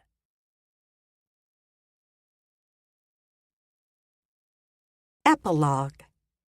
2 weeks later. This day seemed surreal. Though Ingrid had mostly focused on Papa's work through her growing up years, she'd occasionally let herself dream of what her wedding day might be like. Not once in all her imaginings had she ever thought she would be in a rustic house in this tiny town in the Montana Territory. Yet as she stared out the window at the majestic mountain peaks rising as far as she could see, their snow-covered grandeur surging inside her to awaken the sleeping parts, she couldn't imagine being this happy anywhere else. She hadn't forgotten the treacherous climbs that tested the fortitude of both man and beast, nor the frigid nights unable to feel her toes, nor the view from the top of a cliff staring down its steep descent. Still, she'd be willing to face any of those trials again and more, as long as Micah traveled with her. Micah and the Lord who'd brought them together. Now her husband-to-be waited for her in the hallway. The time had come. Inhaling a deep breath, she turned away from the window. Joanna stood by the door, a gentle smile softening her face. "Ready?" She let the joy welling inside her spread onto her face. More than ready. She'd have married Micah when they first arrived in Settlers Fort had she been given the chance. But at least this extra time had allowed her leg more time to heal, so she only needed a single walking stick. And she'd finally talked Dr. Stanley into removing the splint that morning. Everything had come together for the perfect day. If only Papa could be here. Her chest clenched, and she willed the wave of sadness away. Papa was here in spirit, and he'd be happy she found a man like Micah. She had to focus on the good, so she didn't dampen the day's joy. Joanna opened the door and stepped aside as Ingrid limped forward. A man stood in the open frame, his figure stealing her breath. His blue cotton shirt stretched across his broad shoulders and tapered to a lean waist at the band of his trousers. It might take some time to get used to seeing Micah, her strong, capable mountain man, in such civilized clothing. Yet he could wear a woolen shroud, and her heart would still race at the sight of him, at the love flowing from his dark eyes. The smile creases around them made her yearn to step closer, to place her hands on either side of his handsome face and reach her lips to his. Ready? He raised his dark brows, a twinkle sparkling in his gaze.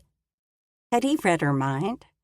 She fought the heat rising to her face and nodded. She stepped forward, working to rein her thoughts back to the ceremony before them. He took her hand but didn't immediately turn to walk her to the minister. Instead, he stood, watching her. She met his intense gaze, falling into the love there. She couldn't have pulled her focus away if she wanted to, as he moved in, lowering his mouth to hers. Her eyes drifted shut, and every part of her concentrated on him, inhaling his love, melting into his touch. This man had been created for her. She'd never been so sure of anything in her life. "Thank you, Father," she thought. Micah eased away, and under her palm on his chest, his heart pulsed a rapid beat. He pulled back just far enough to study her face, his expression earnest, searching. "I wish your father could be here. He'd be so proud of the woman you are." Hot tears sprang to her eyes. How had Micah known the one thing that kept this day from perfection?